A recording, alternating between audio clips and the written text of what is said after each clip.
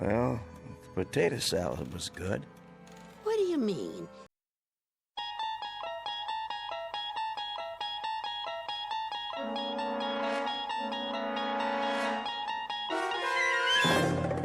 You unlock this door with the key of imagination. Beyond it is another dimension, a dimension of sound, a dimension of sight, a dimension of mind. You're moving into a land of both shadow and substance, of things and ideas. You've just crossed over into the Twilight Zone.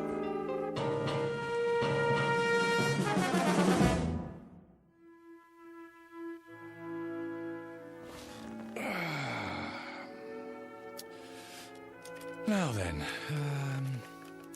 to begin. Recording. Act 2, Scene 1. We open on a wide valley, the Alps in the background, as a ragtag army of men in brass helmets descend, followed by a bunch of elephants. In the foreground is their leader, Hannibal. Make that a herd of elephants. No, strike that. A thundering herd of elephants. Next shot. I need a drink. I say, I need... Yes? Greg? You have reached the home of Gregory West. At the tone, Cut it please out, leave... West. I know you're there. For one thing, you don't have an answering machine. For another, I can hear you sweating. Hello, Sammy. You know what day it is? It's Monday. You were supposed to have the script on my desk this afternoon. Oh, that, yes. My typist is running a little behind schedule. Your typist? Well, you know I don't use a typewriter. So get a word processor or a laptop. Never. Dictation is the only way. Helps me get the dialogue right. What's your number? Who? Your typist. I'll send a messenger. Not until I have a chance to look it over. Make any last-minute corrections. The network wants pages, Greg. They don't have to be perfect. Just give me a couple of more days. I can't stall them much longer. They want to shoot Hannibal's animals in the spring. They doubt me? They doubt their own grandmother if they had her under contract. They've got a lot riding on this. Well, you tell them I'm not some Hollywood hack. I'm a legitimate writer. They're lucky to have my services. And you're lucky to have a six-figure deal. This isn't Broadway, it's TV. And you've got a mortgage to pay off. I'm aware of that, Sammy. Oh, I shouldn't have answered the phone. The one time I do. Is it Harold Prince? Is it the Theatre Guild? No, it's my agent with dialogue out of a Bud Schulberg novel. Bud who? Look, the script will be ready when it's ready. Do they want it fast or do they want it good? Ask them that, would you please? They want it tomorrow. That's what they want. I'm telling you. Bye, Sammy. We'll talk in the morning. Oh, my. Now I do need that drink. Mary? Did you hear what I said? Yes, darling? Ah, there you are. I was wondering... Scotch and water? How did you guess? I think I know you by now. Relax, Gregory. You deserve a break. How right you are. Sit on the couch. I'll massage your temples before you go back to work. Ah, what a fine idea. Is the drink all right? Perfect. As always. There. Now close your eyes. Doesn't that feel better? I swear, Mary, you have, magic fingertips. The least I can do for such a talented man. That brain of yours must get overheated, working hour after hour, morning till night. I couldn't have said it better myself. Oh, yes, you could. You're a genius with words. I know. Oh, Mary, Mary. Yes, Gregory? Hold me. It would be an honor.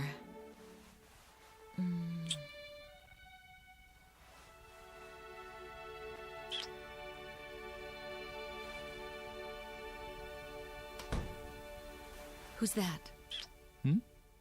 Outside the window, I thought I saw... No, Gregory! not Victoria. Gregory! She can't be home yet. Gregory! How dare you!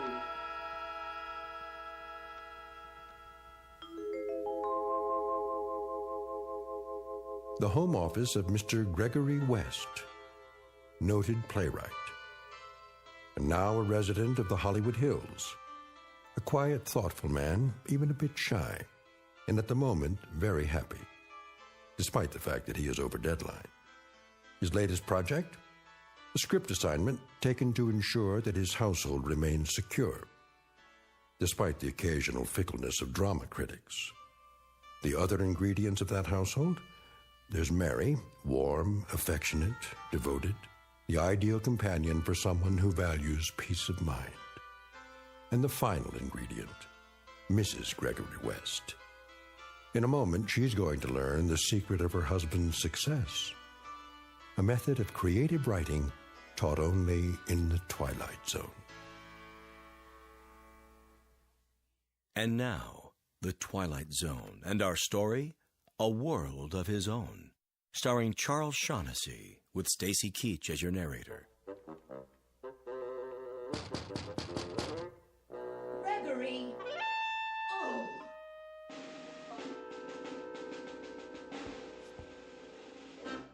Is she gone? Yeah, for the moment. Are you cold? What? The air, it's chilly this evening. It was. Shall I light the fire? Not if you're with me. You're so lovely. Oh, Gregory.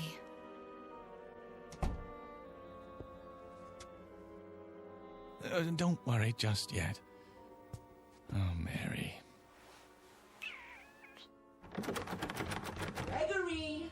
Unlock this door immediately. I'm sorry. Greg, not again. I have to, Mary. But why? You don't know what she's capable of. I know you have a woman in there. Open up. No, Greg. What else can I do? I warn you, Gregory. Oh, my. Are you so frightened of her? She can make my life miserable if she chooses. All right, then. If you must. Do you hear me, Gregory? Are you deaf? Be right there. Don't think you can hide her from me. What's that, dear? Don't think you can let her out the window either. Gregory!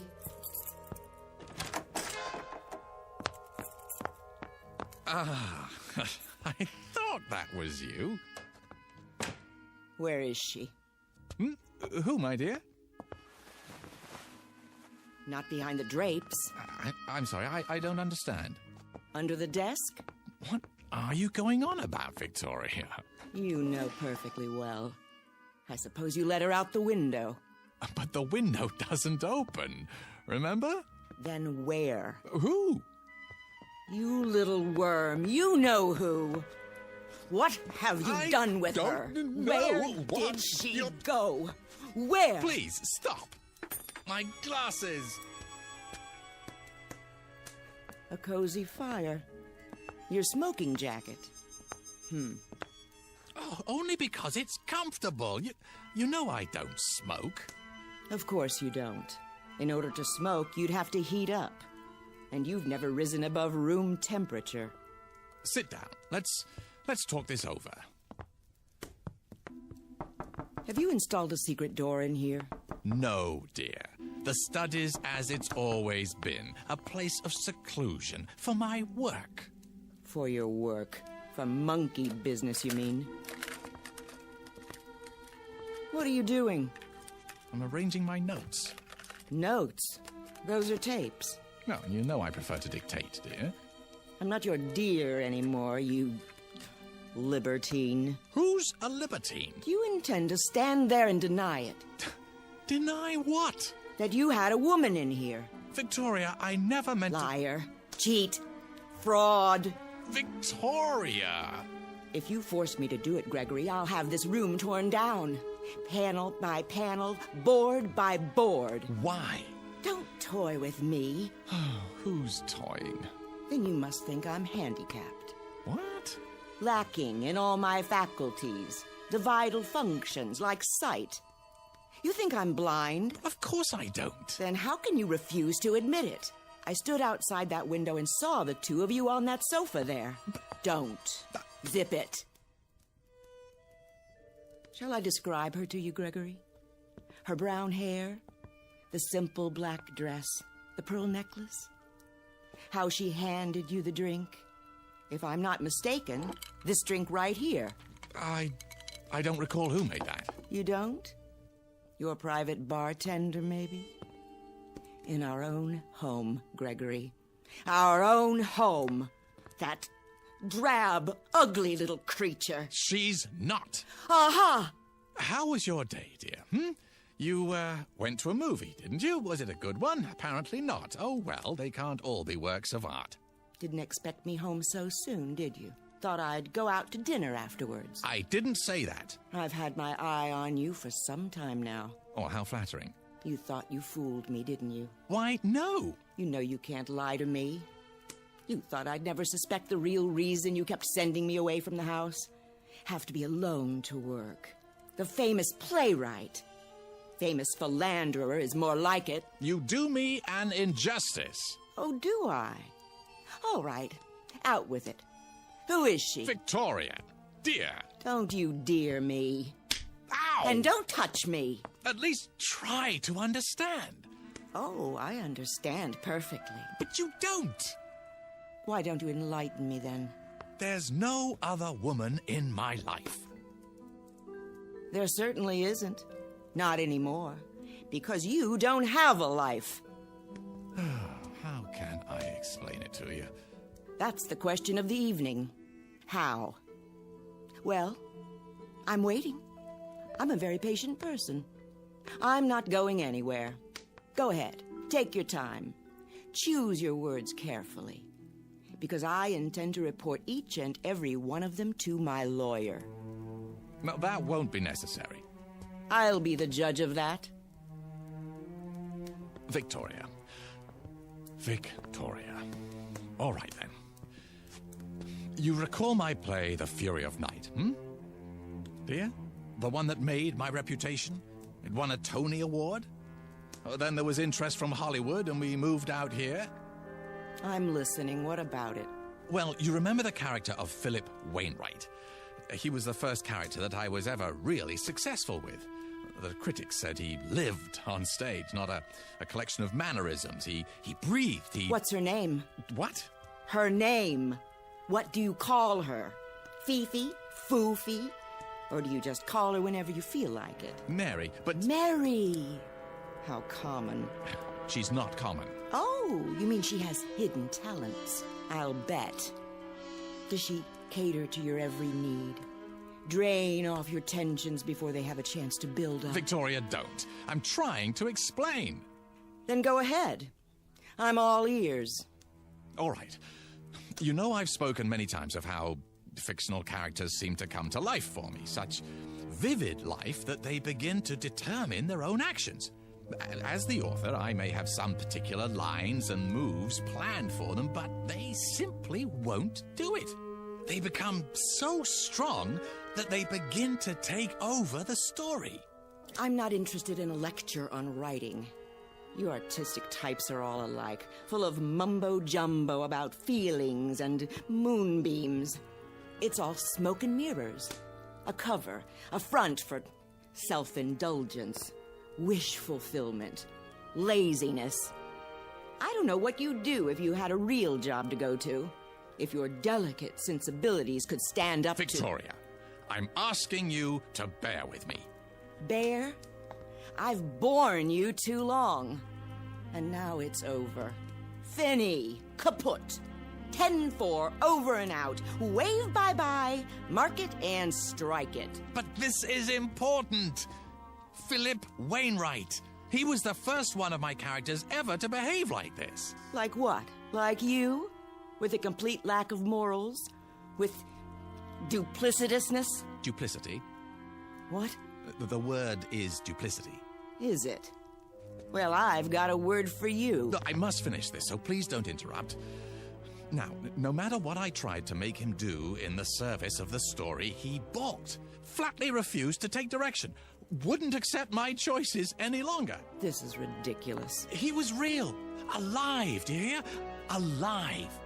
With a will all his own. We're off the subject. No, we're not. This is the subject. Philip Wainwright was alive. So much so that one night while I was working right here in my office, he came walking in through the door. My God. You're delusional. Victoria, believe me, he did. He walked right in and took a chair in front of the fireplace. A real flesh and blood man. Not just words anymore. And I had created him. What are you doing? I think psychiatry is next on the agenda. Put the phone down. I'm telling you the truth, Victoria. Characters from my plays began to come to life. I saw them. I talked with them. I shook their hands. And made love to them? Yes! No, I mean no! You want me to put the phone down? How's this? Right on your fingers. Ow! Get out of my way. Look, hear me out.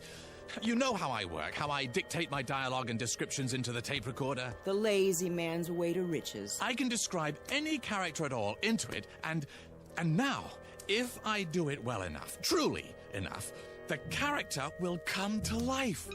Real life, Victoria. Listen to yourself. They don't even have to be characters in my scripts anymore. They can be any kind of characters I want. You belong in an asylum. You told me that you saw Mary in here, didn't you? Oh, I saw her. Then how did she leave? I don't know. But I trust my own eyes before I trust you. Well, think about it. She didn't use the window. And you know very well that there's no secret door in here. The magician reveals the tricks of the trade. I'll tell you how she left. Because I want you to understand. Look in the fireplace. The what? The grating. Go ahead, look. I'm supposed to believe that she went up the chimney? Well, in a sense, but not the way you mean. Here, I'll show you. See this? What is it? A melted cassette tape. Is that what you do with your so-called notes? Burn them? Only on occasion. When I have to get rid of something in a hurry, or someone. The tape I had recorded her on, I threw it into the fire just before you entered the study, and she was gone. Poof! Just like that. Uncreated. Look, if you'll come over here, you can see what... I've heard enough. Wait! I'm leaving. I'm telling you the truth. Get out of my way. Where are you going? I'm going to have you committed. Look, you've got to believe me, Victoria. What do you think you're doing? Trying to save our marriage. By locking the door? Don't waste your time. It's so simple. Look, I could describe a cat or a dog or any kind of character you wanted, but I assume you'd rather see Mary. Besides, I've created her so often that she's readily available. Oh, is she? Give me that key. No, not yet. Recording. Her name is Mary. She's 36, 5 foot 3 inches tall, simply built, brown hair, fair complexion. The key. On the surface, Now. a plain, quite ordinary female, yet with that quality of inner loveliness which gives a woman real beauty. If you won't give it to me, I'll take tender, it. A gentle woman, an understanding woman.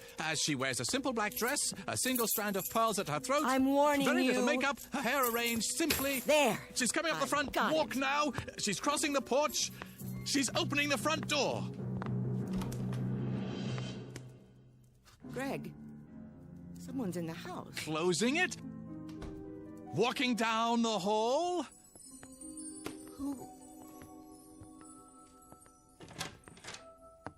Good evening, Mrs. West.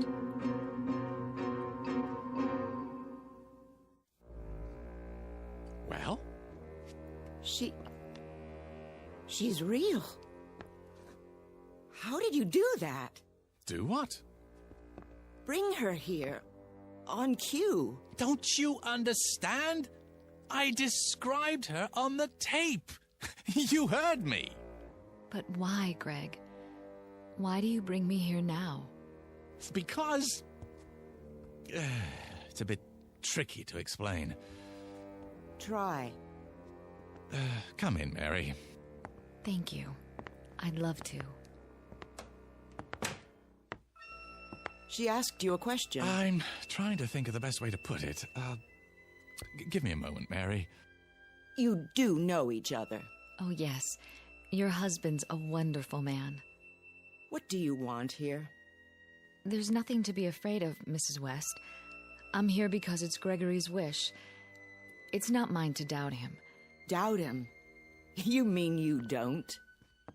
I'm sure he has his reasons. There. See? Well, Victoria? Do you believe me now? This is some kind of plot. You did let her out of here through a secret door somewhere. Behind the bookcase? I'll find it. Then you tell me some fool story about characters who come to life and walk around as big as you please. It's not a plot, I assure you. Not a very clever one, that's obvious. You lock the door and pretend to make her real. And she slips around from the backyard and comes in through the front door and tries to make me think she's... Oh, no. That's not what happened. Not at all. I swear. You're trying to drive me insane. You want to have me committed. I only did it because you said you were gonna have me committed. Oh, no. You want to get rid of me so you'll have our property all to yourself. So you can share it with this... Nothing of the kind. I only wanted to show you. Yeah, it's a demonstration. Greg? What is it? Is that why you brought me here? Not because you wanted to see me, but only to show her? Mary, try to understand. I am trying. Only... Victoria's my wife. Not anymore. Not after this diabolic conspiracy. Oh, come on, Victoria. Can't I do anything right? That's something I've been wondering for years. You haven't answered me, Greg. Answered what? Is that all I am to you? A parlor trick? Something to show off? Go ahead. Lie some more. Victoria, do you honestly believe that? Yes. And that's the only thing I believe. I hope you two are very happy together. Here we go again. Don't leave because of me. I wouldn't think of it. I'm leaving because of me. Victoria, please. Let go of me, monster. Very well. I'll claim false imprisonment. In your own house? What are you going to do now? Oh, you'll see. I'll scream. I will. What for? No need. Is that my tape? It is. And you're going to... There's no way around it. Craig, why do you do this to me? I'm sorry, Mary, but what else can I do? But again? I just got here. I have no choice. That's all you ever say. Don't you think I'm nice enough? Oh, that isn't it at all. Not loyal? Not interested in your work? Not sensitive to your needs? Not giving enough? No, quite the contrary. If you're going to be cruel to her, don't do it because of me. No, of course not. Wouldn't believe me. Oh, no. Had to make me prove it. Make me force poor Mary to... Oh, Victoria. Sometimes I wonder. A man has feelings. Feelings that get turned into thoughts, and then into words. And those words go onto paper, and eventually they live, and breathe, and walk, and talk, and strut upon the stage in their petty pace for a paying audience. But you wouldn't know anything about that, would you? Not even after living with me for so many years. I really don't want to do this. If you do, Don't bring me back again, Greg. Mary. Just don't. I can't stand it any longer. You're a part of me. You know that, don't you? I'm not speaking figuratively. I give you my word when I say, this hurts me more than it hurts you.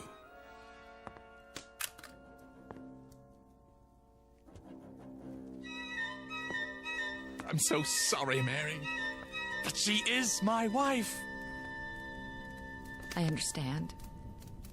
I suppose. Greg, I feel so strange.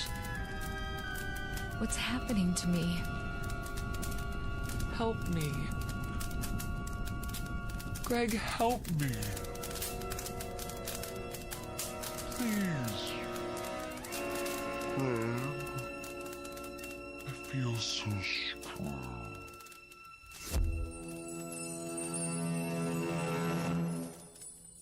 What happened to her?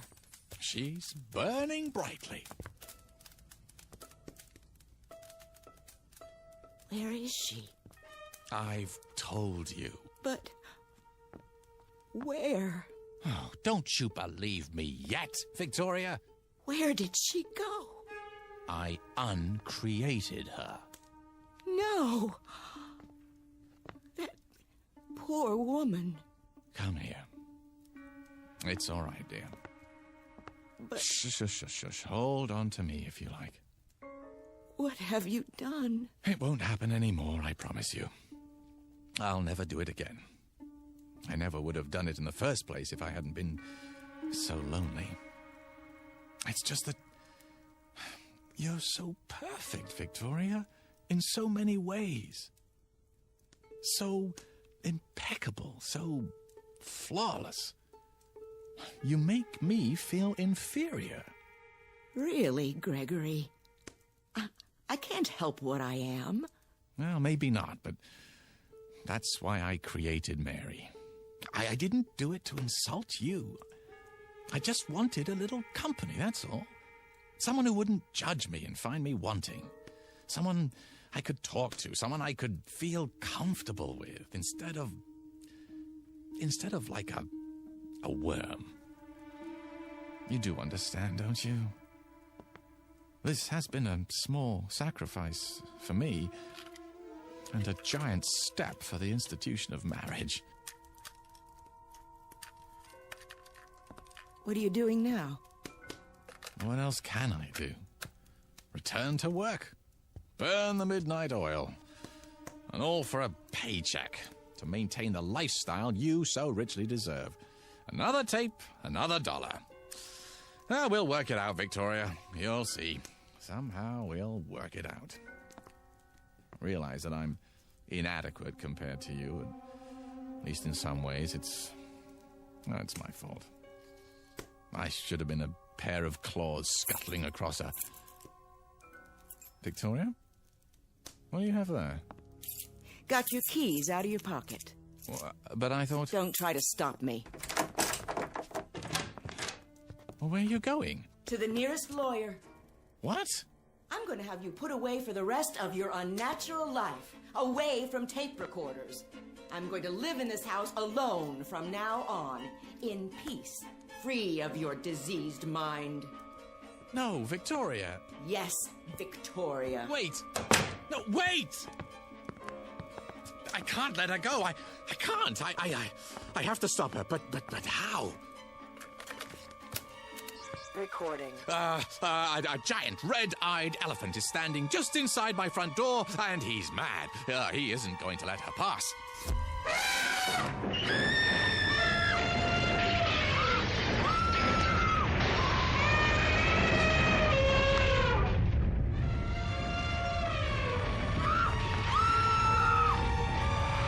Something the matter, dear? Get that elephant out of my home! Will you stay? Yes, What did you say? yes, I can't hear you. yes, yes, yes! Very well. Hurry! Just a moment.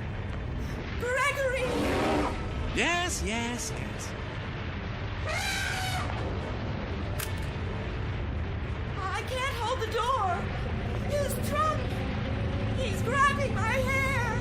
Another second or two.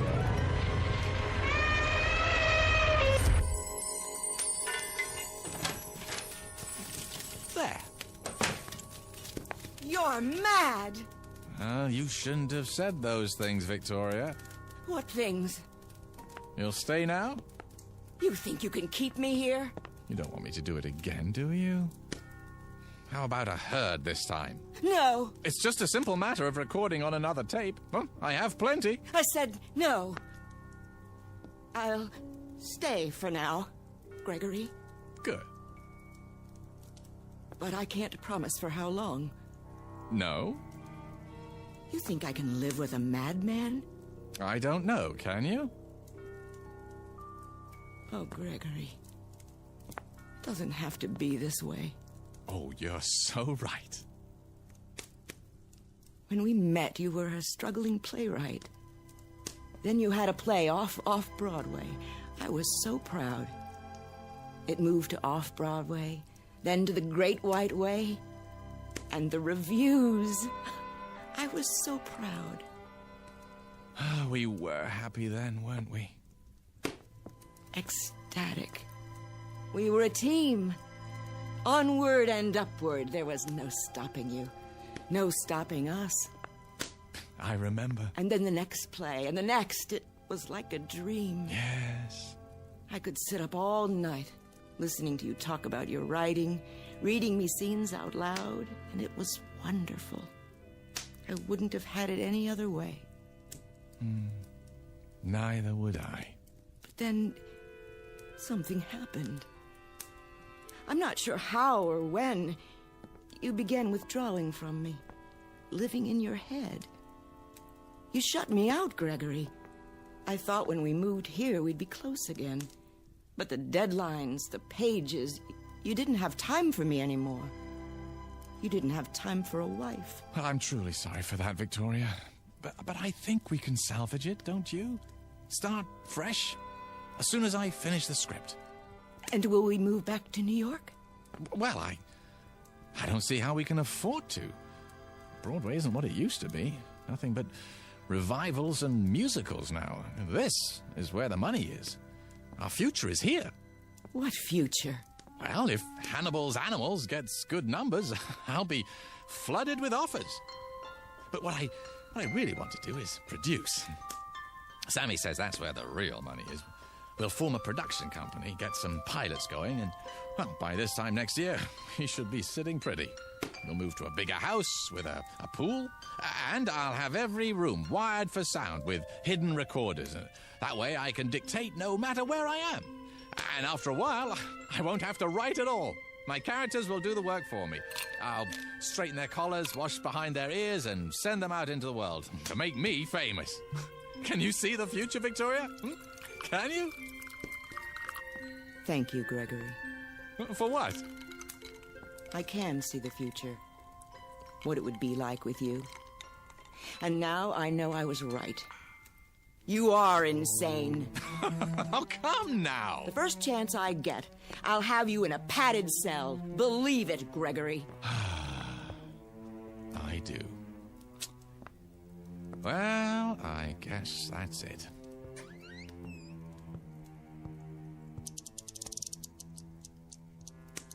How long have you had a safe in the wall? This one? Well, only since we moved here. Before that, I had a safe deposit box. From the time we were married. What's in the envelope? Oh, see for yourself. It has my name written on it. Victoria West. That's right. What's this supposed to mean? I'll show you. A cassette tape. Your tape. What do you mean, my tape? Shall I put it back for safekeeping, Victoria? Or shall I burn it? Which will it be? You wouldn't. The choice is yours. You want me to believe... Oh, I'm telling you, Victoria. As if I had to. Well, look at yourself, Regal, beautiful. You could have had any man you wanted. Haven't you ever wondered how you got stuck with me? That's absurd. I know who I am. I have a lifetime of memories. Oh, I know you do. I gave them to you myself. It's all here on the tape. Didn't I just tell you you're impeccable? Flawless? Exactly the sort of wife that I used to think I wanted more than anything else in the world. This is another of your tricks. Why do you suppose I was so upset when you came back before? No, not because of Mary, but because it was the first time you'd ever come back against my will. The first time... Do you think you're frightening me? No. No, I guess not. You're beyond that, aren't you? I made you too strong. I forgot to give you human frailty. Well, I guess I deserve it. It's what I asked for. I'll put it back in the safe. Give me that. Oh, you want to be careful, Victoria. Very, very careful. You tedious little bore. How could I ever have believed I loved you? Here's what I think of your childish trick. Victoria! Do you know what you've done? I feel strange. Well, I'm sure you do. It's too late. I can't pull it out of the fire. I think I'd like to lie down.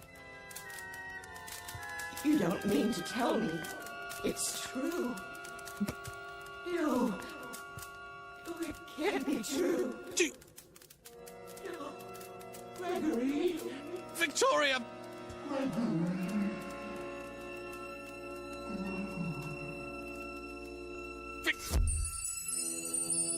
Oh. I told her. I told her. Oh, why wouldn't she listen to me?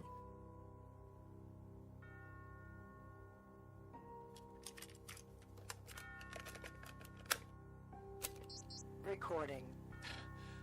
Her name is Victoria West. She...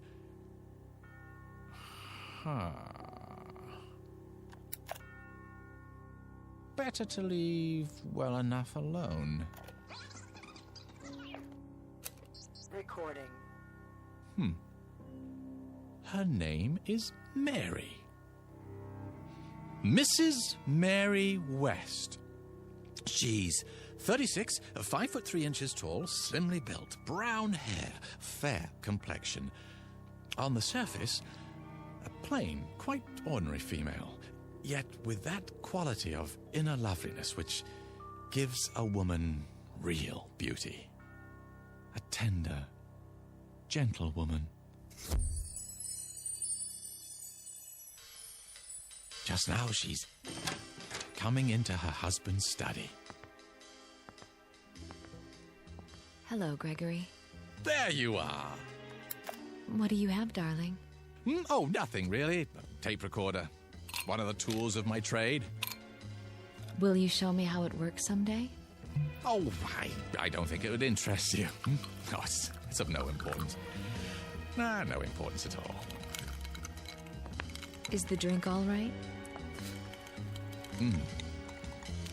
Perfect. As always. Oh, Gregory. Mr. Gregory West, still shy, quiet, very happy, and apparently in complete control of the Twilight Zone.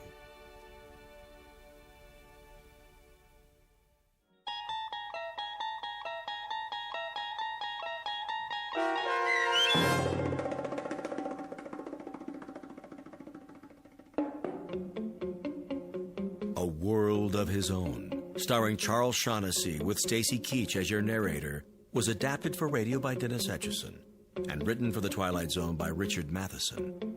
Heard in the cast were Linda Ryder, Alyssa Fraden, and Doug James. The producers of The Twilight Zone wish to thank CBS Enterprises and the Rod Serling estate for making this series possible. This copyrighted radio series is produced and directed by Carl Amari for Falcon Picture Group. Sound design and custom Foley effects for The Twilight Zone by Cerny American creatives Bob Benson, Craig Lee, Michael Slaybach, and Matt Sorrow. To learn more about the Twilight Zone radio dramas and to contact us, visit our official website at twilightzoneradio.com. Doug James speaking.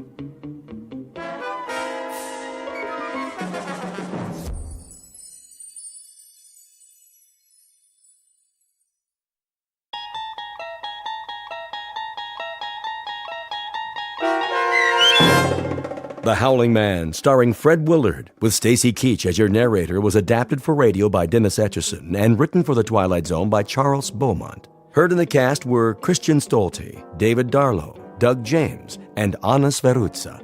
To learn more about the Twilight Zone radio dramas and to obtain audio cassettes and CDs of these programs, visit our website at twilightzoneradio.com. The producers of The Twilight Zone wish to thank CBS Enterprises, Carol Serling, Dennis Etchison, Dick Brescia Associates, Claire Simon Casting, Terry Jennings, XM Satellite Radio, Sirius Satellite Radio, our sponsors, and our radio affiliates for helping make this series possible. This copyrighted radio series is produced and directed by Carl Amari and Roger Wolski for Falcon Picture Group. Doug James speaking.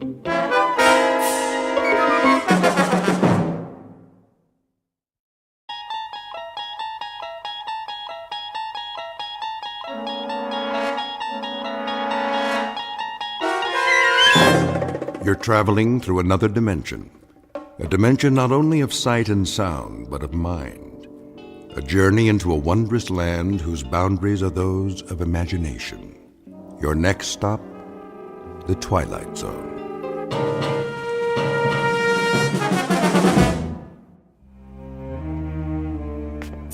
Thank you, Mrs. Dunphy. I'll be back shortly. You're going out? I'm afraid so. But you've only just returned. Unfortunately, that is the nature of my work. Another business trip. The most important of all. But first, there are arrangements to be made. I've prepared your afternoon meal. I'm sure it will keep. Can you not make these arrangements by telephone? No. Some things can't be left to chance. In the meanwhile, follow my instructions precisely, to the letter. Mrs. Dunphy, do I make myself clear? I believe so. You believe so? Then let me make it absolutely clear. Sit down for a moment. But if you're on your way... It's necessary that you understand.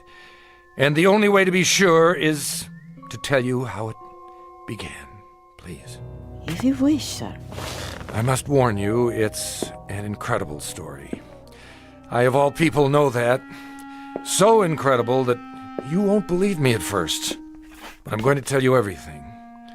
Then you will believe. Because you must. You must believe. Do you know Central Europe? Europe? Only as a child, sir. It started there many years ago, after the First World War. I was on a walking tour of France, Belgium, and Germany. I decided to travel alone with only a small pack. The confidence of youth. Germany was magical then, a place of valleys and mountains and swift, dark rivers. There was nowhere else like it, a fertile land where everything grew tall and straight out of the earth. I was struck by the richness of the soil, the verdancy of the hills. Stepping across the border from Belgium, where the mustachioed guards saluted like tin soldiers, I entered a different world.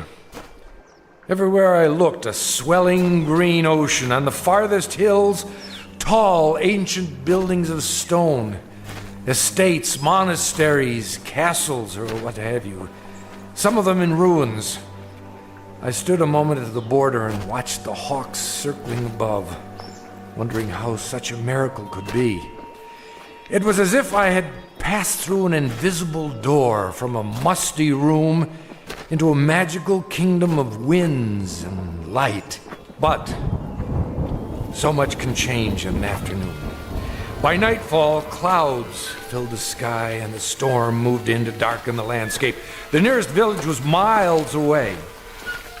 I was unprepared, dressed for a stroll up the Champs-Élysées, perhaps. In minutes, I was drenched and chilled to the bone. Then I saw it. A medieval castle, bombed almost to ruins. Sitting like a broken fingernail atop Schwarzhof Mountain. I came to a wall of gray stone. It was an iron gate. Please! Please! Someone! Please let me in!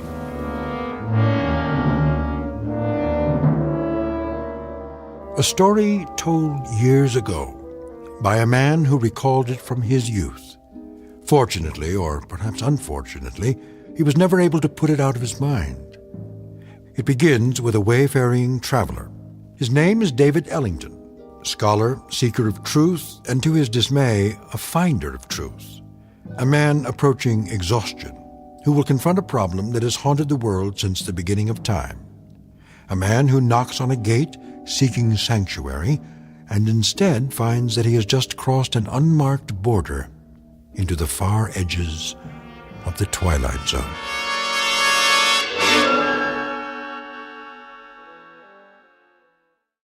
And now, The Twilight Zone and our story, The Howling Man, starring Fred Willard, with Stacy Keach as your narrator.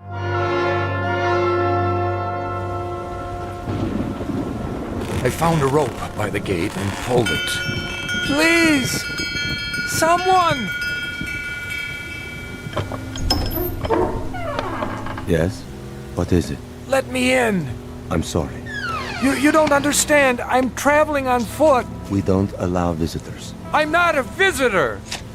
What is this place? It's called the Hermitage. And I'm a stranger caught in the storm. Your robe, the cross around your neck. You're a man of God. I'm lost. Don't you understand? Lost. Very well. Follow me. Thank you, brother. You're ill.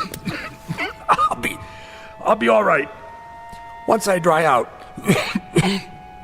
This way. What are these rooms? A barred window in each door. They look like, well, cells. All are empty now. I see, but what were they? Wait here. What for? I'll speak to Brother Jerome. Who?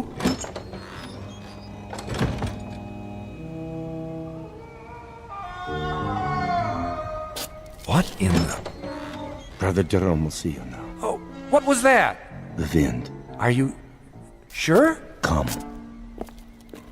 The room had almost no furnishings. A straw pallet, a rude desk and chair, some books and religious oddments, very stark.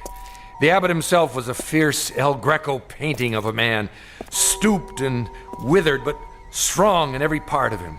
Like the monk who came to the gate, he wore a shepherd's cloak and carried a crooked staff. Why have you come here? My name is David Ellington. I got lost in the storm. Then I saw a lantern in the window. And what is it you want of us? Want?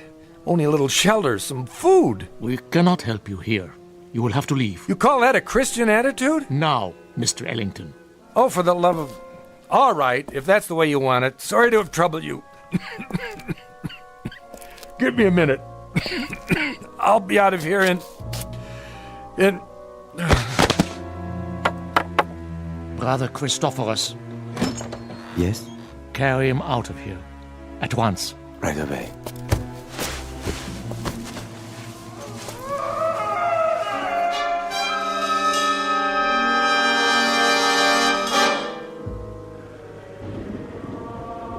I don't know how long I remained unconscious. When I came to, I was in a primitive cubicle, one of the cells. Walls and ceiling of gray stone, a single small window in the shape of an arch, the floor hard-packed dirt. The monk sat nearby in a chair. I lay under a blanket. Beneath me was a bed of straw. Water! He lives. God's infinite mercy. How long have I been here? 9 days, my son. 9 days? You were very ill. The fever was on you. Brother Jerome said you would die, and he sent me to watch over you. I have never seen a man die. He holds that it is an important teaching, but now I suppose it was not your time. Sorry to disappoint you. No, my boy, don't try to rise. You must rest. What in the name of heaven is that? In the name of heaven? Nothing. I mean the scream. Scream? That. What? Are you deaf? That cry, I heard it before. You said it was the wind. Ah, the wind cleanses the land after a storm. But it isn't the wind, is it? I don't understand your meaning. It's a man. Careful. You must regain your strength. There! Don't tell me you didn't hear it. Perhaps you would like some soup. It's cold, but nourishing. What I would like, brother, is to leave this place. I'm afraid that's impossible. What do you mean? Only that you're not well enough to travel. And of course, you won't be well enough to travel as long as you think you hear such sounds.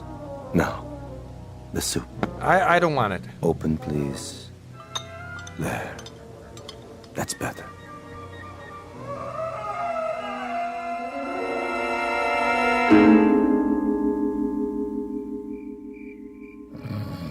Over the next few hours, my strength did return, or at least some of it. I waited until the monk had fallen asleep. Then at last I made my move. The door was held shut by a simple iron bolt. I had only to slide it a few inches without waking him. I was almost free, but I could not remember which way we had come. When I turned into another corridor, I realized I was lost. It was a maze of dark passages and doors. Here, a part of the ruined ceiling was broken away, and I saw that the moon had risen. In the naked light of the moon, I saw one door different somehow from the others. At first, I was not sure why. Then I realized that in place of a bolt, it was held shut by a piece of wood, a mere stick, crooked and curved, like the peculiar staffs carried by the monk and the abbot, only in miniature, no greater in length than my forearm. On this door, in this door alone, a small wooden staff replaced the iron bolt. How odd! I looked through the opening in the door. Inside, a filthy, shadowed hovel, no table or chair, no straw for a bed. It appeared to be empty. What? There was a man, huddled in the corner, holding his knees and rocking, head back like an animal. In the soiled moonlight, I saw his dirty beard, his rotted clothes. Who are you? Help me. Stay back. No, please. In the name of humanity, help me. But who? You're not one of them. No, my name is Ellington. I'm an American. Shh. What are you afraid of? Them. Listen. Do you hear them coming? No, but why? They will look for you. We only have a moment. You speak as if I'm a prisoner. Aren't you? I'm not sure. Come closer, and I'll explain. Explain what? Don't you know what they are? These men of God. They are mad, Mr. Ellington. All of them. Raving mad. Why do you say so? I was in the village, in Schwarzhof, doing nothing out of the ordinary, walking the street with my woman. We were holding hands. That is all. Do you see anything wrong with that? Well, of course not. But what? We paused to rest by a tree in the shade. And then we kissed. Yes, I admit it. Is it wrong to kiss? Tell me. Why, no, I don't think so. You don't think so. I don't think so. But Jerome, that lecherous old fool. The gaunt man, the one in charge. So, you have seen him. As I kissed her, a shadow fell over us. We looked up and saw him standing there. I opened my mouth to speak, but before I could utter a word, he raised the wooden staff he carries, so heavy. You've seen it. Yes. And he hit me again and again. He smote me. like an angry god, or a man who thinks he's God. I woke up here. No. I swear. They flogged me with knotted ropes. I asked for food, they would not give it to me. I begged for water, they gave me none.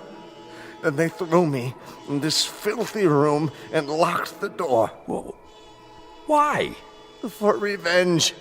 Jerome wanted my woman. Are you sure? Yes. That disgusting old man, that fanatic. He wanted her. And when she refused his advances, he took his fury out on me. Your story, I find it difficult to believe. Of course you do. That's the strength of the man. He makes his madness seem a harmless thing, the beliefs of a religious zealot. But this is not a religious order, Mr. Ellington. These brothers of truth. Is that what they're called? That's what they call themselves. The real truth is they're outcasts, misfits, cut off from the world because the world will not have them. Have you heard of their sect before, of this hermitage? No, I haven't. Mr. Ellington, you must believe me. I don't say they're all evil, only mad. And here, within these walls, they answer to no law but their own. Wait for me. Where are you going? I'll speak to Jerome. No, you mustn't. If I remind him that false imprisonment is a crime... I tell you, he's the greatest maniac of them all. Quick! He's coming. Hide yourself. Mr. Ellington. No.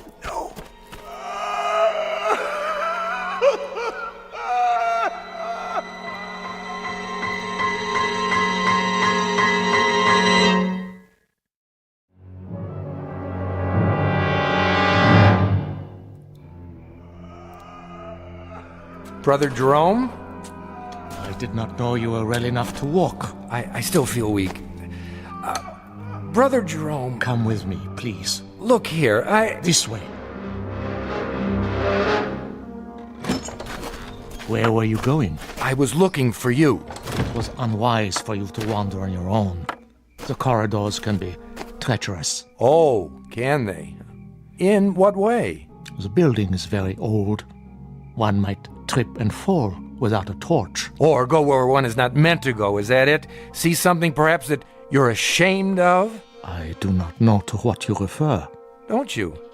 Oh, then you don't know the grounds very well. I saw something just now that violates the law of this country and of humanity. I must ask you. And I must ask you, Mr. Ellington, to leave the hermitage at once. We lack proper facilities to care for the ill. You certainly do. Arrangements can be made in Schwarzhof. Just a minute. No, not a minute. Not an extra second, Mr. Ellington. Now. I thought you were concerned about my health. I am. But now you want me gone regardless. Why? I have explained that. You've explained nothing. Based on what I've seen, I question your motives. I question your entire operation here. You are making assumptions. I certainly am. Now, look, no one invited me to come here. I realize that. I arrived unexpectedly, and you're not prepared for visitors. But I had no choice. And there is no excuse for your behavior. I suppose it was only a matter of time before you brought out the knotted ropes so that you could flail me or whatever it is you do for amusement. My son. I'm not your son! There are many things you don't understand. That's right, I don't. So begin with this one. Tell me, why are you in such a hurry for me to leave? What more are you afraid I'll find out? More? Besides the man you've got locked up in that cell. What man is that, Mr. Ellington? The one we just left. The one who's been screaming his head off. I am not sure what you're talking about. That's it, isn't it, brother? Or is he only one of many? Well, it isn't a secret anymore. I know. And what do you think you know? The chair. Sit. You are still weak. Brother Jerome, I know very little about this cult of yours. what's permitted within these walls, but I doubt very seriously that you can imprison a man against his will. That is quite true.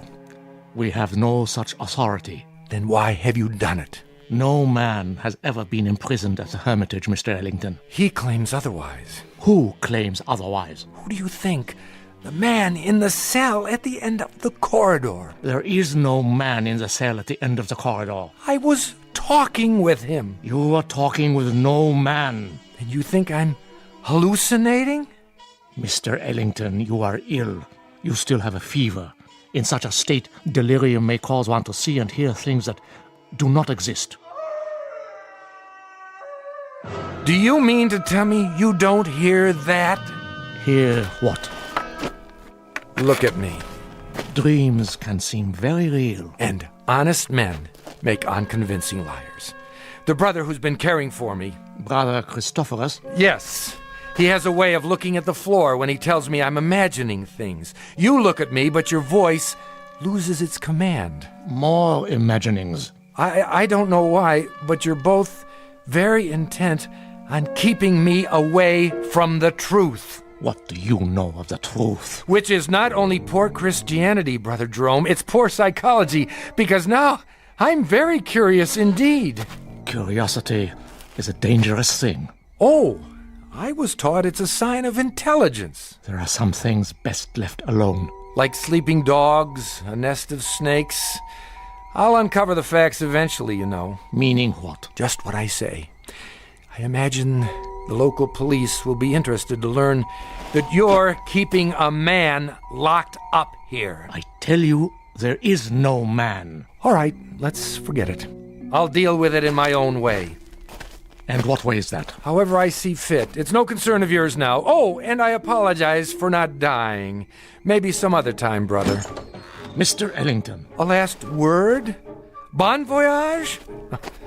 Don't bother yourself. I'll make it to the village with no further delay, I assure you. Mr. Ellington, the prisoner in the cell, it's a delicate matter. Ah! So you admit it? A terrible thing. He's violent, dangerous, more dangerous than you know. We are obliged to lock him in the cell. I'm sure you can understand. I understand that you're still lying to me. Goodbye, Brother Jerome.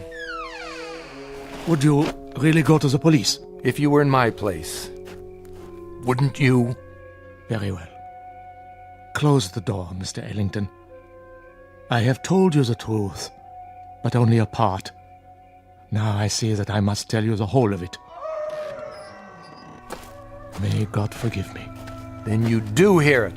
As I have heard it every hour of every day for 5 long years. Why did you lie? I didn't. Oh, but I think you did. And now the skies darken. The storm returns. I should have known. When I told you that no man screamed in the Abbey, I spoke the truth. It is not a man, you see, Mr. Ellington. It is the devil himself. You're joking with me, aren't you? No, Mr. Ellington, I am not. Would that I were. It would be so much easier. But the prisoner in the cell, our only prisoner, is in fact Satan. Oh, come now. Otherwise known as the fallen angel, Ahriman, Asmodeus, Belial, Diabolus, the devil made manifest. You asked for the truth. Now you have it. Do you believe? What? Oh, sure. Now it is you who are lying, Mr. Ellington. You don't believe me at all. To the contrary, you're even more certain of what you've suspected all along, that I am mad. Well, sit down. I will tell you a story. And then we'll see how certain you are of my madness or of anything else. Drink. What did you say? Some brandy. For thy stomach and thy infirmities. No, thank you. Don't worry. It's not poison. A very old vintage. I'll drink with you. What is it you wanted to tell me? I presume, Mr. Ellington, that you consider yourself sophisticated, a worldly man. Why do you say that? You're young, rich by your clothes, and reasonably well educated. Harvard? Yale. Exactly. Having a last fling before settling into the family business. How did you... You are an open book, printed in very large type, with pictures. Of course, you consider us primitive, because we're living in seclusion away from the real world. To you, we're misfits. Please, I know all the theories. I assure you, brother... No, Mr. Ellington. It is I who am assuring you that I am not the ignorant fanatic I might seem. I coped with your world for 40 years before I left it, and rather successfully by your standards. The best schools, a degree in philosophy, a job that took me to all the corners of the earth. This beard and this staff and this face represent nothing but a different point of view. If you understand that, then perhaps you will listen to what I have to say with an open mind.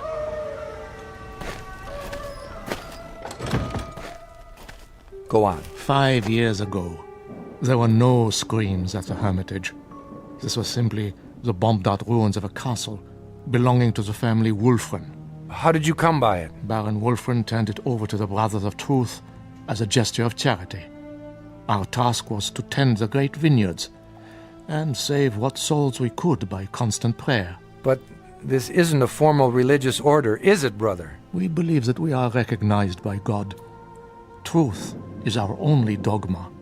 We are committed to it as man's greatest weapon against the devil, who is the father of all lies. Please, continue.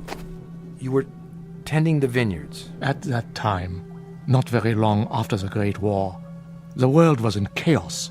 Everywhere there was unhappiness, except in the village below. Really?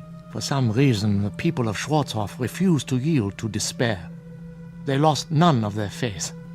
They continued, as they had for years, to be honest and God-fearing and happy. The village was a plum to Satan, one he could not resist. So he came here, drawn to it as a moth is to light, and embarked upon a program of corruption. But you stopped him. Yes. You see, Mr. Ellington, he made the same mistake you are making now.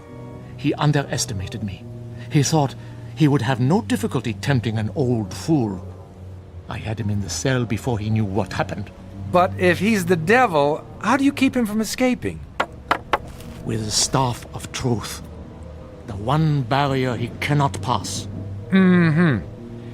And when he first came, just how did you recognize him?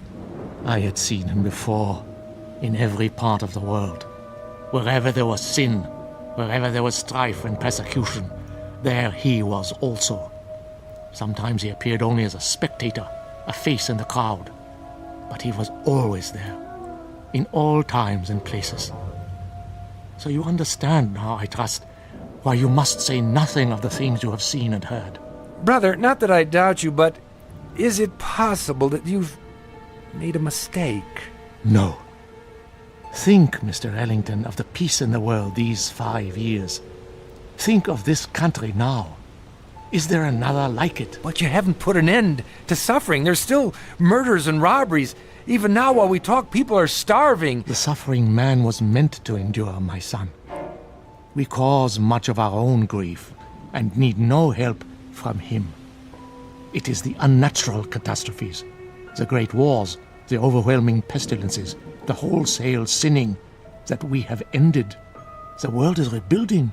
A great dawn will come. Enough. You've made your case. I believe you, brother. Do you? Truly?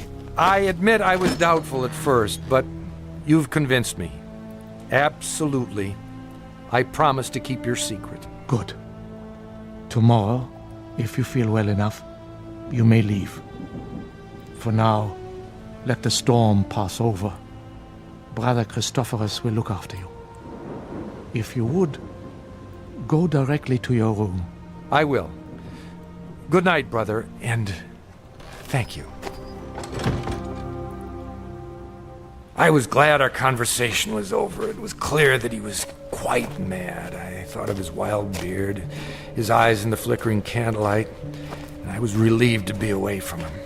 The devil, indeed. But the storm had returned, and I was not yet fully recovered. I would pass one more night in this place. What, I wondered, should I do before morning comes?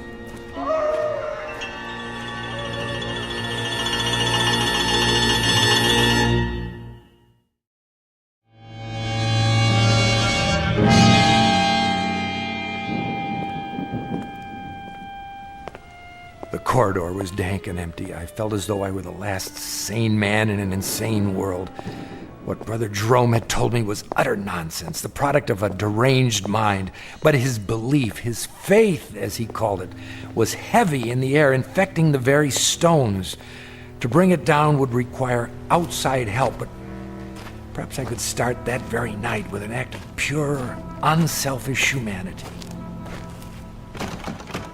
Psst! Are you in there? Where else would I be? I thought you weren't coming back. I had a meeting with Brother Jerome. What did he say? He lied to you, didn't he? He said that you're... Go on. What? The devil. The devil. Oh, that's good. That's wonderful. What a dream for an old man. Himself a devil. To catch Satan and lock him away in this God-forsaken place. You don't believe him, do you? Of course not. Then help me. If I let you out now, while they're awake, they may catch you before you leave the grounds. There's always the possibility. But another hour here, you don't know what it's like. Look here, why don't I just go and get the authorities? When? As soon as morning comes. I'll find the path to the village and... No!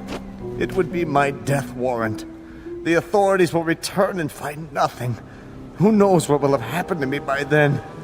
Jerome is mad, but he's shrewd, too. He won't leave any evidence behind. Then, what can we do? You must let me out now. There doesn't seem to be a lock on your cell, only this small shepherd's staff. You could almost reach through the bars and remove it yourself. I've tried. It's wedged in such a way that I can't get my fingers around it. Here, I think I can get it. Quickly. Wait. Brother Christophorus. There you are. Brother Jerome was fearful. You might lose your way. No, nothing of the kind. Come along.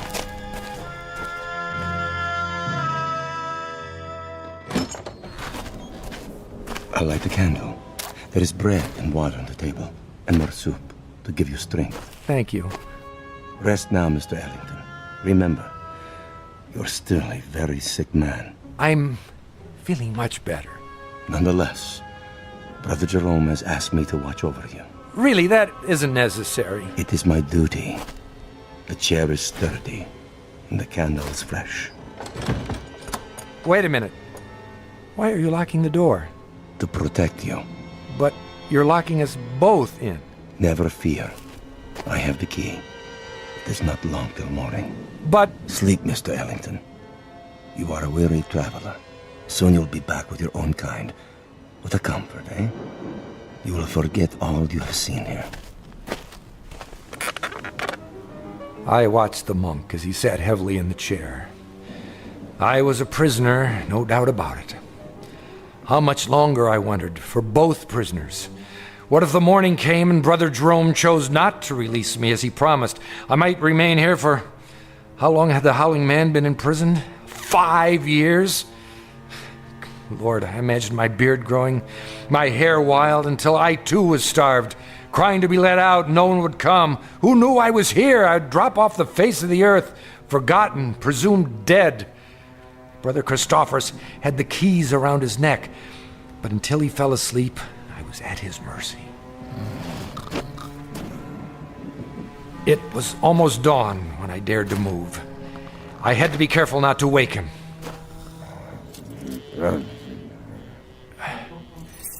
Yes, I finally had the key. I locked Brother Christophorus in the cell. There was no time to spare. I knew I must release the Howling Man before I left the hermitage. You've come. Good. What do you want me to do? Lift off the wooden bolt. Are you sure this is all that holds you in? A small carved stick? Yes, lift it off, I tell you. But surely you could have forced the door and broken it. Please, There is no time for talk. In the name of mercy, if you fail now, they'll kill both of us. All right. Hurry. I'm trying. I just need to slide it out of the latch. Mr. Ellington, where have you gone? Hurry! Hurry! A moment. Stop him! Stop him! Now!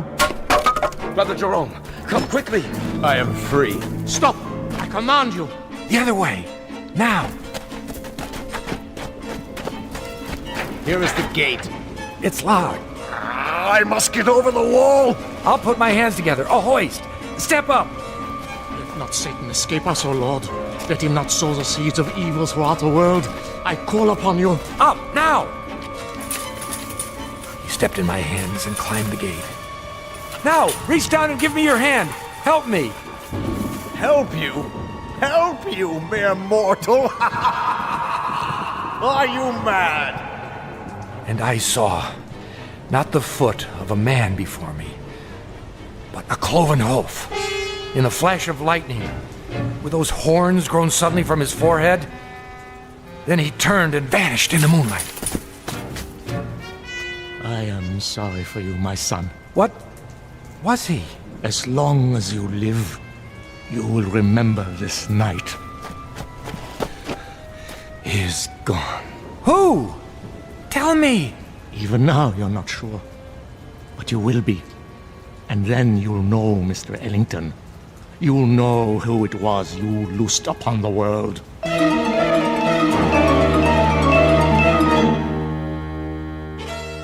The monks were mad, I thought. Or the howling man was mad. Or I was, or the whole world. But Brother Jerome was correct. I could not forget. And when the pictures of the carpenter from Bromau Alm Inn appeared in the papers, I grew uneasy, for I felt I'd seen this man before. And when the carpenter invaded Poland, I was sure. And when the world was plunged into war and cities had their entrails blown asunder, and that pleasant land I had visited became a place of hate and death, I decided to spend the rest of my life tracking down the one I had released. Each night I dreamed of it, Mrs. Dunphy, and I kept dreaming through all the wars since, until this week. It took years, decades, but eventually I found him. And so the nightmare is finally over. Again. I see. And now, Mrs. Dunphy, I'm going to see about a chartered plane to have him transported back to Germany. Brother Christophorus is in charge now. I have already written him. He will be very relieved. And what you found, it is here? Have no fear. As long as the staff of truth is in place, he cannot leave the next room. The staff is very small, but very powerful. So you see why you must not, under any circumstances, go near that door. Nothing in the world is more important. Do you understand? I believe so. Oh, he'll do a bit of howling, but never mind that. It's a trick. I'll return as soon as possible. Until then, keep that door locked. Yes, sir.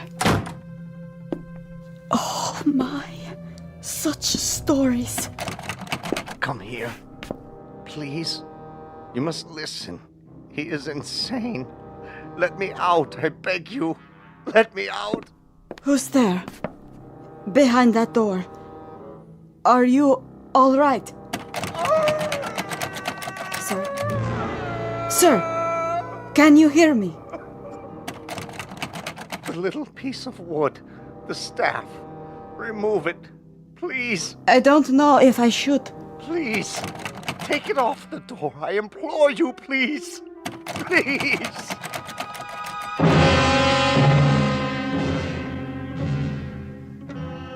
Ancient folk saying, you can catch the devil, but you can't hold him long.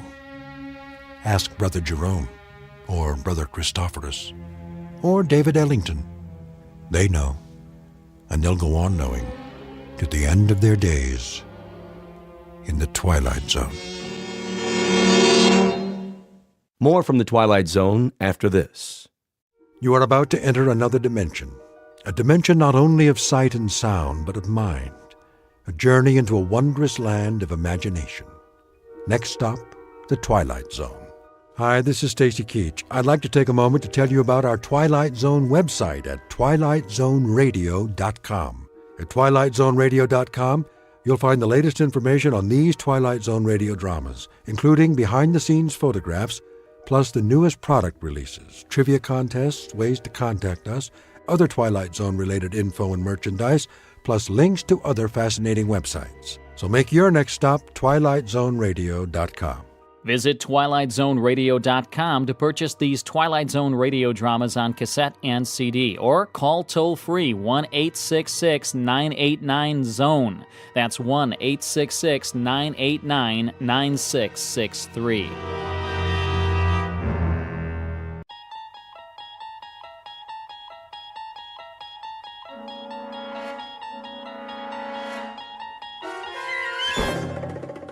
There is a fifth dimension beyond that which is known to man. It is a dimension as vast as space and as timeless as infinity. It is the middle ground between light and shadow, and it lies between the pit of man's fears and the summit of his knowledge. This is the dimension of imagination. It is an area which we call the Twilight Zone.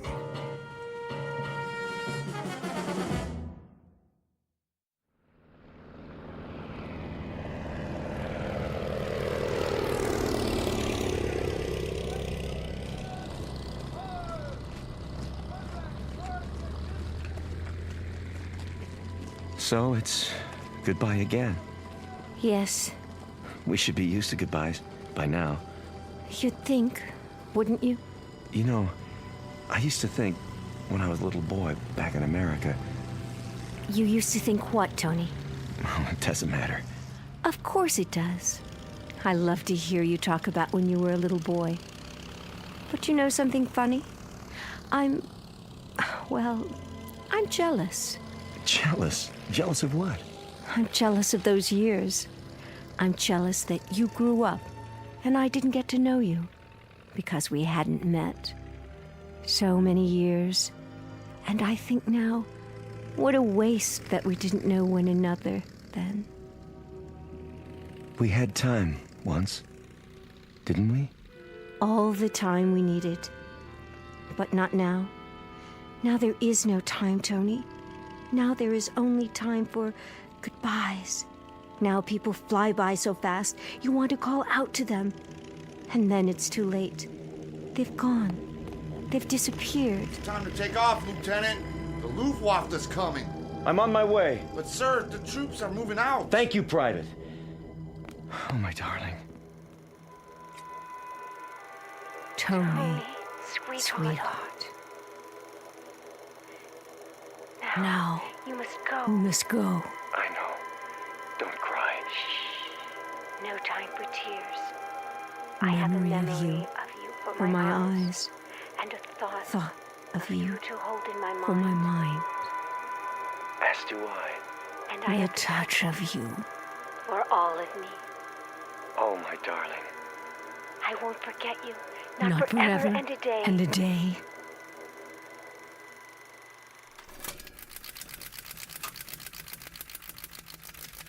Oh, Jerry. Jerry, where are you now? Where? Picture of a woman looking at a picture. Her features alive to everything that appears on the screen. Her lips move and her eyes flash, mirroring every expression, every emotion. The features are exquisite, beautifully chiseled and proportioned. And even in the flickering light, she is easy to recognize. Like the face on the screen, this is Barbara Jean Trenton, movie great of another era. Once brilliant star in a firmament no longer a part of the sky, eclipsed by the movement of the earth and time.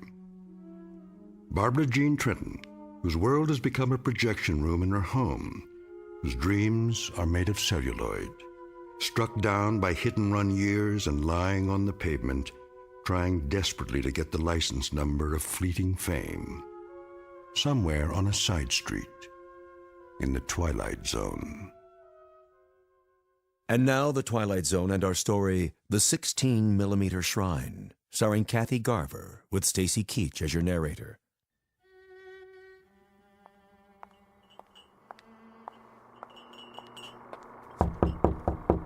Miss Trenton?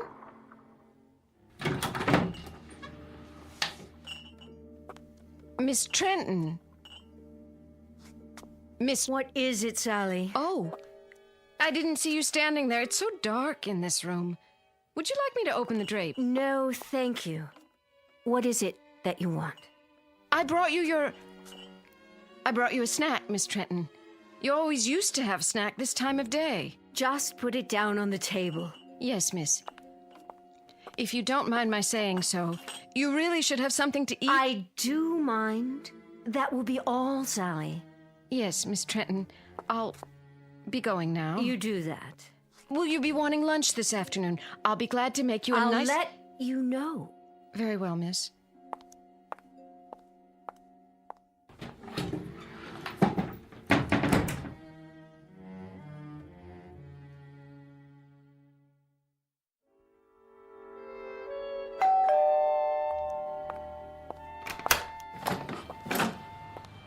Oh, Mr. Weiss.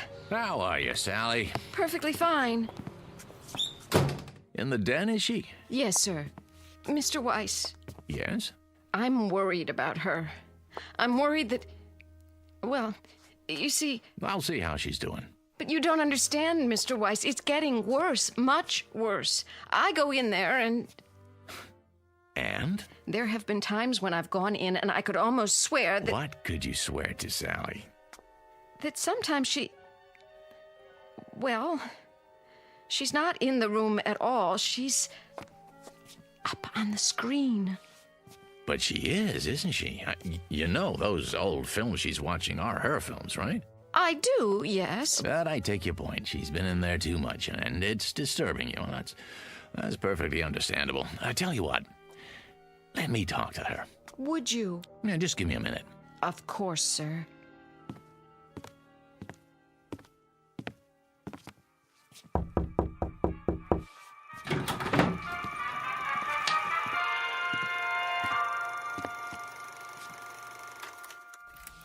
Barb?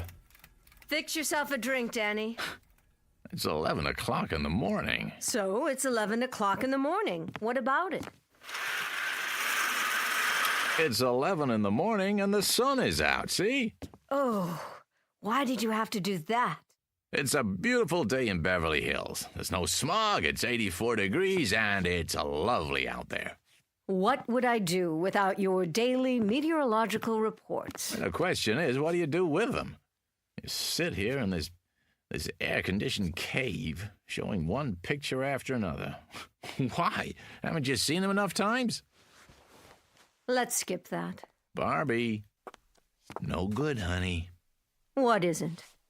None of this is any good. If you won't fix yourself a drink, then sit down and be quiet. You have a habit of looking poised, ready to spring. What was the picture? 2 of them. Farewell without tears. Now, let's see. 26 years ago, co-starring Jerry Herndon. Of course, co-starring Jerry. He was my favorite leading man.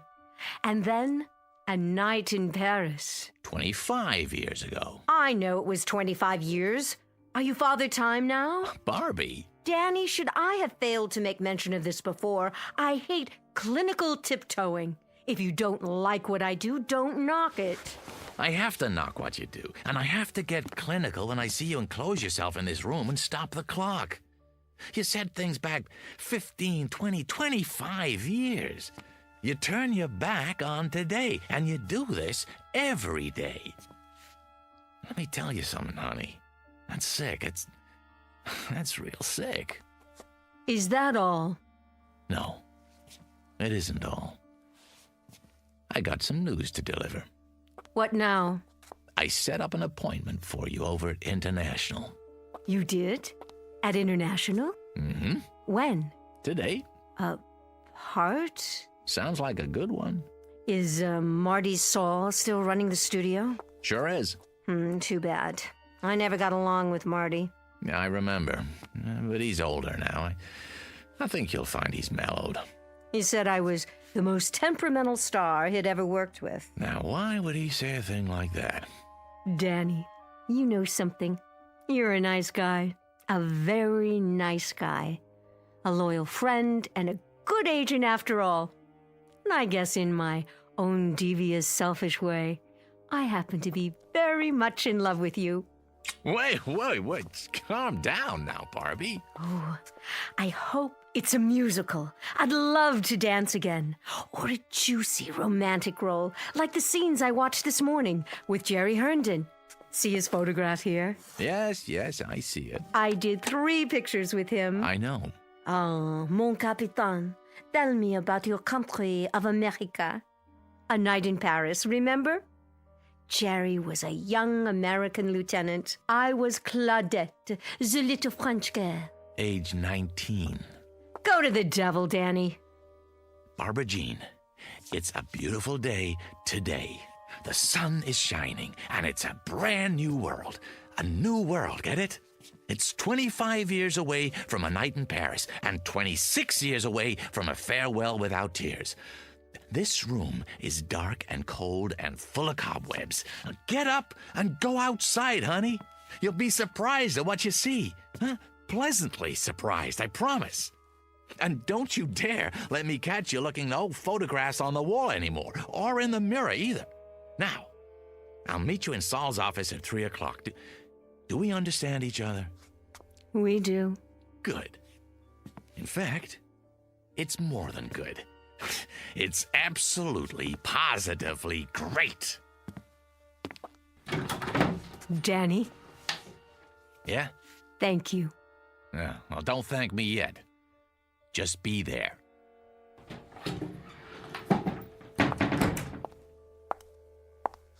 Mirror, mirror on the wall, am I still the fairest of them all?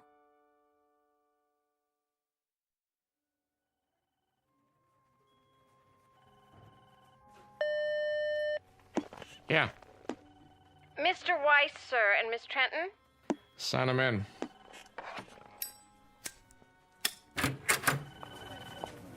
Marty, there you are. Good to see you, Barbara. You're looking... What, Marty? Spectacular? Yeah, something like that. Don't be afraid to say it. Any woman appreciates a compliment, as long as it's sincere. New dress, huh? New hat, flowers even. Veil, the whole schmear. You going somewhere? Why, no, Marty. It's all for you. I believe you know my agent, Mr. Weiss. Yeah. How you doing, Danny? Fine. And yourself? Sit down, please. My, you've redone your office. Did he tell you about the part? Not exactly. I think it fits you. It's not big, but it'll be a nice showcase. How big and how much of a showcase? I meant to tell you, Barbara, it's not the lead, more like a special cameo appearance. Very special. Surely Danny's told you what my requirements are. Mm-hmm. Why is it, Barbara, you and I always get off on the wrong foot? And what foot is that? The one in your mouth? Oh, excuse me, that's a cigar. Still smoking those nasty things I see. We always seem to fight. Doesn't that always seem to be the case? We begin by fighting. I'm still waiting to hear about the part, Marty. Raise the veil. What? On your hat. Go ahead. That's it. Uh-huh. Perfect. What do you mean? You play a mother. How old a mother? No, that's not the point, Barbara. 40-ish, but very vibrant, very alive. As opposed to what? A corpse? I don't play mothers, Mr. Saul. I never have, and I'm not about to start now. I also don't take bit roles, even if you call them cameos. You should know that. You'll forgive me, my dear, but I didn't realize you were still so particular. Well, now you do. At least I would think you'd look at the part. That would be a waste of my time. Look, I think we could at least take the script home with us, Barbie. You take the script home with you, and you play it. I didn't like this crude, tasteless man when I was under contract to him, and I don't like him anymore now. And especially when he offers me a fast walk-on. And you, Miss Prima Donna, I got news for you. You may think you're still the number one lady on top of the heap, but you got it wrong. You're just an aging broad with a scrapbook. And any part you get at this studio won't have to go through an agent. You can set it up with a community chest, because it'll be charity. Barbara, wait! Remind me someday, Saul. Remind me when you've gone over the hill and you're down on your hands and knees. Remind me to give you a swift kick, just so you'll know how it feels.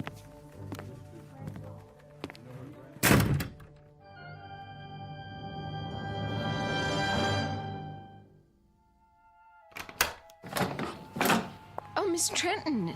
And Mr. Weiss, I didn't expect you back so soon. That will be all, Sally.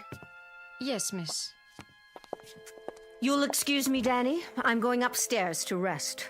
Well, don't you think we have a couple of things to talk about? Not now. I'm feeling tired. Barbie! What? You're right about him, Barbie. He's a tasteless man. He's got a mean temper and a dirty little mouth. You shouldn't pay any attention to him. Are you talking about Saul?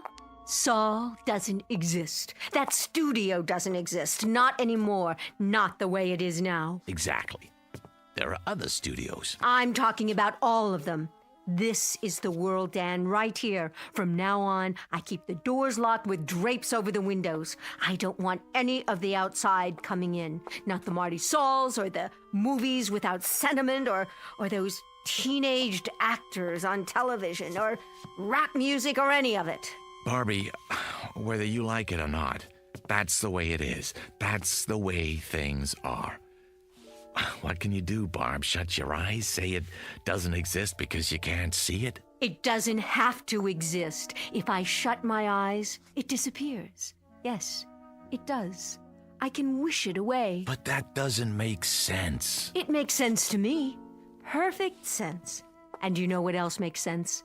As of right now, as of this minute, this is the old Hollywood, with all the charm and romance, with all the glamour. It's a carefree world again, Danny, just like before, in this house. Barbie, none of that's true. It's nostalgic and nice, but it's not true. Are you listening to me? It's phony. Well, if I wish hard enough, it won't be phony. If I wish hard enough, Danny. Barbara, please. I'll give a party. Yes. Tell all of my friends, Danny. Tell them. Tell Paul Nader and Jerry Herndon and Steve Black. Oh, now there's a man for you. Tell them I'm still at the same address. And tell... Barbie! Paul Nader's been dead for 5 years.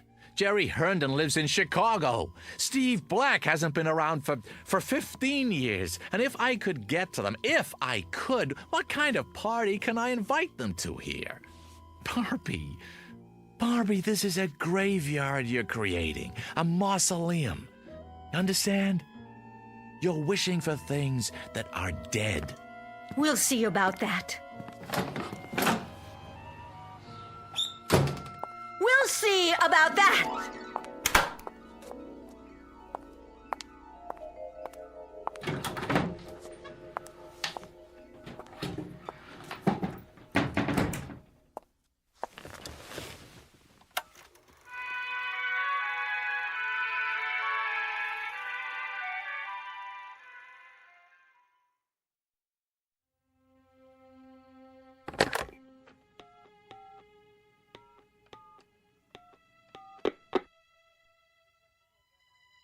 Mr. Mosa, please. Tell him it's Danny Weiss. Hey, Walt. Long time, huh? No. I didn't go to the awards. Congratulations, by the way. Heck of a picture. Yeah. Say, listen, Walt. I got an idea, and I wanted to run it by you first, before I shop it around. Yeah, that's right. Yeah, nobody yet. Well, you know the actor who just won for Best Supporting? Uh-huh. Well, About Time is right.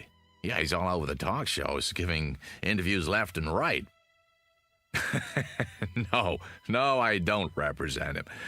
But he's been in this business a long time, started as a teenager. I know, at your studio. That's why I'm calling. See, here's what I think's gonna happen. A brand new interest in the greats of our industry who made it what it is today. I can see it coming. Not nostalgia exactly, but a wave of appreciation, reevaluation. So I was thinking, why not put together a special project just for them? The ones who've been out of the limelight a few years. Stars who never got an Oscar but deserve to. Yeah, I tell you, the media will lap it up. Yeah, no, I don't have a script yet. Uh-huh. Yeah, I suppose so. I'm a sci-fi fan, too. Sure I am. Yeah, so it makes... So make it like Star Wars meets, I don't know, On Golden Pond or something. I'm just riffing now, but... Really? You never saw it? Oh, great flick. Hepburn Fonda. No, Henry. Yeah. Yeah, a whole generation that... Well, they would if you set it up right. The what? Oh, a series of pictures, huh? Uh-huh, based on video games. Yeah, I see. Well, of course they have to be young. Still, when you think what a great name could bring to the package, well, Barbara Jean Trenton, for one. No, she's not dead. No, I assure you. A highlights reel. Yeah, I don't think she'd mind. Sure, I understand. Well, give me a call when you get back in town, huh? Yeah, well, looking for it. All right, take care now. Yeah, you too.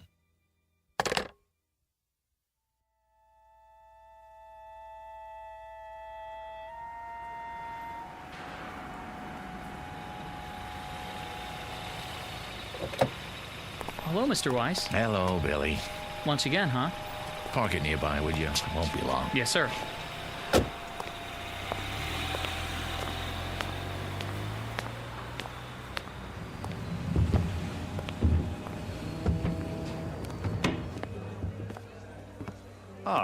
Good afternoon, Mr. Weiss. Table for two? Not today, Jimmy. I don't need it, after all. Very good. I'll get your waiter. I don't have much of an appetite, just the bar. Of course.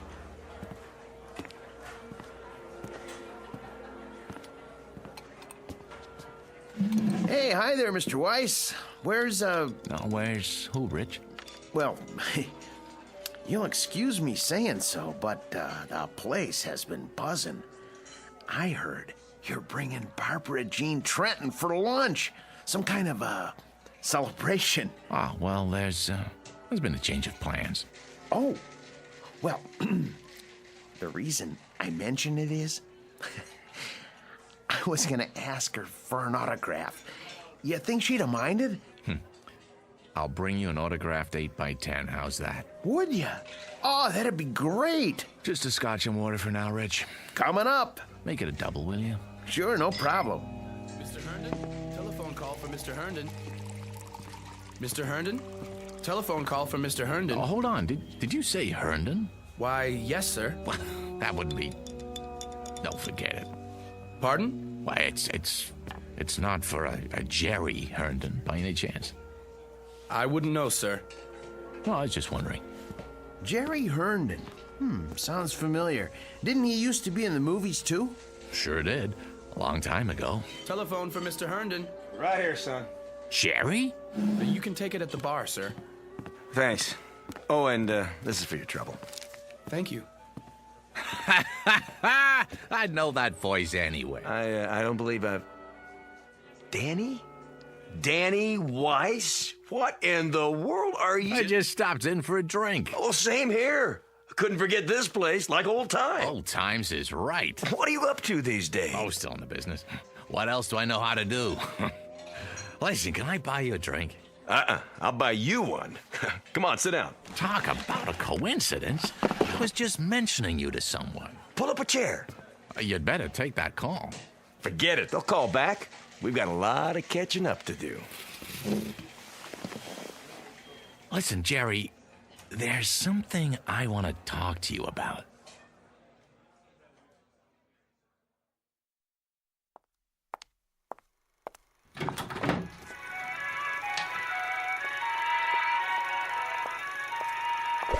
Oh. Who's there? Only me, miss. What have you done? Very sorry, miss. I didn't see you sitting there. I must have tripped on the electrical cord. Shall I plug it back in? Thank you, no. I'll take care of it, Sally. And Sally. Yes, miss. I'm locking the door to this room. I don't want to see anyone. I understand, miss. Sorry.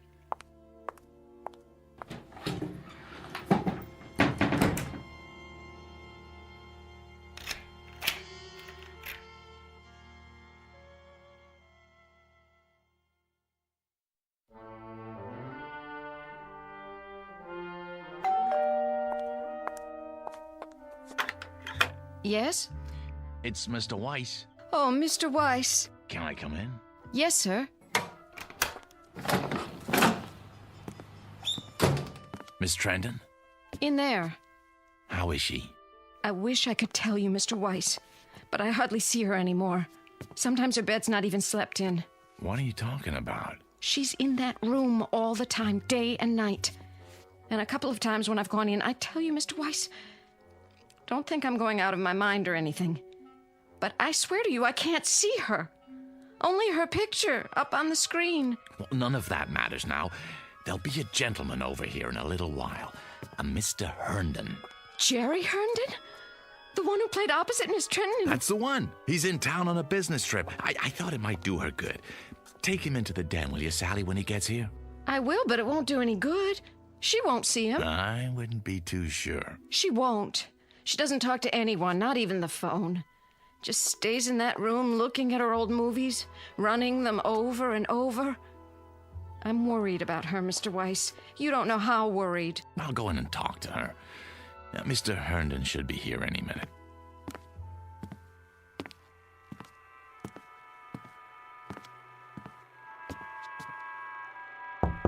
Go away, Sally. I said go away. I don't want anything, and I don't want to see anyone. Barbie, it's me, Danny. Now, please let me in. Why should I? Please, Barbie, I got something to tell you.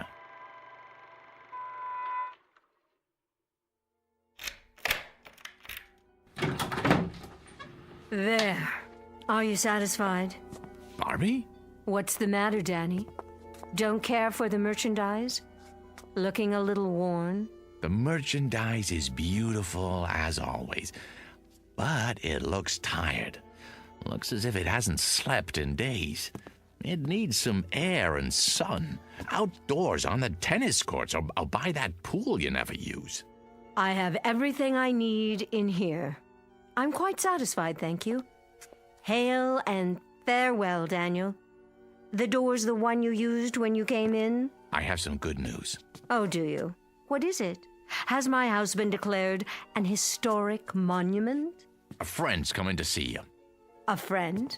All my friends are dead, retired, or forgotten. You told me that yourself, in no uncertain terms. Oh, this one's very much alive, and he'd love to see you. Tell him I'm not receiving. It's Jerry Herndon. Jerry? Dan, you don't mean it. I do. Where is he? What's happened to him? Nothing's happened to him, I promise you. You'll see for yourself. When? Any time now. I happened to run into him. I swear, by pure chance. He asked about you, wanted to know if he could see you. I took the liberty. Oh, you're such a dear. You've done well, Danny. Very well. Oh, by the way I look, no makeup and these clothes. When's he coming? I have to dress. I think he'll like you just fine if you're wearing sackcloth. But if it makes you feel better, go ahead. Stall for me. I need at least a few minutes. Oh, show him to the living room. Oh, Jerry. Jerry, after all this time.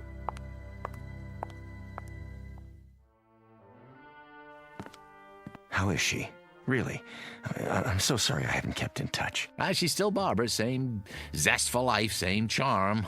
Why, we just had a meeting at the old studio. Yeah, the day I ran into you, matter of fact. Oh, not that same terrible head of production, I hope. Yep, Marty Saul in the flesh. He's running the whole place now. And he hasn't changed one bit. Same chip on his shoulder. No kidding.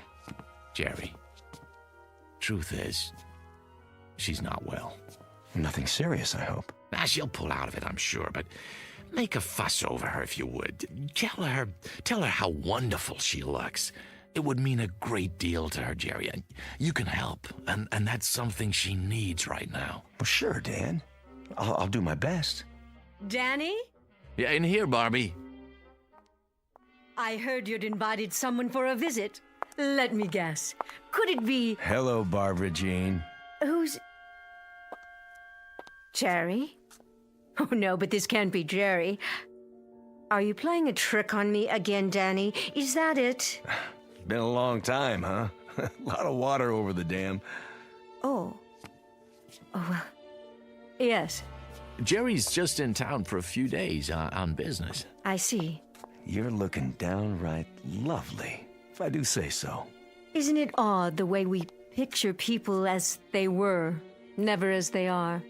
You haven't changed, Barbara Jean. Hardly at all. Well, I thought you'd be here on a white horse or in an officer's uniform. Why, isn't that silly of me? I thought you'd be as I remembered you, Jerry. A young man. I was. 20, 30 years ago. And do you know I had a crazy idea? That we might even do a picture together again. Not much chance of that. He's not an actor anymore. No, I gave that up a long time ago. Went down the drain, along with my youth. You don't act anymore? What do you do? It's not so bad. I run a chain of supermarkets outside of Chicago. A chain of supermarkets? In Chicago? I'm doing really well, in fact. More than I ever made in the picture business. You're joking.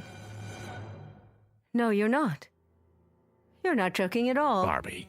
See this photograph? This is the one I expected. This is the one I wanted to come see me. With that darling little mustache.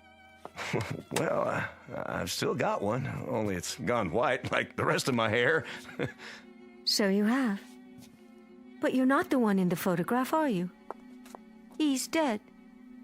He's dead, like all the others. Barbie, honey. Go away, please. Both of you. Will you just go away?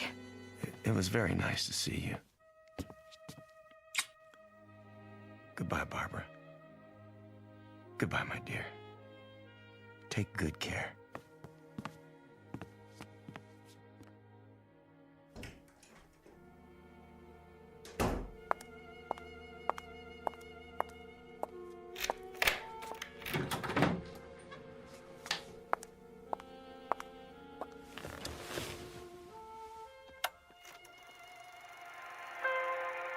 Jerry. There you are, Jerry. How well you look. How young. How wonderfully young. There was an old man here a while ago. A tired, worn-out old man. And he said he was you. Can you believe it? Oh, Jerry. Jerry, I wish I could be where you are. I so wish I could, Jerry. Oh, how I wish.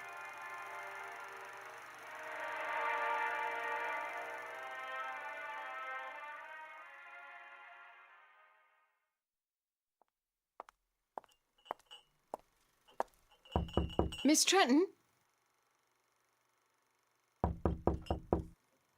I brought you a little snack, Miss Trenton. Coffee and sandwiches. Wouldn't you like some?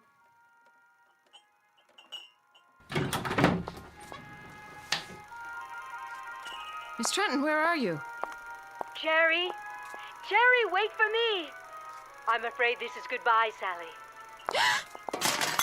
No! Goodbye!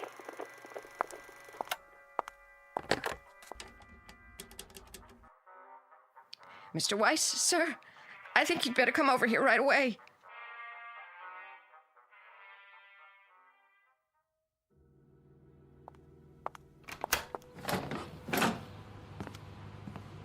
What is it, Sally? You'd best see for yourself.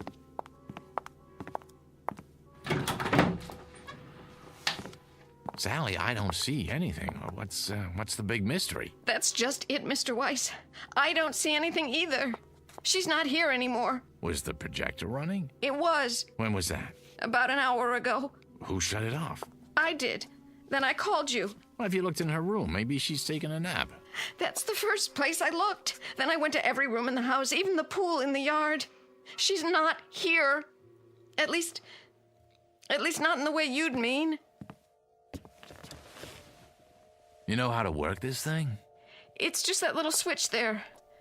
Are you going to run it, Mr. Weiss? Yes, Sally. I'm going to run it. Mr. Weiss, I can't stand to watch. I don't know what I'm going to see. Shh, quiet. All right, darlings, that's enough for now. Let's go outdoors. We'll finish our cocktails by the pool. Everyone go ahead. I'll be right with you as soon as I change out of these heels. What is this film, Mr. Weiss? Not one that I've ever seen. It's funny, it doesn't look like a set. Wait, those French doors, I'd swear it's this room. This one right here.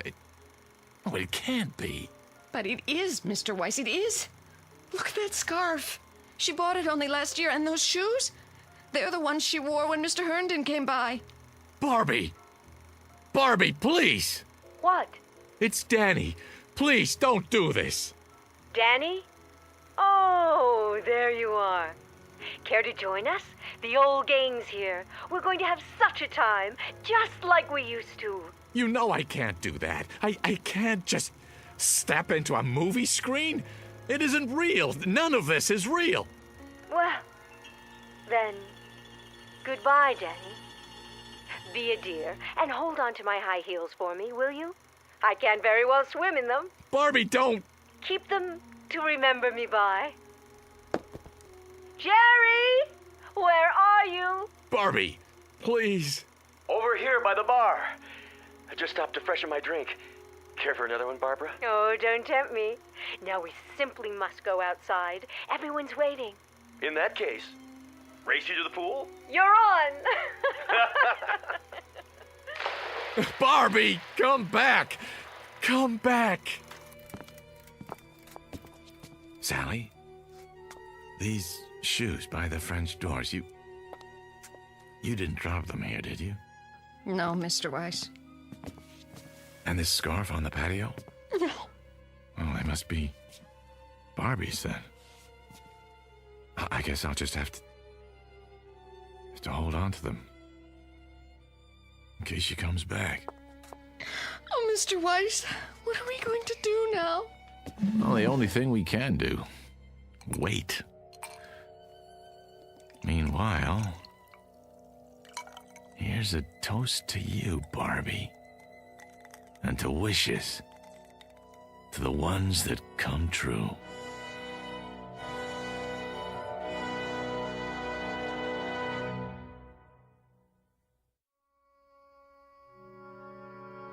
To the wishes that come true, to the strange mystic strength of the human animal, who walks that thin line between reality and the shadows and can sometimes make one merge with the other. To Miss Barbara Jean Trenton, movie queen of another era, and no longer of this one. May her star shine brightly in the Twilight Zone.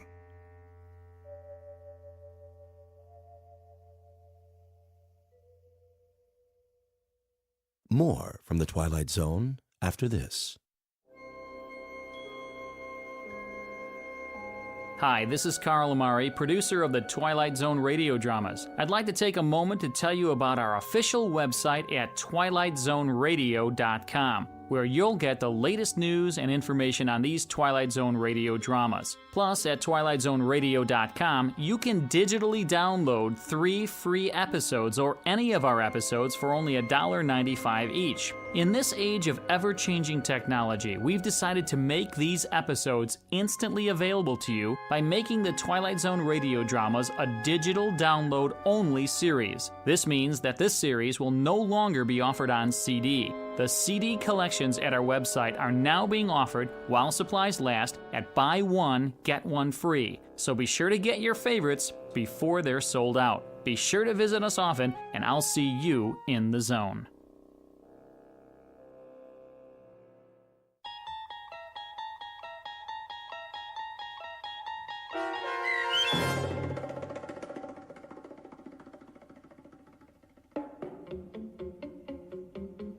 The 16mm Shrine starring Kathy Garver with Stacy Keach as your narrator was adapted for radio by Dennis Etchison and written for The Twilight Zone by Rod Serling.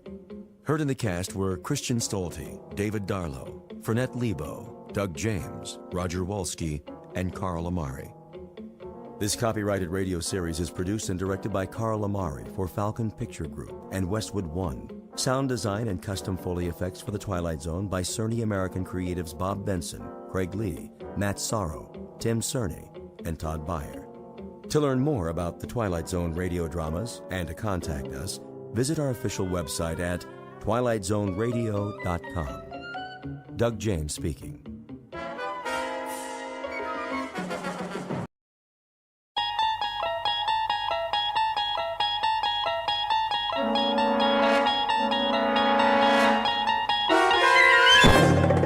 There is a fifth dimension beyond that which is known to man. It is a dimension as vast as space and as timeless as infinity.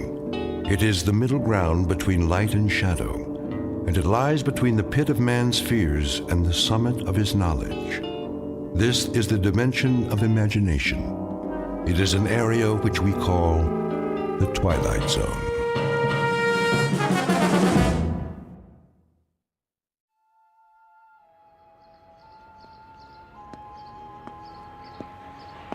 Evening edition. Get your paper here. Late sports. What other papers do you have?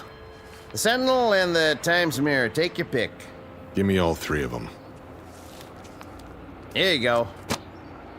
Like to read a lot, huh? Say, do I know you? I don't know. Do you?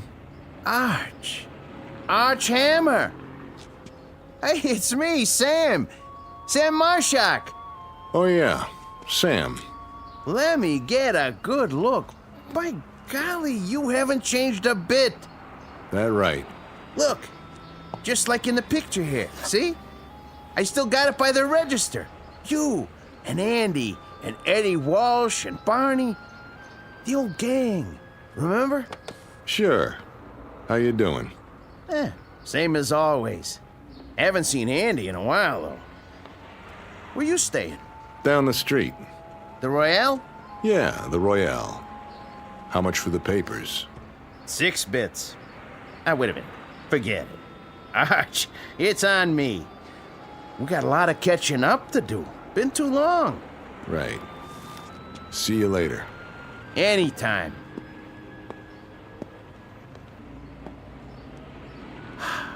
Archie. Ain't that something? Heard he was in Joliet. Must have got out.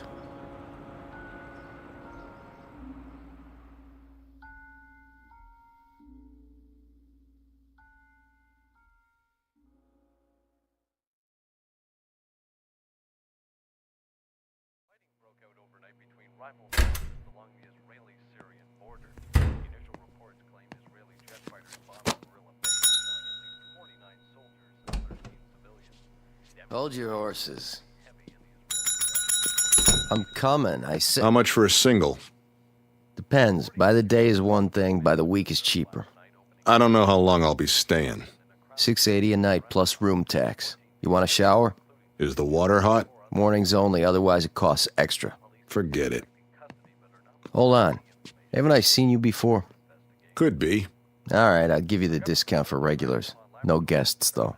Wouldn't think of it. Sign here. Right. Face sure is familiar. Arch Hammer? Can't say I remember the name. Maybe that's just as well. Oh, and lose the key, you pay for it. Thanks. Send up some ice, will you? And a pair of scissors. Scissors? What for? Something I want to cut out of the paper. Well, don't make a mess for the cleaning girl or you'll have to tip her. That'll be $7 even. In advance. His name is Arch Hammer. For the moment, he's 36 years old. He has been a salesman, a dispatcher, a truck driver, a bookie, and a part-time bartender.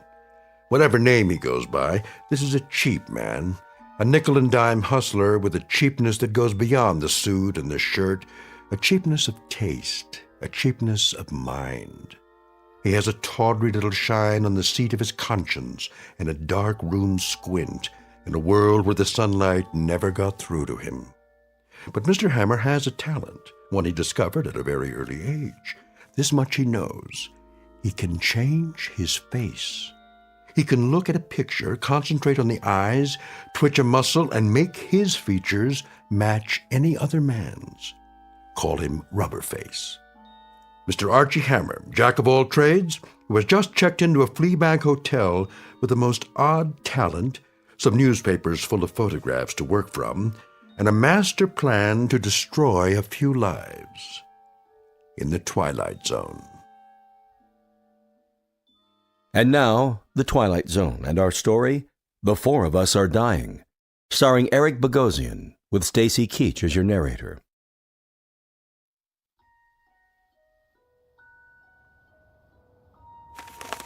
There's a good one. Human interest. Yeah. Room service.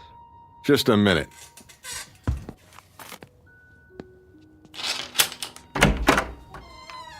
Here's your ice. Thanks. Brought a whole champagne bucket full. They even have champagne here? Not that I ever saw. I asked for a pair of scissors, too.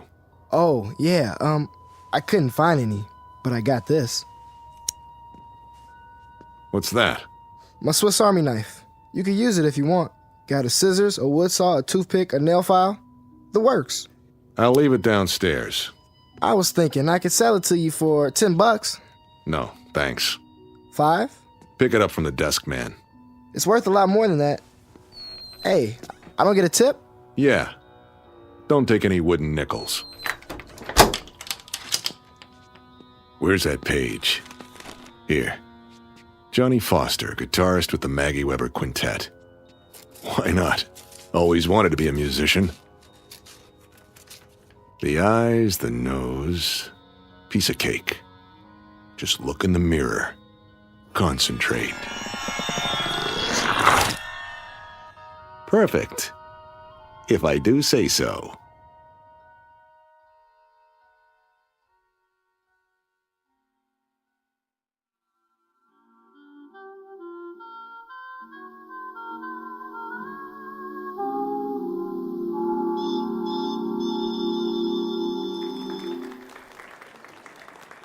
Thank you, ladies and gentlemen. That one was for Johnny. Wherever he is, I know he can hear us. Now, if you don't mind, we'll take a little break, and we'll be back with another set in just a few minutes. Take 5, boys. Sure thing, Max. Make that 10. You got it. You're playing real pretty tonight, Maggie. Don't I always? Sad, though. I never heard a piano cry before. Then we'll have to try some upbeat tunes. If I've got it in me. Hi, Mag. What'll it be? Ginger ale, straight up. On the wagon again, huh? Off and on. Hey, Maggie. Hey yourself, sport. I got a stool here with your name on it. That right. Come on, sit down and get acquainted. Unravel the flesh. Huh? Hey, pal, keep your hands off the talent. I'm just trying to buy the lady a drink. Don't you want one? Love one. All by my lonesome. Okay. Just trying to be friendly. You can have the booth in the corner, Mag. Strictly solo. Thanks, Red. One ginger ale. Hey, sure you don't want a little something in it? The last show of the night? Why not? Here you go.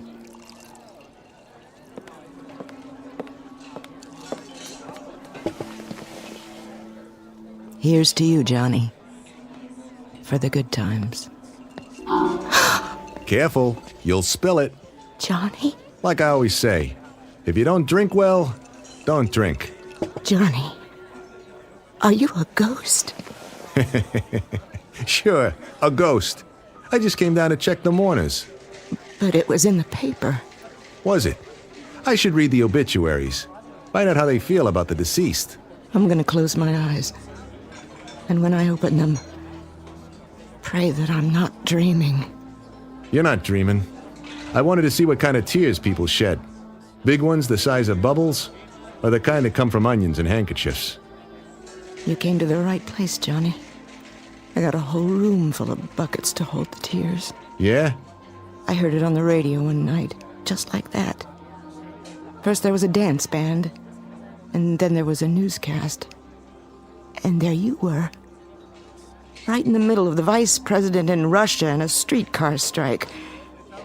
Death, as it must to all men, came to talented guitarist Johnny Foster. A tragic accident, a train hitting a car. And I just sat there and I listened and I cried. And then I washed my face and put on my makeup and went to work. Only it wasn't a quintet anymore. There was a big hole on the bandstand. And nothing could fill it. After that, everything changed. My repertoire was limited to ballads. Blues for piano and bourbon.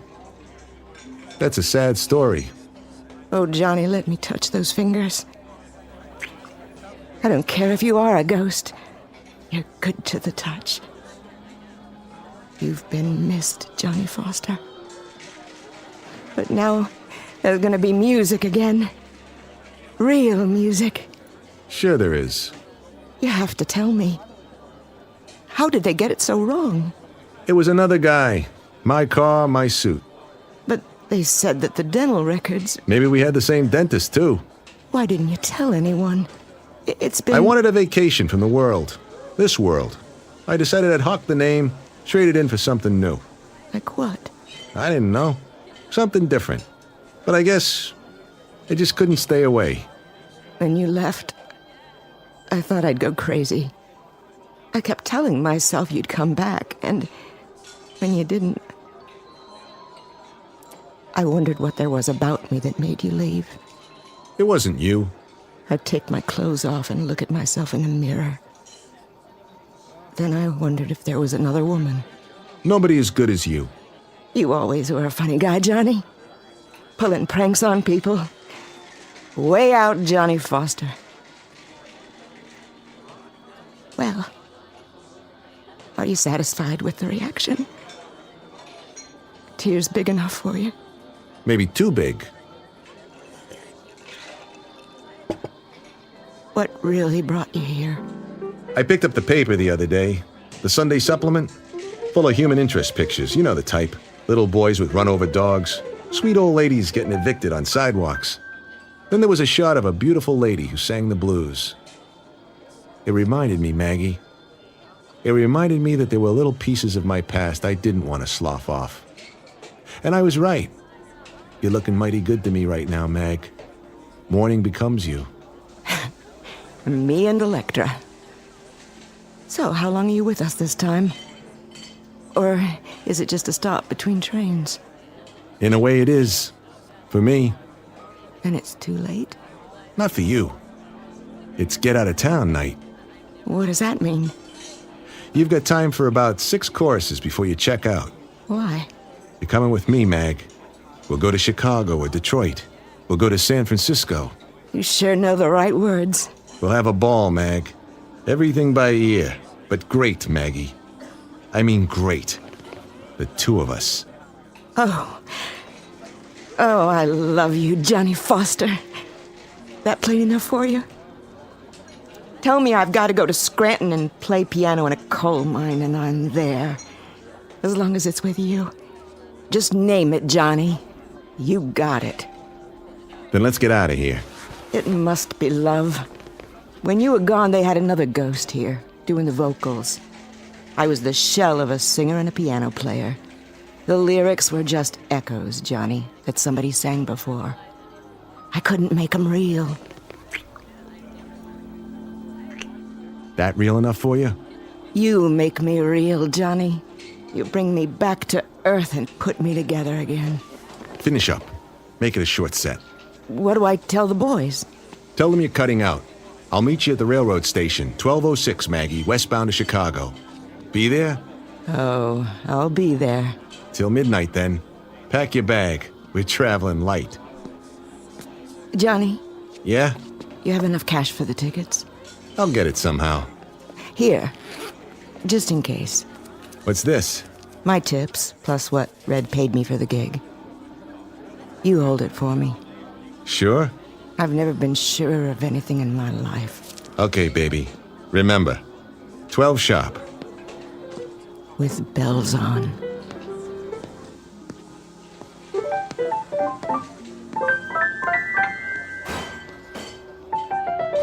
Johnny?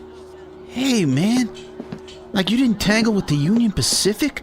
I thought you were out of this world. I don't believe my eyes.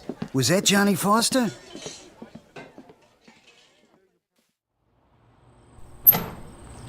Hey, Johnny, baby, we got the wrong word. They said you got removed by a locomotive. Johnny, man, it's good to see you. You'll never know. Oh, here, let me give you a light. I'll take the light. But you got the wrong boy. My name's Hammer. Oh, hey, sorry, buddy. No offense. None taken. It's just that... Boy, I could swear you were the guy I saw in the bar. But I can see by your face, you're somebody else. Hey, real sorry. Don't worry about it.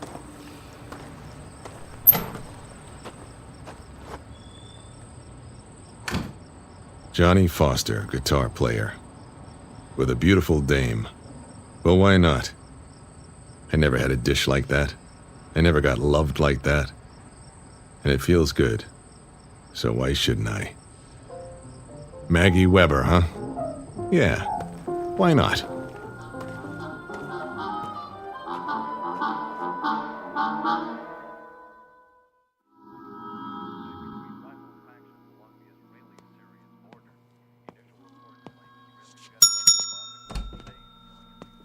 Mr. Hammer? Good memory. Something I can do for you? Just some information. What kind? This picture from the paper. What about it? Go ahead. Check it out. Local hoodlum found shot in river. So? Looks like he's a real tough guy. Was.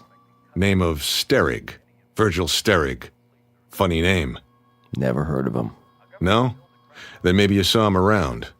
Before he went for a swimming lesson. I see a lot of people. See a face like that, you remember it. My memory's not so good lately.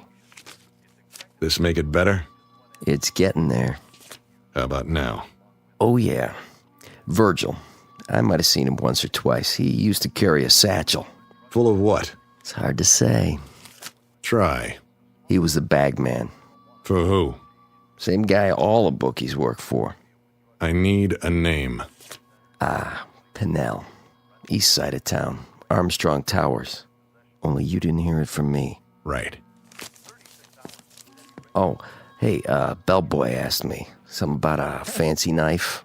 Buy him another one. You can afford it.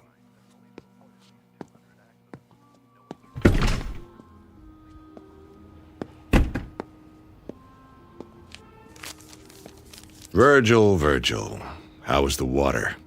Cold? Or did it only hurt when you laughed? Let me get a good look at your face. Crooked nose, low forehead. Piece of cake. Now let's find out why you took that dive.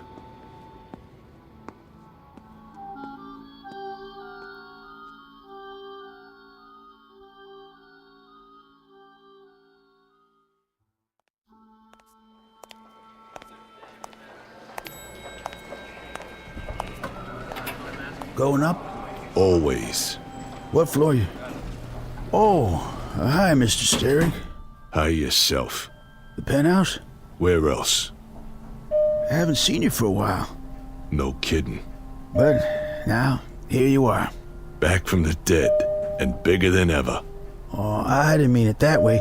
I just meant... Say... Thanks for the lift.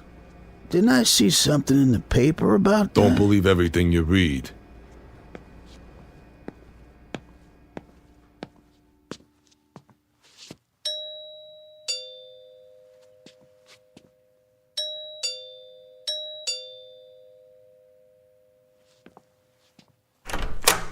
Oh, Mr. Sterick. I'm surprised to see you. Where's Pennell? Mr. Pennell, not home. No? He's out. You come back tomorrow. I tell him you here. Call on telephone, maybe. I'll tell him myself. Now. I say he's not here. Out of my way. Oh! Who is it, Ramon? Hello, Pennell. What in the devil is... You ought to be more careful. It's only a bottle. Verge, is that you? I don't believe it. I clean up for you, sir. Leave it. But glass on floor. I said leave it. Expensive stuff. Imported. That doesn't matter, but you... You can always open another bottle, can't you? Plenty more where that came from. I like your taste, Mr. Pennell. Very rich, polished, lots of class, like this apartment. Neat, but not gaudy. I clean it up. Later, Ramon. Oh, yes. Yes, sir. I go now. I come back later. You do that.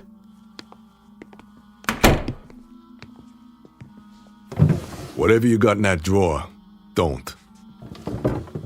If you like, Verge. I'm just so flabbergasted. I can't believe my eyes. Why don't you sit down there on the couch, Mr. Pennell, so we can talk? We'll have a business meeting, you and me. Verge, I'm speechless. Of all the people I expected to walk in here, this is the happiest day of my life. Oh, I see. This is the happiest day of his life. If you don't believe it, just ask him. Verge, listen to me. Please, Mr. Pennell, you're a rich man, but you're a lousy actor. Very bad. Really. Tell me this. Anything.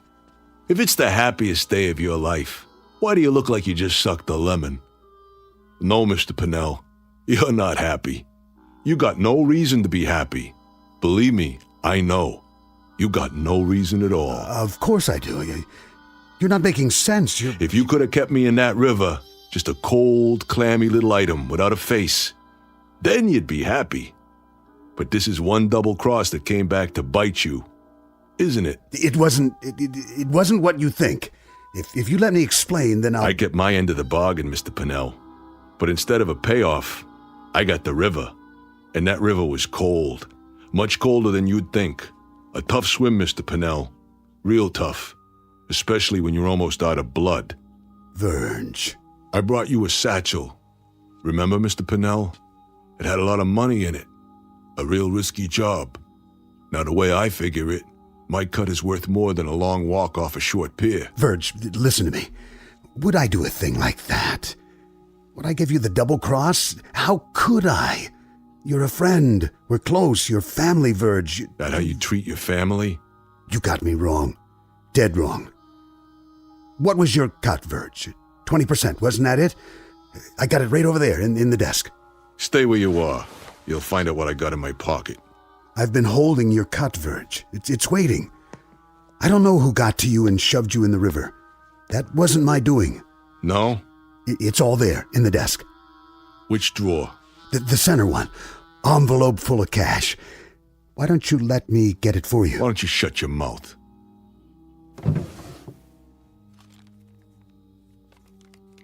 Go ahead, count it. This is mine? 20% of it. That's right. Same cut as always. And I always honor my contracts. But there's interest now. Interest? Sure. For floating face down in a river, I charge interest. For taking 3 holes in my belly, I charge more interest. That a problem for you? How much do you want? Well, if we add on the penalty, and then the extra penalty, it comes out to an even 100%. Okay by you? You have me at a disadvantage, Verge. Pleasure doing business with you. One question. Yeah? I have to know. Did somebody fish you out before you... Before I'd had it? Is that the question? Why, no, Mr. Pinnell. That's not the way it happened. That's not the way it happened at all. The truth is, I'm your worst nightmare. I'm a ghost.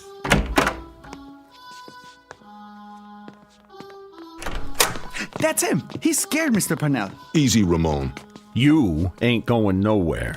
Hands up so I can frisk you. Don't touch the merchandise. Hey, ain't that Virgil? Hi, fellas. Long time no see. Keep your hands out of your pockets and step back inside, nice and peaceful like. No hard feelings. I even brought you something. What? This. Wait! No! I get Mr. Purnell. You made a mistake coming here. So, did you? Take my advice, fellas. Stay down. There! He's getting away! On your feet, you bums. Get him! He's a thief! I want him dead! You hear me? Dead! And buried!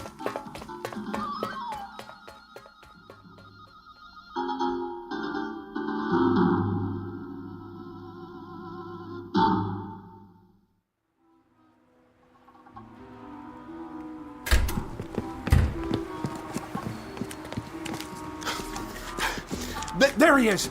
Get him! I can't get a shot! Where'd he go? This way. Gotta give him the slip. The alley. Dead end. Gotta get out. Gotta make it. But how? Look like somebody else. Fast. Who? Come on. Come on!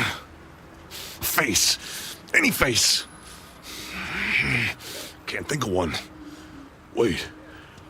Something I saw. Yeah. Yeah! Got it. Over there. I see him. Hey, hold it. All right, Virgil. You can make it easy or you can make it hard. Strictly up to you. Let's go for a little walk. Someplace private. Forget that. Turn around like a man, or I'll give it to you right here. What do you want? It ain't him. Where did he... You want something with me, huh? What's going on? I didn't do nothing to you guys. Sorry, buddy. We thought you were somebody else. Yeah, sure you did. Go around threatening people, huh? That it? I had to call the cops. I saw him go in there. Me too. So where is he? The alley don't lead nowhere. Hey, fella, you see anybody else come in here? Yeah, you two mugs. Come on. We better find him. Mr. Pinnell's waiting. That's right, you goons. Go find him. You go find Virgil Steric. Why don't you try the county morgue?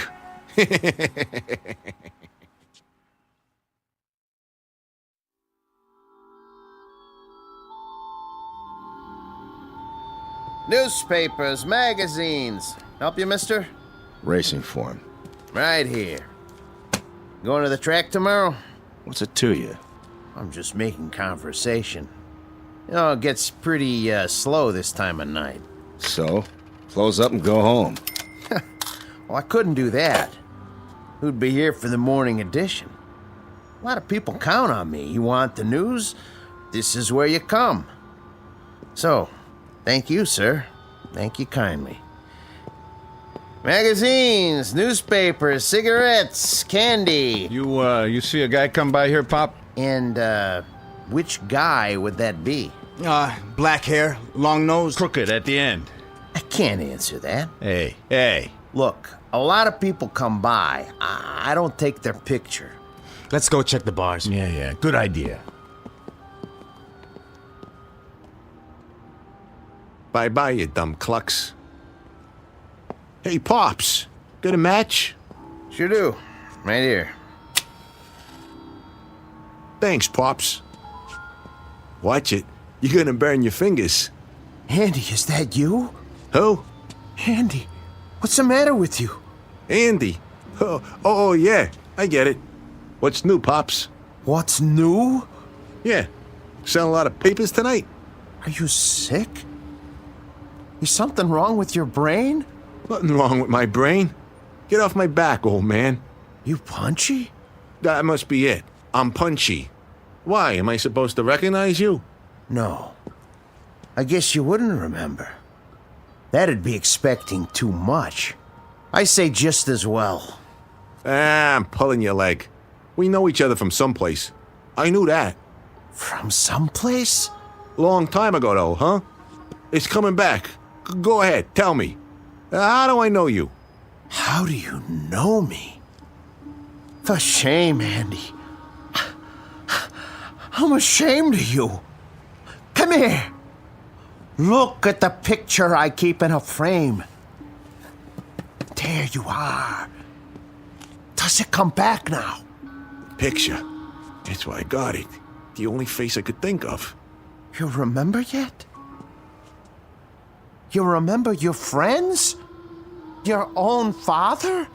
No, you got me wrong. I'm not your son. Not anymore. You were. Before you ran out. You were before you broke your mother's heart. Before you did dirt to a sweet little girl who would have cut off her arm for you. But now... you ain't my son, Andy. Listen, I'm not Andy. I know I look like him, but you don't understand. Oh, I understand. Things get too hard and you walk out. Isn't that right, Andy? People just get in your way. You just step on them. You just kick them away. Listen, I was here tonight. I bought 3 newspapers, but I didn't look like this. Your friend, Archie, from school. He remembered you. He saw the picture with you and Eddie and Barney. And he remembered. No, he didn't, because he wasn't Archie. I was. You're crazy. Listen, I don't know how it started.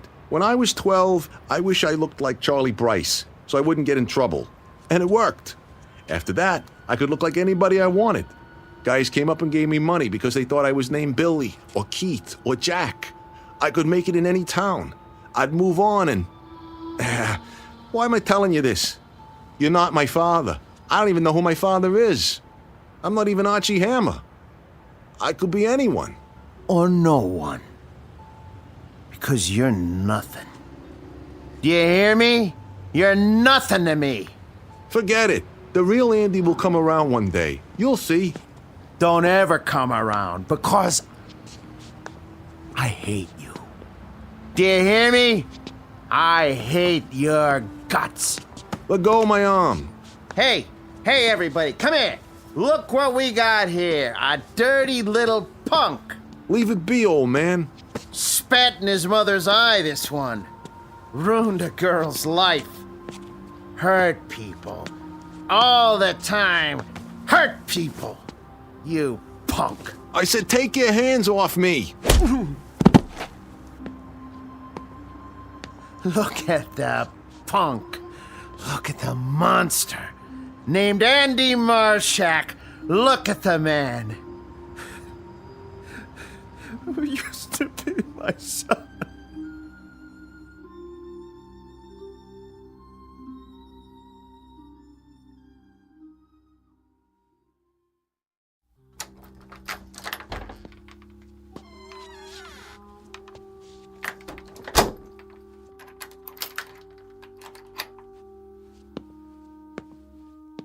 Now, let's try another face. Who's that handsome guy in the mirror? Why, it's Johnny Foster. Much better. Yeah? Delivery for Mr. Hammer. I didn't order anything. Not food. Then what? Flowers. I don't like flowers. You'll like these. Maggie. Yeah, that girl. Sorry, Johnny. You gotta go away for a minute. Goodbye, Johnny. Hello. Archie.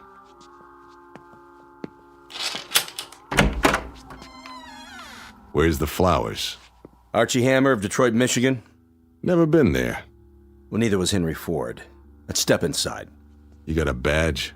Yeah. And a nice little warrant for your arrest. You're making a mistake.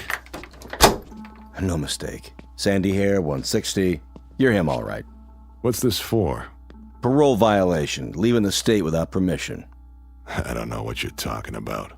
I've been tracking you for a while. Doing a lot of interstate traveling, huh? Not me. You can make 2 calls when you get to the station.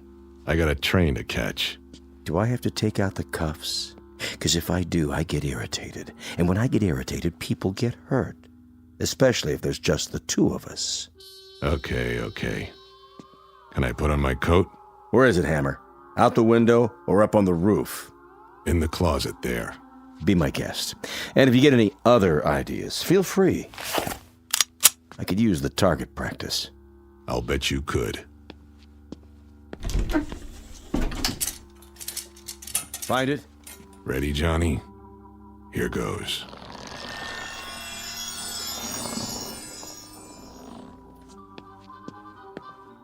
Officer, thank God. Where'd you come from? He shoved me in there when you knocked on the door. He's got a gun. What? He went out through the ventilation duct in the ceiling. Stand back. Come down, Hammer. You'll never make it. I'll have the building surrounded. Hammer! Hammer!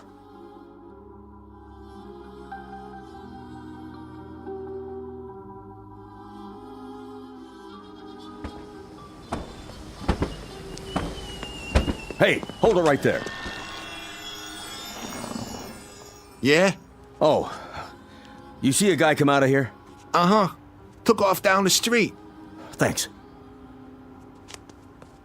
He went that way. Go get him.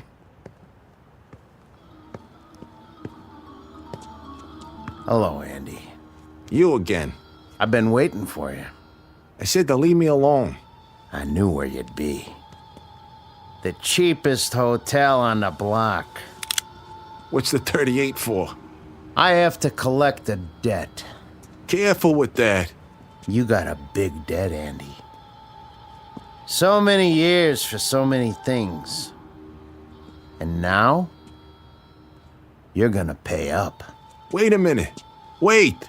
I already told you, you got the wrong guy. I got the right guy. Oh, please. Please, listen. Put the gun down, and I'll show you. I'm not who you think. I'm not any of them. I'll show you. But I gotta concentrate. Put the gun down so I can think.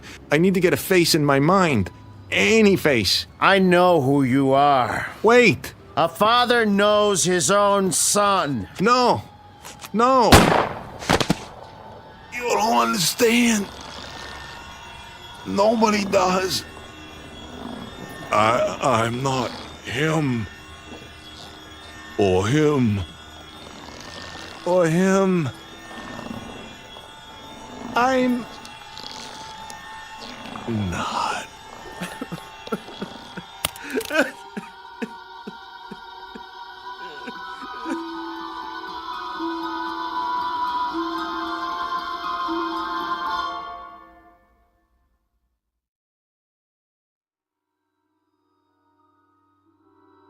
He was a cheap little man who checked in and checked out. He was a guitar player who was loved beyond words. He was a bagman with money in his pocket. And he was an errant son who finally got back some of the agony he caused in front of a Fleabag hotel. He was all of them, He was Arch Hammer, he was Johnny Foster, he was Virgil Sterig, he was Andy Marshak. And all of them were dying.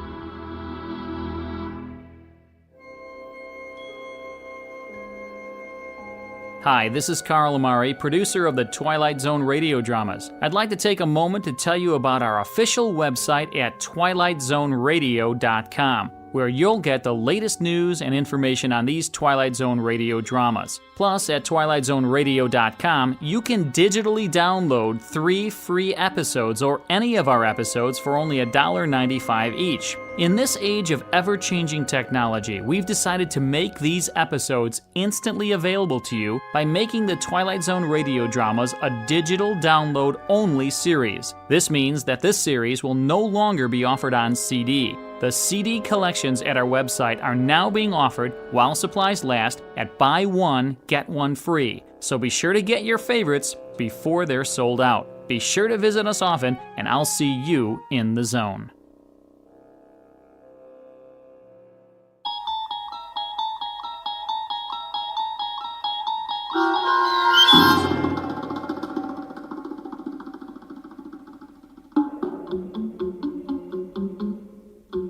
The Four of Us Are Dying, starring Eric Bogosian with Stacy Keach as your narrator, was adapted for radio by Dennis Etchison and written for The Twilight Zone by Rod Serling, based on a story by George Clayton Johnson.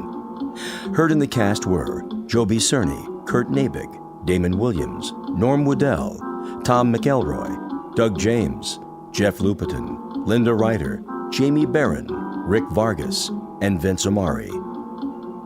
This copyrighted radio series is produced and directed by Carl Amari for Falcon Picture Group. Sound design and custom Foley effects for The Twilight Zone by Cerny American creatives Bob Benson, Craig Lee, Michael Slaybach, and Matt Sorrow.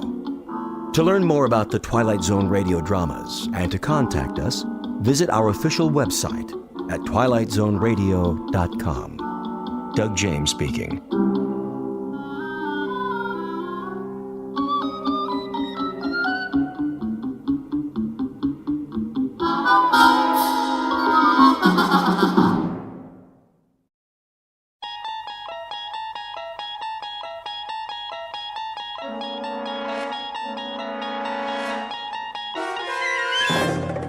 You unlock this door with the key of imagination.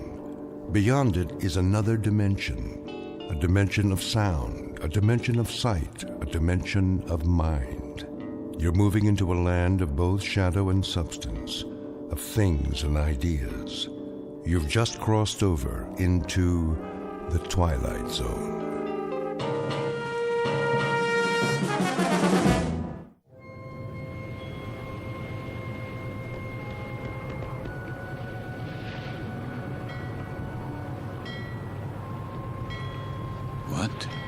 What is this place? The time. It must be late. Very late. Light in the salon. Let's black out down there. Who?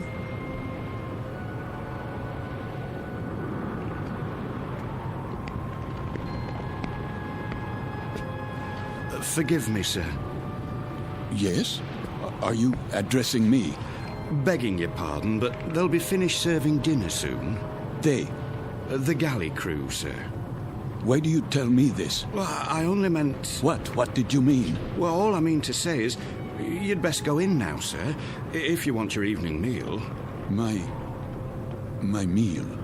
The salon will be closing in a few more minutes. Oh, yes, of course. In the salon. Is that what you call it? Yes, sir. It's very dark out here. Would you like to follow me? Follow? The lights, you see. From now on, I'll have to switch them off when we open the door to the deck, and then on again. You understand, sir? Because of the blackout. The blackout? Yes. This way, sir. Are you all right? Why wouldn't I be? Is something wrong with my appearance? Why, no, sir. It's only that... Is this your first time? My what? Your first passage. It can take a bit of getting used to, sea legs and all that. I'm quite used to being at sea. Thank you.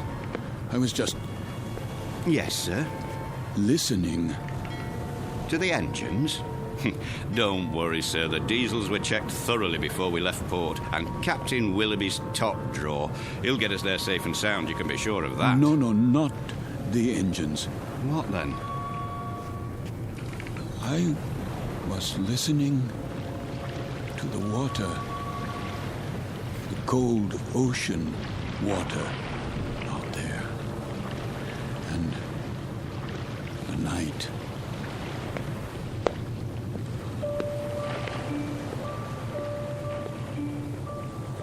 This is the deck of a small freighter, the SS Queen of Glasgow, located somewhere in the North Atlantic. Her registry, British. Gross tonnage, 5,000. Age, indeterminate. At this moment, she is 1 day out of Liverpool. Her destination, New York. Duly recorded in this ship's log is the sailing time, course to destination, weather conditions, temperature, longitude, and latitude. But what is never recorded in such a log is the fear that washes over a deck like fog and ocean spray. Fear like the throbbing strokes of pistons from the engine's diesels, each one a heartbeat, parceling out every hour into breathless minutes of watching, waiting, and dreading. For the year is 1942, and this particular ship has lost her convoy. Now she must travel alone like an aged, blind thing groping through the unfriendly dark, stalked by the unseen periscopes of steel killers, enemy U-boats that also watch and wait. The Queen of Glasgow is therefore a frightened ship, and she carries with her a premonition of death. In a moment, her crew and passengers will find out just how real that premonition may be, when a course is set that leads them all into an area known as the Twilight Zone.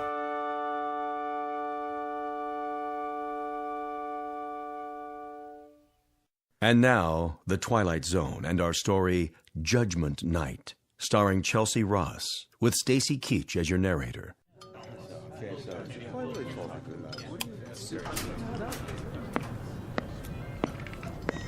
Why does he keep playing with the lights? Thought I'd gone blind for a second. My apologies for the momentary darkness. Wartime regulations, you know. Think nothing of it. Perfectly understandable. Wasn't it a lovely meal? Yes, indeed. Glad you enjoyed it, ladies and gentlemen. Something more, perhaps? Not for us, thank you, steward. We were just leaving. Come along, dear. Wait, Mommy, where's my doll? Why, here you are, little girl. You dropped it by your chair. Can you thank the nice man? Thank you. You wouldn't want to leave your dolly behind now, would you? Come along, Joanna. It's well past your bedtime. Yes, Daddy.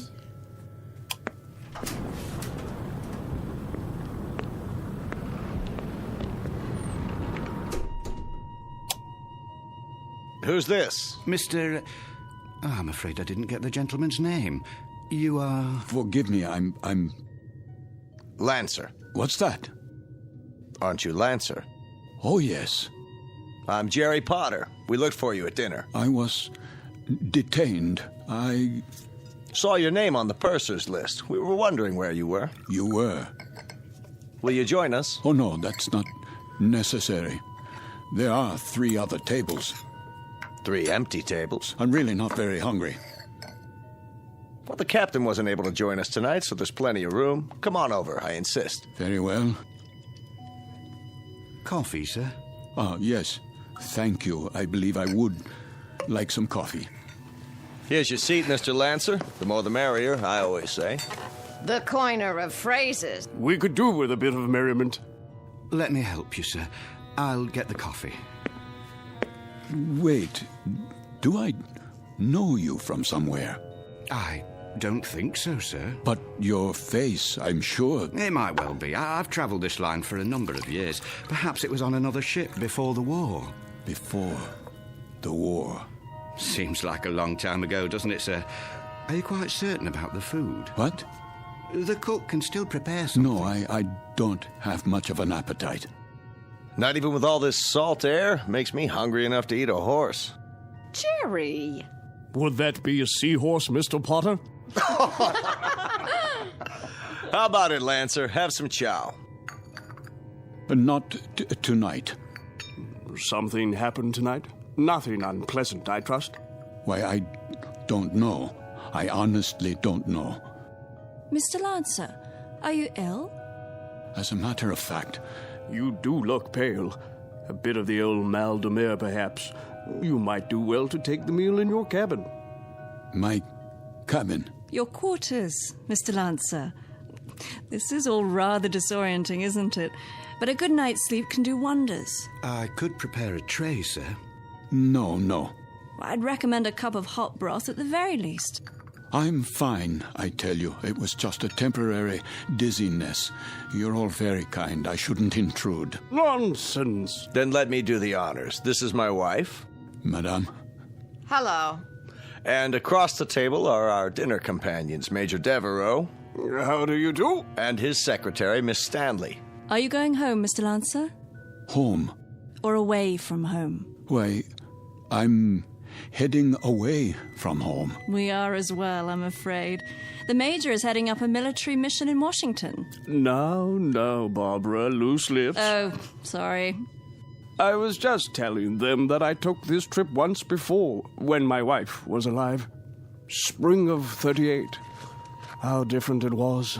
The Queen Mary, most elegant. Where do you suppose they dredged up this one? She looks to be 300 years old. The Queen of Glasgow. Long live the Queen. Oh, hear. What do you do, Lancer?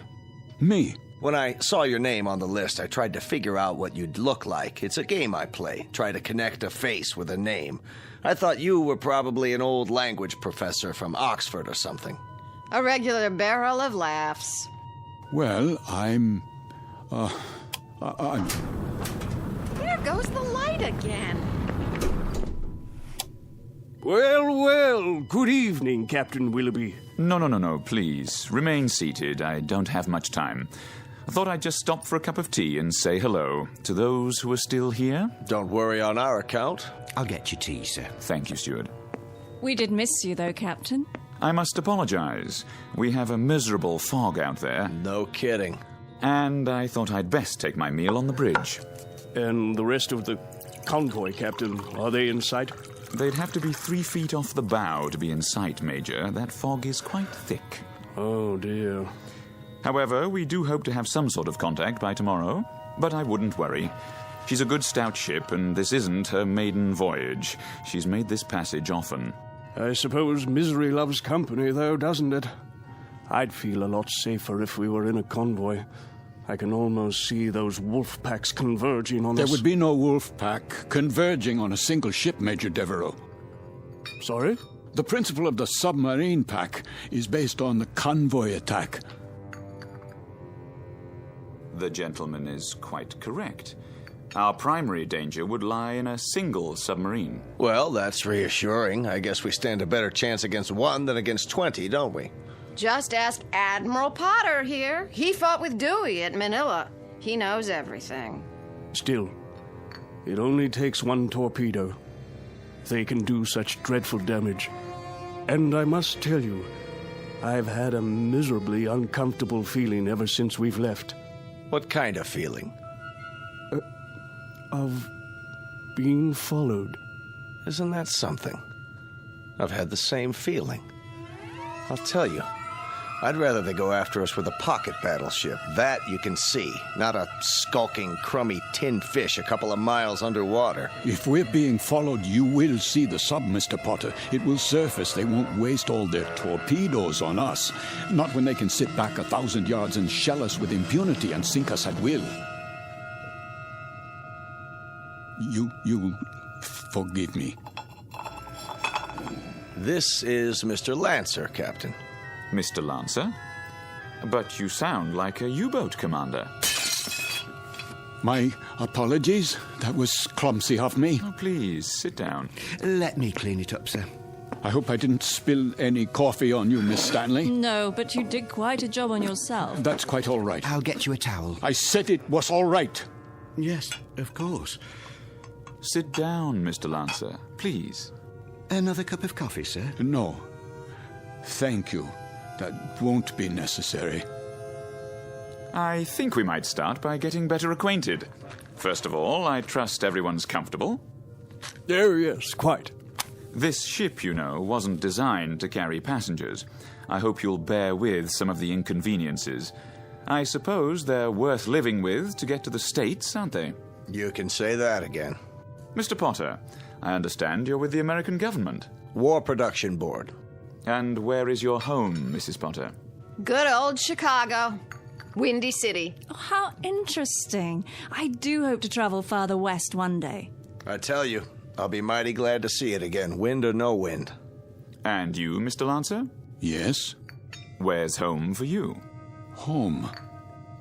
I was born in Frankfurt. Frankfurt? Like in Germany? Yes, Germany. Well, how long had you been in England, Mr. Lancer? How long? Not very long, not long at all. Please accept my apologies. I think I'll go to my quarters now. Too bad. I was hoping we'd get a poker game going. Whoop-de-doo. Perhaps another time. Good night. Now, there goes an odd one, huh? I had him pegged as a German the minute he came in. And what do you suppose he's traveling on this ship for? You don't think he's a spy, do you? I rather doubt it, Mr. Potter. All the passengers are well screened. I am a bit concerned about him, however. He doesn't look at all well. Actually, I'm feeling a bit tired myself. I think I'll be off to bed. Good night, everyone. Sleep well. Watch your step, Barbara. I will. It's very dark out there. Would you like a torch? Oh, don't worry about me. I can have the steward escort you. I wouldn't think of it. See you all at breakfast. I'll get the light switch. Thank you, Captain. Good night.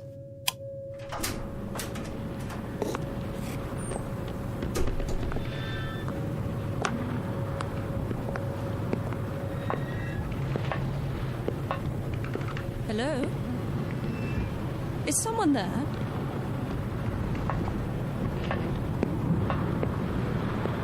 I say, is anyone...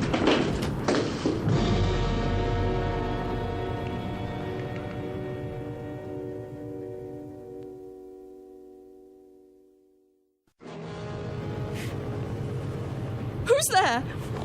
Watch your step, Miss Stanley. Oh, Mr. Lancer. The stairs are quite slippery from the fog. So I see. I was afraid you'd lose your footing. Thank you for your help. The fog can be treacherous at sea. And it carries quite a chill, doesn't it? Yes. Yes, it does. It's best to stay off the deck at night. Why are you here, Mr. Lancer? What? I thought you'd be in your cabin. I'm still a bit unsettled. Not quite ready to sleep yet. Miss Stanley? Yes. May I ask a question? Please. Have we met before? I don't think so. Why? You'll forgive me, but you look so familiar. They all did, for that matter. Are you sure you're well, Mr. Lancer? Yes, I seem to be. It's just this feeling. What sort of feeling? Oh, it will sound crazy to you. Go on, please. Just that I'm doing things, saying things. That you've done before. How do you know that? I know the feeling. I've had it occasionally. Have you? Walking into a room and being able to swear that you've been there before. Even the conversations. They seem identical to ones you've had at some other time. Yes, but what other time and where? That's always the question, isn't it? And the people? Yes, and the people, too. Yes. That's extraordinary. What is? I don't recall. I don't seem to recall boarding this ship. Don't you? Or anything else for that matter. How I got here, or why I'm here. There was a film about that. Pardon? In the cinema, a few years ago. With Leslie Howard. Oh, was it that American? What's his name? Garfield, John Garfield.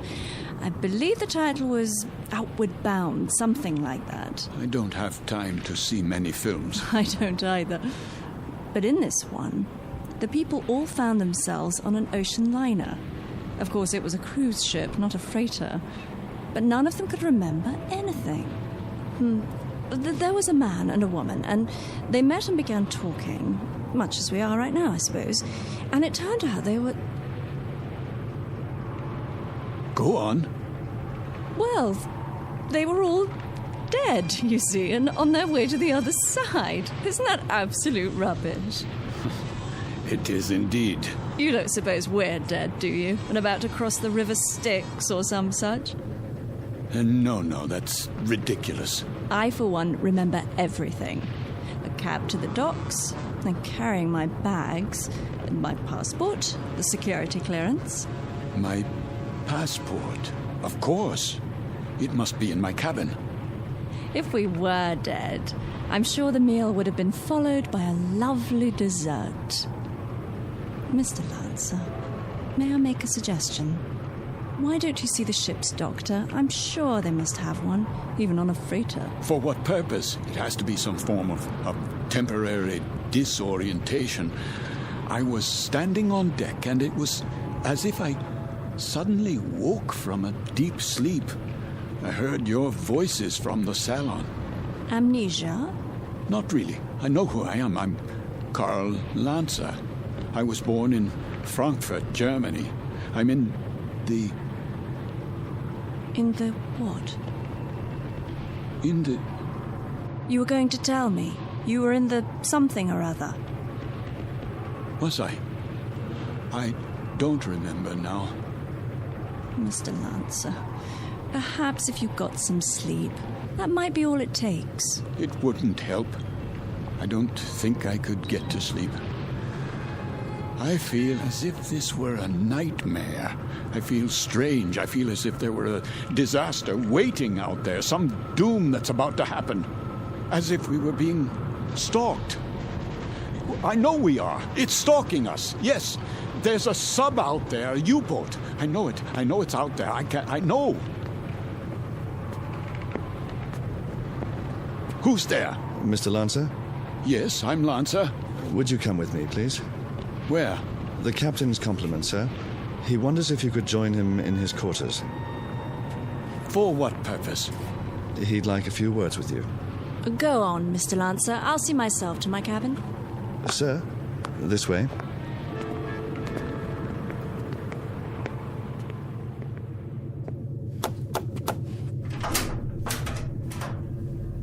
Mr. Lancer, sir. You wish to see me, Captain?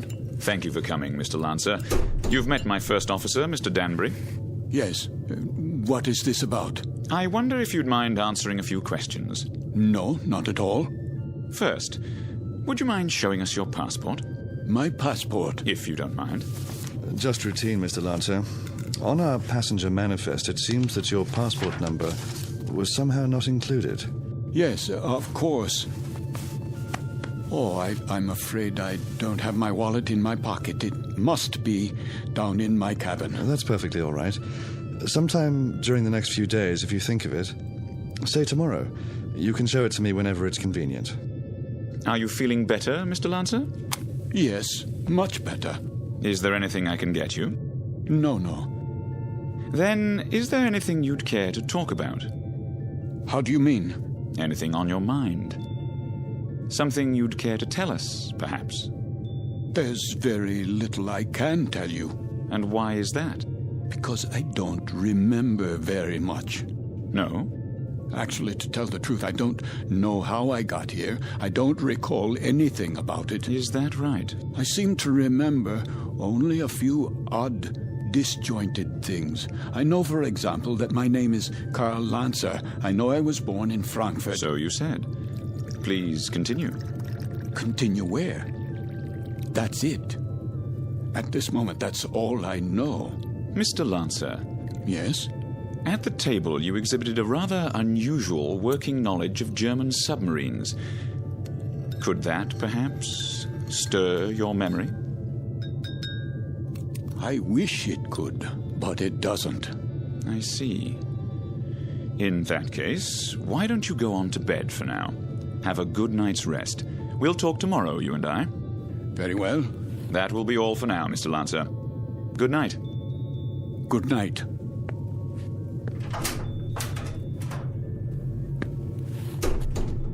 Most peculiar. I'd agree, sir.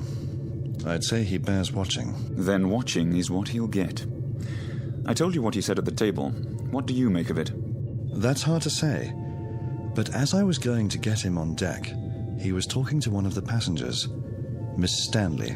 And? He was speaking quite excitedly, in a very loud voice. I couldn't help but overhear. He was saying something about how he knew there was a U-boat out there. It's stalking us.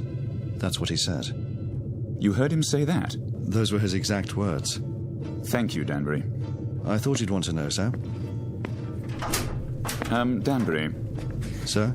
Let's keep this between ourselves for the time being, shall we? Yes, sir.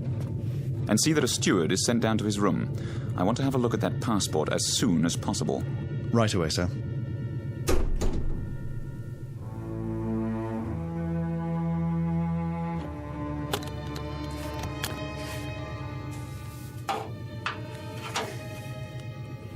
There you are, sir.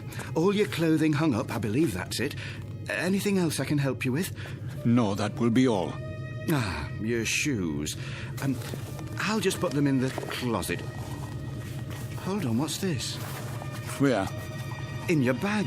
Looks like an officer's cap, but not one of ours. War souvenir.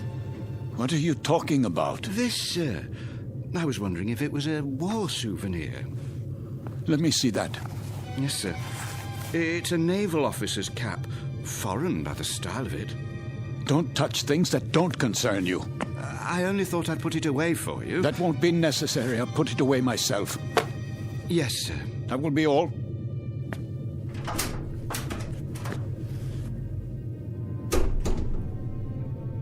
It is a German officer's hat. A submarine commander's. What does it say inside? It must have an identifying label. Yes, here. But this can't be. It says, Karl Lancer, Kapitan, Kriegsmarine.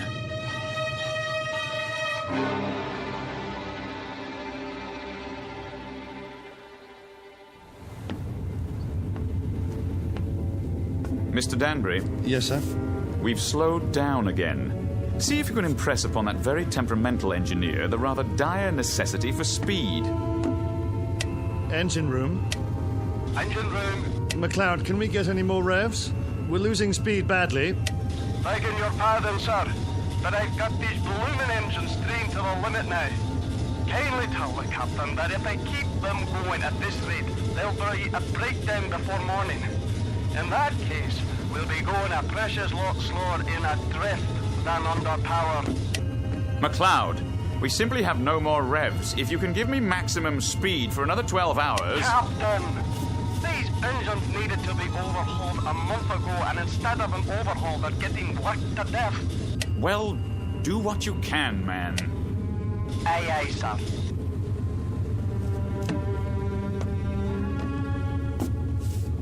What do you think, number one? Sir? Cheery predicament we have here. If we reduce speed and give those engines a break, we don't stand a chance.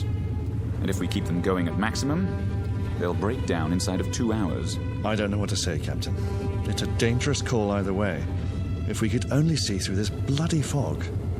If they're out there, it won't make any difference. And they're out there, let me tell you. God knows they're out there, waiting like vultures.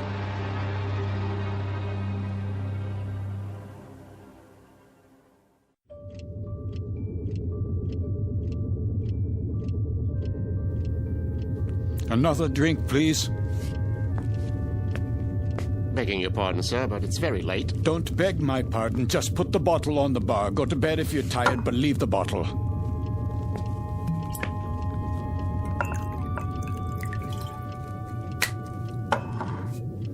That doesn't sound right. Sir? The bearings.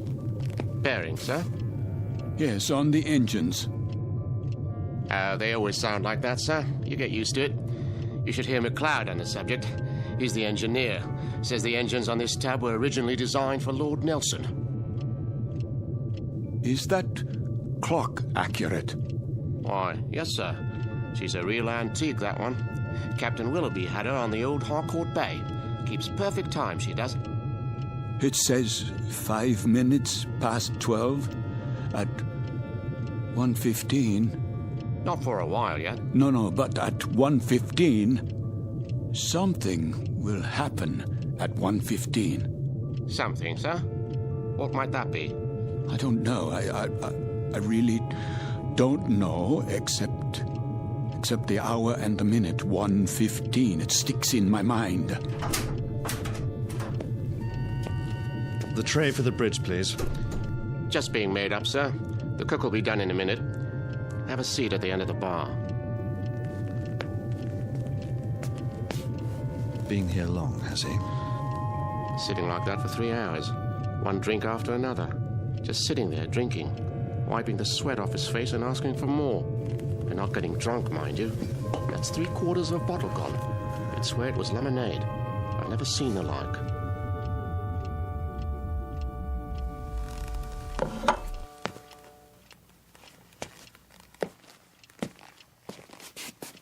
Why have the engines stopped? Probably just routine maintenance, sir. Don't give me that. They've broken down. I don't think it's serious, sir. You don't think it's serious? Adrift in waters like these without any power, you don't think that's serious? We're defenseless here. Now we are absolutely defenseless. They'll be repaired, Mr. Lancer. We'll be underway again soon. No, we won't be underway soon. We'll drift until 1:15. That's what he's been saying all night long. You know, of course, how easy it would be for a submarine to... You're a nervous man, Mr. Lancer.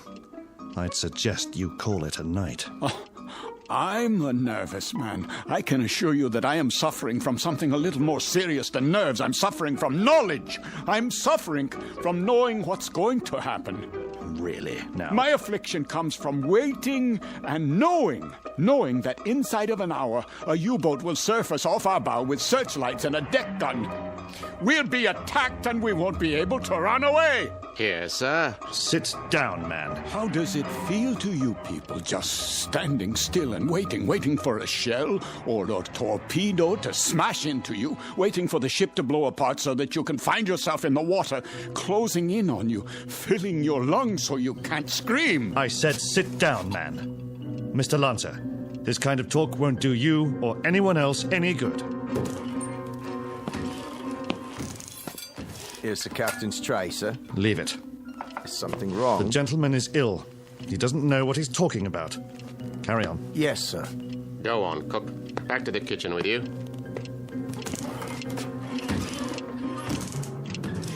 The U-boat's coming. We must get the engines started or abandon ship. That's what we must do. Yes, we must abandon ship. Do you hear me? Why has the clock stopped? Where did you go? Where have you all gone? Why have you left me alone like this? Where is everyone?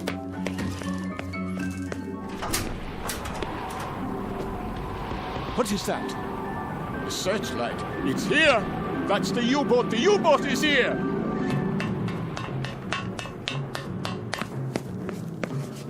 We've got to get out. Off the ship, everybody. There you are. All you passengers, out of your rooms. Listen to me. There's a U-boat. I just saw it. She's going to sink us. Can't you hear me? Why don't you move? Are you all out of your minds? What do I have to do? Do I have to grab you and carry you up on deck? Do I have to throw you bodily into the lifeboats? Do I have to knock you unconscious? They're gone. But where? Is the entire ship empty? Or have I gone mad? A life preserver, yes. SS Queen of Glasgow. Wait. I remember that name. Queen of Glasgow. Queen of Glasgow. Potter? Major Devereaux! Miss Stanley, where are you? Captain, steward, we must abandon ship.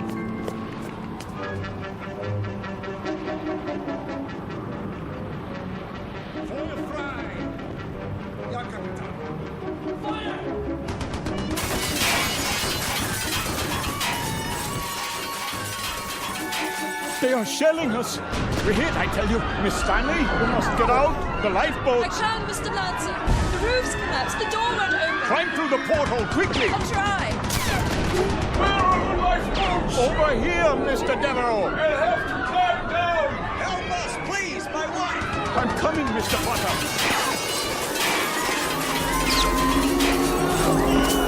Watch out! The rail is collapsing!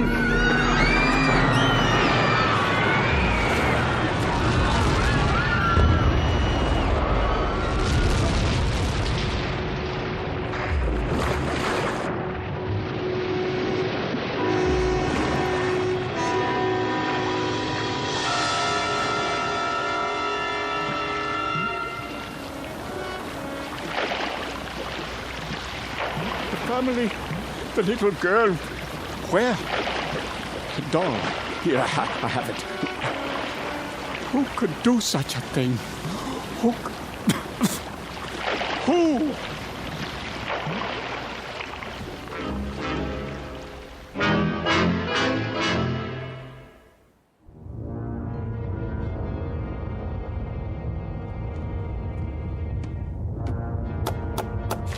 Yeah?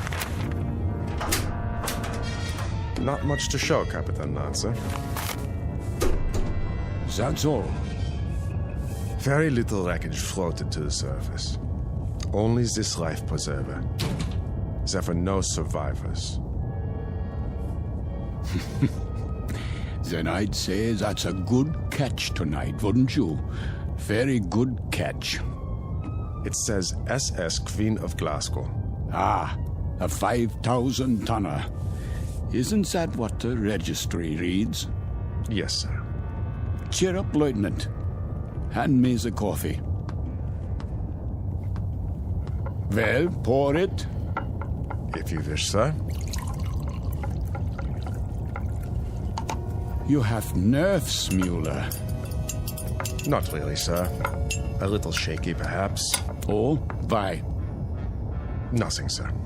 I asked you a question. Why? There were women and children on that ship. So? We gave them no warning. You'd have us give them warning, eh? So their radio man can send out their position, which quite incidentally is our position. You have sentiment, but no brains. You're an old woman, Mueller. You know that? I just find it difficult. To do what? To reconcile killing those people. Without warning. It makes me wonder if we're not damned now. In the eyes of the British Admiralty, we most certainly are. I mean in the eyes of God. You're not just a fool, Lieutenant. You're also a religious fool. Perhaps a mystic, too. And if we are damned, what will happen? I've had dreams about it. Maybe people like us have a special kind of hell waiting. Maybe to be damned is to have a fate like the people on that ship. To have to suffer as they suffered and die as they died. You are a mystic, Lieutenant. We'd ride the ghost of that ship every night for eternity. Every night, Herr Capitan. For eternity. What are you talking about? They could die only once. Just once. But we can die 100 million times. Every night. Ride the ghost of that ship. every night. Every night.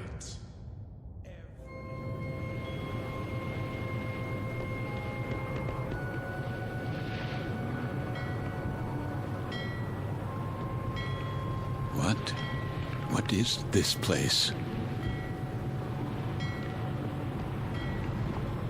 The time. It must be late. Very late. Light in the salon. Let's black out down there. Who?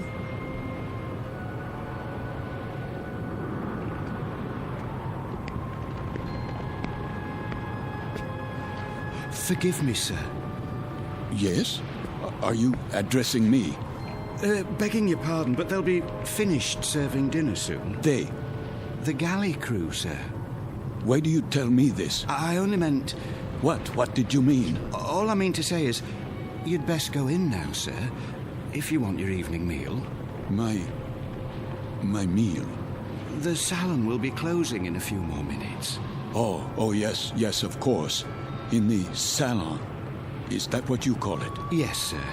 It's very dark out here. Would you like to follow me? Follow? The lights, you see. From now on, I'll have to switch them off when we open the door to the deck and then on again. You understand, sir? Because of the blackout. The blackout? Yes. This way, sir. Are you all right? Why wouldn't I be? Is something wrong with my appearance? Why, no, sir. It's only that... Is this your first time? My what? Your first passage. It can take a bit of getting used to. Sea legs and all that. I'm quite used to being at sea. Thank you. I was just... A special kind of hell waiting. Maybe to be damned is to have a fate like the people on that ship. To have to suffer as they suffered and die as they died. We'd ride the ghost of that ship every night for eternity. For eternity. For eternity. For eternity. Yes, sir? Just listening. To the engines? No, not the engines. I was listening to the water.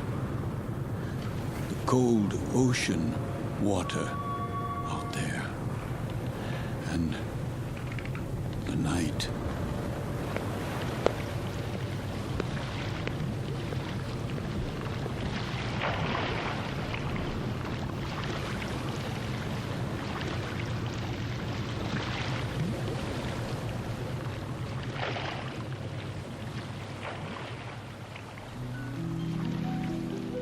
You've heard talk about paying the fiddler, the comeuppance awaiting every man when the ledger of his life is opened and examined. The credits and debits added up, a tally made, and then the reward or the penalty paid. In the case of Karl Lancer, former Kapitan and U-boat commander, Navy of the Third Reich, this is the penalty. This is the justice meted out. This is Judgment Night in the Twilight Zone. More from the Twilight Zone after this. You are about to enter another dimension. A dimension not only of sight and sound, but of mind. A journey into a wondrous land of imagination. Next stop, the Twilight Zone. Hi, this is Stacy Keach. I'd like to take a moment to tell you about our Twilight Zone website at twilightzoneradio.com. At twilightzoneradio.com, you'll find the latest information on these Twilight Zone radio dramas, including behind-the-scenes photographs, plus the newest product releases, trivia contests, ways to contact us, other Twilight Zone-related info and merchandise, plus links to other fascinating websites. So make your next stop twilightzoneradio.com. Visit twilightzoneradio.com to purchase these Twilight Zone radio dramas on cassette and CD, or call toll-free 1-866-989-ZONE. That's 1-866-989-9663.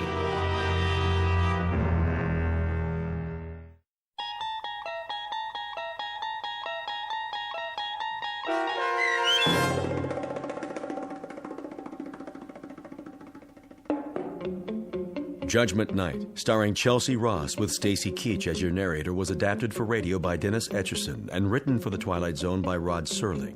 Heard in the cast were Nick Sands, Damian Arnold, Richard Shavson, James Houghton, Sarah Wellington, Christian Stolte, Fernette Lebo, Doug James, Martin Astrop, Anna Rose Benson, and David Darlow. To learn more about the Twilight Zone radio dramas and to obtain audio cassettes and CDs of these programs, visit our website at twilightzoneradio.com. The producers of The Twilight Zone wish to thank CBS Enterprises, Carol Serling, Dennis Etchison, Dick Brescia Associates, Claire Simon Casting, Terry Jennings, XM Satellite Radio, Sirius Satellite Radio, our sponsors and our radio affiliates for helping make this series possible. This copyrighted radio series is produced and directed by Carl Amari for Falcon Picture Group. Audio editing, sound design, Foley effects, and mix for the Twilight Zone radio dramas are by Cerny American creatives Craig Lee, Michael Slaybach, Bob Benson, and Jason Rizzo. To learn more about the Twilight Zone radio dramas and to contact us, visit our official website at twilightzoneradio.com. Doug James speaking.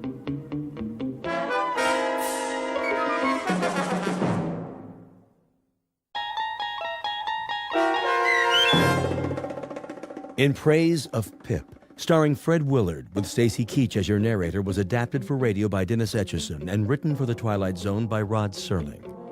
Heard in the cast were Mike Starr, Chad Reinhardt, Christopher Bolf, David Darlow, Linda Reiter, Jeff Lupetin, Peter DeFaria, Doug James, Joby Cerny, Kurt Nabig, Anna Savrutsa, Jason Mallow, Carl Amari, and Amanda Amari. This copyrighted radio series is produced and directed by Carl Amari and Jason Mallow for Falcon Picture Group. Doug James speaking.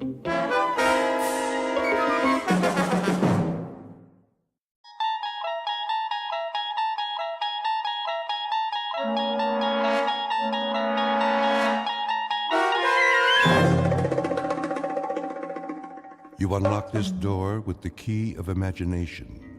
Beyond it is another dimension. A dimension of sound, a dimension of sight, a dimension of mind. You're moving into a land of both shadow and substance, of things and ideas. You've just crossed over into the Twilight Zone.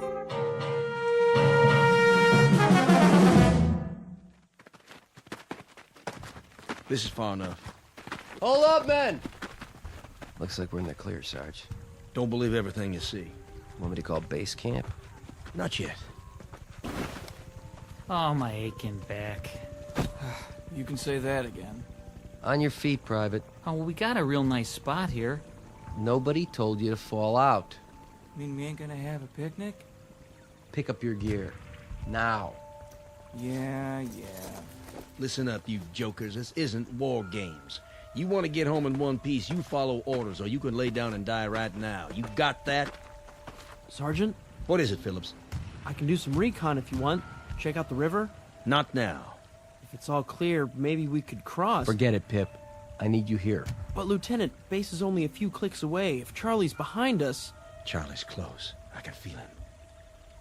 You've been here as long as I have. You'll feel him, too. Listen to the Sergeant.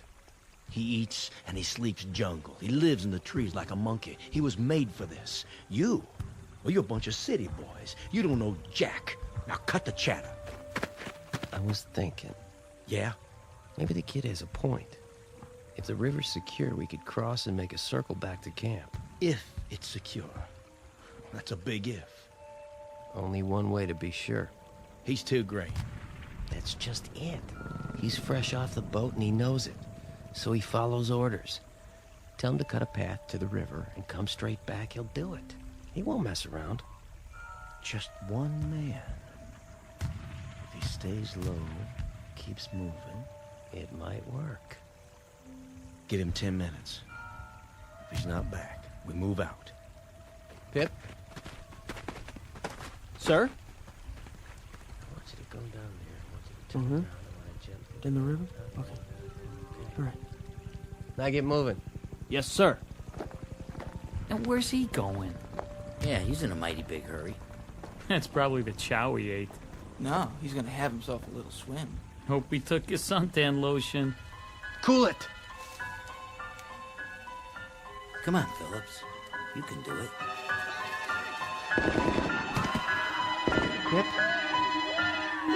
Pip? Pip! Pip? Pip! Mr. Phillips? Mr. Phillips? Yeah, I'll be right there, Mrs. Feeney. I was just resting my eyes. Must have been dreaming some nightmare. Mr. Phillips, are you in there? Sure, Mrs. Feeney. Just let me get the locks on the door.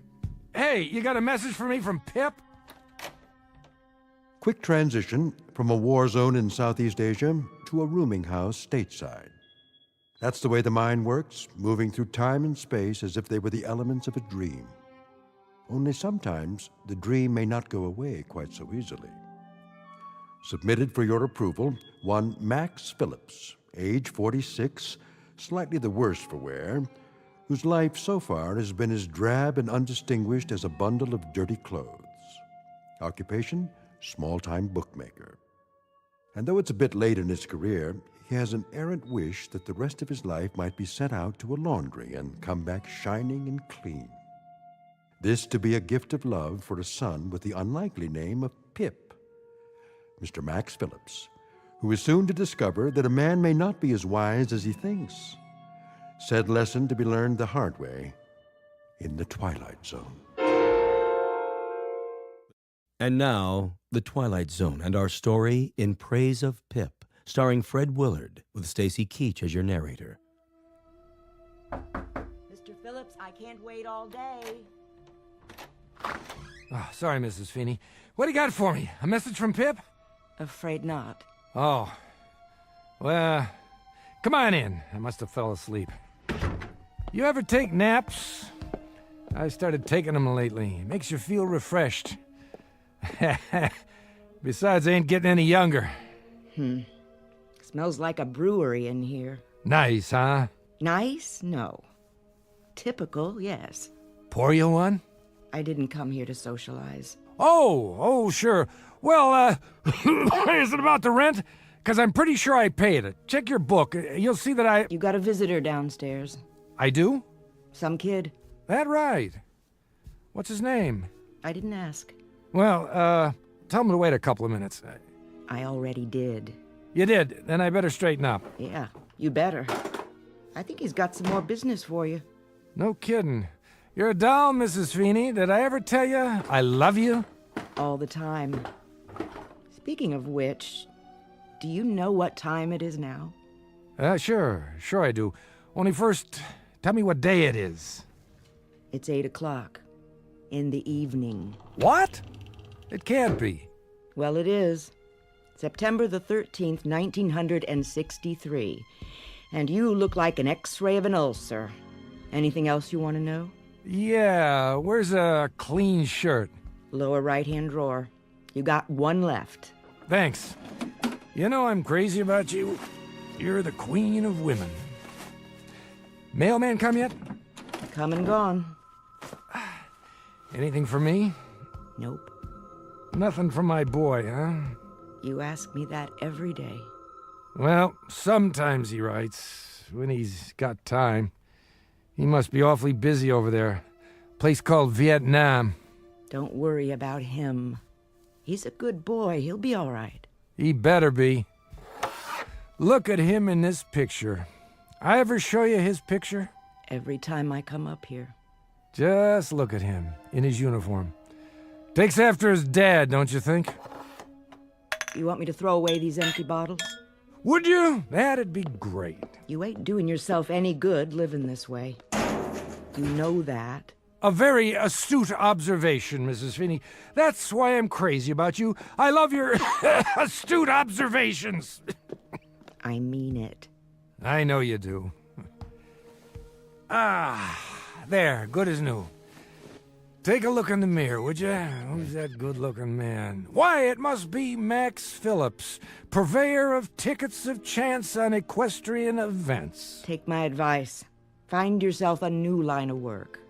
Well, now, here's an observation of my own, Mrs. Feeney. One of these days, I'm going to drink my last drink Accept my last bet, perform my final con, and then I'll be ready to go out and meet Pip when he comes back. And you know what I'm going to tell him? I'm going to tell him that his old man finally wised up. And when will that great day happen?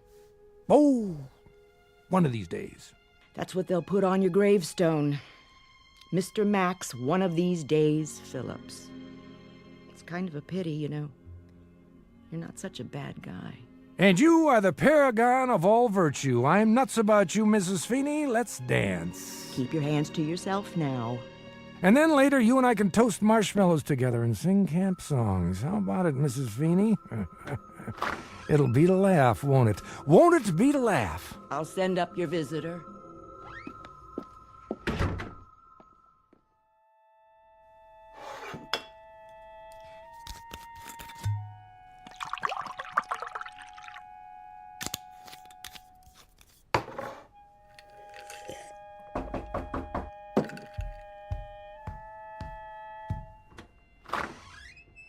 Ah, well, hi there. Pete, isn't it? George. Georgie, that's right. Hello, Mr. Phillips. Please, step into my office. Thanks. Drink? I've got a bottle. No thanks, Mr. Phillips. How about a cigarette? I've already got one. Oh, you got two by any chance? Oh, yeah, sure. Thanks, kid. I just ran out. There, that's better.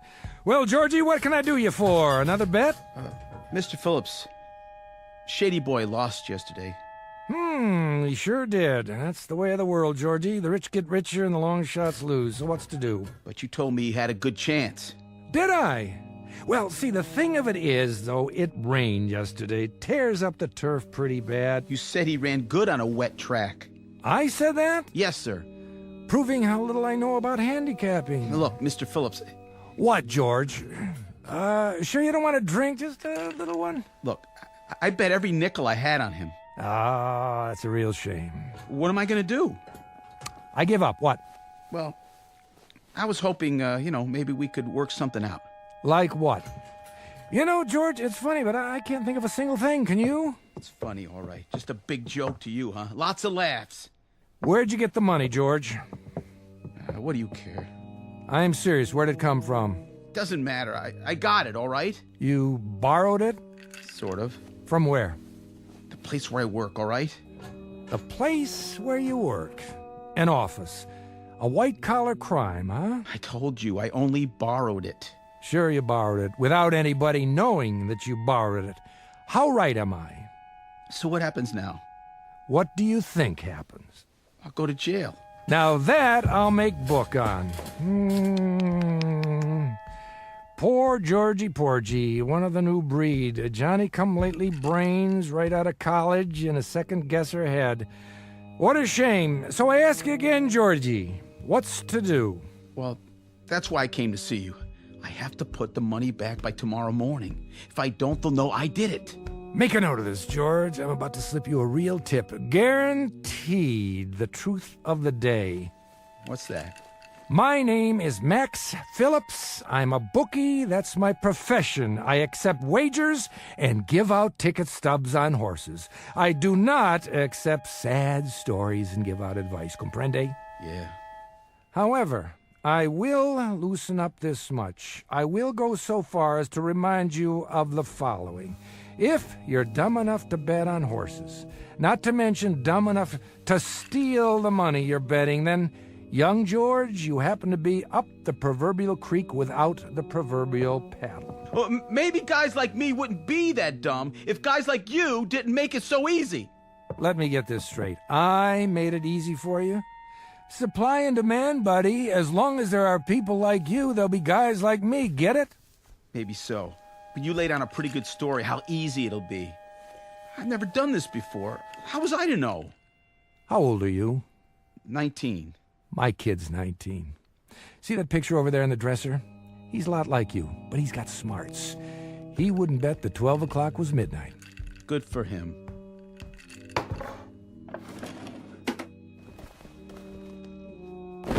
Here. What's this? Your dough, all of it. But how can... I didn't even send it over to Moran. You want to know why? Mr. Phillips... I'll tell you why. 2 reasons. 1, I have fleeced 12 kids like you this week, cleaned them out, and left them to bleach. You'd make number 13. I'm superstitious.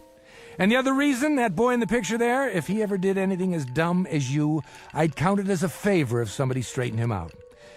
So, why don't you run along now before I change my mind? Man, Mr. Phillips, what about Moran? You're referring to the gentleman who employs me. What'll he say? I mean, I hear he's a pretty tough character. Wrong. He's an angel, a kindly, sensitive man. Salt of the earth. If he finds out that you gave me back my money, he'll say it was a Welch. Oh, no doubt. But it'll be my problem, not yours. Thanks, Mr. Phillips. Thanks a lot. Let me tell you something, George. You can welch on a bet. That's S.O.P. But don't get like me. Don't welch on your soul. Then you wind up hating what you see in the mirror, and that can make it rough when you shave. Good night, Mr. Phillips. Good night, Georgie Porgy. Sleep tight. You saved my life. God bless you. This one's for you, Pip. Oh, and Pip, can you hear me, son? Please take care of yourself. Take real good care.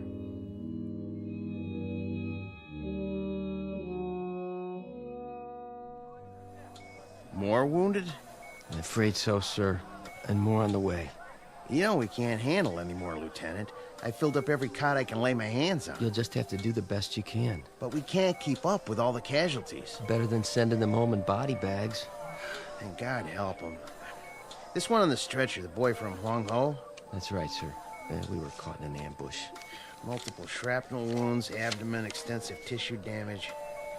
Not a pretty sight. Can you do anything for him? Shot of morphine. Other than that, we can't touch him here. This is only a field hospital. The kind of surgery he needs. Level with me, Doc. What are his chances? Not very good. Oh, that's tough. He's a good kid. Phillips Pip. It's an odd name. It's what everybody called him. Well, Private Pip, I wish you a full recovery and a long life. Short of that, someone to mourn you.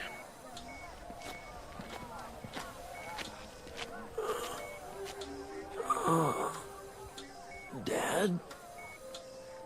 Dad, I need you.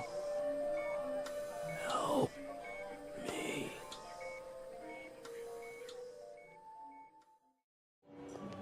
Ice cream, cotton candy, saltwater taffy. How about you, mister? Me? Oh, no, I don't eat that stuff. My boy, though. My boy used to like ice cream cones when he was little, the kind with nuts. That right. Ice cream, cotton candy.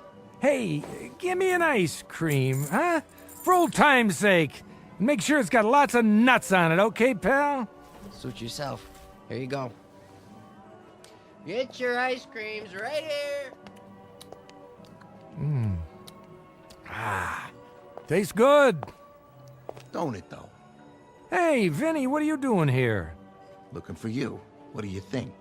Some other time, Vinny. I'm going for a stroll. Eating an ice cream cone. You know how it is. Yeah? Nice time of day. The weather's cooling down. I don't need any company. Maybe you don't. But Mr. Moran, he wants to see you. Oh, does he? Would you just tell Mr. Moran that I'll be around tomorrow with his dough? No reason to worry. He knows where I live. He wants to see you now. No kidding. Let's go. 98, 90, 2 grand, 220, 230. Yeah. Max Phillips is here, boss. Show him in. This way. I know the way. How long have I been coming here, Vinny? Shut the door and wait here in case I need you. Sure, boss. In case you need him, that's a laugh. Might need protection, huh? Against me? Sit down. That's all right. I won't be staying long. I got another engagement. So, Max, haven't seen you in 5 days. I know. Seems like years. Where is everybody? Everybody was here. Now they're gone. That a fact? We settled accounts tonight. Oh, yeah. Where were you? A reasonable question. That's me. Always reasonable. I Must have took the wrong bus. You don't need to take a bus. It's 2 blocks. Well, how about it was such a beautiful day, and I thought I'd take a stroll on the boardwalk. Hey, you remember those ice cream cones with chocolate and nuts on the outside? Guess what? They still make them. I must have bought my kid 1 million of those. I must have... Enough already. You give me the wrong story now, and you'll end up under a bus instead of on one. That can be messy, if you catch my drift. Oh, I catch it all right. Here you go, Moran. Catch this. $1,341. Not bad, huh? Things are looking up. That depends on who's doing the looking. From where I sit, I don't like the view. Then maybe you should clean your glasses. Max. What am I going to do with you? What am I going to do with you? Smoke? Sure, thanks. I don't understand you, Maxie. Don't worry about it. I don't understand myself sometimes. But you know, I don't worry about it anymore. I just take it the way it comes. That's my motto now. I treat you like a favorite uncle, and then what do? You double-cross me. Me? I don't see nobody else here, do you? I don't know what you're talking about. No? Kid by the name of George Reynolds placed a bet with you, $300. His horse didn't place. But somehow, the dough never got to me. Uh-oh, busted. Why, Maxie? I'll bite. Why? Vinny. Something, boss? Bring the kid in now. Sure thing. I want you to see what happened. See what? You mean he's here? No, he's taking a vacation in Miami Beach, 'cause he's here. Nobody gets past me. No, because you gave it back. You welched on me. I had to go out and find the kid and get my money. My money, Max. But he got stubborn, so I had to rough him up. That was a lot of trouble to go through. Sit down in the chair. All right, I'm sitting. Yeah, looks like an awful lot of trouble. For me and him both. And you did this for $300 lousy dollars? A little attitude adjustment. Please, Mr. Phillips, don't let him hit me anymore. All right, I get the point. Let him go. No can do, Maxie. You know what happened if I give him a free pass? This would be the first of a long line. And inside of 3 months, I wouldn't have a shirt on my back. The kid must have persuaded you pretty good. He didn't do anything. Just placed a bet. Ask him. Look at his face. He's already been asked. Nice black eye, if I do say so. One I should make it a pair, boss. If I don't put the money back, I'll go to jail. Don't you understand, Mr. Moran? I'll go to jail. Well, you're tearing me to pieces, kid. It's me right here. You know what your trouble is? You listen to people like Maxie. That's mistake number 1.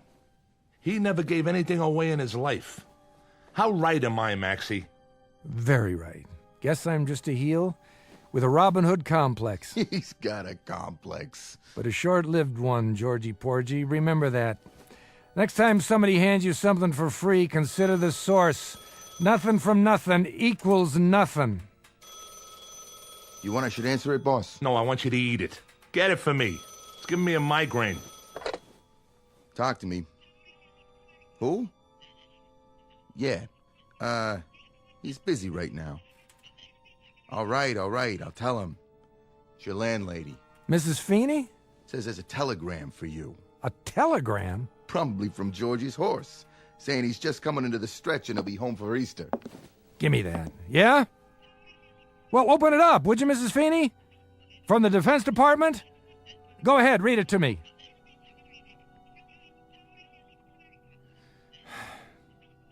Thank you, Mrs. Feeney. No, I'm all right. Thank you. What did it say? Bip's been wounded. My son is dying in a hospital somewhere, a place called Laos. There isn't even supposed to be a war there, but my kid is dying. It's to laugh. I swear it's to laugh. Hey, Maxie, that's a tough break. Yeah. I'm real sorry to hear it. See that amusement park down there? My kid loved to go to amusement parks. That one especially. I used to take him on Saturday nights. Just the two of us, like tonight. This is a Saturday. Oh, look. He ain't dead yet. What I mean is When I wasn't too drunk, or when I wasn't out conning somebody for you, Moran, I'd take him to the amusement park and we'd have a ball. Take it easy, huh? You know, Moran, I think you're wrong. I think I have given something away. And you know what it was? My son Pip. The good part of me. The clean part. The only part I was proud of. Give me that envelope. What are you doing? Take your money, Georgie. Put it back where it came from Monday morning. Nobody'll be the wiser. Except you. Thanks, Mr. Phillips. I hope you learned something. Now get going. If you say so. Hold it right there. Don't listen to him. Look, Max, I'm sorry about your kid and all, but that don't give you no call to... Moran, no more from you. No more. 20 years ago, I should have spat in your eye. I don't know why I didn't. 20 years. I should have remembered how little time a man has to raise a son. The honor goes to you now, George. It's a little belated, but it's the best I can do. Just a minute. Go ahead and get out of here while you can. Walk fast, and don't stop, no matter what. I'll never forget this, Mr. Phillips. You ain't going nowhere. Yeah, he is. Who says so? This. What's that? Are you crazy? You pull a knife in here? In my place? Tell your man to take his hand out of his pocket. If he's reaching for a cigarette, tell him the smoke's starting to bother me. But if he's reaching for anything else, tell him I'll cut his heart out before he gets his hand out of his coat, and then I'll go to work on you. Don't listen to him, Vinny. Do it. With pleasure. No, you don't. How'd you like that? How do you like this, you cheap punk? Boss, he stuck me. You're nuts, Max. I'm getting out of here. Not so fast. Let go of me. Okay, as soon as I make sure you're not getting up. Mr. Phillips, your stomach. You're bleeding. Get lost, Georgie. Get lost fast and don't look back.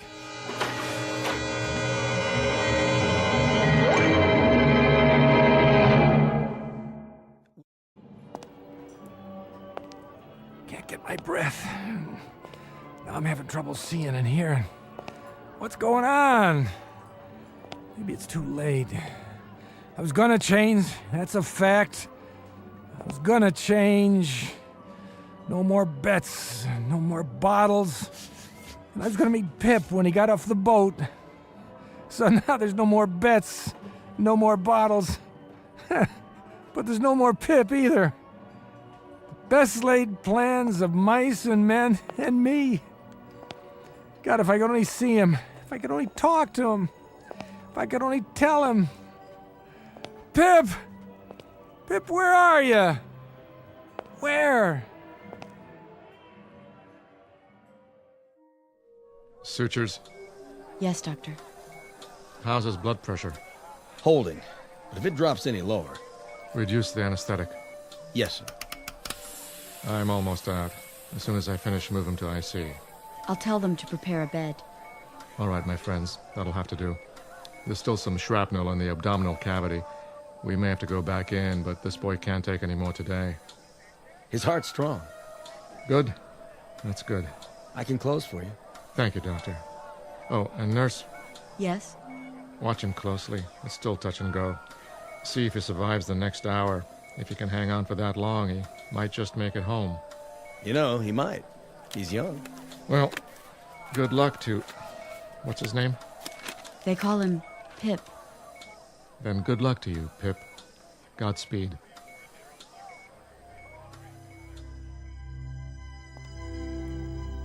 Why'd they shut this place down? It's early. Isn't anybody here to sell tickets? Wait a minute. Who's that? It can't be. Hi, Pop. Pip? Hey, Pip! Hurry up. What are you... You slowpoke. What took you so long? Pip, I can't believe it. Where were you? I've been waiting a long time. Pip, is it really you? Your hair, your face. Let me touch you. Quit with the mushy stuff, okay? Hey, Pip, you still got your freckles. But how old are you? 10. What do you think? How come, Pip? How can you be? That's what I am, Pop. I'm 10 years old. It's Saturday night, and you said to meet you on the boardwalk. I was worried you wouldn't come. Pip, I don't understand. Explain it to me, will you? Well, sometimes you don't show up, Pop. Sometimes you're sick or something. Yeah. Sometimes I'm... Yeah, sometimes I am. Hey! Pip, remember what I used to say to you? I used to say, "Hey, Pip, who's your best buddy?" Yeah. Attaboy, let me see that smile. You always had the greatest smile. Hey, Pop, you know something? You're my best buddy. That I am, Pip. That I am. From now on, you can count on it. Hey! So what do we do first? Well, how about some rides and some cotton candy? Sure, anything you want, anything at all, Pip, just like old times, but you're 10 years old again. How can that be? Don't worry, Pop. We're here, and we're together, and we can go on some rides. Sure we can. Sure we can, Pip, only looks like they shut the place down, the lights, the rides, everything. I got an idea. We can go someplace else. We don't have to. Take a look, Pop. It's just like it used to be. Why, you're right, Pip. How'd you do that? I didn't do anything. Come on. Sure, Pip. Let's go. We'll ride the roller coaster, the Ferris wheel, everything they got. I can go slow if you need me to. What's the matter? Don't think your old pop can keep up? Well, you keep holding your stomach. It looks like you're bleeding. Ah, no, I'm not bleeding. It's soda, that's all it is. I spilled it on my shirt. Come on, let's get going. Let's have some fun. Ice cream, cotton candy. Can I have some cotton candy, Pop? Of course you can. One cotton candy, please. Here you go. Hey, you got ice cream too? The kind with chocolate and nuts on it? You used to like that, didn't you, Pip? Mm-hmm. Make it one of each. You got it. Ice cream, cotton candy. Let's go on the Ferris wheel.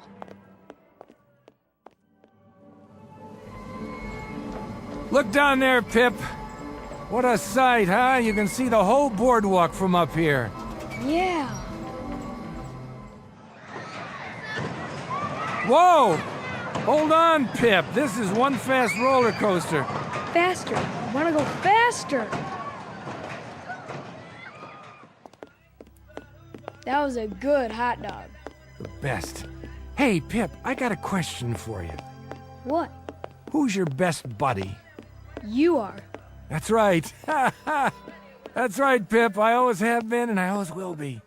Don't ever forget it, no matter what. All right? Oh, all right. Hey, slow down. What's the big rush? I gotta go. Go where? What's the matter? There's not much more time, Pop. Sure there is. What are you talking about? There's... Pip? Where'd you go? What's happening? Gotta keep up. Oh. Where'd he go? Pip, don't go in there, okay? It's the Hall of Mirrors. You'll get lost. Going in, mister? What? No. Come on, it's fun. I know. Screwy Louie's room. Mirrors all over the place. I've been in there lots of times. Pip! Yeah, better go get him. Here's a ticket. Yeah, okay. Pip! Wait up!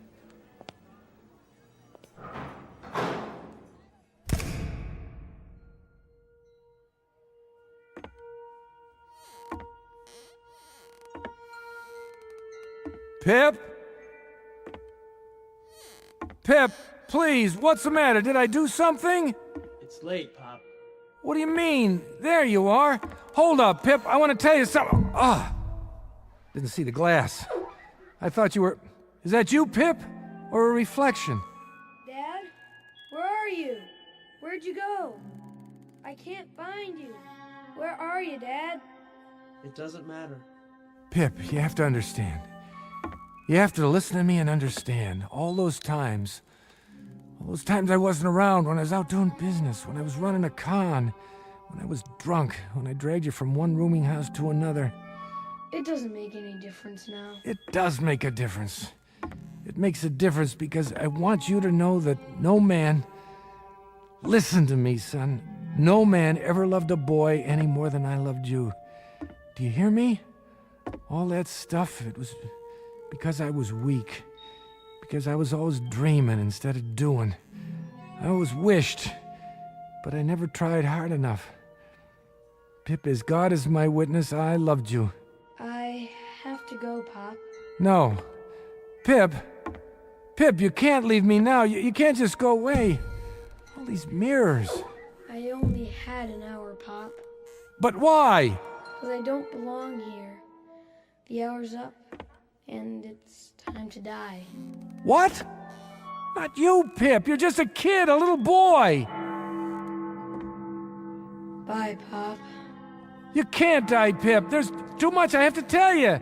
Too much I have to make up to you. I want to spend the rest of my life being your dad. That's all I have to live for now. Nothing else means anything. Pip, come back. I promise no more bottles. No more lousy, crooked jobs, understand? No more waiting for when I don't show up. No more lies. Come out of the mirrors and let me see you. Stop hiding from me. Which one, Pip? Which one is really you?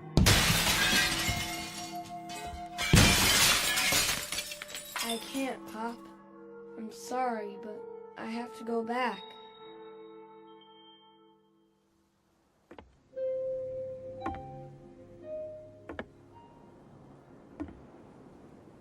Hey, God.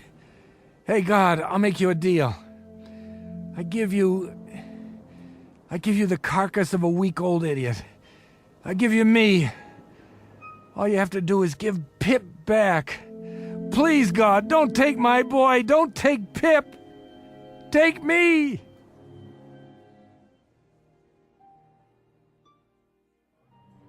Get your ice cream and cotton candy. Tickets right here for all the rides. How many, little lady? Lots. Give us a stack of tickets, will you, please? My daughter loves the rides. Sure thing. Thank you. There. Now, sweetie, which one do you want to go on first? The Ferris wheel. Are you sure? That's a mighty tall ride for such a little girl. Oh, please.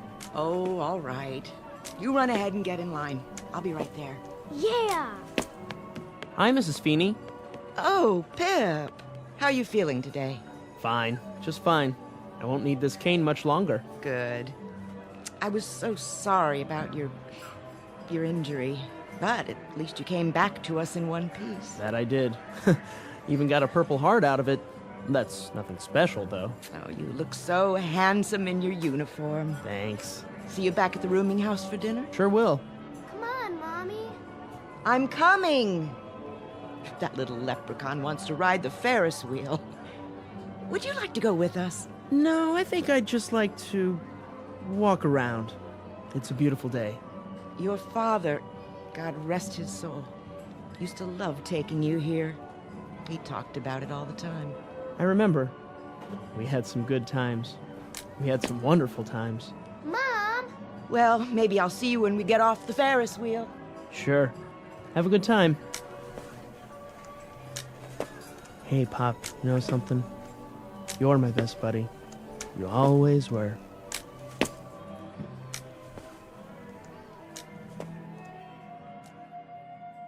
Very little comment here, save for this small aside, that the ties of the flesh are deep and strong, that the capacity to love is a vital, rich, and all-consuming function of the human animal, and that you can find nobility and sacrifice and love wherever you seek it out, down the block, in the heart, or in the Twilight Zone. The Twilight Zone continues in just a moment. You are about to enter another dimension, a dimension not only of sight and sound, but of mind, a journey into a wondrous land of imagination. Next stop, the Twilight Zone. Hi, this is Stacy Keach. I'd like to take a moment to tell you about our Twilight Zone website at twilightzoneradio.com. At twilightzoneradio.com, You'll find the latest information on these Twilight Zone radio dramas, including behind-the-scenes photographs, plus the newest product releases, trivia contests, ways to contact us, other Twilight Zone-related info and merchandise, plus links to other fascinating websites. So make your next stop twilightzoneradio.com.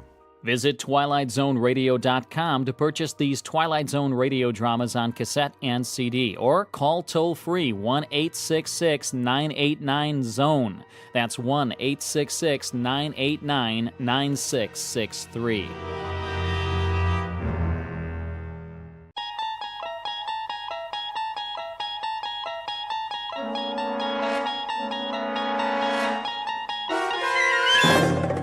You unlock this door with the key of imagination. Beyond it is another dimension, a dimension of sound, a dimension of sight, a dimension of mind. You're moving into a land of both shadow and substance, of things and ideas. You've just crossed over into the Twilight Zone.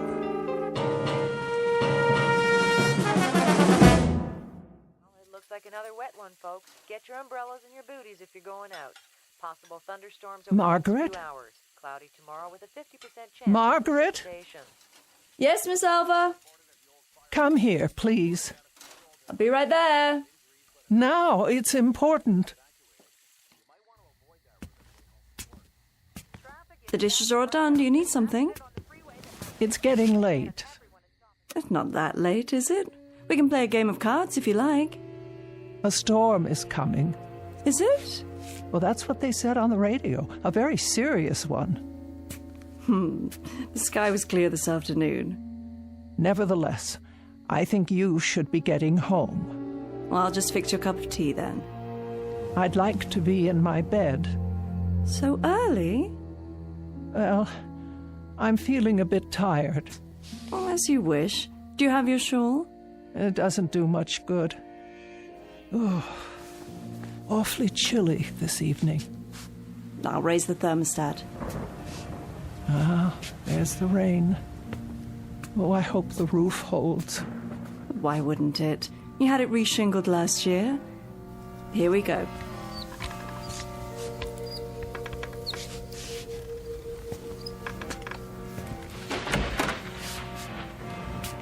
I'll turn the bed down for you. Now, take my hands up and out of your chair. Oh, thank you. Thank you, Margaret. I don't know what I'd do without you. Oh, you do just fine. You'll be walking again soon. Have you been doing your exercises like Dr. Mays told you? It's no use. These legs simply don't work anymore. Oh, Margaret, I'll never leave this house again. Now you stop that. There's a big, wide world out there. Places to go and people to see. The only way I'll see them is if they come here. And there's not much chance of that. Most everyone I know is passed on. Surely not. You have a phone right next to the bed. Call some friends. Keep in touch. It's been too long. I don't know if the numbers work anymore. Of course they do. If they don't, talk to Miss Finch at the telephone exchange. She'll look them up for you. Now, wait right here. I'll get your pills and a nice cup of hot tea. Hurry, Margaret, the rain. You'll never get home. Oh, don't you worry about me, Miss Selva. I'll be back with your tray. Oh, my. Such a terrible, terrible storm. Miss Elva Keene, who lives alone on the outskirts of Linden Fleet in Maine. Her world has shrunk to the size of the small house she owns and may never leave again. For some years, the pattern of Miss Keene's life has consisted of sitting in her wheelchair or lying in her feather bed, knitting, reading books, listening to the radio, eating modest portions of food, napping, taking her medication, and waiting. For exactly what? She's not sure. Perhaps for something different to happen. Something small but significant that will make all the difference. Miss Keene doesn't know it yet, but her time of waiting has just ended. For something different is about to happen. by way of an unexpected phone call in the middle of a stormy night. A telephone call routed directly through the Twilight Zone.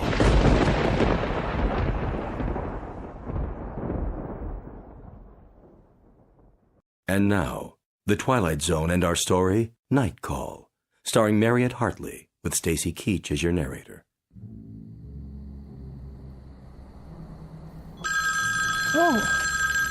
Oh, someone calling? At this hour? Oh. Hello? I'm sorry, I didn't hear. The thunder. Hello? Hello? Who is on the line, please? Oh, no one, apparently. How odd. Perhaps I was dreaming.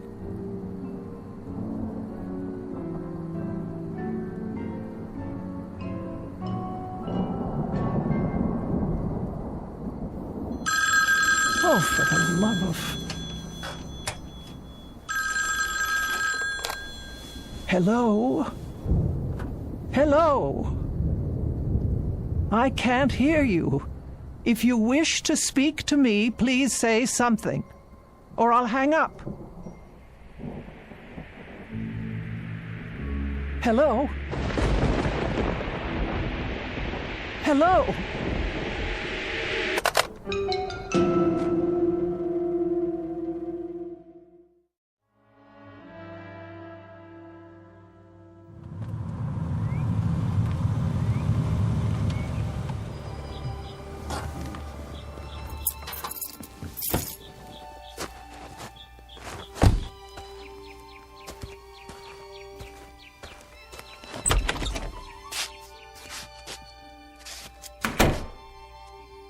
Hello? Just a moment, Margaret. You're up early this morning. Oh, what is the matter with this phone? I'm trying to make a call. No one's picking up at the switchboard. Well, I imagine they're pretty busy this morning, what with the storm and all. I suppose. Phone company, Miss Finch speaking. Ready for your tea? Just a moment. Miss Finch, this is Elva Keene. Yes, Miss Keene, can I help you? Oh, I certainly hope so. Well, I'll do my best. What is the problem? Last night, about 2 a.m., my telephone rang. Oh? I answered it, but no one spoke. And I didn't hear any receiver hanging up. Just silence. Is that right? Or rather, a crackling sound like wind and rain. That would be electrical noise, a faulty line, most likely. The same thing happened a few moments later. Well, I'll tell you, Miss Keene, that storm last night about ruined our service. We've been flooded with complaints about fallen wires and bad connections. I'd say you're pretty lucky that your telephone is working at all. Oh, you would you? Yes, ma'am. And would you say then that someone was trying to call me, but that the connection was washed out? That's as good an explanation as any, Miss Keene. But who would have tried to call me in the middle of the night? I'm sorry. I wish I could be of more help, but the way things are right now... Is it likely to happen again? I really couldn't say. It might. Were you expecting a call? Not at that hour. It depends on what's causing it to happen, of course. Could you find out? If there's a breakdown somewhere, our crews will find it and repair it. And what am I to do in the meantime? If it does happen again, you just call me and I'll run a special check on it. Will you do that? Well, if that's your only suggestion. I'm afraid it is. I'll be here in any event. Well, goodbye, Miss Keene. Goodbye. All taken care of? I'm not sure. I'll start your tea, and then we'll move into the living room. Would you like that? Margaret. Yes, Miss Alva? Did you call me? When? Last night. At 2 a.m? No, ma'am, not me. Oh. I thought you might have tried to check on me because of the storm. But then I don't pay you for nights, do I?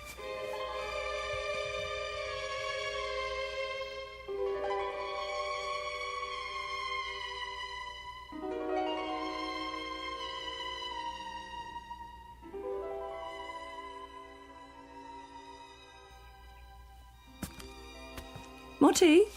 No, thank you. Have you taken your pill? Yes. Don't I always? Never missed one yet. The highlight of my morning. The mail should be here by now. Shall I check the box? Why don't you do that? With multiple injuries in the 5-car pileup, so take caution while driving in these slick conditions. The storms are still very strong in the north and northeast, while the rest of the city, the severe storms seem to have passed over. Several areas were still without power last night due to fallen wires. Workmen restored electrical service shortly before dawn.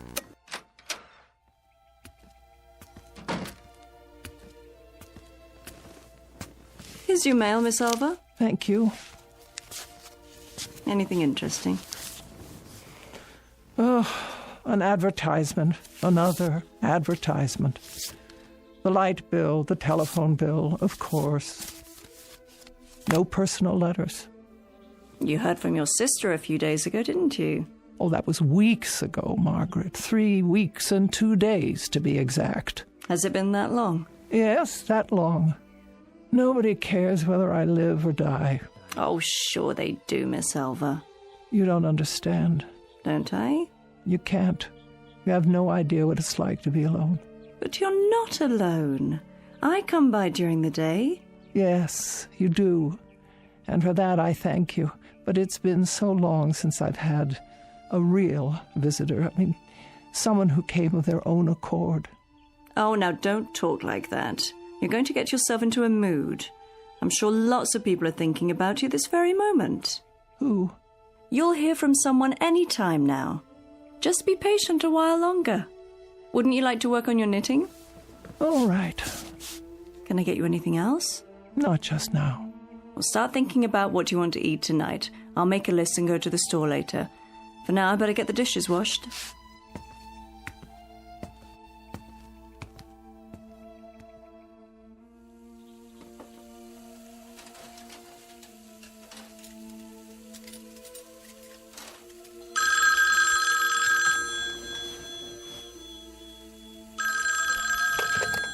Hello? Hello? Margaret? Yes? Come here, quickly. Was that the phone? See, someone's calling you now. Take the receiver. What for? I want you to listen. If you like. Well? There's no one on the line, Miss Alva. Just listen. See if you can hear whether anyone's there. There's nothing. But you heard it ring, didn't you? Yes. Tell me if someone hangs up. Not a thing. The line's dead. Wait. What's the matter? Oh, well, it doesn't matter. I'll call Miss Finch and have them check on it. You really think that's necessary? Yes, I think it's necessary. Am I to suffer calls like that at all hours of the day and night? Calls like what? There was no call. Then why did it ring? It was a mistake, that's all. How could it be a mistake? Someone must have dialed my number. Not if it's a malfunction. Something's wrong with the equipment. I'm sure they'll... What are you doing? Reporting it. Phone company, Miss Finch speaking. Hello, Miss Finch. I thought you should know. I've received another one of those calls.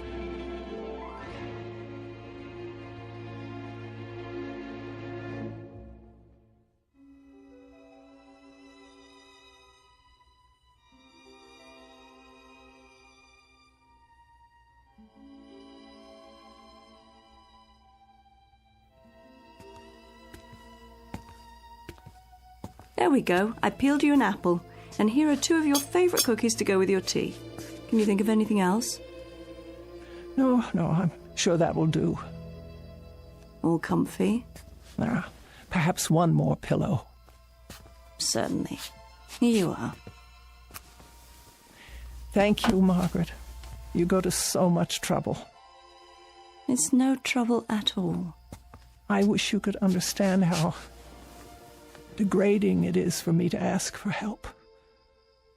I've always been able to take care of myself. Oh, now. We get along just fine, you and me. We're friends. I don't have friends anymore. Don't be silly. You have more friends out there than you realize. Oh, I wish that were true. You'll see. You'll hear from them. Meanwhile, don't fret about those phone calls. Don't give them another thought. I'll try not to. It was the storm, I'm sure of it. Perhaps you're right. Whatever the trouble was, the repairmen have fixed it by now. But just to be sure, why don't you keep the receiver off the hook and then you won't be bothered? Oh, that's a good suggestion. You know, I have an extra television set, a portable. I could bring it over if you like. No need. There's hardly any reception out here. There is if you put up an antenna or connect with the cable system.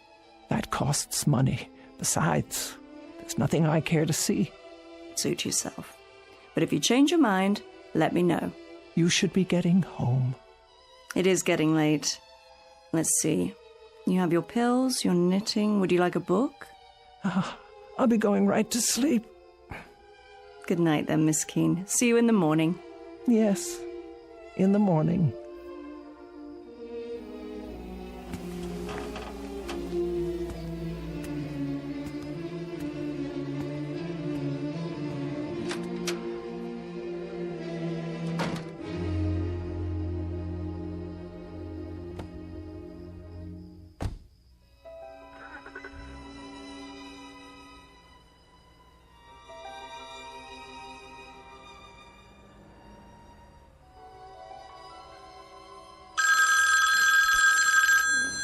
Oh, Margaret, there it is again.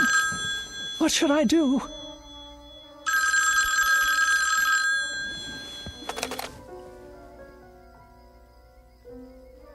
Nothing. Just as I thought. I won't speak. I'll hang it up and then leave it off the hook.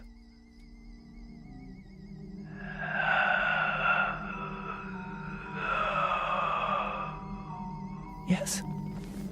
Who's there? Who is it?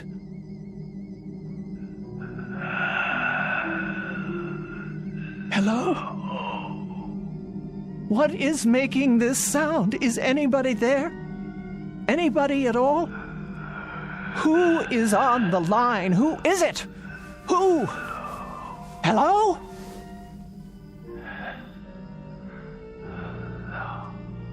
What is that? Please, please leave me alone.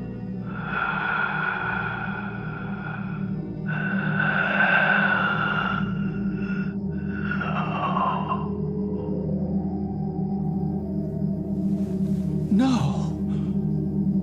Please. No.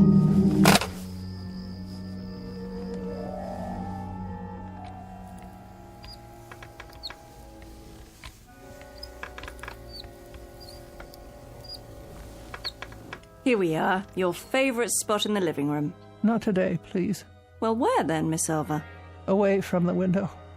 If you're going to knit, you'll need the light. I don't care to knit just now. Very well. And close the curtains. Close them? I just opened them. That's the way I want it. But look what a lovely day it is. With the curtains drawn, there'll be hardly enough light for anything. Please do as I say, Margaret. I'm not feeling well. Why? What's wrong? My nerves. I hardly slept last night. You didn't? Not a wink. Why on earth? What happened? Do I have to tell you? No, not the telephone. Yes, at all hours, over and over again. You're sure? Indeed, I am. The sound is so loud in this house, it hurts my ears. Well, we can't have that. And this time, he spoke to me. He didn't. Margaret, I simply can't bear it. Shush, dear, don't you worry. We'll do something about that right now. Call Miss Finch and clear it up. She won't listen. Of course she will. She doesn't take me at all seriously. Well then, I'll have a word with her. We can't have you going without your sleep.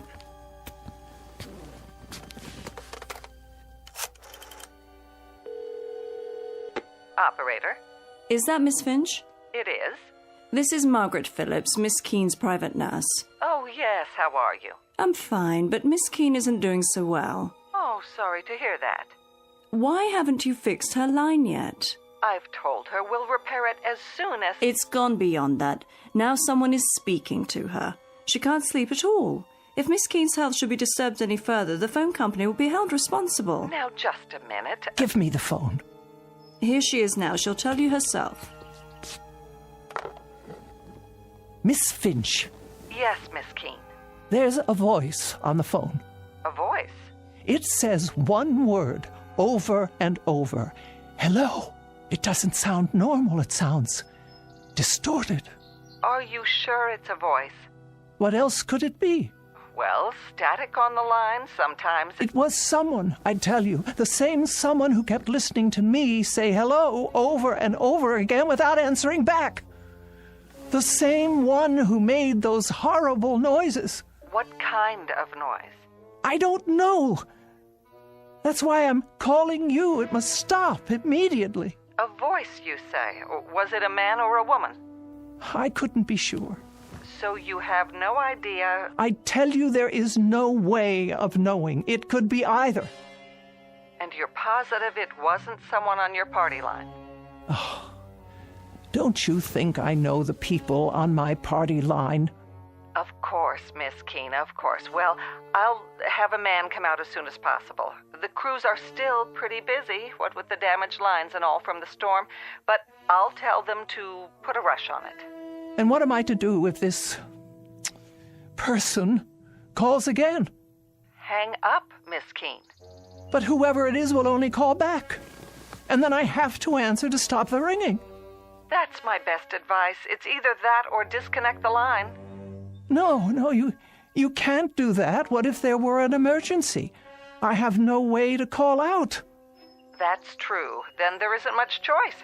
I suggest you talk to them. Try to find out more, get a name if you can. Do that and we'll have something to go on. We'll take immediate action, I promise you. But I don't wish to speak to them at all. Then I'm afraid there's nothing we can do. So you won't help me? We can't. It could be absolutely anyone. There's no way to know. I see. Then, good day to you. What did she say? Not a word of help. It's obvious she doesn't believe me. Oh, I'm sure that's not true. As far as she's concerned, I'm just a nervous old biddy falling prey to my imagination. But she didn't actually say... Well, she'll find out differently. You all will, if it's not too late by then. Such talk. You're letting yourself get way too upset. Why don't we have some breakfast? Would you like that? No, I'm not hungry. In a while, then. We'll both have something.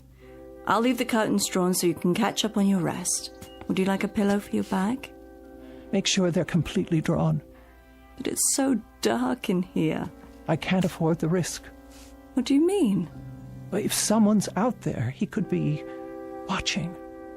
Watching what? Me.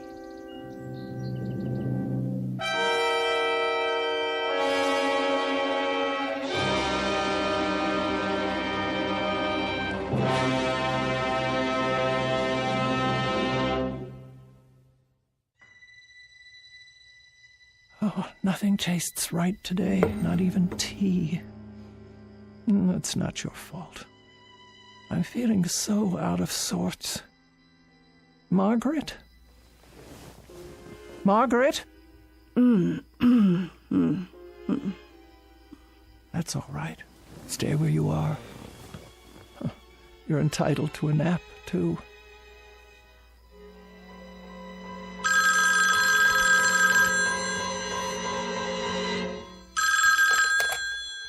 There. That will stop it. I won't put it to my ear. I won't. But if I don't take the call, I'll never know who it is. Oh. All right, I'll leave it on the hook. And the next time it rings, I'll force myself to speak to them and find out what they're up to.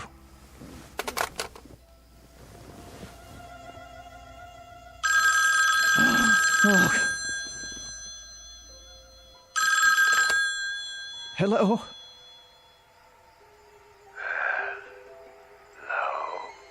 Who is this? Who's calling, please? Who's calling? I've had quite enough. Stop this at once. Why do you keep saying that? Can't you hear me? Please.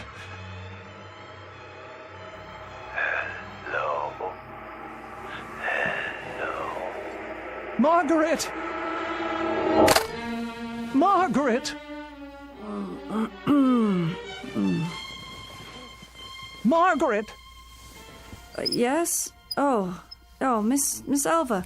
I was just resting my eyes. Is everything all right? No, it is not. Then what? The telephone. Oh. Did it ring? I thought I heard something. It's a man. I'm sure of it. How do you know? Because he just called again. I heard the tone of his voice. It was deep and hoarse. Like there was something wrong with him. What did he want? I don't know. Then how? He just keeps saying hello. Over and over. That's all he says. Hello. Hello. Hello. Now you've got to stop this, Miss Keene. I've got to stop. I'm not the one who... You're working yourself into a state over... Over nothing? I didn't say that. You didn't have to. You were going to say it. Now, Miss Keene, I was not. I think I'd better put you back in your bed so you can... I don't want to be put in my bed. I want to know who this terrible man is who keeps calling. What did Miss Finch tell you? She told you it was probably a bad connection, didn't she? The telephone wires are still wet from the rain.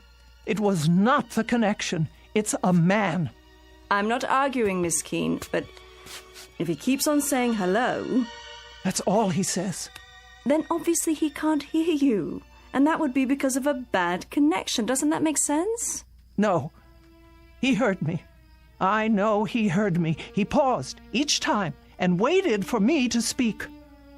I don't know what he wants. Then why don't you hang up on him, Miss Alva? You don't have to listen, just hang up. Is that so hard to do? No, I've tried that. But the voice... Hello, over and over. Hello, hello, hello. Then do this. Take it off the hook. There. Now he can't call you, right? Nobody can call me. Leave it that way just for the time being, until all this funny business is over. It will be the same on the extension. And then if you decide to make a call, all you have to do is hold down the arm for a second. Isn't that right, Miss Keene? Miss Keene? But why is he calling me? Why would he? Can you tell me that? Why? He wants something from me, but I can't imagine what it is.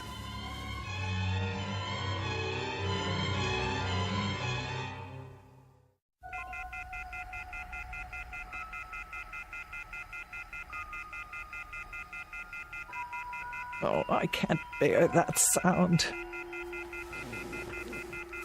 Try putting a pillow over it. There. No. Hello. Hello? Where are you? What? I want to talk to you. No.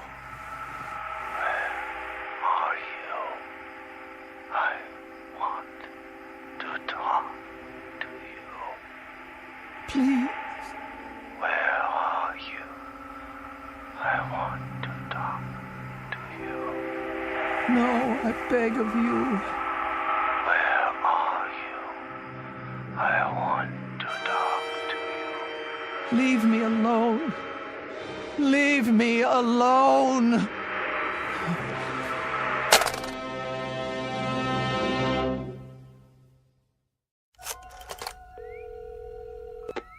Phone company. Miss Finch, the problem is getting worse. Oh, hello, Miss Keene. I tell you I won't have it. Have you tried leaving it off the hook? No, it doesn't do any good. He just waits for me to hang up so he can call back. I left the receiver off last night, but I can't do it anymore. Even when I bury it under a pillow, the noise keeps me awake. I haven't had any sleep in 24 hours. Then perhaps, Miss Keene, we should disconnect it after all.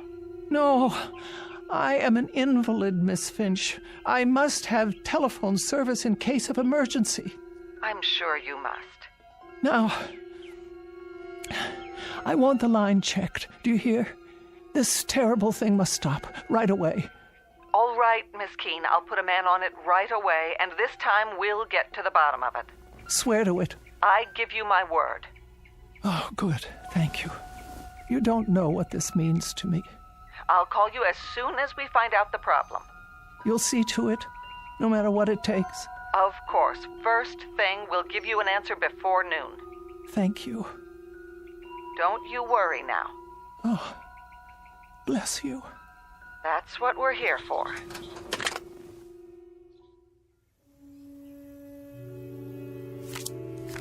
Your play? What? Pick up your cards, Miss Elva. This is what we need, you'll see. A nice game of canasta. Oh. Yes. Now, it's your play. What is the matter with that girl? She promised faithfully that a man would check on it today. The afternoon is almost over and no one's been by. Maybe he doesn't have to come by, Miss Elva. Why wouldn't he? If the problem is somewhere else, with one of the telephone poles, for example. Well, I suppose that could be true, but she promised she'd let me know. Look at your cards. Did you get a good hand this time? Oh. That'll be her, don't you think? Want me to answer it? Yes, if you would. Hello? No, this is Margaret Phillips. Would you like to speak with her? Who is it? Just a moment. You see, it's Miss Finch. Now everything will be fine. Oh, yes? About those calls you say you've been receiving, Miss Keene. Say I've been receiving? Why don't you believe? We sent a man out to trace them. I have his report here. And? He says he followed your line through all its connections. He found the problem. Well, what is it? A fallen wire on the edge of town. Fallen wire? Yes, Miss Keene. The weather blew it free of the pole. I don't understand. One end was on the ground, so no signal at all was getting through. Are you telling me that there were no calls? I'm sorry, but there's no way anyone could have called from that location, Miss Keene. I tell you, a man called me. There must be a phone there. There must be some way for him to call me. Miss Keene, the wire is lying on the ground, unattached. Tomorrow our crew will put it back up and you won't have any further trouble. There must be a way that someone got through. But there is no one out there. No one at all. Out where? Miss Keene, it's the cemetery. Oh. Miss Keene, are you there? What is it, Miss Elva? Miss Keene? Miss Keene? Why have you dropped the phone? Will you tell me what's wrong? Miss Keene, for heaven's sake, what is it?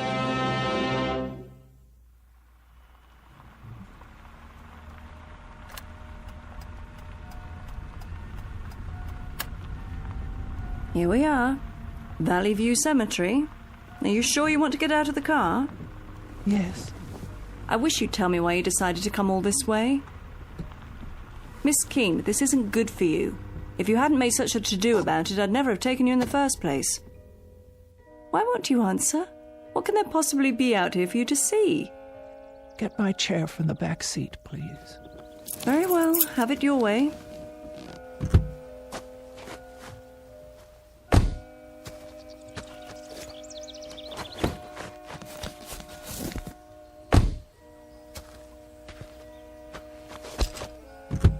Careful. Now. Up and out. Here's a blanket for your legs. Though I can't imagine why you'd want to. Miss Elva? What are you looking at? Over there. You mean inside the grounds? On the other side of the gate. All right. We'll have to steer clear of the power lines, though. Well, there's a loose telephone wire hanging down. Can't see where it touches the ground. Where are we going? The first row on the left. About halfway down, as I recall. That's where the wire ends. I knew it.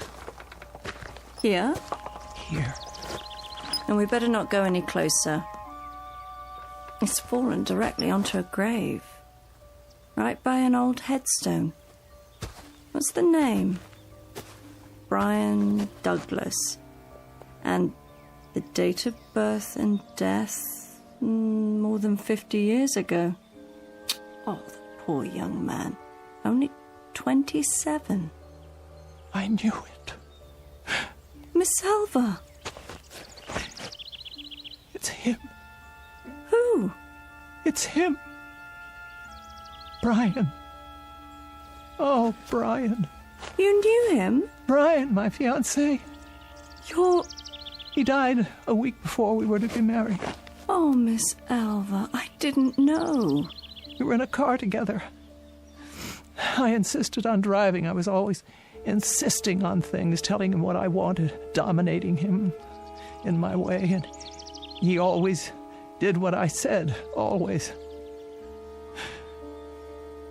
I lost control of the car, steered it right into a tree. Brian went through the windshield. He was cut to pieces.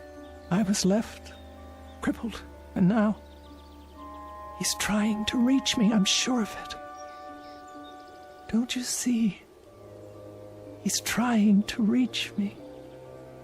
So many years out here alone, in the sun, in the wind, in the rain. And now, at last, I can talk to him. I won't be lonely anymore.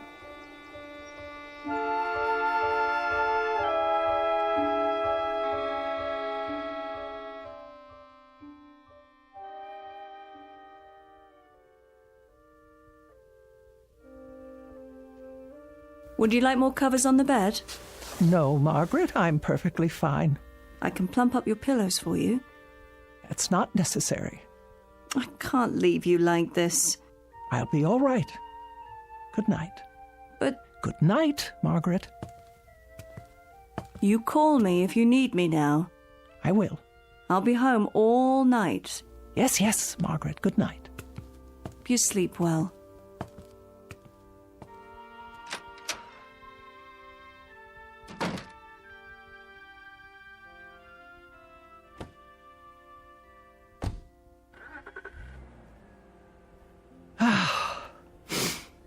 Now then, you may call me any time at all. I'm waiting. Oh, this is ridiculous. Now that I want you to call. Brian? Brian? Are you there? Can you hear me? It's Elva. Elva! Oh, Brian. Brian, my dear.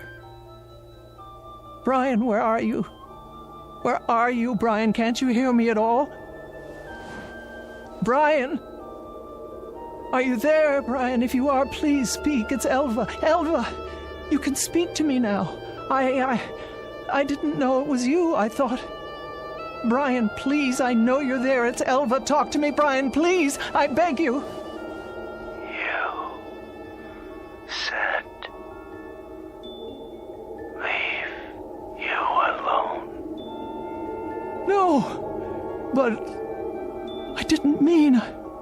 I always do what you say.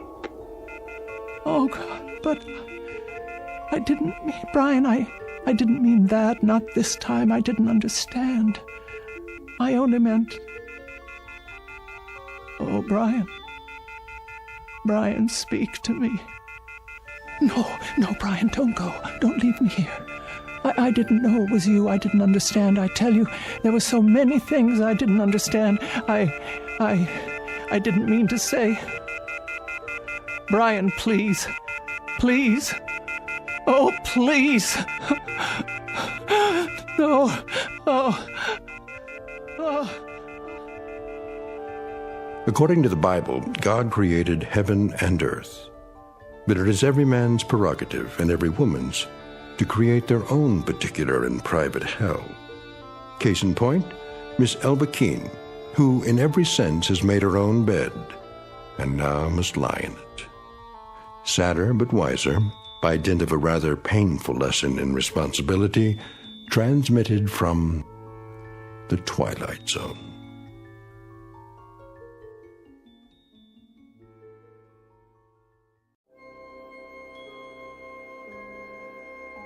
Hi, this is Carl Amari, producer of the Twilight Zone Radio Dramas. I'd like to take a moment to tell you about our official website at twilightzoneradio.com, where you'll get the latest news and information on these Twilight Zone radio dramas. Plus, at twilightzoneradio.com, you can digitally download 3 free episodes or any of our episodes for only $1.95 each. In this age of ever-changing technology, we've decided to make these episodes instantly available to you by making the Twilight Zone radio dramas a digital download-only series. This means that this series will no longer be offered on CD. The CD collections at our website are now being offered while supplies last at buy one, get one free. So be sure to get your favorites before they're sold out. Be sure to visit us often, and I'll see you in the zone.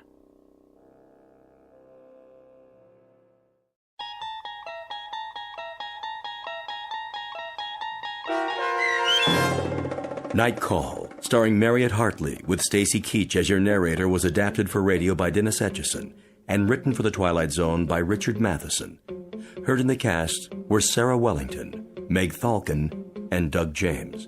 The producers of The Twilight Zone wish to thank CBS Enterprises and the Rod Serling estate for making this series possible. This copyrighted radio series is produced and directed by Carl Amari for Falcon Picture Group and Westwood One. Sound design and custom Foley effects for The Twilight Zone by Cerny American creatives Bob Benson, Craig Lee, Michael Slaybach, and Matt Sorrow.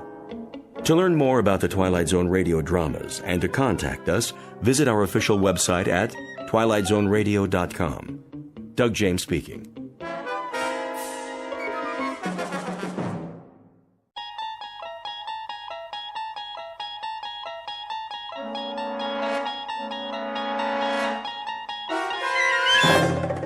You unlock this door with the key of imagination. Beyond it is another dimension, a dimension of sound, a dimension of sight, a dimension of mind. You're moving into a land of both shadow and substance, of things and ideas. You've just crossed over into the Twilight Zone.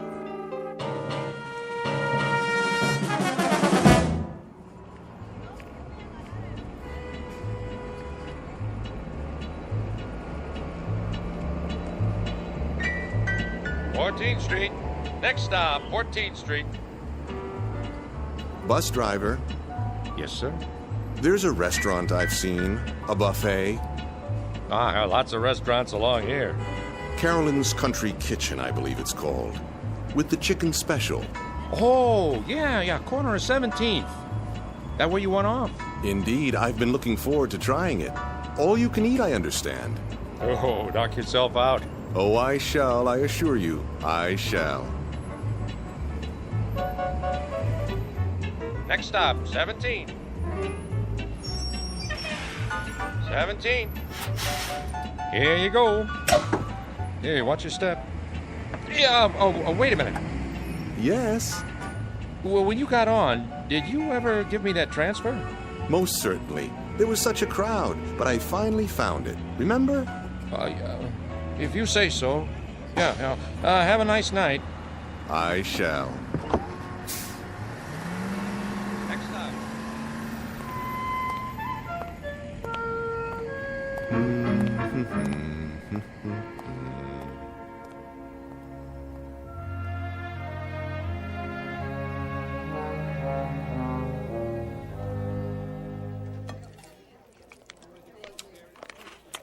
Here's your check.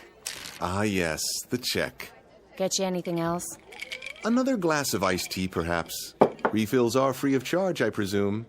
Nadine will get it for you. I'm off the clock now. And pay up front. Certainly. Oh, miss. Yeah? Might I trouble you for one more plate of your delicious fried chicken? That makes 3. Your policy is all you can eat, is it not?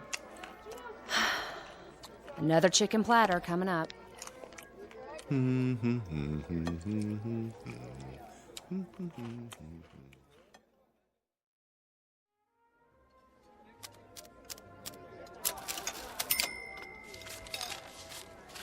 Thanks, Mrs. Nolan. Oh, don't mention it, Bernice. Hey, see you Saturday for the baby back ribs. You take care now. Enjoy your meal, sir? Very much. I couldn't eat another bite. That's nice. Cash or charge?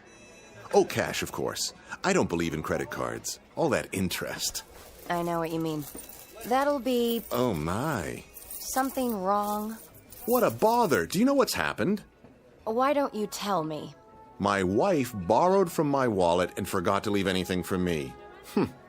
Will you take a check? Like it says on the sign, no checks.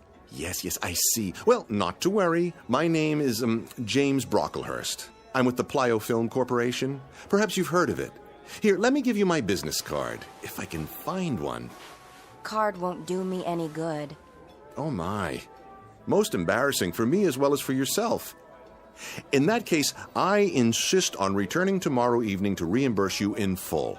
Would you move it, pal? I gotta pay and get home. Of course. Tomorrow evening, then, at this exact hour. I'll include a generous tip as well. Thank you for your kind understanding. Hey! Thank you. What's the matter with that guy? I'm not sure, but I think he just stiffed me.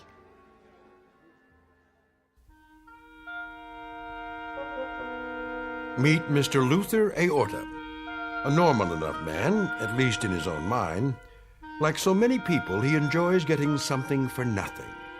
But for him, it has become an obsession and a way of life. So it isn't surprising that he's attracted by words like all you can eat and no limit and, best of all, free. That's the magic syllable. It does strange and wonderful things to the metabolism. In fact, it's his whole reason for living. Unfortunately, Mr. Aorta is about to discover that such signs don't necessarily tell the truth. Because though the offer in question may be free, it sometimes comes with a one-way ticket to the Twilight Zone. And now, The Twilight Zone and our story, Free Dirt, starring Eric Bogosian, with Stacy Keach as your narrator. Luther? Hmm? Luther, I'm talking to you. Yes, dear. Breakfast is ready. Good. If you want yours, you'll have to get that junk off the table. Oh, but it isn't junk, dear. I found several good coupons in this morning's paper. You and your coupons. Samples for the cost of a postage stamp. We can get new packets of seeds absolutely free. Seeds? You've got 100 packages of those things already. Yes, dear, I know, but these are special. I'll bet. They are. Look. Would you clear off the table, please? From the largest seed company in the U.S., free peaches, free cucumbers, free asparagus, and free ranunculus. Can you just taste them? What are you going to do? Eat the seeds in a bowl with milk? Of course not. I'm going to plant them. Oh, you are? Where? In the backyard. They'll make a lovely garden. I hate to disappoint you, but plants need something our yard doesn't have. And what's that, dear? Dirt. Dirt? Topsoil, loam. There's nothing but rocks out there. Yes, you're right. But don't worry. I'll find some fresh dirt and bring it home. From where? That may require some thought. Just a minute. Hmm? Breakfast first? Oh, yes, breakfast. You drive me to work today, remember? Of course. Sit down and eat. I'm going to be late. I was just thinking about the dirt. Where were you last night, anyway? I rode the bus into town. some things I had to take care of. The bus, huh? I'm surprised you were willing to pay the fare. Cheaper than the cost of gas nowadays. It worked out very well, actually. Did you eat anything? To be sure, I found something on the way. A bargain, no doubt. Quite a remarkable one, in fact. You would have been proud of me. I hope so. Where does one go to get dirt, I wonder? Oh, Luther. A quarry would have some, but they'd probably charge a lot of money. Finish your eggs. I'm late as it is. Just cleaning my plate. It's a crime to waste food.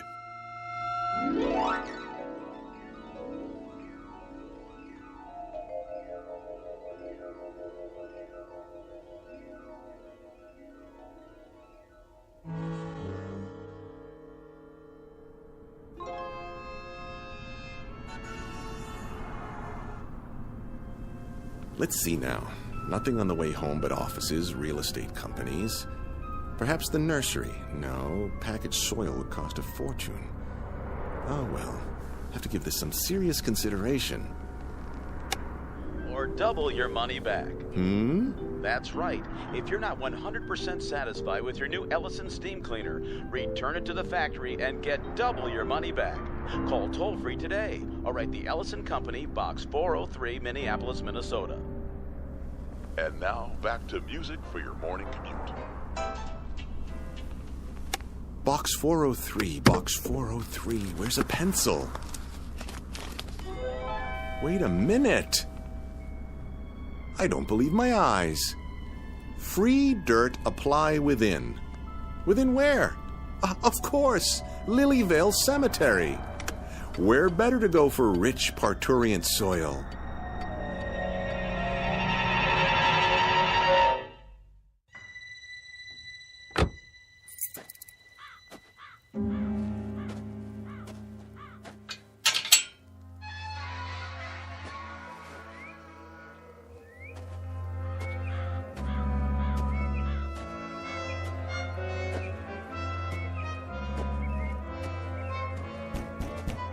Hello?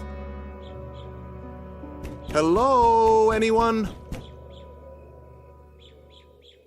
Anyone at all? Guess not.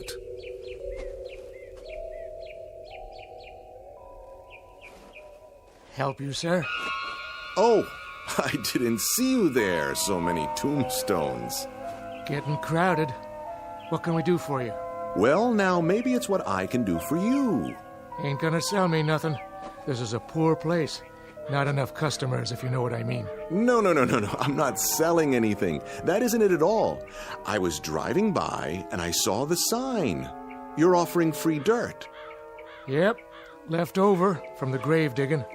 Well, I'm here to take some of that dirt off your hands. If there's any left, that is. Oh, there's plenty, all right. It builds up. And it's free, you say? No strings. Free as a bird. How much may one have? Much as you want. On what days?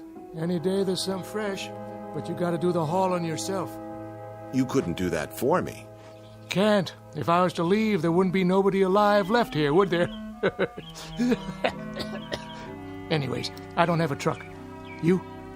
No, but I might be able to borrow one. Now, if you don't mind, may I see the dirt?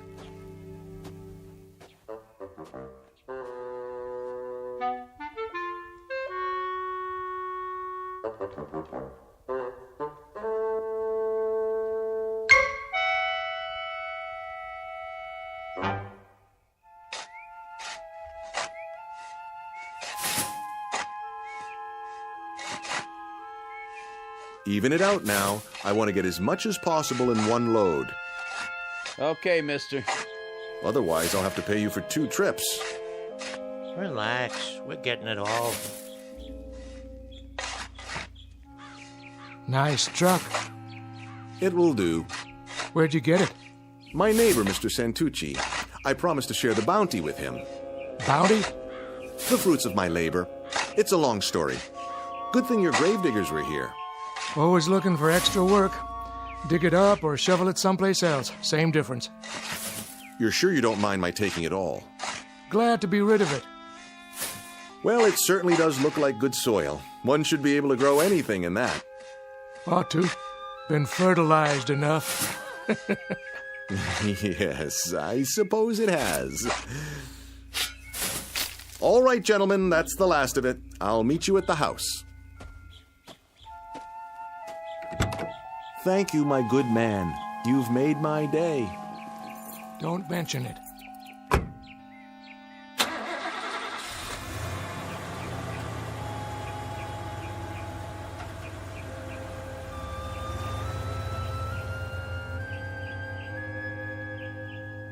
Good dirt, I guess. For some people. Me, I don't like the touch of it. Sitting out here all week and it's still damp. I don't even like the look of it. Sure it came out of new ground? No old graves underneath? Hard to say. The plots are pretty close together. Well, don't tell that aorta guy. Yeah, probably gonna make mud pies out of it. I'd as soon not know. Just be sure he pays you.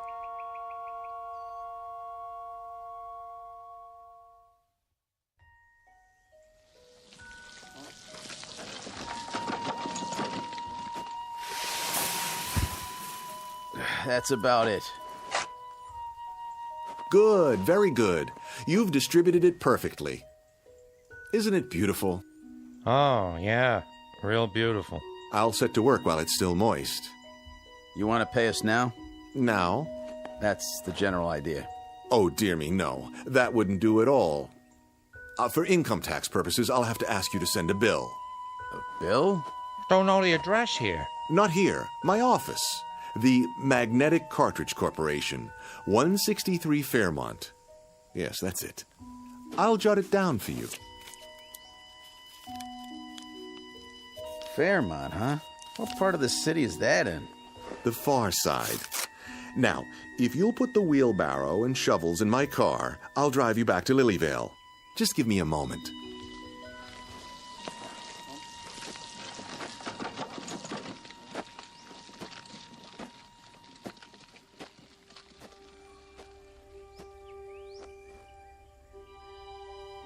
I can hardly wait.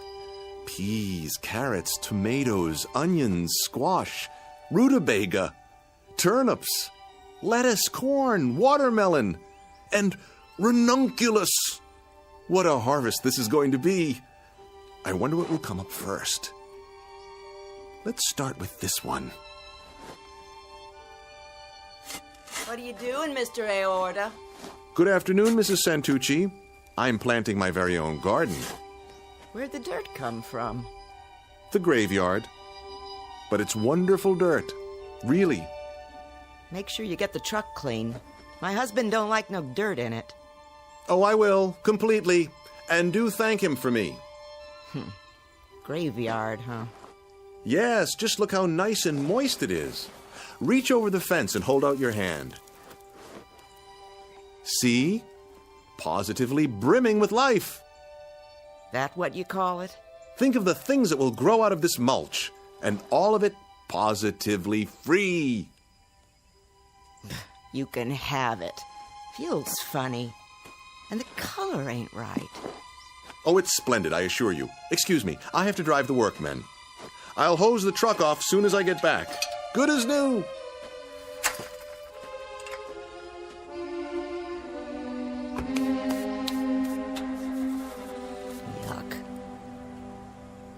Even smells funny. Now I gotta wash my hands. Don't know what it is, but something about that dirt just ain't right.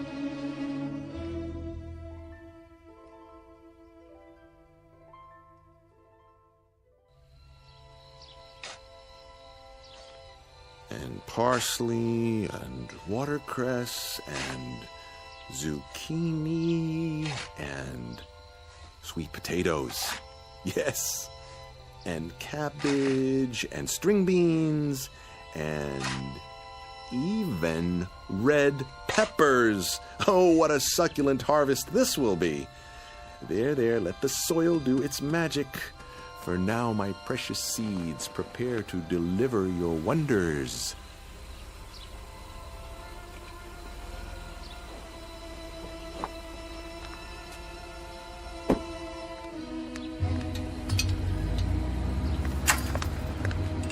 you. Hello, Myrtle. Home early, I see. Early? Or late? What time's it getting to be anyway? You were supposed to pick me up from work, or didn't you remember? Oh, no, I'm sorry, dear. Truly I am. But you see, I've been out here all afternoon, working my fingers to the bone. Doing what? Gardening. Isn't it magnificent? I've marked each variety with twine. I've even dug a small drainage ditch between the rows, so the water can run off. And do you know what I did today? I had to take a cab all the way home because my husband forgot I was alive. It slipped his mind. 1,000 apologies, dear. It won't happen again. You bet it won't. This is the last time I let you have the car, and from now on, you can take the bus every day.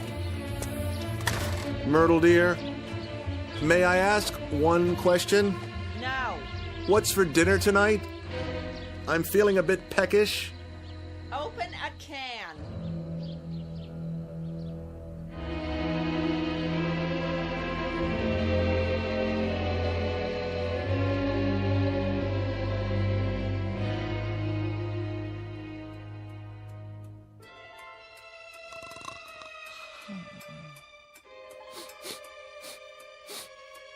Hmm?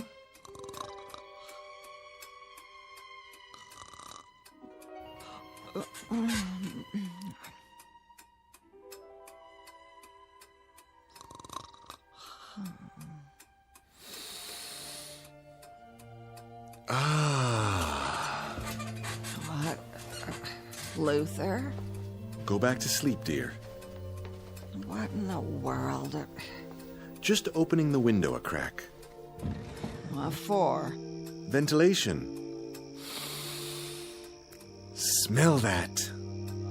Come back to bed. It's 3 o'clock in the morning. I know, but I simply had to get a good whiff. Isn't the night air delicious? Like it's alive. Oh, crazy man. Listen. You can almost hear the little seeds reaching up from the earth, trying to be born.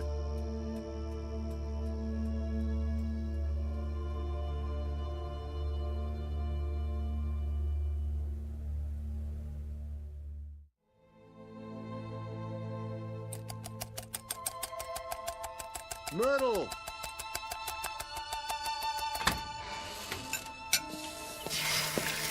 Myrtle! Didn't you hear me? I heard you. Come! Why? You won't believe it! What is the matter with you? I've got to show you something. I have to be at the office in 20 minutes. Let go of my arm. Look! Where did all these plants come from? Where do you think? I planted the seeds yesterday. Now look at them. That's ridiculous. You got up early, drove to the nursery, and brought them back here somehow. Don't you be ridiculous. The squash, the beans. Do you realize what a miracle this is?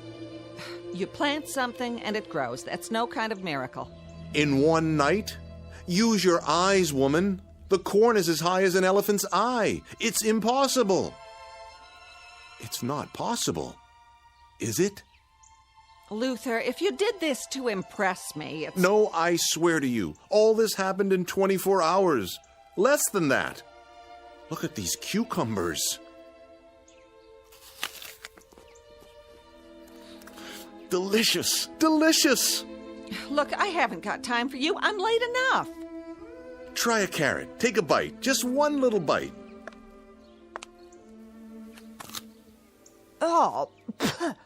What's the matter? Don't you like it? Are you kidding? Why? What's wrong with it?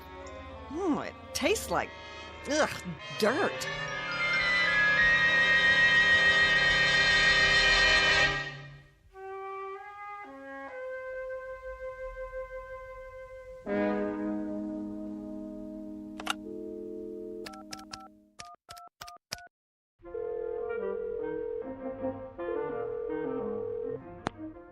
KRIS-TV.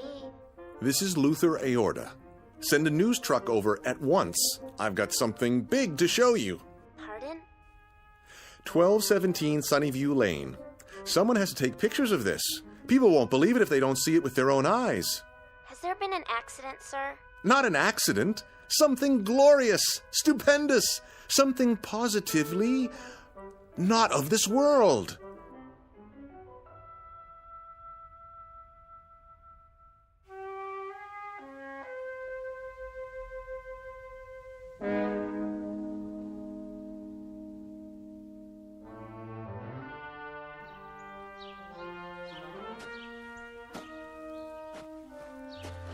Well?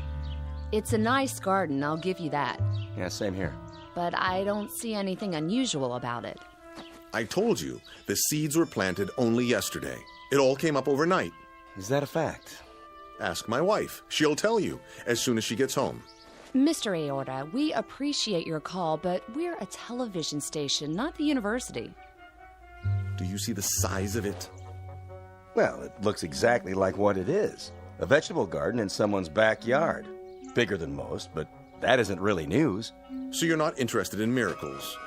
Only the ones that can be proved. All right, then. I'll prove it to you. And how will you do that? I'll rip out all of these plants and do it again. You can see for yourself tomorrow. Would that be proof? Yes, sir. That would be proof. Assuming there was documentation. Footage of you doing it and the results. And that would mean cameras around the clock. And unfortunately, that's just not in our budget. We have other stories to cover. I'm sure you understand. Now, if you'll excuse us. But think what a breakthrough this is. Food for the world, instantly. That would be a miracle. Would? It already is. Then how do you explain it? I can't, but it's happened.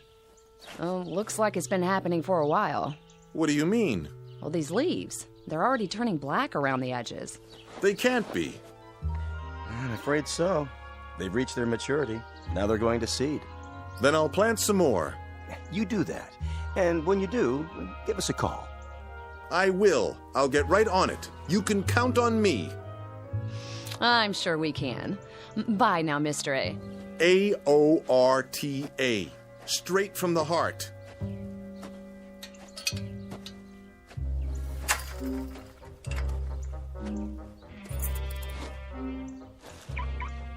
I've seen some nutcases before, but this one is the king. Could have saved us a trip if he told us the whole story in the first place. Make sure he does the next time. Oh, think he'll call again? You know it. But I hope we're out on a real story when he does.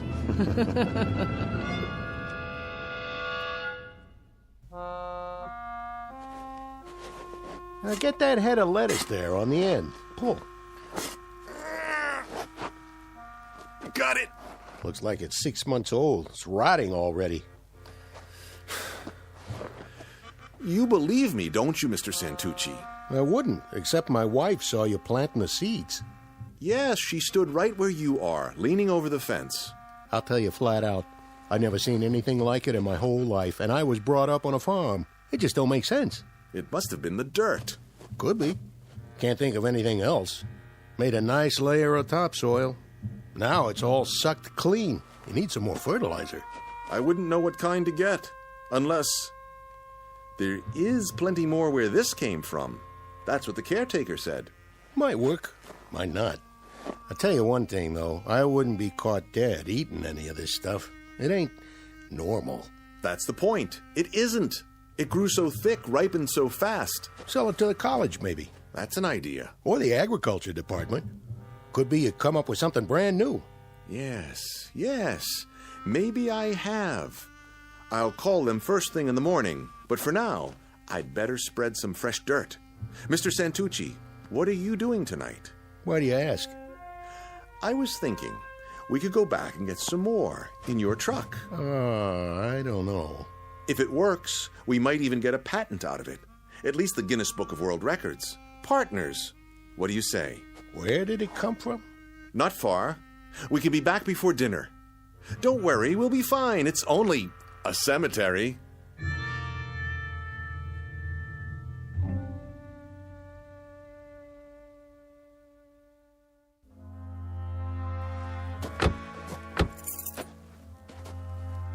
Never liked cemeteries.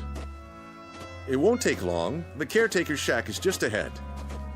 Late for dinner and the missus will kill me. We'll be in and out in no time. You'll see.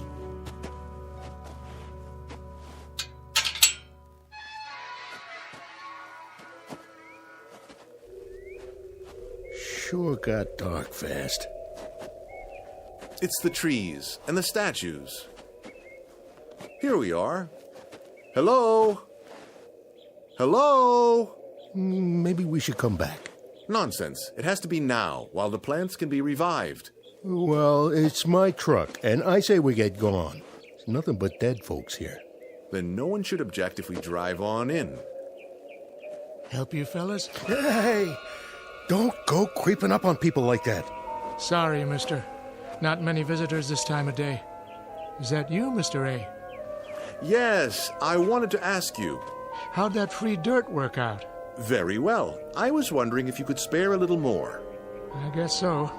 Planted a fresh one this morning. A fresh what? New man for the sod Sheraton. Got his bed turned down and everything. Good, good. Then we'll bring the truck in if you don't mind. Better watch those tires. Hit a sinkhole and you're stuck for the night. No AAA. Of course, of course. Thank you, my good man. You don't know what this means to me. Hope you brought a flashlight. They like it nice and dark out here. Come on, Aorta. Let's get this fool thing done.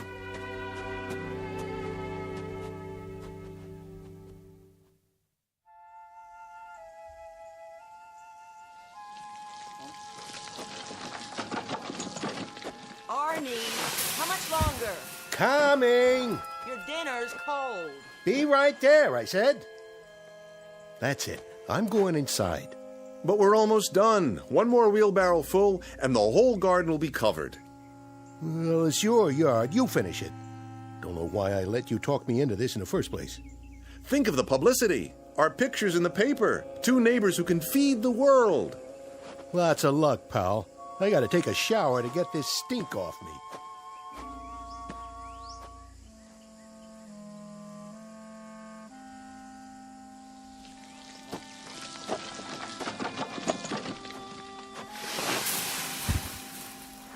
There. A new layer spread out. Nice and even.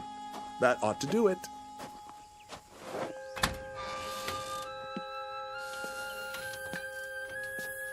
Myrtle! Myrtle, where are you?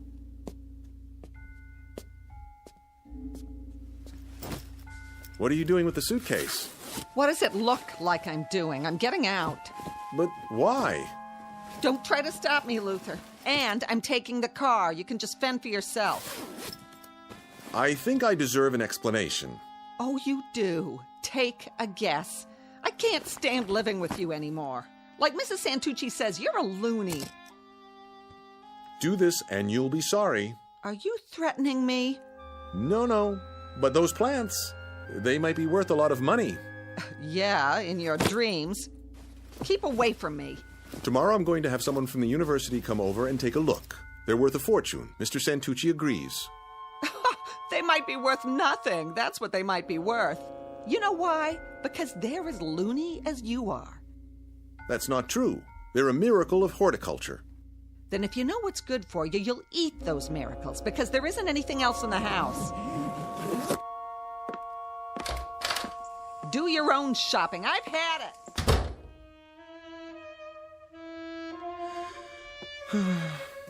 She'll be back. Just you watch.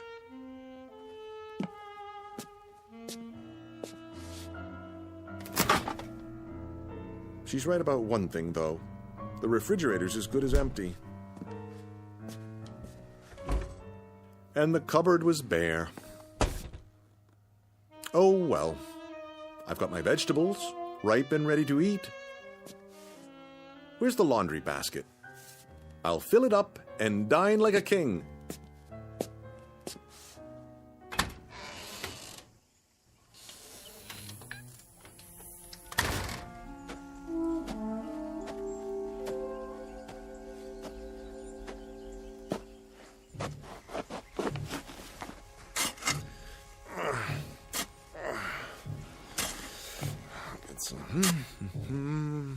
Onions, summer squash, Eggplants as big as your head. So what if they're a little ripe? Fabulous, fabulous. Waste not, want not.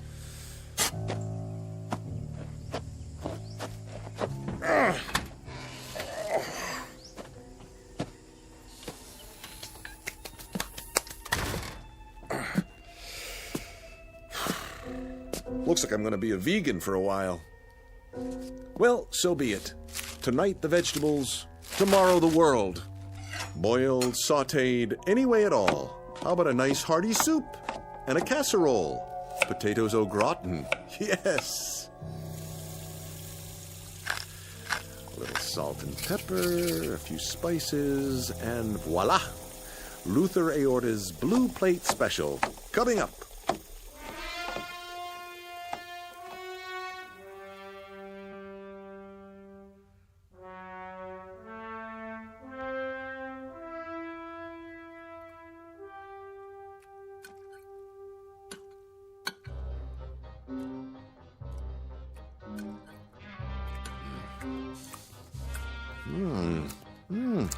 A bit earthy. Perhaps some condiments. Catsup,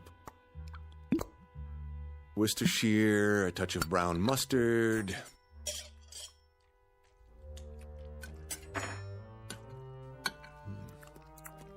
You gorgeous turnip, you.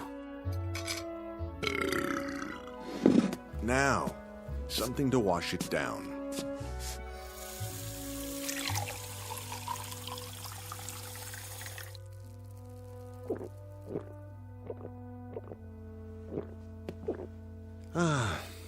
I'm still not full. Something more to fill the hole. Let me see what's left. Can't leave anything to waste.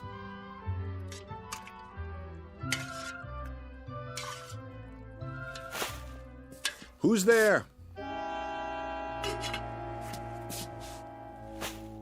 That you, Arnie?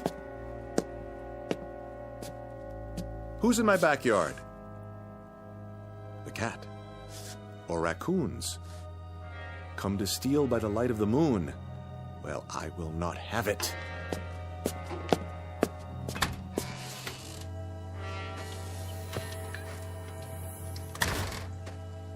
Get away! Go on, scat!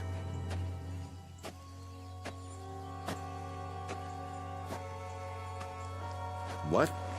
Where did this come from? Somebody's dug a hole. A deep one. Someone or something. About 6 feet.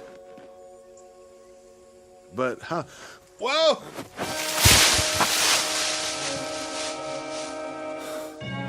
Felt like something tripped me. But what? Gotta climb out.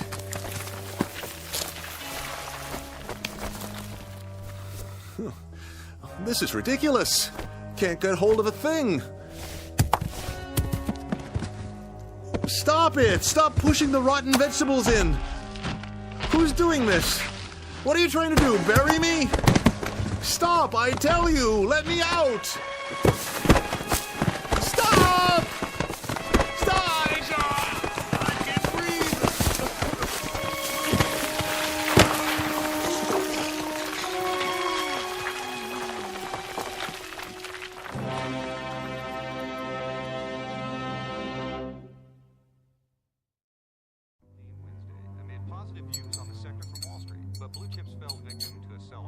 So, what do you think it was?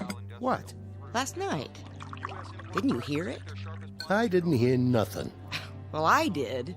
All night long. Like something digging with their hands, only... Only what? Not exactly digging. Chewing is more like it. Do you think some animals got into that crazy man's backyard? Who cares? More there than he can eat. Don't be so sure. He's got some belly on him. Soon as the next crop comes in, I get my pick. A miracle, he says. We better make some money out of it. My back's killing me. Oh, there he is now. That ain't him. It was him. I could tell. Go out and look. Look for what? The loony. See what he's up to. You go. You! All right, Ida, if that'll make you happy.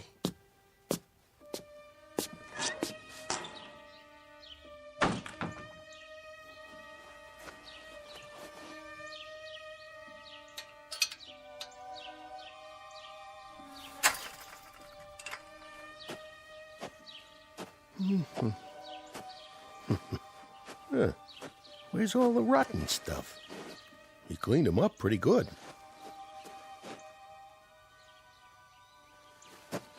Aorta? Hey, Aorta! You all right in there?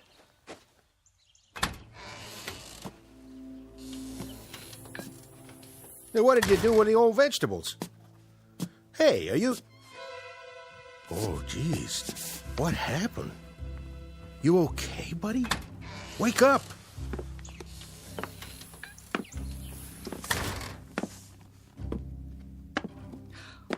What's wrong with him? I don't know. He was just laying here. Take his pulse. Oh, he's dead. Turn him over. Oh, poor guy. Sure got a gut on him. Bigger than ever. What's that stuff around his mouth? Looks like dirt. What are you laughing at? Don't you get it, Arnie? The whole yard's empty. And you know what he did with it. He ate himself to death. No. No.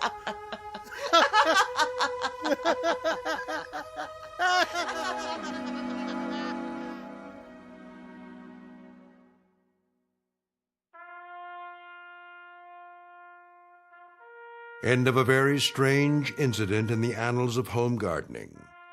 Whether Mr. Aorta finally climbed out of that hole or ate his way out doesn't really matter. But an autopsy found several pounds of dirt and nothing else in his bloated stomach. And Mr. Santucci, his unwitting partner, slept very little that night, waiting for the next deadly crop to appear. Like Mr. Aorta, he began to wonder if there are some things, free or not, that are best left to the Twilight Zone.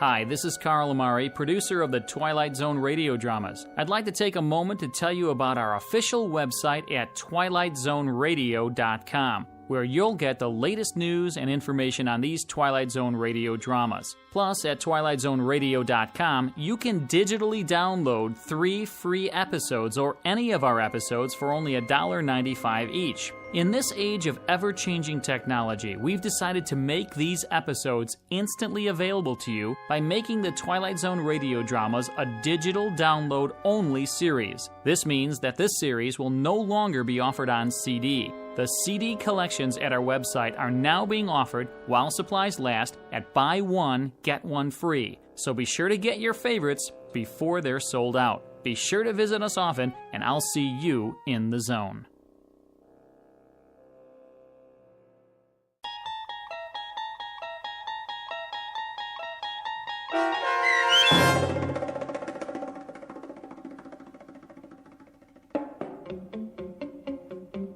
Free Dirt, starring Eric Bogosian with Stacy Keach as your narrator, was adapted for radio by Dennis Etchison and written for The Twilight Zone by Charles Beaumont. Heard in the cast were Meg Falcon, Roderick Peoples, Linda Reiter, David Darlow, Elizabeth Lido, Roger Mueller, Amber Lake, Jeff Lupetin, Doug James, Karen Olson, Dana Bokor, and Carl Amari. This copyrighted radio series is produced and directed by Carl Amari for Falcon Picture Group. Sound design and custom Foley effects for The Twilight Zone by Cerny American creatives Bob Benson, Craig Lee, Michael Slaybach, and Matt Sorrow. To learn more about the Twilight Zone radio dramas and to contact us, visit our official website at twilightzoneradio.com. Doug James speaking.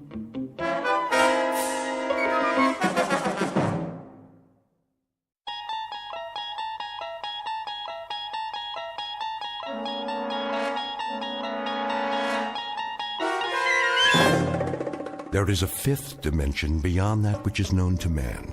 It is a dimension as vast as space and as timeless as infinity. It is the middle ground between light and shadow, and it lies between the pit of man's fears and the summit of his knowledge. This is the dimension of imagination. It is an area which we call the Twilight Zone.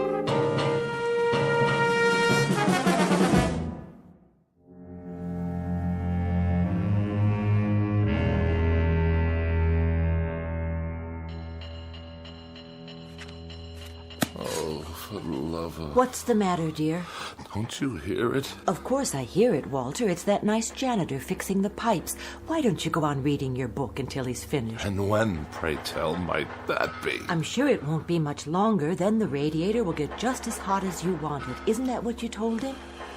Yes, I know what I told him, but why does he have to make so much noise? I'm sure I couldn't say. The decibel level in this apartment is beyond human endurance. Well, I suppose it's what they have to do with steam heating, that sort of thing. What I really don't understand is how you can sit by, knitting away, oblivious to this assault. Did you see the new wool scarf I'm making? It should keep out absolutely all the drafts. While that infernal pounding goes on and on and on. Wait till you try it on. I picked out your favorite colors. It's much thicker than the other ones. If I live that long. You wanted more heat, that's what you said. Well, now you'll have it and then some. Yes, I did. I certainly did say that. Won't that be nice? Hope springs eternal. The question is, at what price? Are you sure you're comfortable, darling? What? Oh, certainly. I am just comfy, cozy. I'll fluff up the pillows. Did you take your aspirin? I'm on the verge of being hospitalized for pneumonia. Oh, now really? It's not that bad. That ape of a janitor out there is smashing my brain and ruining my sleep. But you weren't sleeping. You're reading 5,000 Common Ailments and How to Treat Them. Is it an interesting book? First he tries to freeze me to death, and then he tries to destroy my brain. Shall I plug in the vaporizer? That helps sometimes. It doesn't help at all. If it did, I wouldn't be in this condition. Yes, dear. Well, I won't stand for it. Lie down, Walter. No, I will not lie down. How can I? If I'm to die, at least it's going to be in comfort and peace. You there, Mr. Ape!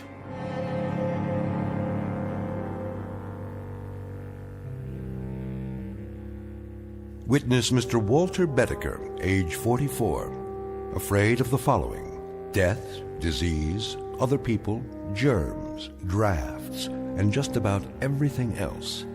He has one interest in life, and that's Walter Bedecker. One preoccupation: the life and well-being of Walter Bedecker.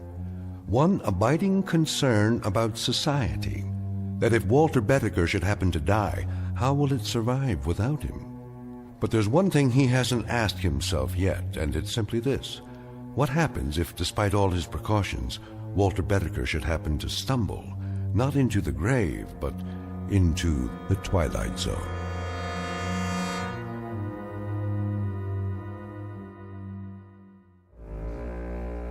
And now, The Twilight Zone, and our story, Escape Clause, starring Mike Starr, with Stacy Keach as your narrator.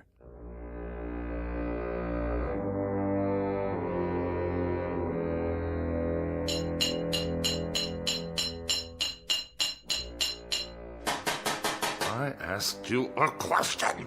You want more heat, don't you? That's not the answer, so I'll ask you again. How much longer? Put it this way. In 20 minutes, it'll be about 105 in here. Hot enough to fry an egg. That good enough for you? 20 minutes, you say? After hour upon hour of your clanking around in my living room while I'm on my deathbed, I have to wait 20 minutes more? If you do die, Bedecker, and you go where I think you're going, as far as the temperature's concerned, you ain't going to be able to tell the difference. You ape! Get out! My pleasure.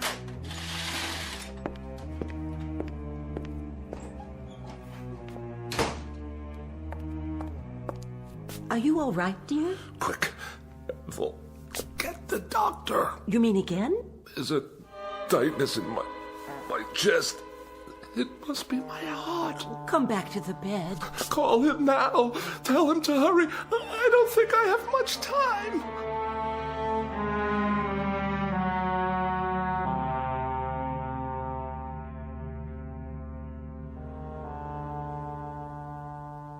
Well, Doctor? Keep your mouth closed a few more seconds. I'm asking a question. All right, open, please. There. Well, how bad is it? What does that mean? Your temperature isn't bad at all. In fact, it's quite good. The thermometer wasn't in my mouth long enough. Oh, I think it was. I timed it exactly. I find that hard to believe. You'd better take it again. But why? I implore you before it's too late. There would be no point. You see, you have no temperature. What about my vital signs? Blood pressure's fine. Respiration and pulse, all normal. My throat? It's dry and achy all the time. Well, that's because it's so hot in here. No sign of infection. Throat clear. Ears and nasal passages clear. What about the pains in my back and my side? Well, what about them? And 4 sleepless nights in a row. Is it 4 now? How about that? Well, what do you want me to say? The truth. The awful truth. I can take it. The truth, Mr. Bedecker? Well, the truth is that it's, Go on. It's psychosomatic. To use the scientific term. Psychosomatic.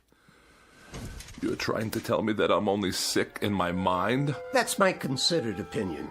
And you're supposed to be a professional. Mr. Bedecker, may I speak candidly? I insist.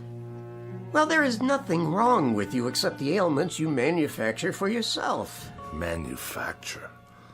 Is that what you think? Your pains are imaginary. Your inability to sleep is a case of nerves, nothing more. In short, Mr. Bedecker, you are a very healthy man. This man calls himself a doctor. 4 years pre-med, 4 years medical school, 2 years internship, 2 years residency. And what is he, I ask you, what is he? A quack. Doctor? Oh, hello, Mrs. Bedecker. What's the prognosis? Don't ask him. The man's an idiot. Walter, darling, I beg you, don't excite yourself. Don't whisper. You're looking at half my troubles right there, Doctor. This woman, this awful woman who runs around whispering all day long to make me think I'm sick, even if I'm not. Oh, and I am. I'm lying here at death's door, and who's ushering me out? A quack and a whispering woman without a mind. Well, I'll call tomorrow, Mrs. Bedecker. Meanwhile, try leaving the window up an inch or so.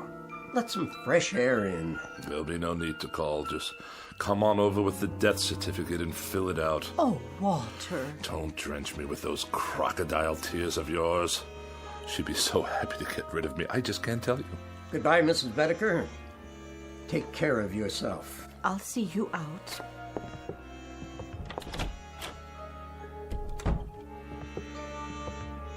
No need to show me the way. I know it by now. Doctor, how is he, really? Mrs. Bedecker, your husband is one of the healthiest patients I have. But he's sick most of the time. Is he? He won't let me air out the house. He says for every cubic foot of unfiltered air, there are 8,900,000 germs. Well, he's probably right. And he's just quit his job. The 5th job he's quit since the first of the year. He says they make him work in a draft. Well, I suppose I'm oversimplifying it when I say there's nothing wrong with him, because in a sense, there really is. This constant worrying about himself is an illness of a sort. Has he always been this frightened a man?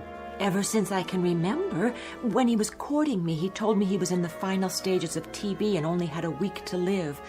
I only married him because I felt so sorry for him. Oh, I don't mean that was the only reason. I think I understand. Do you? You see, people change. Sometimes for the better and sometimes in ways that aren't entirely healthy. We all assign blame. Your husband is taking it out on those nearest him. It's not your fault. But it must be. He never stops complaining. The problem isn't physical. He's getting older, so he sits here spinning his wheels. He needs to get out, do things, prove he's still strong, that there's a place for him in the world. Oh, Doctor, I'll do what I can. I'm sure you will. You already have. It's up to him now. I'll give you a call tomorrow. I don't think it would be a bad idea if you took some vitamins yourself. You look run down, Mrs. Bedecker. I do? Just a little too pale. Ethel, there's a draft in the air, and I feel a coma coming on. Yes, darling, I'll be right in. Now, you remember about those vitamins. Promise? I promise. Here's a prescription. Get some of these items from the drugstore for yourself. Thank you, I will. You're very kind. Goodbye, Mrs. Bedecker. Goodbye. Did you say there's a draft? I did. From where? The window. But it's only open an inch. Freezing air blasting into the room. I'll close it for you.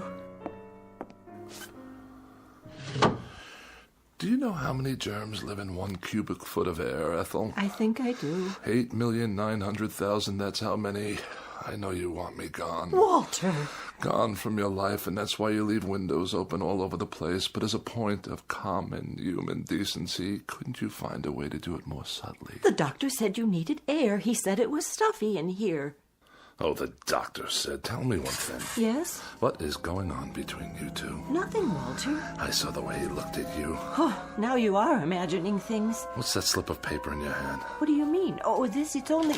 Give it to me. Oh, now I understand. Well, if you'll let me explain.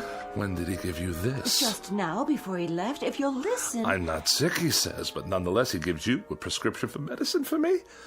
Not a thing wrong with me, he says, but while I lie here helpless, he's out there telling you that I've got a life expectancy of 20 minutes. He said nothing of the sort. Don't deny it, Ethel. I smelled the collusion the moment he left the room. Now I suppose he's making time with you behind my back. The two of you can hardly wait for me to expire. What a great day that will be. But just remember, it will be on your conscience. Yours and that quacks. The prescription was for vitamins, Walter, not for you, for me. Vitamins for you? I lie here while the life seeps out of me and that charlatan prescribes vitamins for you? What has he done for me? Not a nil. A big fat goose egg, that's what. He comes whenever you call. He's very interested in your condition. Very interested. Oh, isn't that nice? I'm dying and he gives her vitamins. Sit up. I'll turn on the vaporizer. Never mind.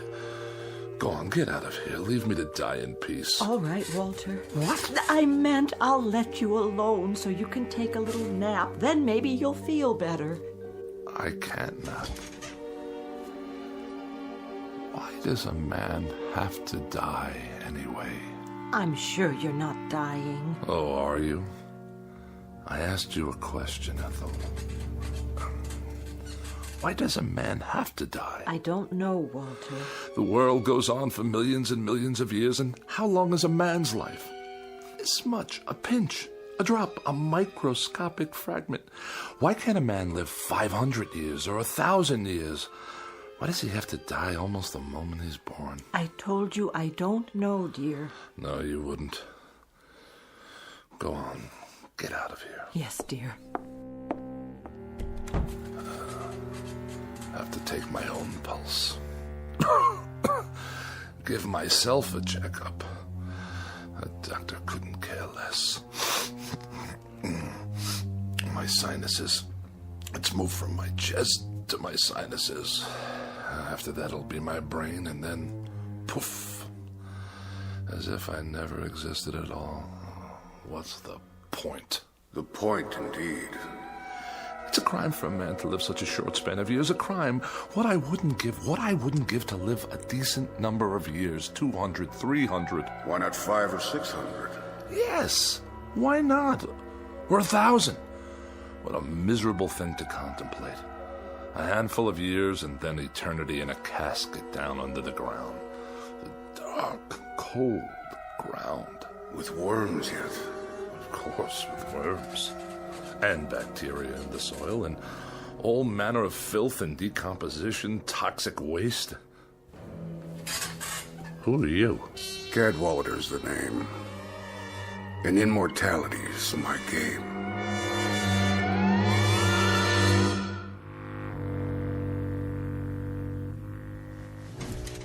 Your name is what? Cadwallader. At least that's the one I'm using this month. Rolls off the tongue, don't you think? How did you get into my bedroom? Let me see.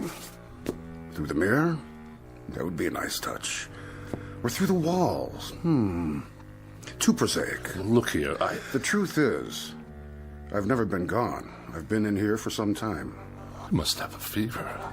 I'm hallucinating. Not at all. I've merely chosen to reveal myself in order to tell you that I subscribe wholly to your views, Mr. Bedecker. I mean, wholly. Delighted to hear it. I'll be brief, Mr. Bedecker.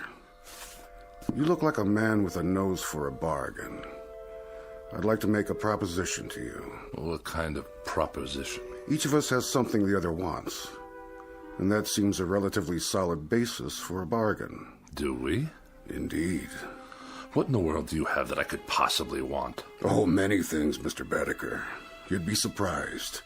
Many things. Varied and delightful. Now, what do I have that could remotely interest you?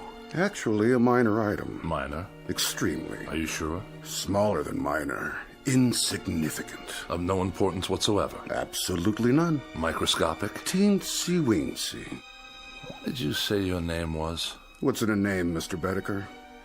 Just a question of semantics, after all. Language, a stretch of words. For example, what is it you want? Can you put it into words? I think you already know. You want an extended lifespan. Doesn't everyone? A few hundred years to play around with. Some people would call it immortality of a sort. But why give it that kind of description? Why make it sound so imposing? What would you call it then? Let's call it some additional free time. After all, what are a few hundred years in the grand scheme? Or a few thousand? A few thousand? Or 5,000? Or 10,000? What's the difference? The world will go on ad infinitum, so what's a few thousand years more or less, give or take, add or subtract? And this little item I'm to give you in exchange, or what do we call that? What do we call it? That's a linguistic conundrum. We could call it a little piece of your makeup, a little crumb off the crust of your, structure, a fragment of an atom, so to speak, from your being. Or a soul? Or whatever. After all, what is it? And when you're gone, thousands of years hence, what will you need it for, practically speaking? Yes? You're the devil. What's in a name? I'm at your service. Good Lord. How about it, Mr. Bedecker? Why not? There must be a good reason. There must be. You'd deed me over your so-called soul, and I'd give you immortality. Life everlasting. Or as long as you want it to be everlasting. And indestructibility, Mr. Bedecker. Complete and total indestructibility. Nothing can hurt you ever. Now that part's fun, let me tell you. Nothing can hurt me? And I live forever? Why not? Certainly. Forever. Again, Mr. Bedecker, just terms. And everything's relative. For you, it's forever. For me, it's a walk around the block. But we're both satisfied. Think about it. Oh, I am. I am thinking about it. To be without fear of dying. To be indestructible. Invincible. Not to have to worry about disease, accidents, pestilence, war, famine, anything. Governments and institutions disintegrate. People perish. But Walter Bedecker goes on and on. Walter Bedecker goes on and on. The ultimate dream, is it not? Mr. Cadwallader, about this soul, You say I won't miss it. You'll never know it's gone. And you say I'll go on and on, quite unable to succumb? Quite. No tricks, no hidden clauses. I'll just live as long as I want to live. Is that it? That's it. That's precisely it.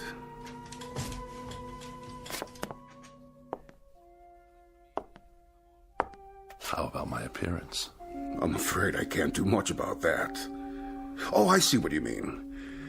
You should look pretty much the same. But in 500 years, I don't want to look like any dried-up old prune. Oh, Mr. Bedecker, you drive a mean bargain. A most difficult bargain. But you'll find me a cooperative, man. All right, you win. We'll throw that into the bargain. Say it.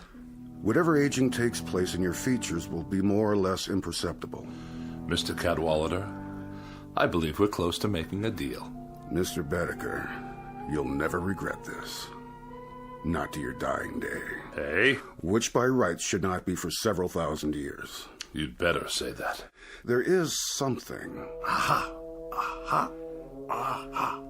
Now it comes out. For your benefit, I assure you. Where did you get that? The contract. Oh, one always seems to turn up when it's needed. Let's see. Article 93, right here. What about it? It's in the nature of an escape clause. Read it to me. Your escape clause. Whereas the party of the first part, upon due notification of the party of the second part, and so on and so forth. Go on, I want to hear it. Well, I'll just give it to you thumbnail. It's simply that if you get tired of living, Mr. Bedecker, you can exercise the clause by calling on me and requesting your... My what? Oh, there goes the embarrassing terminology again. Shall we say, your demise? At which point I will personally see to it that you are given a rapid and uncomplicated, how to put it, departure? I can assure you, Mr. Cadwallader, that I'm not the sort of man to kill the goose that lays the golden egg. I'm much relieved to hear that. When you talk immortality to me, brother, I mean immortality. Indubitably. You're going to have a long, long wait. Mr. Bedecker, nothing will please me more. And I think we've got... Yes? A deal. No further qualifications? None that I can think of. No ifs, ands, or buts? None whatsoever. Absolutely? Positively. Done.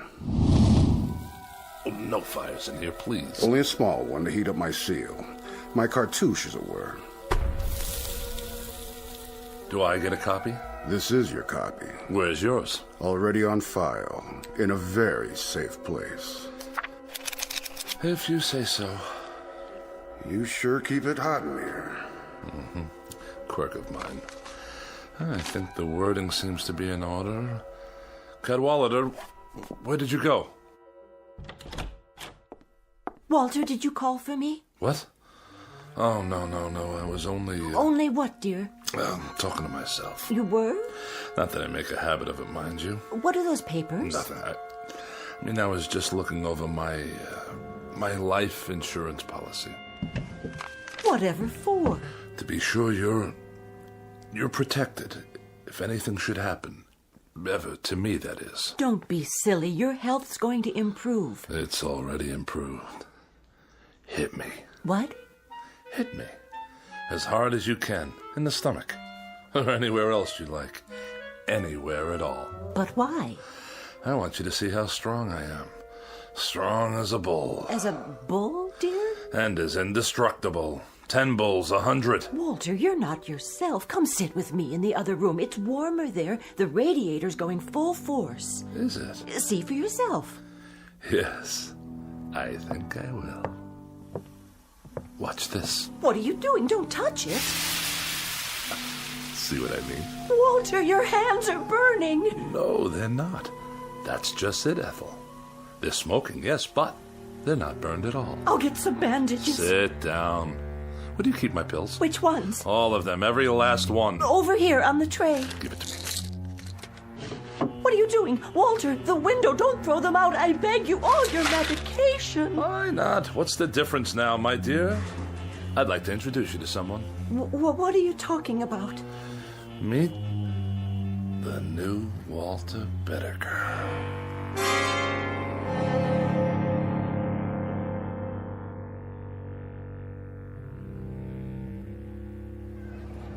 Get your paper! Boy rescued from well, lives to tell about it. All the latest news, right here. Let me see that. Sure, mister. 2 bits. A little boy, huh? Yeah, the one that fell in the hole. They got him out alive. Ain't that something? It's something, all right. A 10-year-old boy, and he's on the front page of every newspaper. He was down there for 18 hours. Can you believe it? And everybody thought he was a goner. It's amazing is what it is. Of all the news stories in the world, this little nobody makes the headlines. You think that's amazing? Wait right here. I'll show you amazing. Hey, where you going, mister? You owe me 25 cents. Watch this. Watch where you're going. Excuse me? Hey, buddy. I must get to the corner. Some people are so rude. I don't want to miss the crosstown. Wait your turn, do you mind? Look out! Get back on the curb, there's a bus coming. That man, stop!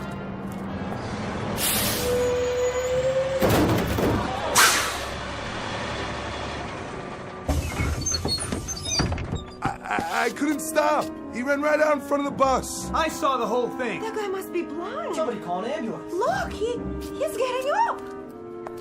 Hey, pal, how'd you do that? Do what? Are you okay? Of course I am, you idiot. I can't believe it. I didn't even see you. Is there a photographer in the crowd by any chance? You better lay down. The ambulance is coming. Why would I want to go to a hospital? There's nothing wrong with me. Not a thing. Just your tire tracks on the front of my suit.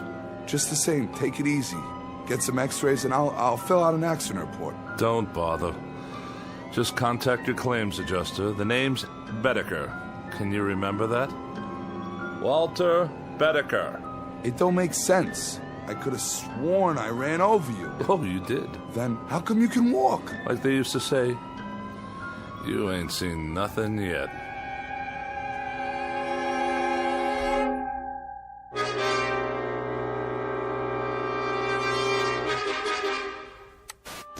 One survivor, Walter Bedecker. By now, these words should be familiar. You've heard them before on the Eyeball News, and if the past is any indication, you'll hear them again and again. It started when he was hit by a bus, then a car, and finally a subway train, but that wasn't enough for Walter Bedecker, the man whose luck never runs out. After an explosion at a construction site, what else could happen?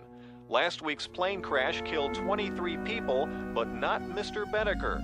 He's certified as the unluckiest man alive and the most indestructible.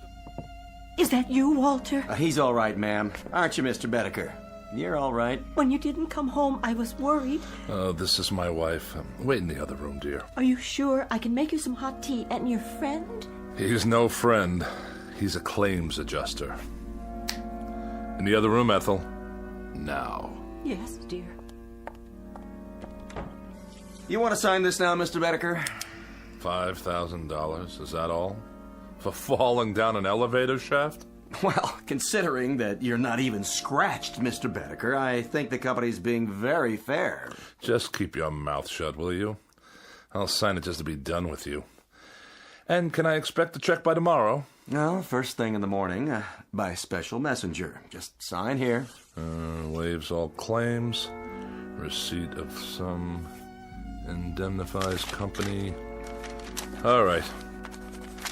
Very good, sir. Very, very good. I'll show myself out. Hello, Steve. Hey, Jack. What are you... Oh, you too? Yeah, the subway accident. Elevator shaft here. Right. You out. You in. So long, Steve. Yeah, see you, Jack. You have my check, I presume? $10,000, Mr. Bedecker, if you'll sign right here for it. If you insist.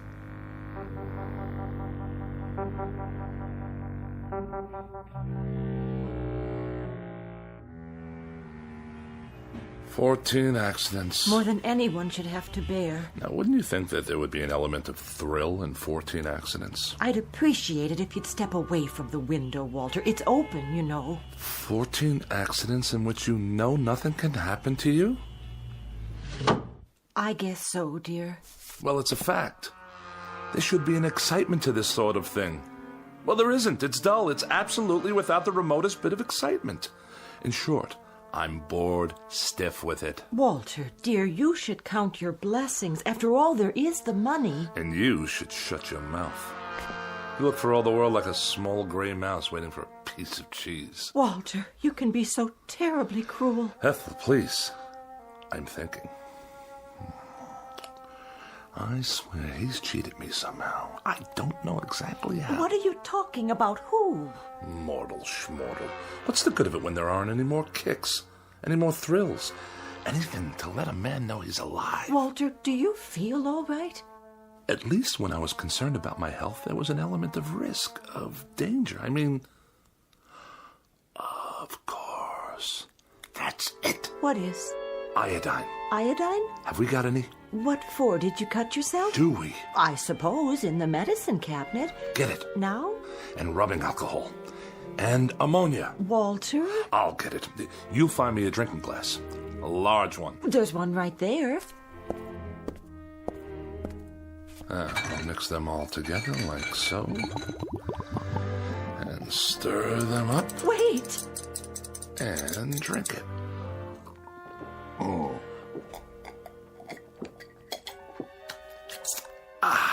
Sit down. I'll call the doctor. You see? What I just drank should kill a dozen men. To me, it tastes like lemonade. Walter. Yes? What's this all about? You really want to know? All right, I'll tell you. In a word, I am immortal. Walter, don't joke like that. It's true. I made a pact with a guy named Cadwallader, who's given me immortality and indestructibility in exchange for my soul. Your soul? More succinctly than that, I couldn't put it.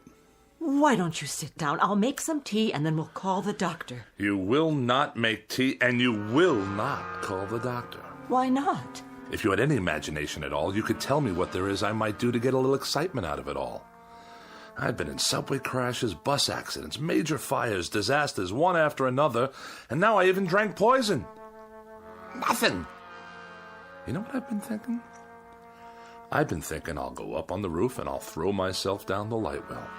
Smack dab through the light well, 14 stories down, just for the sheer experience of it. Oh, Walter, darling, please. Ethel, darling, shut your mouth and get out of my way, please.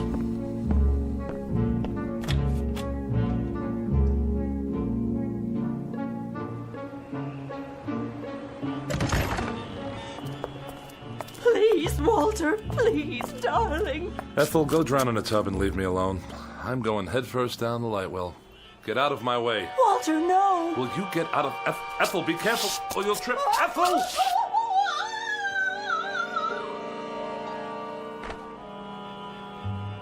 I wonder what that felt like.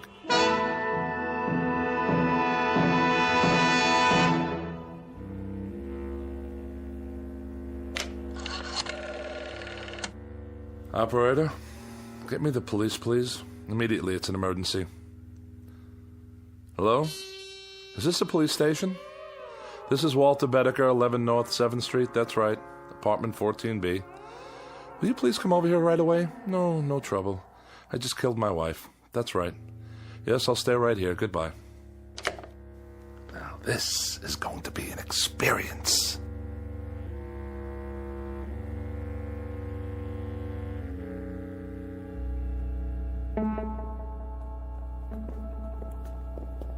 Hey, Bedecker, you got a visitor.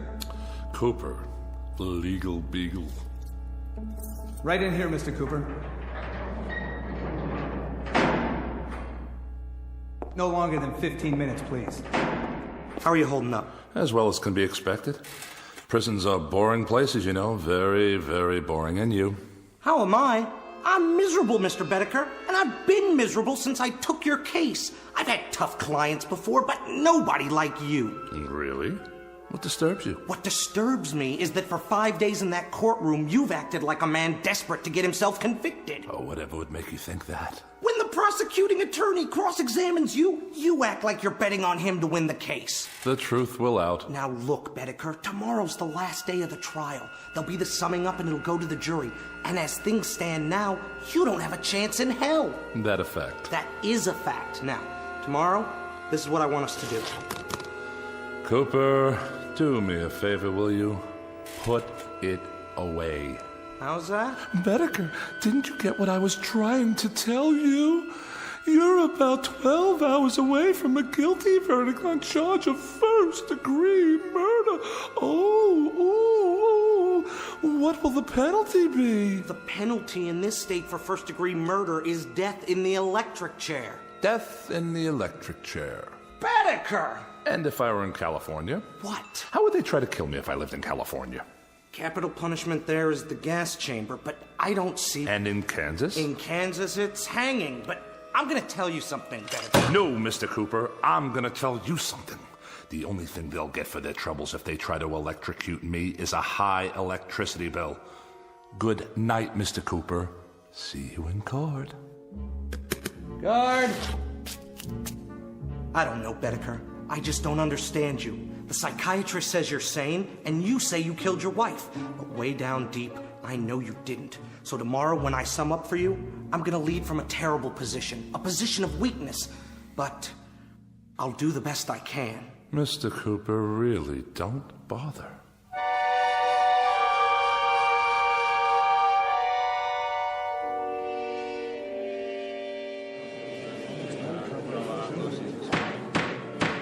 Mr. Bedecker, you've been tried and found guilty of murder in the first degree.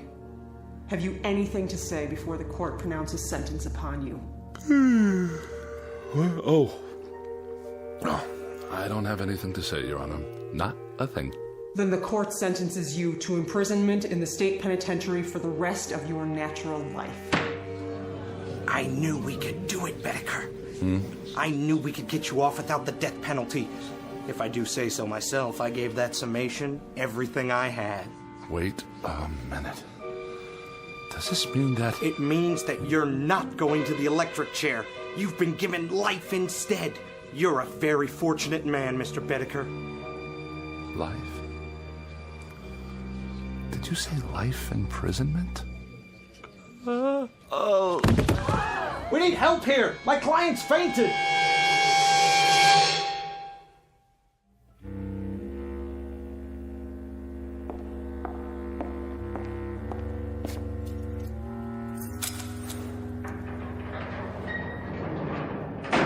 Here's your last meal. My last? With us. You're going to the penitentiary tomorrow morning. The penitentiary. For life. Look at it this way, Mr. Bedecker. What's life? 40, 45 years? You can do that standing on your head. Life. That's all. 45 years. Maybe not even that much. After all, what are a few hundred years in the grand scheme? Or a few thousand? Or 5,000? Or 10,000? No.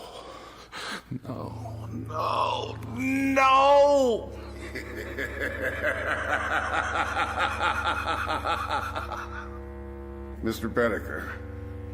Yes? About the escape clause. Care to utilize it now? Yes. That's a wise man. Odd thing, Mr. Bedecker. You look like someone having a heart attack. Exactly. Like a man having a heart attack.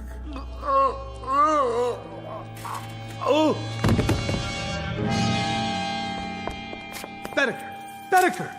You all right? No pulse. Must have been his heart. He's dead. Poor devil. There's a saying, every man is put on earth condemned to die, time and method of execution unknown. And perhaps this is as it should be. Case in point, Walter Bedecker, lately deceased. A little man with such a yen to live that he was beaten by the devil, by his own deadly boredom, and by his place in the scheme of things, including his position, such as it is, or was, in the Twilight Zone.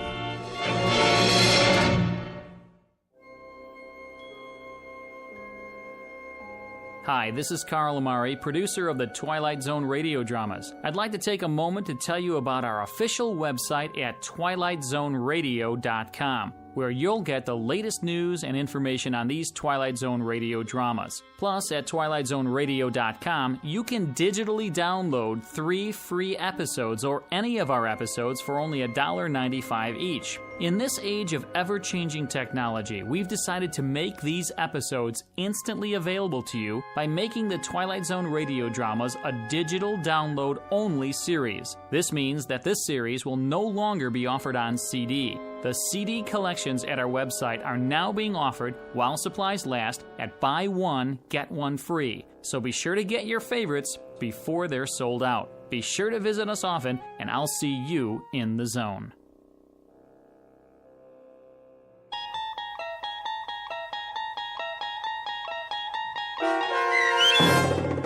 Escape Clause, starring Mike Starr with Stacy Keach as your narrator, was written for The Twilight Zone by Rod Serling and adapted for radio by Dennis Etchison.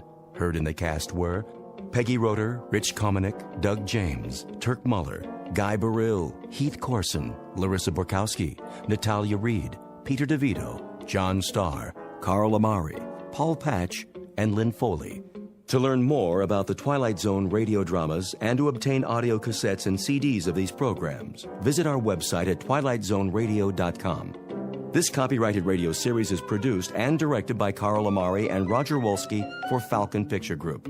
Doug James speaking.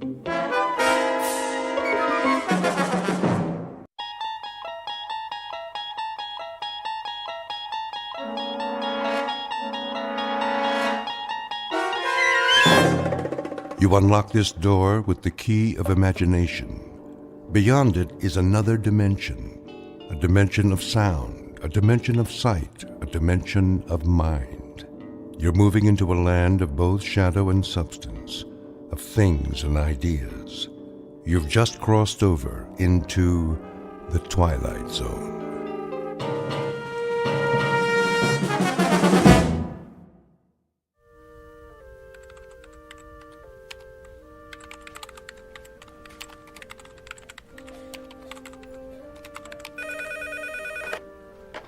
Northwest Medical Clinic, how can I help you? I'm sorry, Dr. Matheson is unavailable. He's taken a temporary assignment out of town. Can I make an appointment for you with one of our other physicians? Fine. Okay, let's see. How about next Tuesday at 2:45? Great. You'll be seeing Dr. Kyle Powers. You're welcome. Goodbye. Psst, Dorothy. What is it, Millie? Kyle gets another victim, eh? I know, right? How many of Dr. Matheson's patients is he seeing? Quite a few, which makes sense. He's got the lightest patient load at the clinic. Gee, I wonder why. Shh, Millie, someone will hear you. Well, maybe they should know what they're getting into before they see Dr. Doom and Gloom. Excuse me. May I help you? I have an appointment with Dr. Kyle Powers at 10:15. Another one bites the dust. Shh. Okay, what is your last name? Callahan. Okay, Callahan, let's see. Ah, yes, you were originally scheduled with Dr. Matheson. Yes, but I guess he's out of town for a while. I'm afraid so. Dr. Matheson accepted a year-long research position at a university on the East Coast. Oh. Kyle is seeing most of his patients. Like lambs to a slaughter. Millie? Mrs. Callahan, why don't you just have a seat over there in the waiting area? The nurse will call your name when the doctor is ready to see you. Thank you. That poor woman. I feel so sorry for her. If she's used to Dr. Matheson, she's in for a real shock. I know. I don't envy anyone facing their first appointment with Dr. Kyle Powers.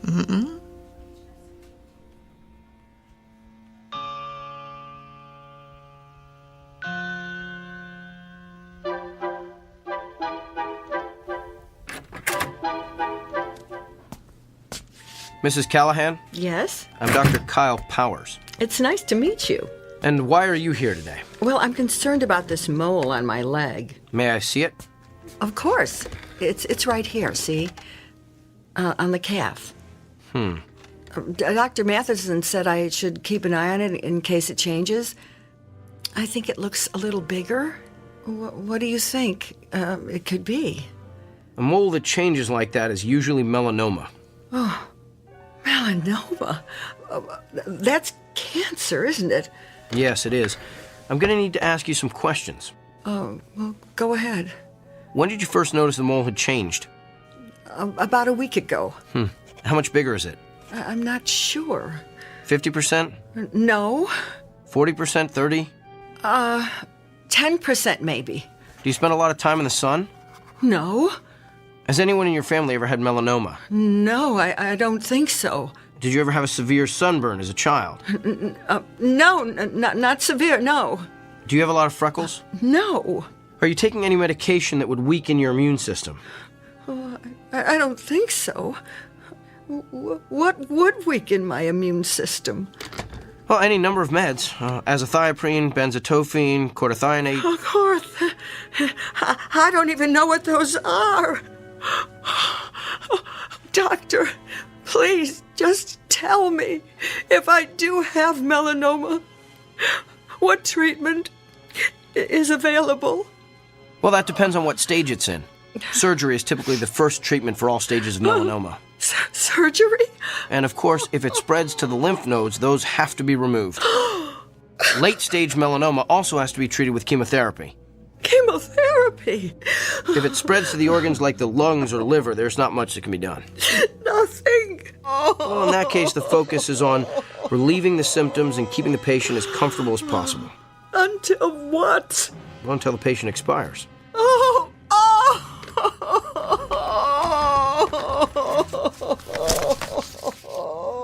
I'm going to refer you to a dermatologist. He'll perform a biopsy and then send a sample of the growth to the lab. If it is melanoma, the dermatologist will refer you to a surgeon for the sentinel lymph node biopsy. It's all standard procedure. Here's your referral. And Mrs. Callahan? Yes? I know there's something most patients worry about at this point, so let me assure you. Even if the cancer gets to the point where you can't function, your insurance should cover most of the medical bills. Keep in touch.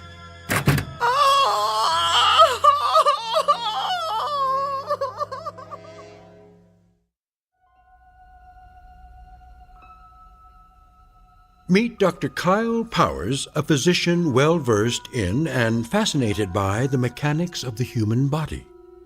Alas, he is also a man with an unmistakable disconnect between his intellect and his heart.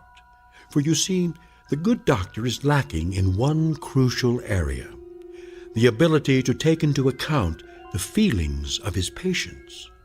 But his next appointment is no ordinary customer with a stuffy nose or gouty foot. Awaiting him in exam room number 6 is a messenger who is prepared to give Dr. Kyle Powers a dose of his own medicine, a prescription that can only be filled in the Twilight Zone.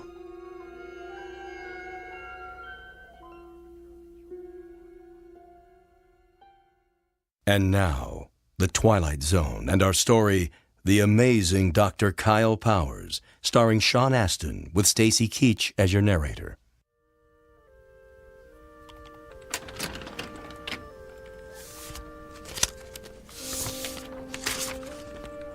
Kyle?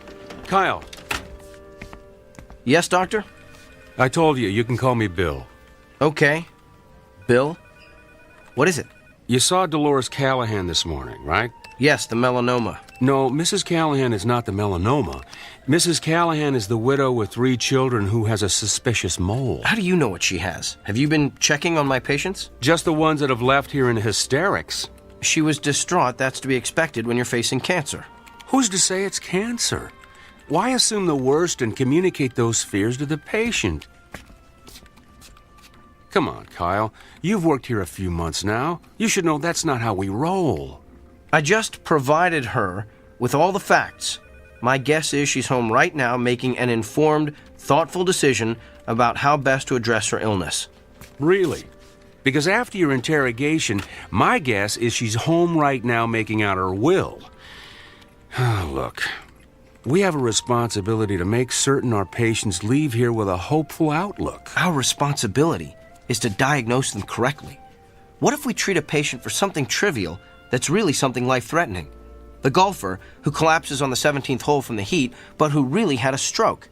The woman with the annoying little cough that turns out to be emphysema. The list is endless. Thyroid disorders, masquerading as psychiatric problems. Lyme disease posing as arthritis.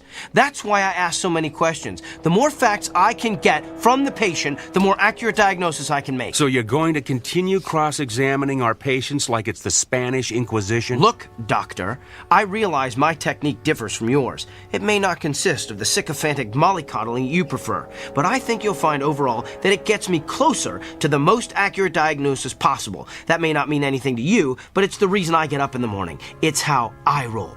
Now, if you'll excuse me, I have a lot of patients to see. May God help every one of them.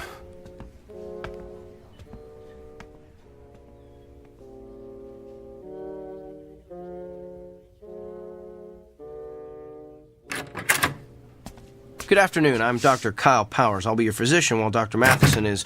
Oh!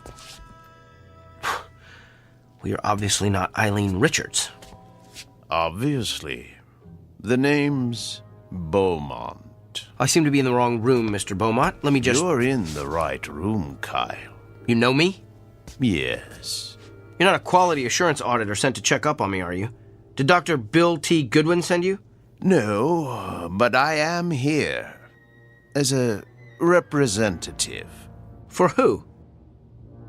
Whom? I can read you the list if you like. Mrs. Barbara Kennedy, Mr. Emilio Rodriguez, Miss Dolores Delmonico, Mr. and Mrs. Samuel Stone. Those are all patients I've seen. Mr. and Mrs. Emil Saperstein. The very Reverend Arthur Buchanan. Some of them are patients I treated when I first started practicing. Mr. William Tanner. Mrs. Glynis Peabody. But how would you know I've seen all those people? The Sullivan twins. Katie and Kylie. Rabbi David Weisinger. The Honorable Judge Harrison J. Evans. Okay, I get it. You know every patient I've ever treated, so... Who are you, the ghost of Christmas past? Hardly. I am here to communicate a message on behalf of your patients. They are fed up with your lack of concern for their feelings. You keep them waiting long past their appointment times. You do not call them back with test results. You do not explain their illnesses in terms they can understand. And you do not make clear the side effects of the medicines you prescribe. They have described you as rude, disrespectful, insensitive, and tactless. As one patient so eloquently summarized, Dr. Kyle Powers has the people skills of Attila the Hun. I get it now. You're an attorney. You're representing all those people as a part of some kind of lawsuit against me. I'm afraid not. I am simply here to, how shall I put it, keep things in balance. Look, I don't care if you're here as an attorney, an auditor, or my fairy godfather. All I know is I've effectively diagnosed and treated hundreds of patients. That's how I gauge my success, not by the number of friends I've made along the way. In short, I'm not broke, so I don't need fixing. In that case, I'm going to need you to sign this. What is it? It's a standard affidavit, stating that you are willing to pay the consequences of your actions. I recommend you read the whole brief before signing. I'm not reading or signing anything. Well, you're going to be one of the difficult ones, aren't you? We'll have to settle for a non-written agreement then. A simple handshake has sufficed in the past. I'm not shaking your hand either. Come now. It's just a handshake. The sooner you shake my hand, the sooner you'll be rid of me. All right, if it'll get you out of here faster, here's my hand. Thank you. Ow! What did you just do? Good luck, Kyle. Wait! What did you do to me?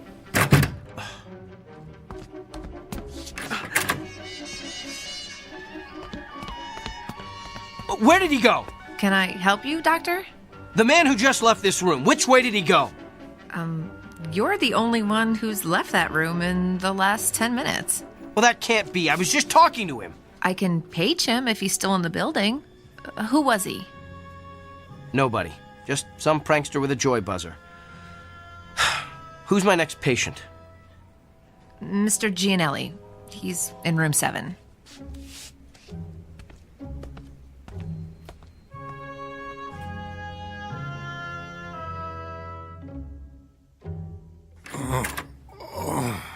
Good afternoon, Mr. Gianelli. I'm Dr. Kyle Powers. I'll be your physician while Dr. Matheson is gone. Are you in pain? Oh, yeah. Where does it hurt? The back. What part of the back? Down low. Did you do anything that might have caused it? Probably. I work on a construction site, see? And I had to move some heavy sheets of plywood by myself.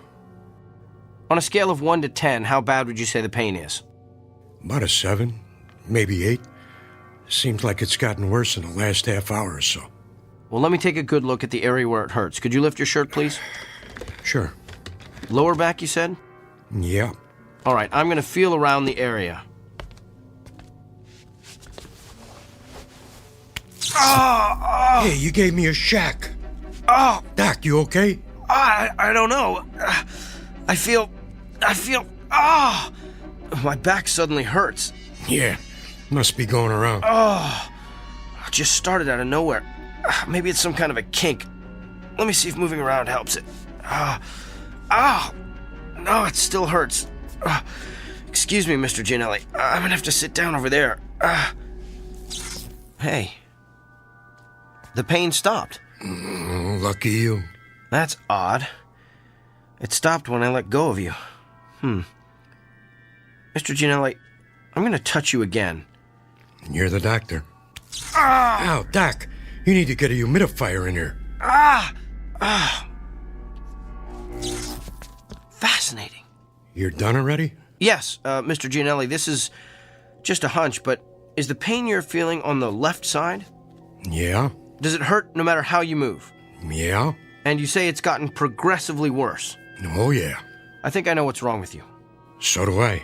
I pulled a muscle hauling around those stupid sheets of plywood. I don't think so, Mr. Gianelli. You have a kidney stone. You're kidding me. I'm convinced of it. I felt, that is, you have all the classic symptoms.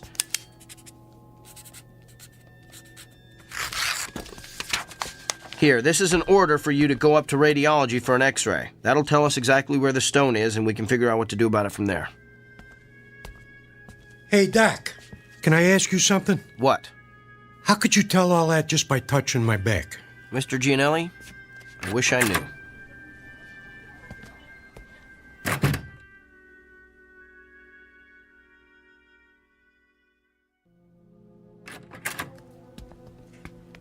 So, now that we can talk privately in my office, let me get this straight. You're telling me that you've been able to tell what your patients are feeling simply by touching them, that you can actually experience the pain they're feeling. That's what I'm telling you. Impossible. It can't be done. Then how do you explain the fact that Mr. Gianelli's x-rays came back showing that he had a kidney stone right where I said it was? And what about all my other patients? Everything I diagnosed this morning was confirmed by x-rays or ultrasounds or MRIs. You simply diagnosed them correctly. But I'm telling you, Dr. Bill, I felt their pain. Prove it. All right. Who's your next patient? No, not a patient. I want you to prove it on me. I've been experiencing some pain the past day or so. I want you to tell me where it is. Okay. I'm gonna have to touch you. I knew there'd be something about this I didn't like. And it has to be on exposed skin. At least, I think it does. I'm still experimenting. Here, you can touch my hand. That's the most skin I'm willing to let you experiment with. All right. Ready? Ready as I'll ever be. Here goes. Hey, you gave me a shock. Yeah, that's what everyone says. Interesting. Well, what's your diagnosis, Dr. Kreskin? Well, I would hasten myself to a dentist if I were you. You've got a toothache. Top row, right side. I'd say second molar from the rear. Well, I don't know what to say. No need to say anything. Your expression says it all. What is it, Dorothy? Mr. Samuels is waiting in room 4. He's getting a little impatient. Tell him I'm on my way. There's got to be some kind of logical explanation for this. Fine, we'll talk later. Oh, by the way, you might want to have that corn looked at. The one on the big toe of your left foot feels like it's going to burst right through your shoe. Okay, now you're just showing off.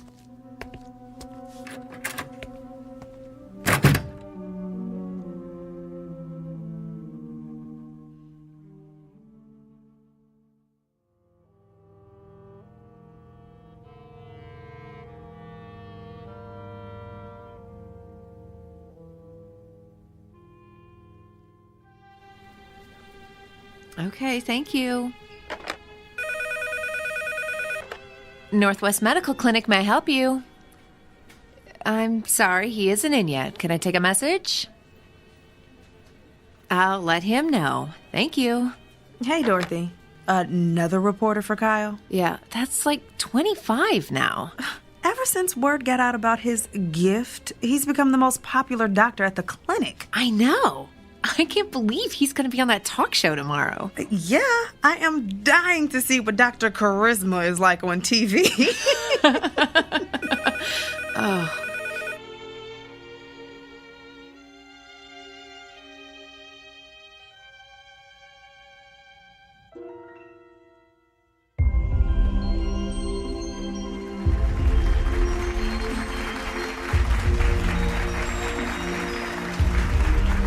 Welcome back to Barbie Porterson's Wake Up Call. I'm Barbie Porterson, and this half hour I'm going to have part 3 in my series on how I've managed to stay young looking the natural way without the use of drugs or surgery. But enough about me. We have a guest with a rather unique gift. His name is Dr. Kyle Powers, and he claims that he can experience the same pain his patients are feeling simply by touching them. Doctor, it's good to have you with us today. Thank you. Now, why don't you tell us exactly what happens when you touch one of your patients? Well, in a nutshell, I experience exactly what the patient is experiencing. I can feel where the pain is in their body, how intense it is, what might be causing it, and I'm then able to provide an accurate diagnosis. Amazing! Would it be possible for us to get a demonstration from you? Of course. Do you have any discomfort or pain that's bothering you? As a matter of fact, I do. Let's see if you can guess what it is. Now, what do I need to do for this demonstration? Nothing. I just need to touch bare skin. Oh my, careful, doctor. We're a family show. You can just give me your hand. All right, here you are. Oh, I think a spark flew between us. Don't tell my husband. Interesting.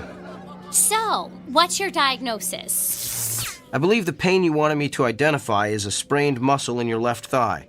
Feels like you've probably been working out a bit too rigorously at the health club. Ooh, that's amazing. That's exactly how my own physician diagnosed it. But it took him 20 minutes. Doctor, you truly have a special gift. There's something else, though. What? Your head. You have a headache. Are you coming down with something? Of course not. I'm fit as a fiddle. I stay fit the natural way. There's definitely something there. In fact, it's not just a headache. There's pain in several very specific locations in your forehead. That's interesting. Well, thank you for being with us, Doctor. Wait. I know what I'm feeling. You recently had some sort of cosmetic injections, didn't you? What? Yes, the type that eliminates frown lines and wrinkles. Me? Cosmetic injections? What a ludicrous suggestion. Well, back with more of our Barbie Porterson's wake-up call after these messages. You know, a simple analgesic will help with that headache. No, I don't need it. Could we cut the audio, please?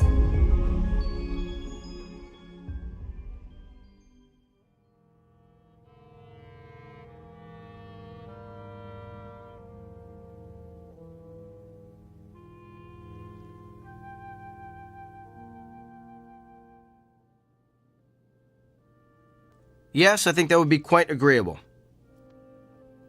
Well, to be honest, I wouldn't mind having a couple of days to think it over. Could you hold on for a moment? Come in. Kyle.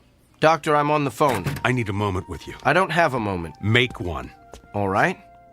I'm sorry, can I call you back? Thanks. That was extremely rude. And what are you staring at? You look so pale. Do you feel all right? I feel fine. Just a little stressed, and your intrusion doesn't help. So what's so urgent that it can't wait? Well, let's start with the waiting room overflowing with your patients. I had an important phone call. With who? Not that it's any of your business, but I was talking to Nigel Fairwick. Nigel Fairwick? He's the TV producer who creates all those vapid reality shows. Why would you want to talk to him? He wants to produce a television show starring yours truly. You're kidding me. Didn't he see that debacle of a TV interview you did the other morning? Yes, in fact, that's why he wanted to talk to me. Apparently the show's ratings skyrocketed after I outed Barbie Porterson. The interview is all over the internet. And this TV show of yours will allow you to perform additional acts of benevolence for the public good? Sometimes.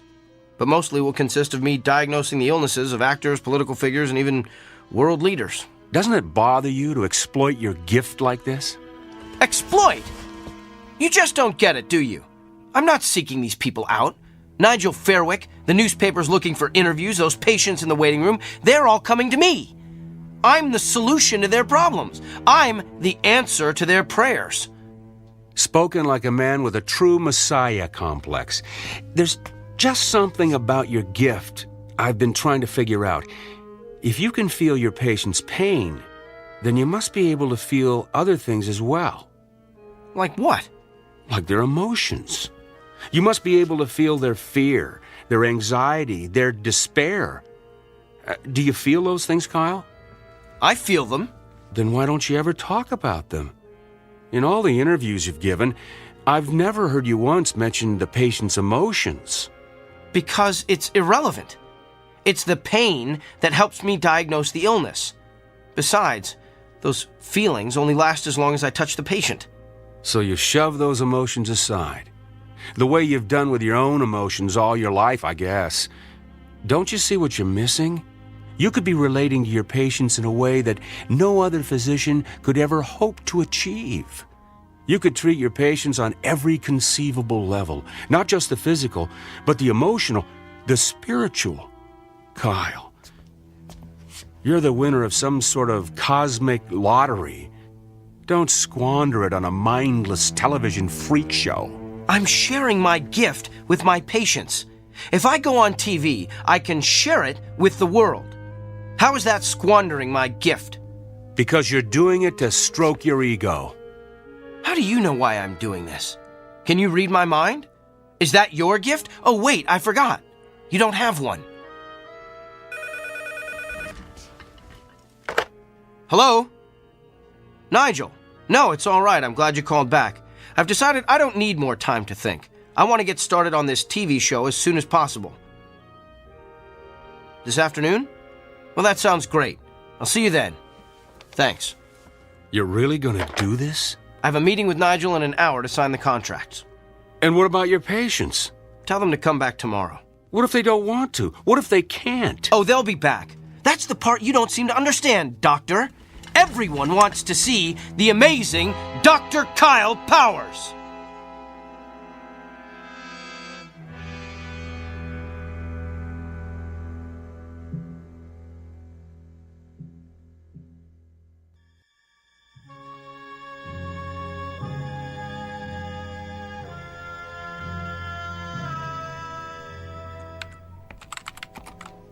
Well, Dorothy, my last patient has left the building.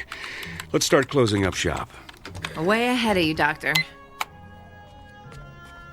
Hey, I put the TV on in the waiting area. Kyle's TV show is about to start. Oh, I don't want to miss this. Oh, yes. We shouldn't miss the circus when it comes to town. Come on, Doctor, it started. I'm coming.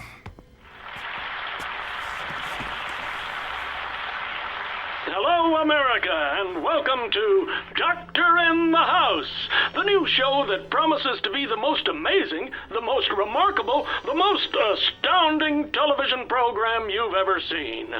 I'm Gil Montgomery, and I'll be your master of ceremonies. Master of hyperbole is more like it. And now let's bring out the man who's been written about in every newspaper, magazine, and medical journal in the country, nay, the world. Please put your hands together for Dr. Kyle Powers. Wow, a standing ovation. You'd think he was the second coming. He thinks he is anyway. How come he's sweating so much? He's probably just nervous. I don't know. He looks kind of pale, too. Good evening, Doctor. Good evening, Gil. Are you feeling okay, Doctor? I'm not sure. I've been feeling a bit lightheaded today. Well, physician, perhaps we'll give you a chance to heal thyself later in the show. But right now, we're going to bring out your first patient. Are you ready? Yes, I think he fainted. Oh, no. Perhaps we should go to a commercial. But what's wrong with him? He's not getting up. Can somebody help me, please? Is there a doctor in the house? I better head down to the studio.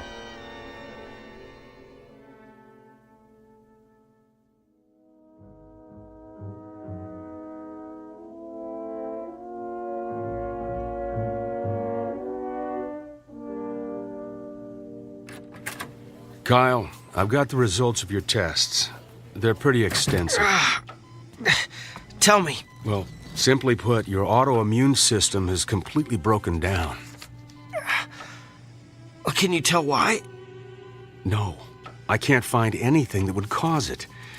There was something about your results, though, that looked familiar. I'd seen this pattern before, but I couldn't remember where. You've seen this pattern. You've seen this pattern in another person? Not one person. Many people. I went back through your files of all your patients. Kyle, what you're experiencing is the affliction of every person you've treated in the past 3 weeks. Think about it. You've got emphysema like Mrs. Crandall. You've got stomach cancer like Mr. Drummond. Even have a kidney stone like Mr. Gianelli. Yeah, you get the idea. Every illness you've treated in the past 3 weeks is coursing through your body. It was 3 weeks ago that... You received your gift. I know.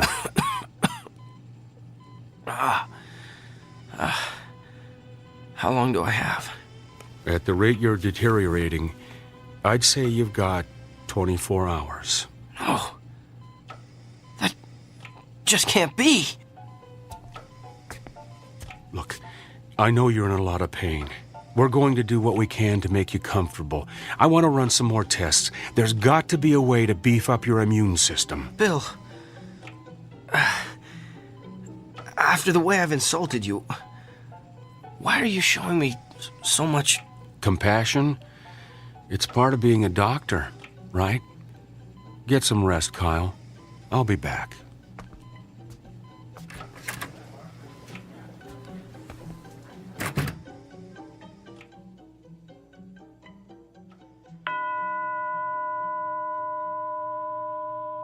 The time is now 9 p.m. Visiting hours have ended.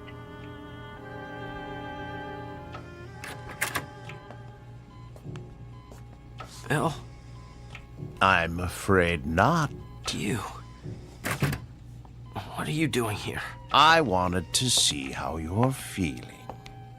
By the looks of you, I'd say you're knocking at death's door. You did this to me, didn't you? No. You did this to yourself. Remember our agreement? The one we shook hands on, the one you refused to read.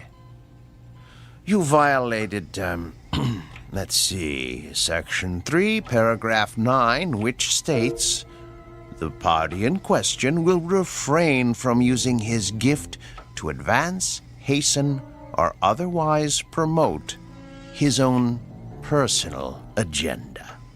You were given a gift intended to help you better understand your patient's feelings, but you managed to use it for your own gain.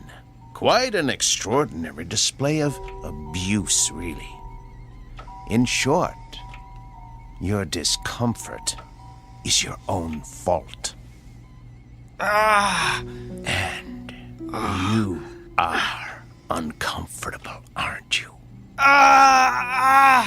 I sense that you're feeling more than pain. Yes. You feel the agony of every patient you ever intimidated or demoralized or humiliated. You feel their despair. Tell me about them, Doctor. Tell me about Mrs. Fitzsimmons.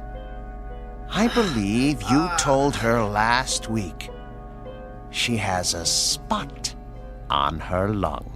Can you tell me what she's feeling right now? She's afraid she'll die without seeing her grandchildren. And what about Katie Morgan, that college student who's been having dizzy spells? You sent her for a brain scan yesterday. She's afraid she won't be able to marry her fiancé, have children, grow old with a loving husband. And what about Mr. Hamner? You sent him for chemotherapy 2 weeks ago. He's... Yes? He's filled with the terror of not knowing what lies beyond death. It must be hard to carry the burden of all that despair. And what's worse, you're feeling it all at once, aren't you? It's worse than the pain. I can imagine. It must be unbearable. So tell me, Doctor, on a scale of 1 to 10, how bad is the despair? What? How much worse has the hopelessness become in the past hour? Don't! 40%? 30%? Stop! Is there a history of anguish or misery in your family? Please stop! Have you taken any medication that would cause this kind of acute melancholy? Don't torture me like this! What have you done today that would cause such agony, such utter torment? That's enough! Reached your limit, Doctor. And just answer one last question for me. Do you understand now how your patients feel? Yes. I would prefer death to this much despair. All right, then. Since you're already at the end of your rope, I suggest we end it as quickly as possible. I'm going to touch you one last time.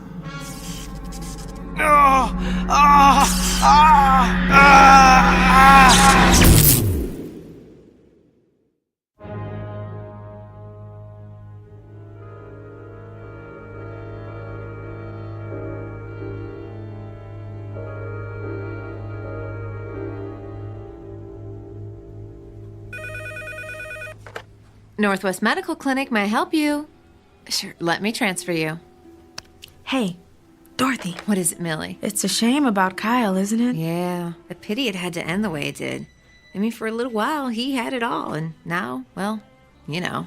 How have his patients been taking it? Not well. Of course, I have to tell them what happened when they called to make an appointment. That's a shame. But, you know, at least Kyle is at peace now. Yeah.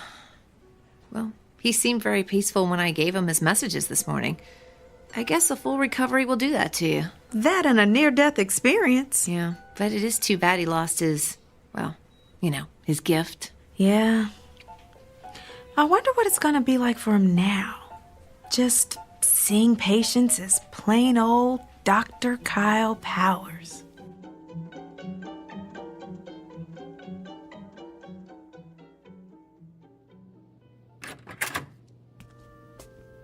Good morning, Mr. Franklin. Hi, Doctor. I've got your test results here. I know. I have a feeling you don't have good news for me. I'm going to be completely candid with you. And before I tell you anything else, let me say this. What you've got is treatable. And we're going to exhaust every option available to get you well. So why don't we get out of this sterile examination room, go down to my office and have a cup of coffee, and work out the details. Sounds like a plan. You know, I keep thinking about how everything could change. I'm retiring in a couple of months. Margaret and I wanted to take a trip to Germany to see where my mother was born, and my daughter's about to have my first grandchild. I'm just afraid I'm not going to be around to see all that.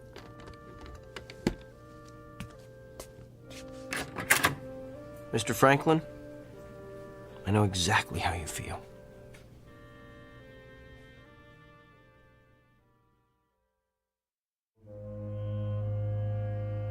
Meet Dr. Kyle Powers. Not the same one we met earlier, but a new and improved version.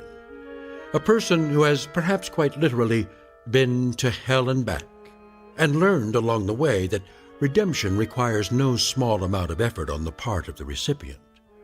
It's a fundamental lesson that's customarily taught in Sunday school or at the feet of a beloved grandparent. But a select few insist on learning it the hard way, while traversing the antiseptic, shadowy corridors of the Twilight Zone.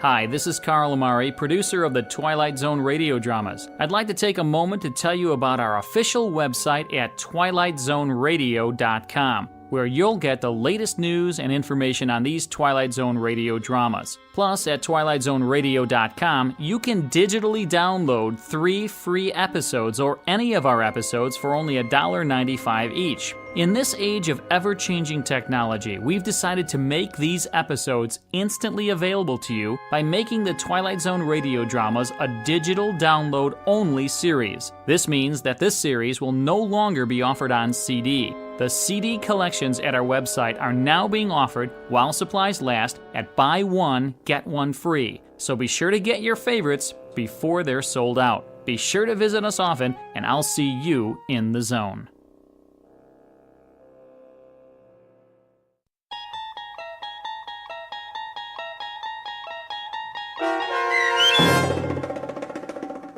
The Amazing Dr. Kyle Powers, starring Sean Astin with Stacy Keach as your narrator, was especially written for The Twilight Zone by Barry Rickert.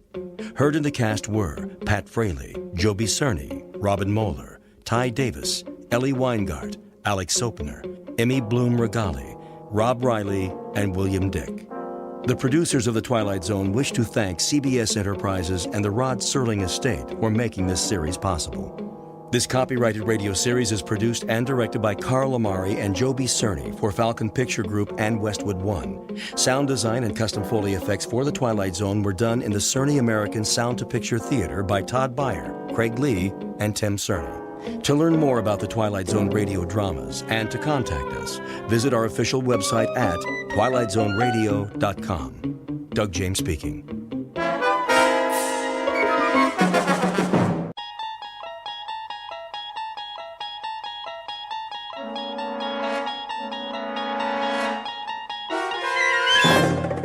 You unlock this door with the key of imagination. Beyond it is another dimension, a dimension of sound, a dimension of sight, a dimension of mind.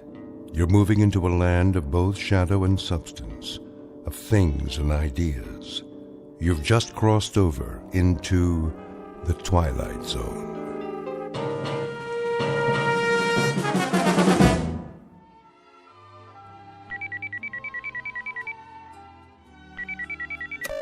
Yes? Hi, Marilyn. Oh, hi, Val. Guess what? What? I got a catalog this morning. That's nice. I'll hold it up so you can see. Didn't you hear me? I said I got What's so special about a catalog? You get a lot of them, don't you? Yes, but this one is from the Bureau. Oh. Well, isn't that simply the greatest? I suppose so. You suppose? Wait till you see it. It's beautiful. I know. You think you do, but you can't. Not until you've seen it for yourself. I got one, too. You did? Why didn't you call me? I was going to. Honest. Isn't it wonderful? Oh, I can hardly wait. How long does it take, do you think? I don't know. A few days. But the transformation prom's next week. They have to give us time to decide. I don't need time. I've already made up my mind. You have? Number 12. They're so beautiful, with perfect blonde hair and those little noses that turn up at the end. My mother's a number 12. I know, and she looks so fabulous. Don't you think she looks fabulous? My mother's a number 14, but I always thought your mother looks so much better. Who wants to be a brunette? Nobody has dark hair nowadays. There's this one girl at school, that senior Jennifer. Well, she picked number 14. What a mistake. Nobody liked it. She tried to dye her hair last week and it came out all red and springy looking. Now she wears extra makeup. She thinks we won't notice. But her hair doesn't go with anything else. And I have red hair. Oh, I know. Do you think there's something wrong with red hair? No, honest. It's great, really. But when you think about what you'll look like after the transformation, isn't it dreamy? Maybe I'll pick number 15. They have such nice long legs. Of course, number 11 does too, just like a dancer. Not as slim as number 12, but... I gotta go. To look at your catalog, I bet. Hold it up to the phone so I can see. It's not here. Well, where is it? You didn't lose it, did you? Better check, because if you did... My mother's got it. Oh, good. I want to ask her a question. Do you think she's happy being a number 12? If she could give me her opinion before... Yeah, I'll tell her. Bye, Val.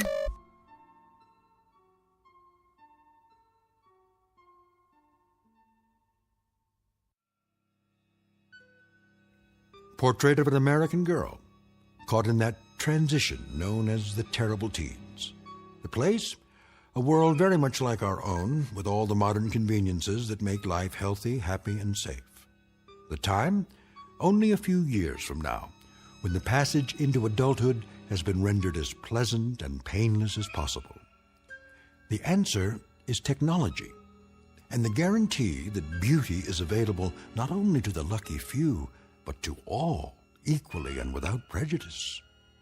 Call it the American dream. For what young girl would not want to be beautiful? Given the chance, what girl will not happily exchange a plain face for a pretty one, an overweight body for a slender one, a lonely adolescence for popularity? It's a dream that might happen tomorrow. But as we're about to see, it's already happening in the Twilight Zone. And now, The Twilight Zone and our story, Number 12 Looks Just Like You, starring Bonnie Somerville and Charles Shaughnessy, with Stacy Keach as your narrator.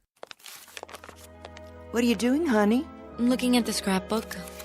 My old scrapbook? Oh, dear. How embarrassing. I think it's nice. You should be looking at your new catalog. Here, I brought it back. That's all right. They all look so pretty, don't they? I can't decide. The 17 reminds me of your father. His features, I mean. But I think the 12 might suit you better. Mm-hmm. What do you think? I don't know. I thought we should look at it together, all right?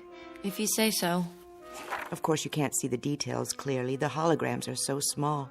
Just the basic faces and figures and how they look wearing different outfits. But you get the idea. What's the matter? Nothing. Are you listening to me? I'm sorry, Mothers. Some of the pictures in this old album... Sometimes I don't understand you, darling. What do you mean? Most girls your age are thrilled to death when it's time to choose a pattern. Have you even looked at the catalog? Yes. I remember how excited I was before I made my choice. I couldn't sleep for 3 nights. The patterns were all so lovely, I couldn't make up my mind. My mother had to help me decide. I finally chose number 12. I guess that's everyone's favorite. Is it? Aren't you excited? Mm-hmm. What is it in that old album that's so fascinating? The way you were. Before. Oh, you can't be serious. This page, for instance. Not that one. It is you, isn't it? See? It says Lana Donnelly. Oh, I can't believe how plain I was. No wonder I didn't have any friends as a child. The sandy hair, all those freckles. Like mine? Well, that's what you inherited. But when I see that thick waist in the picture, those ugly, shapeless legs, I absolutely want to cringe. I wish your father hadn't given you this book. Hard to believe, I know, but I'm afraid the awful truth is it's me, before my transformation. I knew it. I was such a sight. I wouldn't say that. I think you were beautiful. I really do. Well, I certainly don't. I was unbearably homely. It was always hard on me at school until, well, thank goodness for the transformation. It's the most marvelous thing that could happen to a person, and it didn't come a moment too soon. Am I very homely now? Of course you aren't. Not to me. But afterwards, oh, think of it. You'll be beautiful. Mother. Yes, dear. May I ask you a question? Anything at all. Suppose I didn't want it. What? I wouldn't have to, would I? Darling, what are you talking about? At least I could wait a little while, couldn't I? Would that be all right? Oh, I don't think so. It has to be done at just the right time, a certain stage in your growth. Later, it's much harder. That's why the Bureau notified you. The time is now. But what if I'm not ready? You're just nervous, darling. There's nothing to worry about. Nothing at all. Say, I know what you need. You do? A glass of instant smile. I'll ring for Grace. I don't need anything. I think you do, if you could see yourself. But all of that will change. Just think.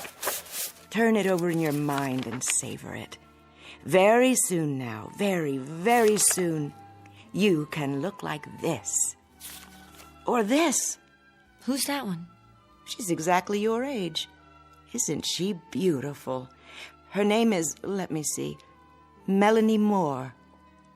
There's no reason why this couldn't be you. Wouldn't that be wonderful? You rang, Mrs. Q-Barrel? Lana. Pardon me, Lana. A cup of instant smile for my daughter, Grace. Yes, ma'am. On second thought, make it 2. I could use a little pick-me-up myself. Right away. Teaching the help to use first names can be a problem these days. But we're all equal, aren't we? Yes, Mother. Remember that. After all, Grace is a number 12, too. Even if she is our maid. Oh, Mother. Why so glum, darling? I'm tired. I think I'll go to my room and lie down. That's a good idea. You're not yourself today. Oh? Who am I? You act as though there's something wrong with the transformation. I don't understand what possible objection anyone could have to being beautiful. After all, isn't everybody?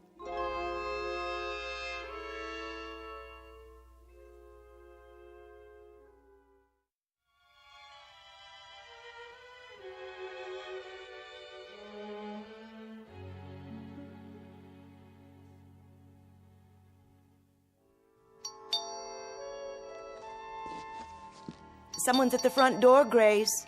Yes, Lana. Be right there. Never mind, I'll get it.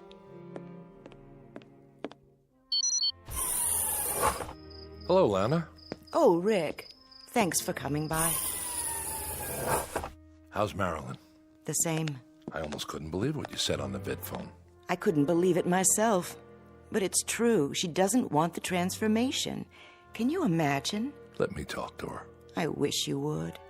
Where is she now? In her room. I'll let her know you're here. Yes. Marilyn, are you awake? Why? Uncle Rick is here. He is? Be right there. That girl. You were her father's brother, Rick. What did he tell her? What do you mean?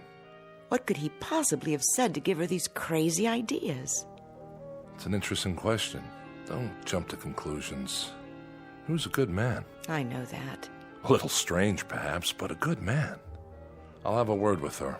Might not have been his fault, you know. Then whose? Hard to say. They pick up so many peculiar notions from the Trivid and at school. Here she is now.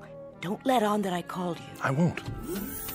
Honey, look who stopped by to see you. Hi, sweetheart. Uncle Rick! Oh, forget that uncle stuff, will you? You want me to start feeling old? Oh, you're not old. Can you stay? For a few minutes, I guess. I was just passing by and I... You two will excuse me. What's the matter, Mom? Nothing. I'm late for my culture class. Still taking that night course, huh? Well, I can't miss a chance to improve myself, can I? Make yourself comfortable, Rick. If you need anything, Grace is in the other room. Sure.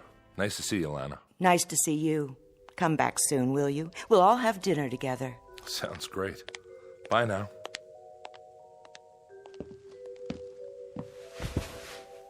Now then, what's all this about? What's what about? Well, I gather your mother is worried. Oh. Don't say it like that. She cares very much about you. Because I don't want to be transformed? Something like that. Because I want to stay ugly. Stop it. You're many things, honey. Most of them delightful, but you're definitely not ugly. You're just... Just what? Not beautiful? Some people might say so. What would you say? You're different looking. Different good or different bad? Doesn't matter. The point is, people choose transformation when the opportunity comes along. I guess I'm not like other people. Your father chose it. I know. He was a number 17 just like you. Well, yes. 17 is the favorite for men these days. Has been for the past 20 years. My brother was a perfectionist. Wouldn't settle for anything less. Uncle Rick. Yes? Haven't you ever wanted to look like you? I do look like me. But you also look like a lot of other people. And all considered rather handsome, or so I'm told. Is that bad? Is it good to be like everybody? Isn't that the same as being nobody? I think it's time you tell me. Tell you what? Where you've been getting these radical ideas. My father used to say... Your father was a handsome man, wasn't he? Yes, but he read books. He thought about things. Sometimes we talk, just the two of us. Everybody talks. I mean about real things, not just electronic baseball or the super soccer team or where to buy a dress or fix your hair. Is there something wrong with sports, Marilyn, or buying new dresses? Think of all the businesses that would close down if nobody thought about them. But if you make that all there is in life... Sorry, sweetie, I have to be going. For now, I'd say you're out of sorts. It's not unusual at your age. You better have a glass of Instant Smile. Ask Grace to bring one in. I've had a glass of Instant Smile. I've had glass after glass after glass. And you know something? It doesn't do any good. Take it easy. I don't feel like smiling. I feel like frowning. In fact, I want to cry. I'm unhappy, and I don't know why. Do you understand? I'm just not happy. I'll tell you what you are. I don't know how it happened, but I'd say you're a very sick young lady. Why? Because I don't want to be like everyone else? I'll tell your mother to make an appointment with the doctor tomorrow. Till then, take care of yourself, sweetie, and try not to worry. We'll all be better very soon. You'll see. What's wrong with me? Somebody please tell me. What's wrong with me?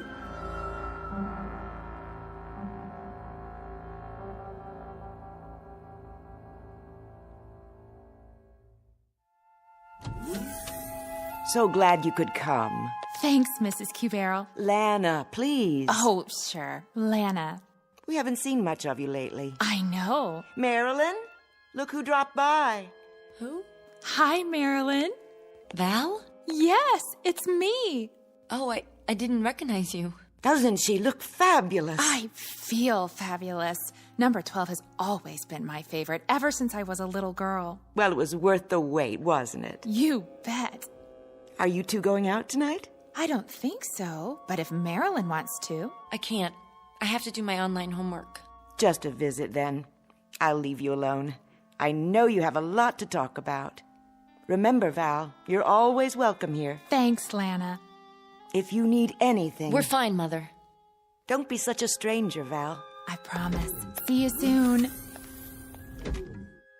She told you, didn't she? Well, yes. And that's why you're here. Really, Marilyn, don't you think you're being silly about the whole thing? I think it's my own business. Well, of course it is. But I don't understand. Nobody does. I just don't see why I have to make up my mind right now. There's no law, is there? But everyone has it done. Fine. They're not me. It doesn't hurt or anything, if that's what you're worried about. When they did mine, I didn't feel a thing. I'm sure it didn't. Well, what then? You like the way I look, don't you? Sure. You look just like my mother now. Oh, excuse me. Like Lana. What's wrong with that? Nothing, Val. But I like you. Of course you do. We're friends. We'd be friends even if you didn't have the transformation. Don't you know that? That's not the important thing. What is important, Val?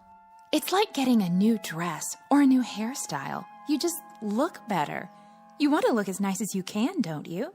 If I do it, I'll look like one of those holograms in the catalog. That's right, you will. And they're all beautiful, aren't they? What's wrong with that? I don't know. But somehow I have this feeling that it's wrong. Why? How will you know me afterwards? How will anyone know me?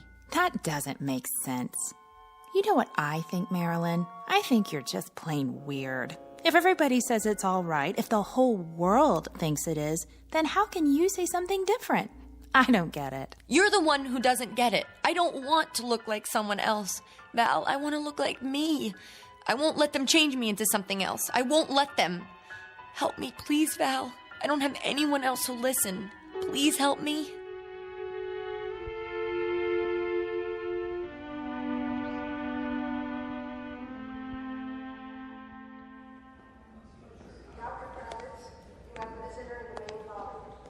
Marilyn? Mother? No, I'm Miss Simmons.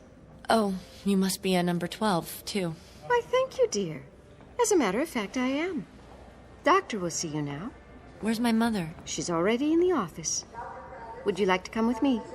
All right.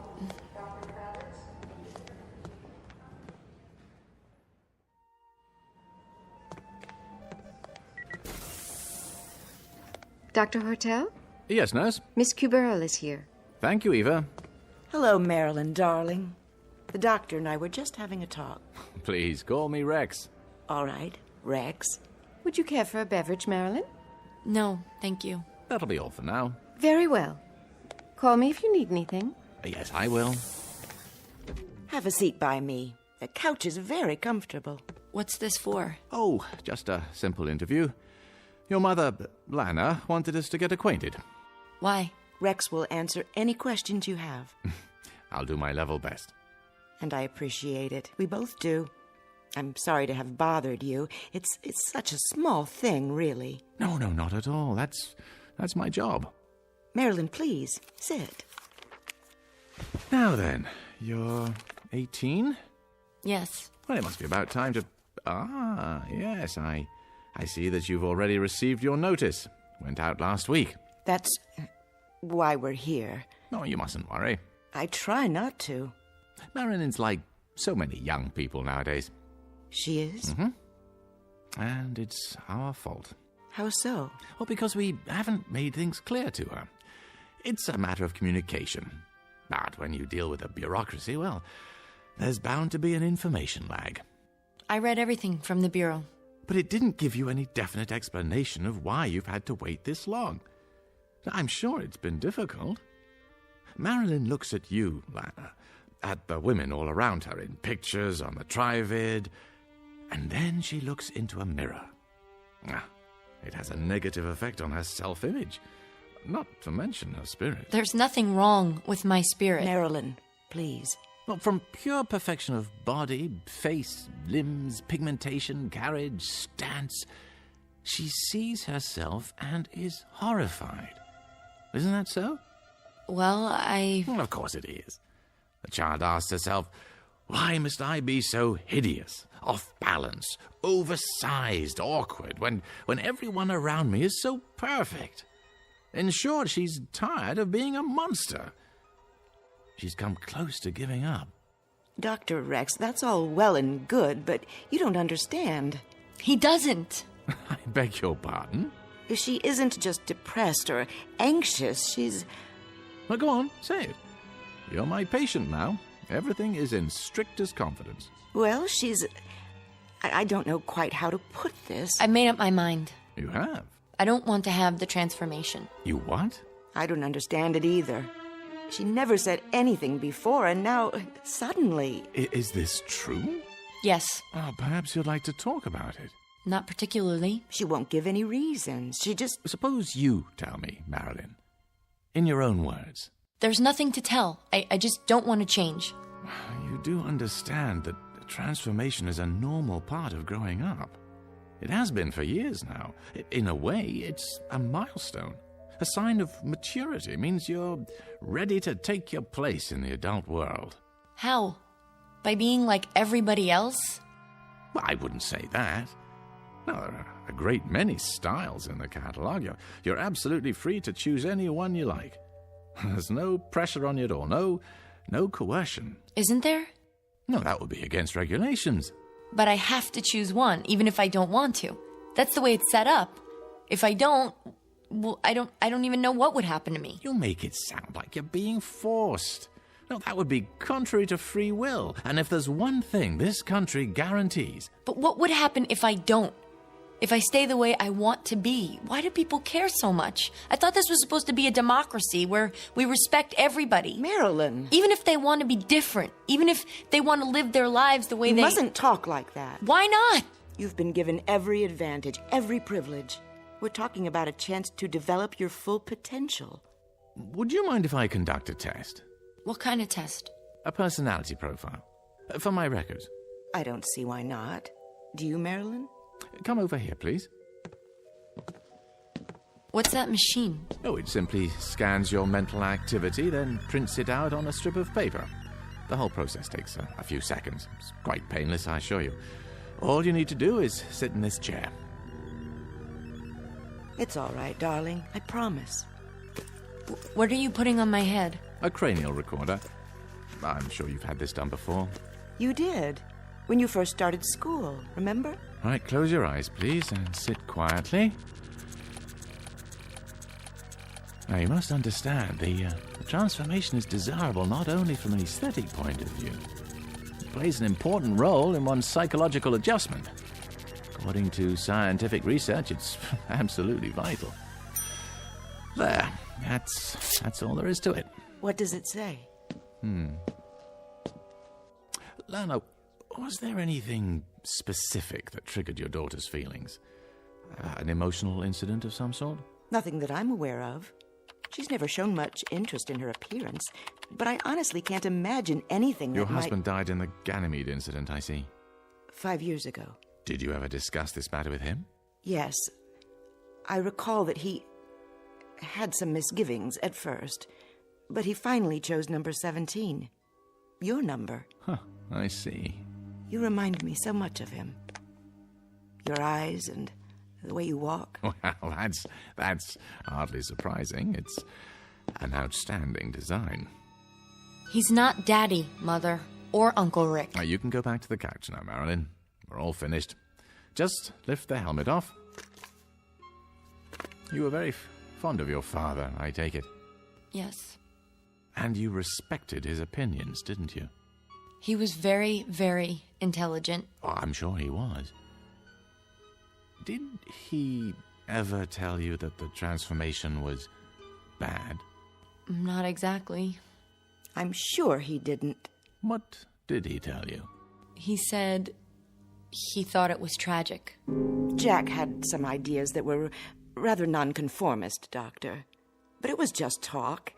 He had the highest physical and psychological rating with the rocket service. Well, this is a very unusual case. I'll require some additional time to look into the matter. Suppose I get in touch with you, say, in a few days. That will be fine. I appreciate your seeing us. Did you find out? What's that? The machine. Did you find out what's inside my head? Oh, your general intelligence rating is quite high. Social adaptation, good. Powers of reasoning appear normal. Oh, above normal, in fact. Then why won't you let me make up my own mind?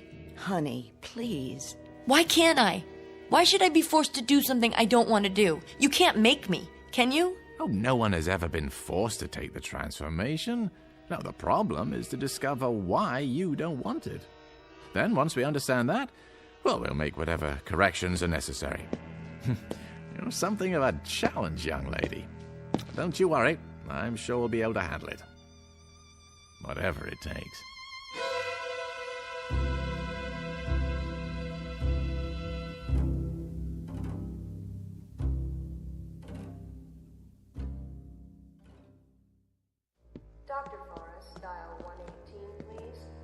Where are we going?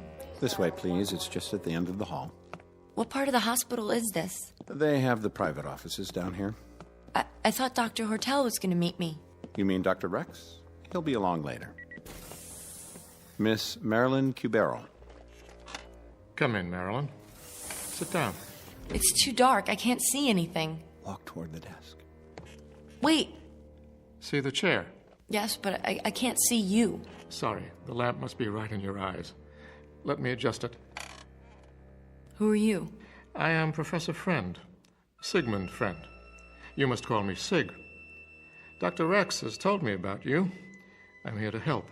Sit, please. Help me? Help rid you of your fears of this necessary and important... No, that isn't true. It's not necessary. This very necessary, very important step in your life. But why? Why does everyone want to force me to do something I don't want to do? Why else but for your own good? That doesn't make sense. Why else would the state go to so much trouble and expense? Many, many years ago, wiser men than I decided to eliminate injustice and inequality from this world. They saw in physical unattractiveness one of the factors that make men hate.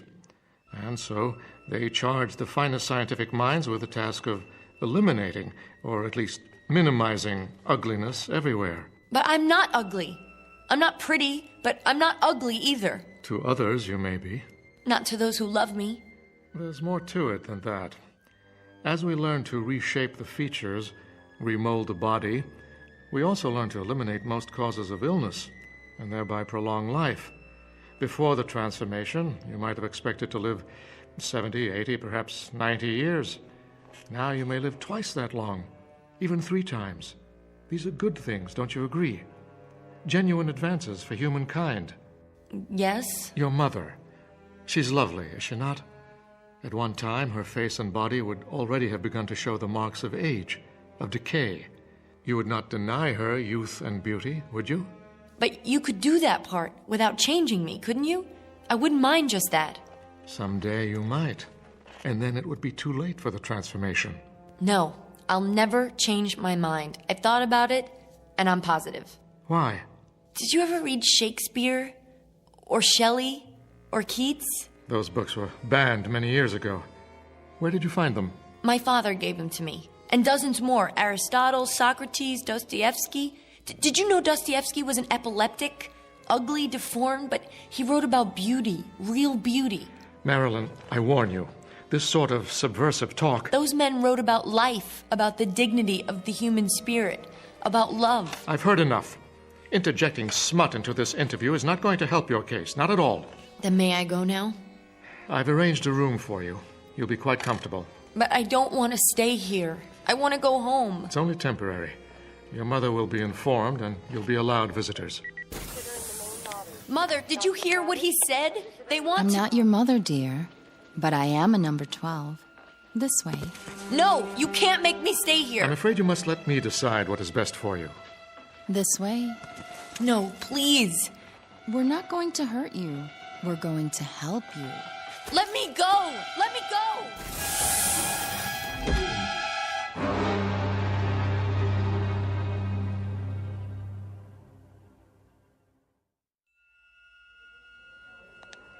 We're almost there. Just ahead. Third room on the left.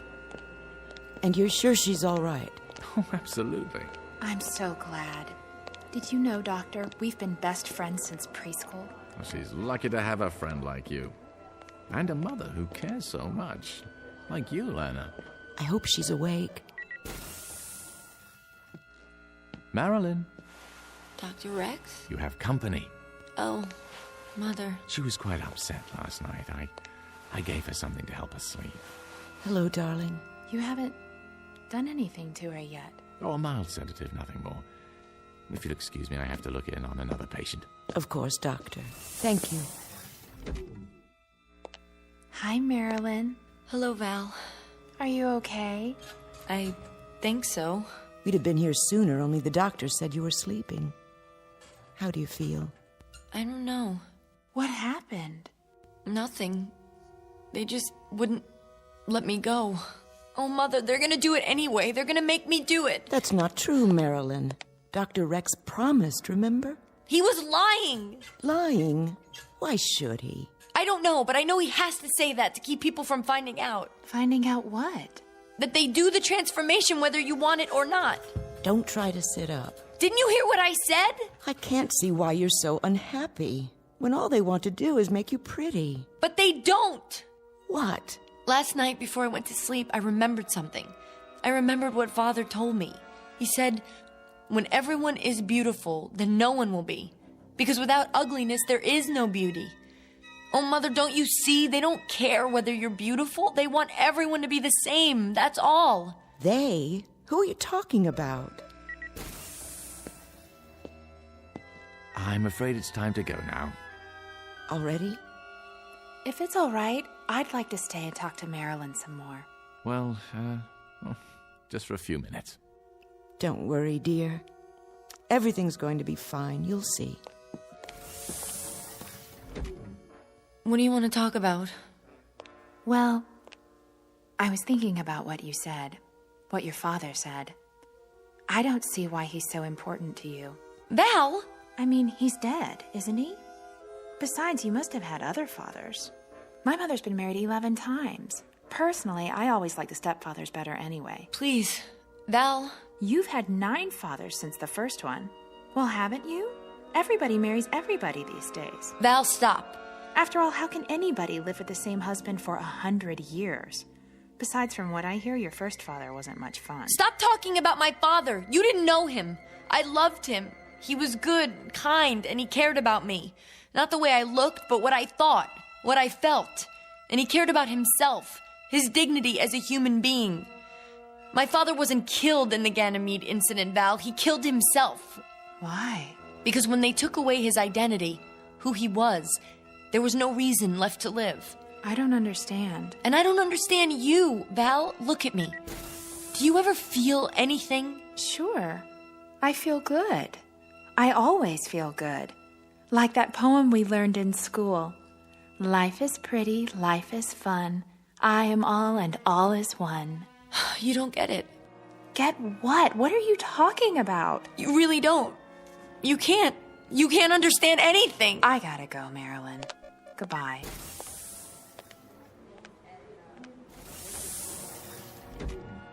I have to get out of here.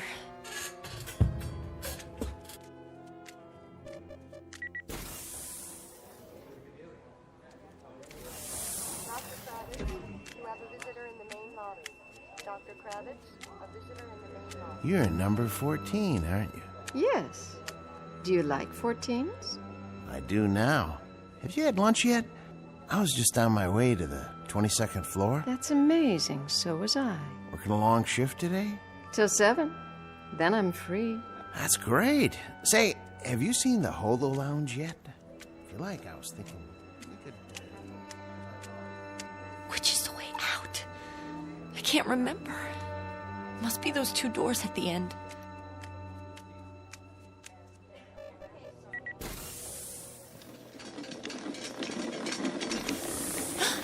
Mother?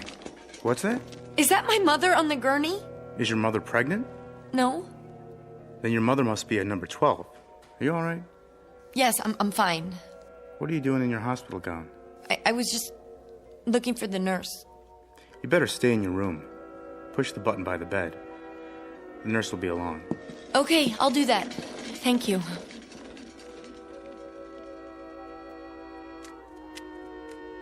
The double doors, this has to be the way.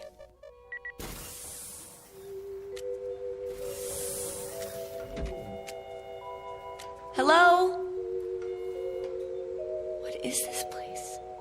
Somebody? Hello, my dear. We've been expecting you. Dr. Rex?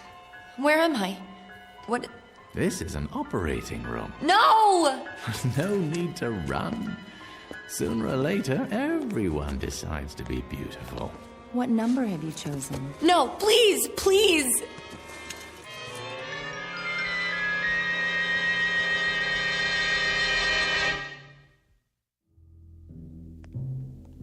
Ah, Mrs. Cubero. Val, just in time.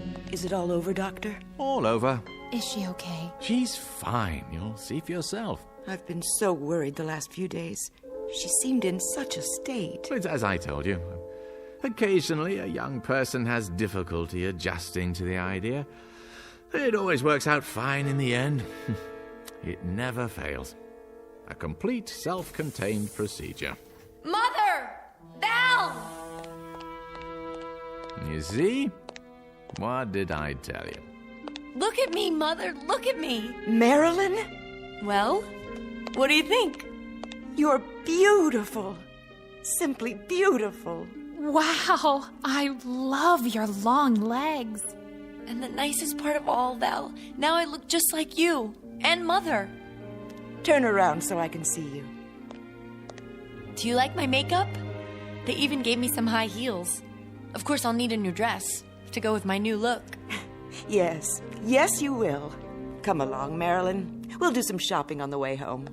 Then we'll have a party, and all your friends can come over. You're going to have so many new friends from now on. I know.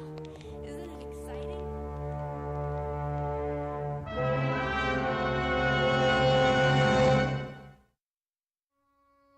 Portrait of a young lady in love for the first time with herself. Improbable? Perhaps.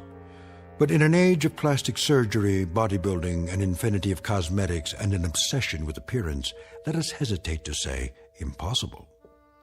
These and other blessings, some of them decidedly mixed, may await us in the not-too-distant future, or at least a future to be found in the Twilight Zone.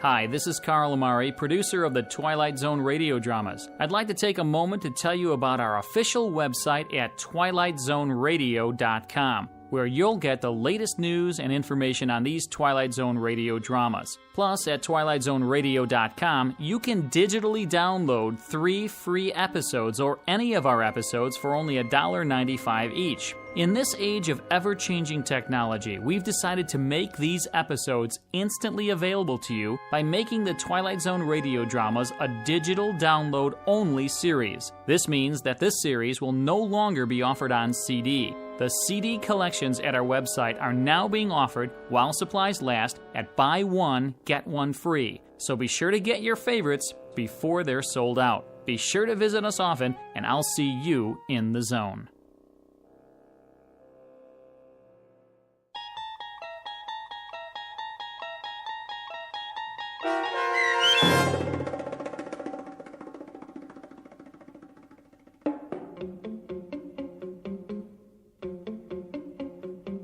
Number 12 Looks Just Like You, starring Bonnie Somerville and Charles Shaughnessy, with Stacy Keach as your narrator, was adapted for radio by Dennis Etchison and written for The Twilight Zone by John Tomerlin from a story by Charles Beaumont.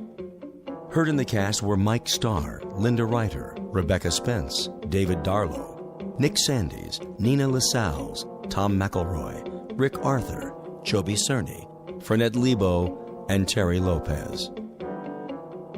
This copyrighted radio series is produced and directed by Carl Amari for Falcon Picture Group. Sound design and custom Foley effects for The Twilight Zone by Cerny American creatives Bob Benson, Craig Lee, Michael Slaybach, and Matt Sorrow.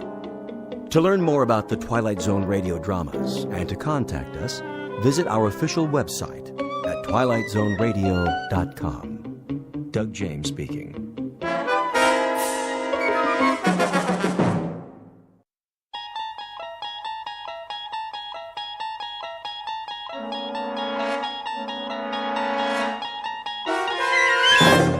You unlock this door with the key of imagination.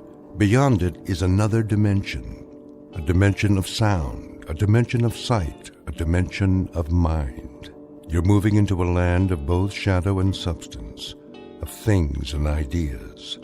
You've just crossed over into the Twilight Zone.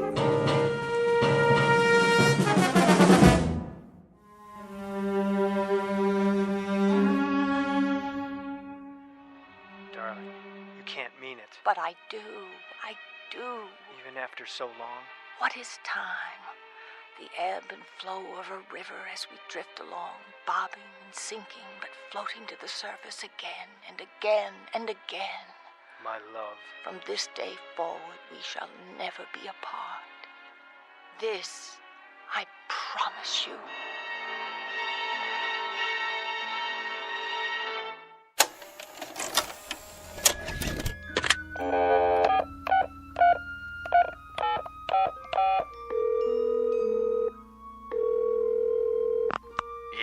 Kruger, I've got an idea. Who is this? Jordy, who do you think? Listen, this one's a winner. You know what time it is. Late. Sorry, boss, but I just watched a movie and... Movie? What movie? Remember that assignment you wanted to send me to the coast? To cover the awards, but you passed on it. Right, the Career Achievement Awards at the Academy. Jordan, surely this can wait. That's just it. It can't. Come morning, I'll be on a plane, headed for L.A. No, you won't. I'm sending the new boy. Not so fast. You remember why I passed on it? Because Pamela Morris isn't attending. As usual, so what? Well, I ran one of her pictures tonight. Her greatest performance. And this, I promise you. I've forgotten the magic. There's never been anyone like her, not even close. So here's what you do. Have you been drinking? Buddy, I'm stone cold sober. Get me a ticket for the Red Eye out of O'Hare. Then soon as it's morning, Pacific time, call our agent and set up an interview. I'll be there with bells on. Interview about what? Are you kidding? It's Pamela Morris. Where's she been all these years? Is she still as beautiful as they say? I'll get you an exclusive.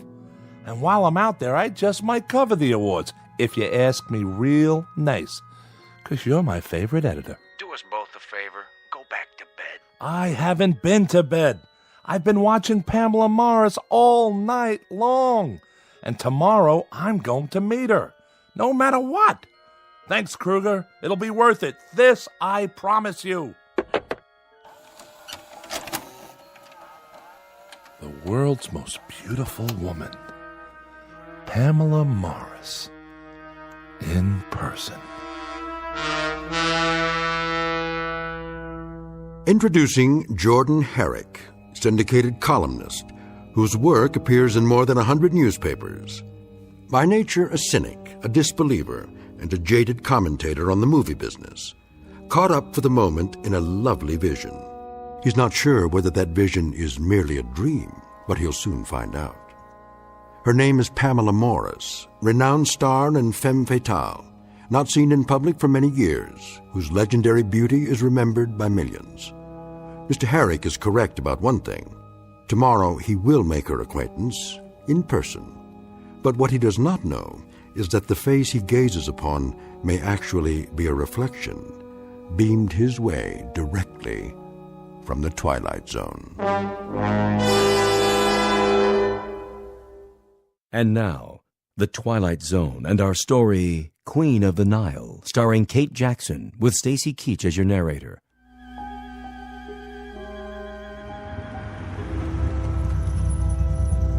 Hello? Hello? Is anybody... Yes, sir. I'm here to see Miss Morris. Who? Pamela Morris. Do I have the right address? This is a private residence. No deliveries. Oh, for the love of... I'm not a delivery boy. Please turn your car around. My name is Jordan Herrick. Well, you still need an appointment. I have an appointment. Check the list. Herri. Oh, yeah. Mr. Herrick from Chicago. Thank you. I'll open the gate. Park in the circular driveway by the main house.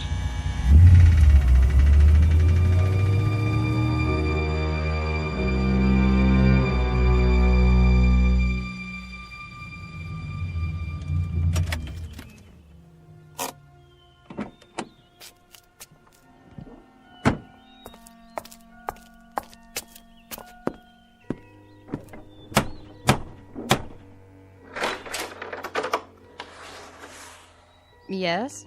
Hello there. I'm Jordan Herrick. I have an interview with Miss Morris. You're early. Am I? Well, if she's not ready, I can wait. This way. Well. This is impressive. Take your coat, sir. That portrait on the wall. Your coat? Here. Who painted it, may I ask? I'll tell Miss Morris you're here. Yes, you do that. What's the signature on the canvas? No. Can't be.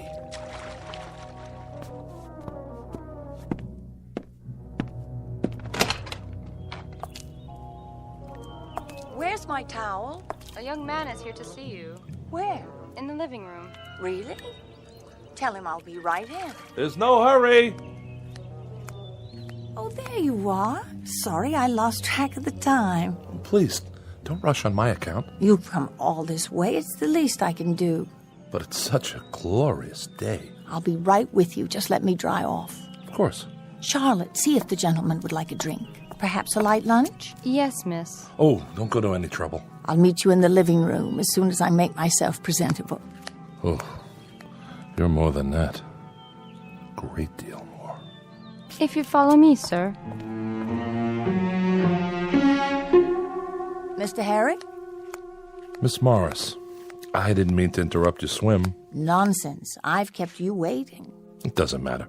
It does matter, and I apologize. But I do love the pool. It's my one indulgence. Am I forgiven? Absolutely. Please sit down. Beautiful. Sorry? This room. The furniture, the artifacts. Lovely. You like my little collection? Very unusual. You must have gathered these things from around the world. Oh, you know how it is. Various locations over the years for this film or that. You specialize in the exotic. Do I? Yes, I suppose so. Even the front door, that metal insect or whatever it is. Ah, you saw that. The door knocker. Cast in bronze, after an Egyptian beetle or so, I'm told. Do you think it's too much? No. It's quite remarkable. I've never seen another like it. Nor have I. Must be very old. Yes, it must be. I confess I've forgotten exactly where it's from. Now then, I believe you have some questions for me? Well, if you don't mind. Not if you're the one who asked them. I'll do the best I can. I'm sure you always do. To begin at the beginning. As two people always must. You were born in... I must say, Mr. Herrick, you are very direct. Oh, don't get me wrong. I meant geographically. No, you didn't. You meant the year. That's what the public always wants to know. You're not offended? Should I be? I have my producers, my directors. You have your editors. They are all very demanding. Besides, a woman in my position must have no secrets. I'm relieved to hear you say that. I was afraid. Afraid? You have nothing to fear here. No? Why, Mr. Herrick, I'm only a woman, and a rather small one at that. Surely you've known many women. Never one like you. Then I'll try to make this as painless as possible. Suppose you tell me how old you think I am. That's hardly fair. Oh, come now. Especially after you saw me in my bathing attire. Unfortunately, it conceals very little. I wouldn't say unfortunately. Mr. Herrick, you make me blush. I shouldn't have wandered out onto the terrace like that. I did say no secrets. And I overstepped the bounds with that question. No, not at all. Please, be honest. Really, Here, take a good look. I'm sorry about the shirtwaist and sandals, but I didn't want to keep you waiting a moment longer. time is so precious. You're not wearing any makeup, are you? Can you tell? There simply wasn't time. You're very beautiful. That wasn't the question. We were talking about my age. I'd appreciate your candor. In that case, you look no older than you do in the painting. Oh, everyone asks about that. I was only a child when I posed for it. Is that so? Come and see for yourself, close up. All right. Well? Oh, surely I'm misreading the signature. Why do you say that? This can't be a Berthold. Berthold? I was so frightened of him. The world was bright and new to me, and he was so wildly creative. Was he? I'd never met anyone like him. It was his genius that enabled him to project the flowering of a fragile blossom, as he put it. He must have been a genius to capture you so perfectly. What a lovely thing to say. Tea, miss. Ah. Shall we, Mr. Harry? Certainly. Tea or coffee? Coffee, please. Would you like something in it? Cognac? Whiskey? No, thank you. I'll take it black. I thought newspapermen were heavy drinkers. That's a myth. At least during working hours. And are you working now? I am. Though it doesn't feel like work. I want you to feel entirely at ease. It's to my advantage, you know. Lest you think badly of me. Very little chance of that. Is it time for tea, Charlotte? Yes, Mrs. Draper. Hello. My name's... This is Mr. Herrick. How do you do? Mrs. Draper. He's the newspaperman, Mother. I know. You're Pamela's mother? Surely not... Sit down, Mother. Have your tea. It's remarkable, the resemblance between you two. Some might think so. With my mother, it is tea at this precise hour every afternoon. Mrs. Draper, you must feel proud to have such a famous daughter. Must I? Mother never did approve of my career. Believe me, Mr. Herrick, I had very little choice in the matter.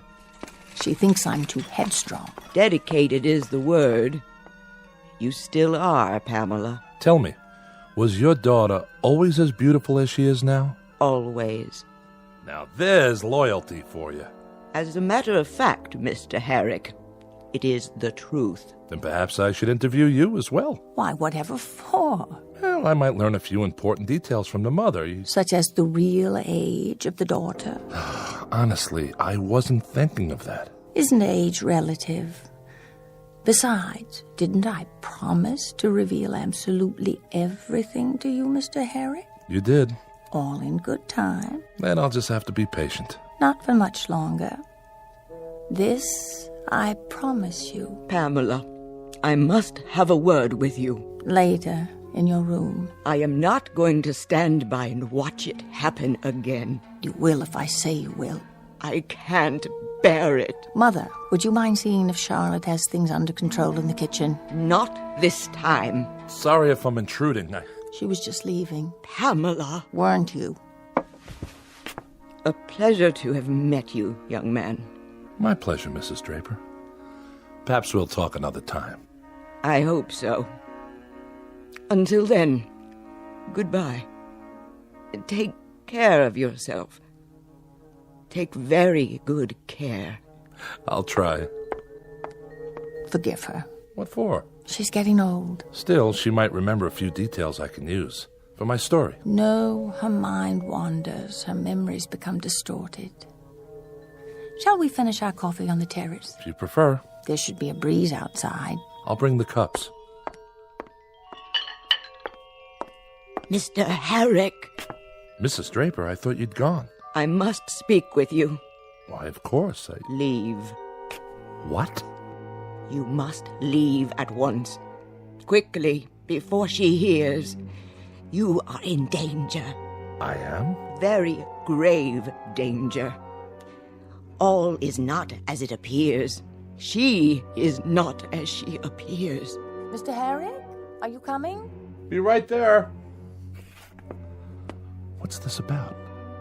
If there's something I should know, you... She is running out of time. Save yourself, young man, before it's too late. I implore you. Save yourself.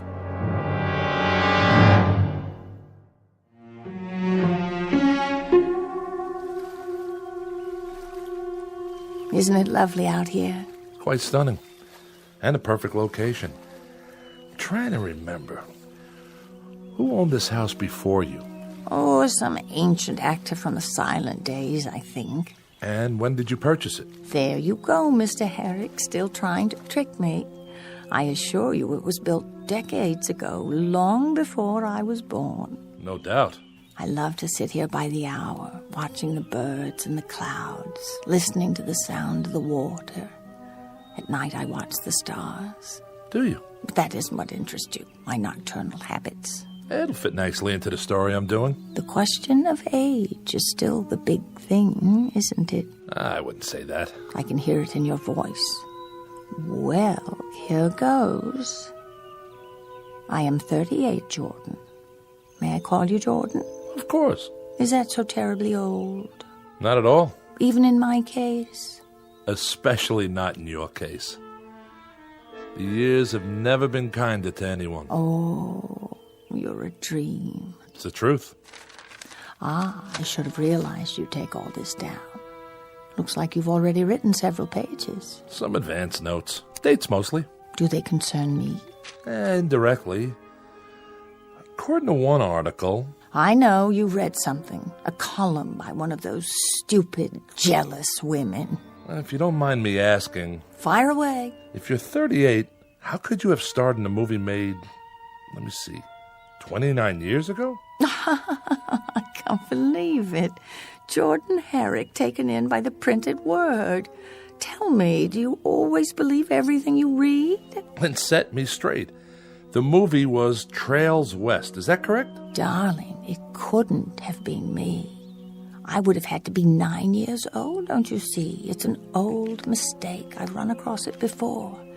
Once something like that gets into the books, it's hard to erase. Well, according to our files, your co-star was John Bradley. Was it? You were in love with him.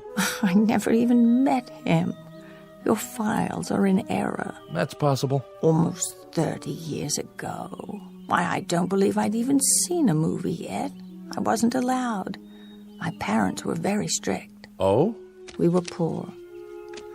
We lived in Iowa. My father's business was failing. It was a few years later that I set out for Hollywood, a star-struck girl in her teens, following the same trail blazed by so many hopefuls. I was extremely lucky. You must have been. You made Queen of the Nile with Charles Danforth. When you were 14? Juliet was 12. It's such an important production. Is that so much harder to believe than my true age today? You see, no one knew I was only 14. If they had, I would have been taken off the picture. I matured early. Indeed you did. I've seen the film. Have you? Shot on location, wasn't it? Oh, yes. No studio backlots then. A fabulous experience. I learned so much. And that was when you began collecting? What? The interior of your house. I take it the trip inspired the decor. I call it early Egyptian. I suppose it's silly of me, but how could I resist? It was my first big break, and I was far from home with more money than I'd ever seen before. I'm just glad it wasn't one of those horror pictures that I probably have the place filled with caskets. No, I much prefer it this way. But really, you know, the fact is that I still feel 14 in some respects. No, let me be more precise. Sitting here with you, I feel new. I know it sounds foolish, but I want to live, Jordan. I want to savor all there is in this life. Is that so wrong? No. Come here and look at the view. You can see practically the entire city from here. The canyons, the pools. They look so blue from here. Don't they? Such a perfect color. It reminds me of something. Me too. Your eyes. You are too good to be true. But do you see what I mean? The world is such a magnificent place, full of so many wonders, too many to know in one lifetime. Maybe that's what makes life so precious. Because it's so brief. Does it have to be? If we live fully, tasting everything that's placed before us like a magnificent offering, two people alive to the moment and each other. Yes, I'm being foolish again saying such things. Oh, on the contrary. We've only just met.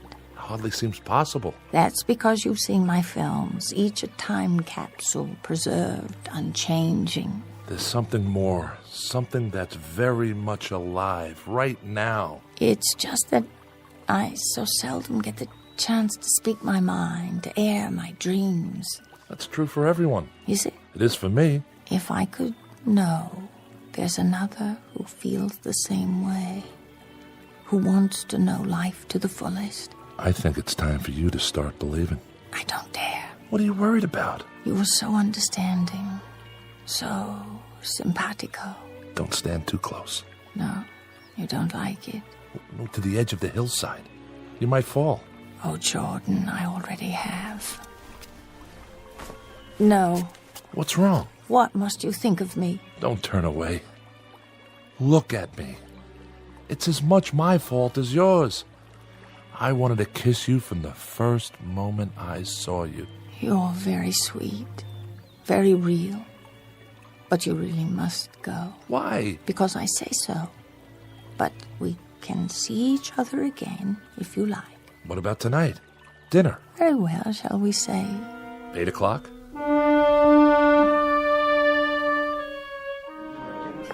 Herrick? Party of 2? Not for an hour, at the very least. I have a reservation. I'm sure you do. If you'd care to wait on the bar. Hello, Armand. Miss Morris. It's been a while, hasn't it? I should say so. We've missed you. How about that reservation? The old table, I presume? That would be divine. Claude? Yes, Armand. Prepare that corner booth. But it is occupied by another couple. Then move them. Tout de suite. Yes, sir.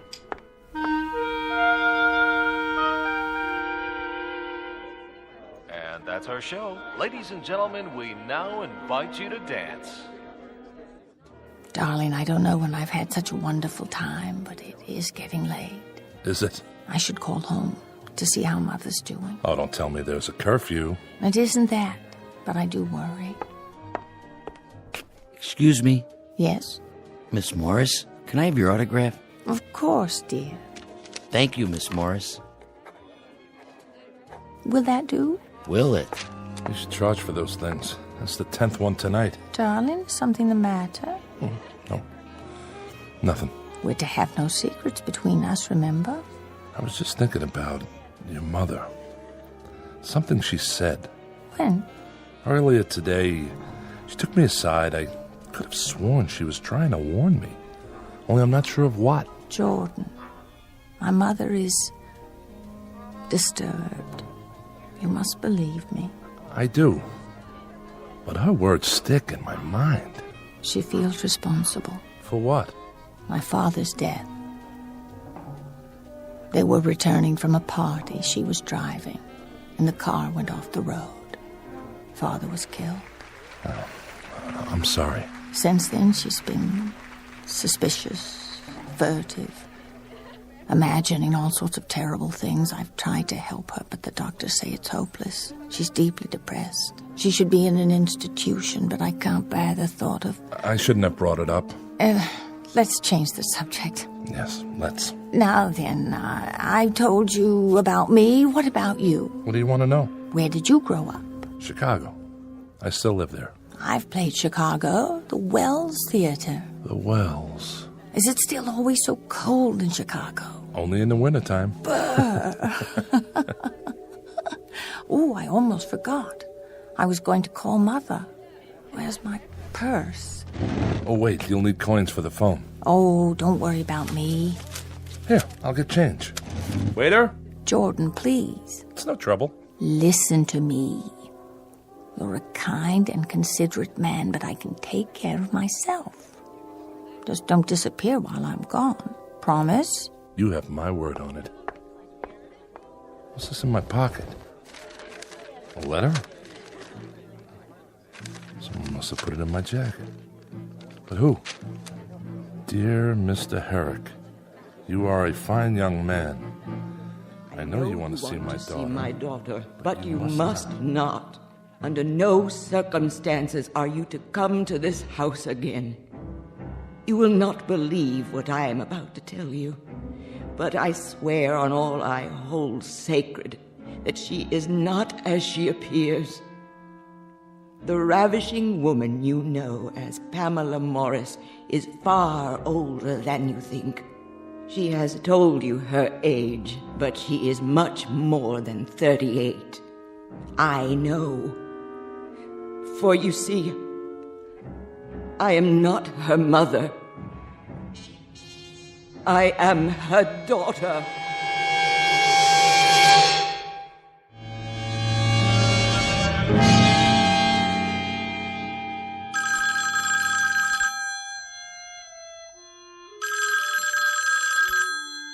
Morning. Jordan? Oh, I was just about to phone you. Were you? I overslept after last night. I was afraid you wouldn't call. I wasn't sure you wanted me to. Oh, now you're teasing me. I had the most wonderful evening. So did I. It was heavenly, Jordan. Every minute of it.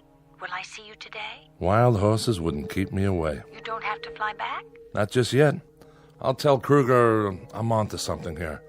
Something that could be very big. Kruger? My editor. Don't worry, he'll go for it. Oh, I hope so. If I were to lose you now, you don't know how long it's been since I've felt this way. Stay right where you are. I'll be right over. I won't move from this spot. I'll tell Charlotte to make lunch for us on the veranda. I have a better idea. I'll take you to Musso and Frank's for brunch. Perhaps your mother could join us. What for? I thought it might be nice for her. To get her out of the house for a change. Mother's not feeling well this morning. Well, nothing serious, I hope. Only the usual complaints. Her mind seems worse, though. I wouldn't want to subject you to that. As you wish. You seem awfully interested in my mother. I do? Yeah. Just a reporter's curiosity. Enough about her. How soon will you be here? As soon as I shower and dress. Till then, darling. Till then. Front desk. This is Mr. Herrick. I'd like to place a collect call to Chicago. I'll connect you with the hotel operator.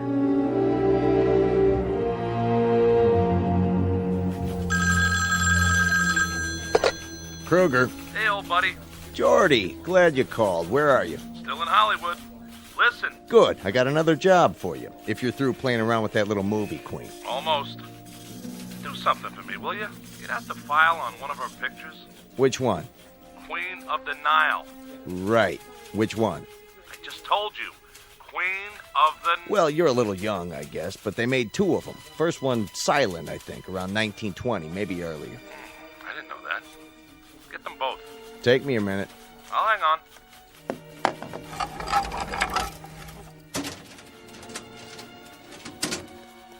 Here it is. You there? Yeah. I got it. What's the name of the girl who starred in the original? Let me see. Constance Taylor. Never heard of her. Anyway, she starred in most of it. What do you mean? It says there was some kind of accident during filming. A cave-in at a tomb in Egypt. Real tragic. They never found her. Got a photo of this Constance Taylor? There's a clipping from the obit. Compare it. With what? A picture of Pamela Morris in the remake. If you say so. Well? They look alike, but they would. They played the same part with the same makeup, same type of costume. The old Wells Theater. When did they tear it down? The Wells? Here in Chicago? Oh, it must have been sometime in the 30s. Why? I want to be sure first. In the meantime, I need you to do a little more research. Find out about the men who were involved with Pamela Morris. Send me every press release, every clipping you have on her. Then fax them to me at the hotel. Can you do that? This better be worth it. Ooh, it will be. Sounds like you're on to something. Kruger, you wouldn't believe it if I told you. But it's something, all right. Something fantastic.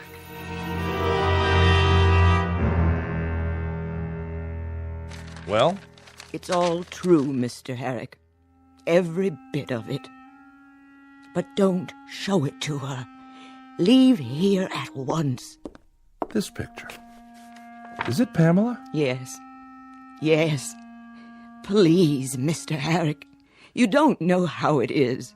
January 12th, 1933. Gladys Gregory and Kester Roberts at the Wells Theater. On roadshow tour, fresh from their Broadway success in Honeymoon Deferred. She had many different names. But she herself hasn't changed in what? 50, 60 years? At least 80. The sum total of my life. You can't imagine what it was like to see her always so fresh and beautiful, while my mirror image grew seared and yellowed with age. How I longed to see a wrinkle, just one, in that baby skin face.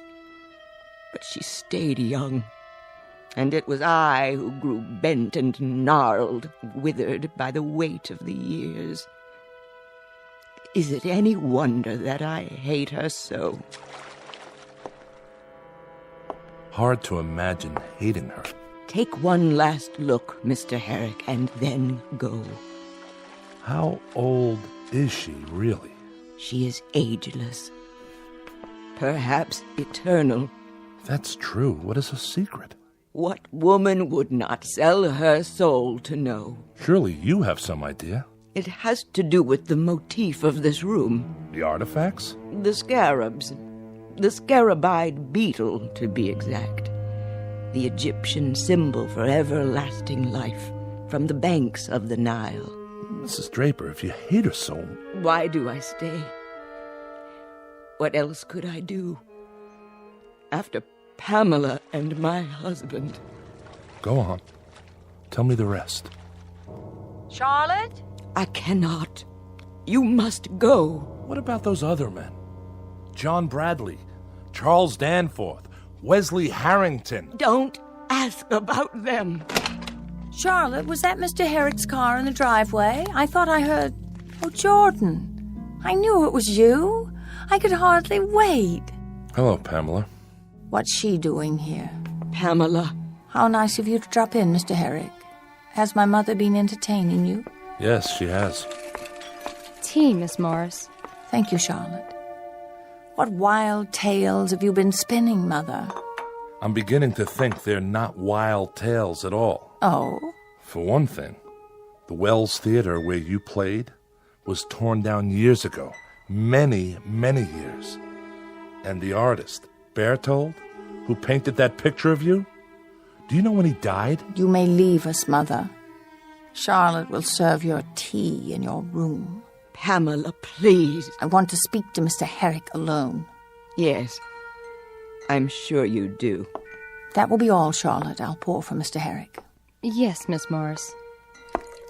Your coffee, black, as I recall? Yes, Pamela. Drink up. Pamela, Now then, you were saying? Please understand, Oh, I do. I'm a reporter.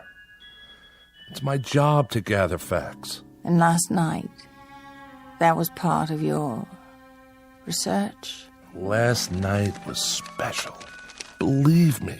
My, look at all these newspaper clippings. Let me explain. You've compiled quite a dossier on me. What is it you want? Money? You think I'm a blackmailer? Well, if that's not it, what do you want? The truth. Ah, it comes down to this. I told you it isn't about money. I understand. Then why are you opening the wall safe? You want the truth, Mr. Herrick, and you shall have it. Come here. What have you done? Just a little white pill in your coffee. You drugged me. Don't worry. It's only a sedative. Well, why? I'm about to show you the secret. Don't you want to see what's in the box?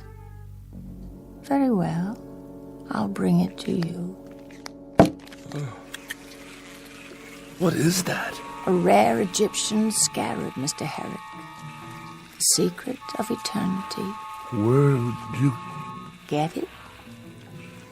From the pharaohs, who understood its power. Pharaohs? I told you, Mr. Herrick.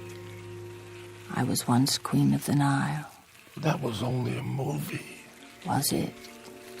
Oh, yes, but I'm talking about the real thing. You were? Not were. Am. Oh. Sit down. It's easier that way. Let me open your shirt. You'll feel a slight sting as it penetrates your flesh. Then when it's fed, when it's filled itself with your life force. Please. There. Now I simply remove it and place it on my skin so that it can reverse the process. Let me see. This leg should do nicely. Do you think I have nice legs, Mr. Harry? Oh, but you can't speak. You can't do anything, can you? A pity the art of mummification no longer exists, because in a few more seconds, there will simply be nothing left to hold your body together anymore.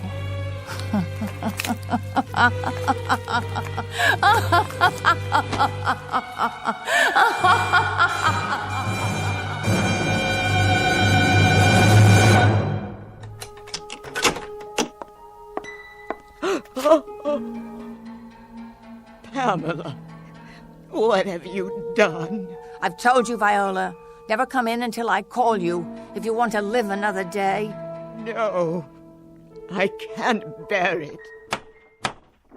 Get rid of the remains. Quickly. This must stop. Clothing, shoes, everything. Now. Yes? I have an appointment to see Miss Morris. This way, sir. I'm here, Charlotte. Yes, miss. Oh, do you mind? I seem to have knocked over a cup in the living room. Would you see that it's swept up? All of it? Right away, miss.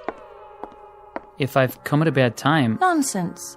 You must be Mr. Jackson. Yes, I called the other day. And I told you to come out when you could. Did you think I'd forget? Well, I didn't want to intrude. I must say, you look spectacular. Do I? Radiant, if you don't mind me saying. It's the weather. I so love the sun and the pool. I'm constantly refreshed.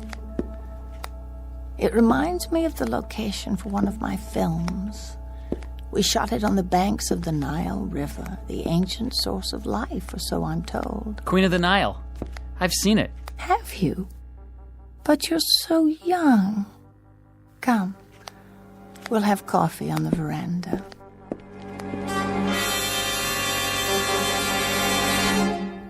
Everybody knows Pamela Morris, the beautiful and eternally young movie star. Or does she have another name even more famous, an Egyptian one from centuries past? A word to the wise. It's best not to be too curious, lest you end up like Jordan Herrick, a pile of dust and old clothing discarded in the endless eternity of the Twilight Zone.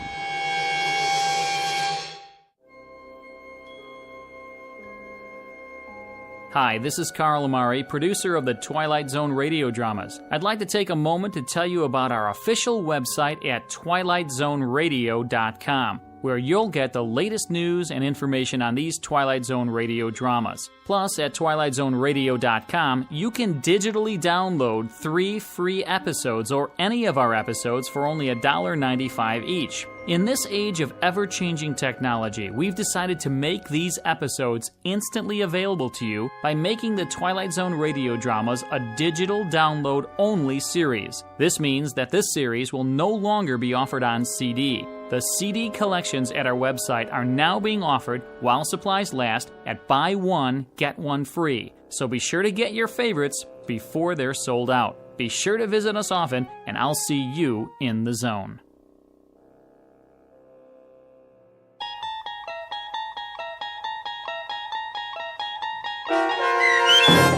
Queen of the Nile, starring Kate Jackson with Stacy Keach as your narrator, was adapted for radio by Dennis Etchison and based on a script by Jerry Saul.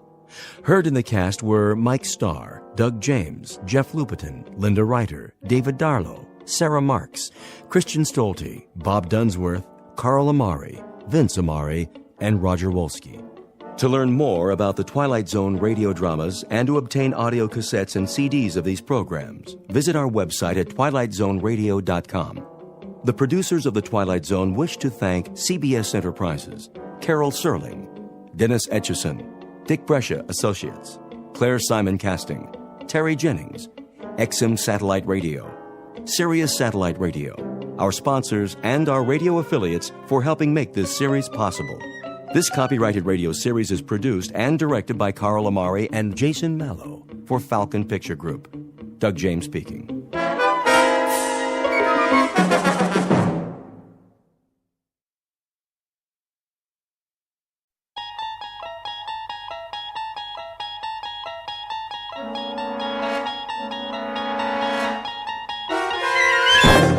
You're traveling through another dimension. A dimension not only of sight and sound, but of mind. A journey into a wondrous land whose boundaries are those of imagination. Your next stop, the Twilight Zone.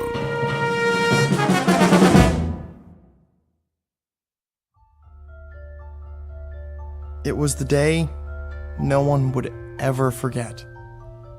Not next week, next year, or the year after. Not for the rest of their lives, no matter how hard they tried. All in? Yes. Yes. Anne? Yes, Daddy. Good. That's good then. Seatbelts, everybody. Where are we going now? Home. Oh. Unless anyone wants to stop for ice cream. Can we? If you like. I think your mother would approve. Don't you? Well, I guess so. What about you, Anne? I want to go home. I'm kind of tired. Me too.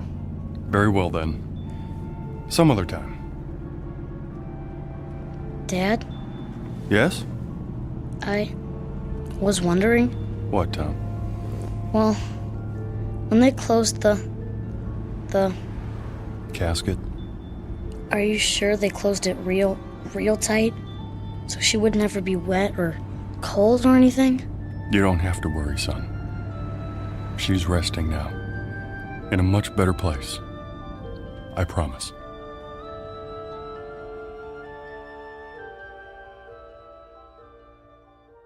It was the week the world ended. And yet, incredibly, it was also the week something new, something truly fantastic began.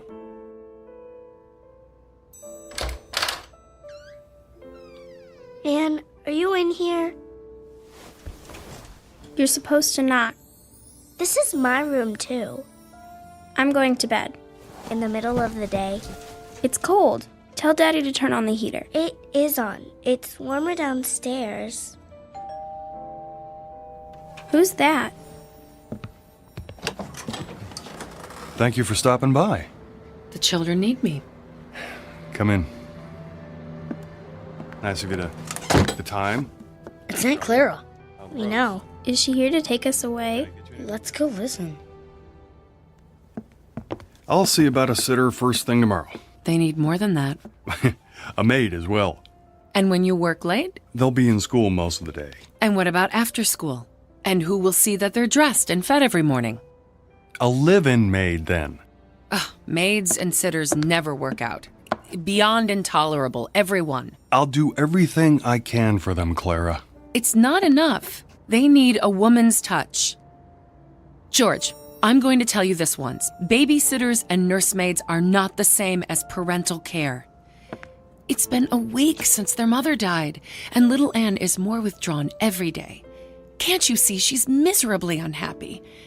And it's only going to get worse. You're right about Anne. But Tom and Karen seem to be adjusting.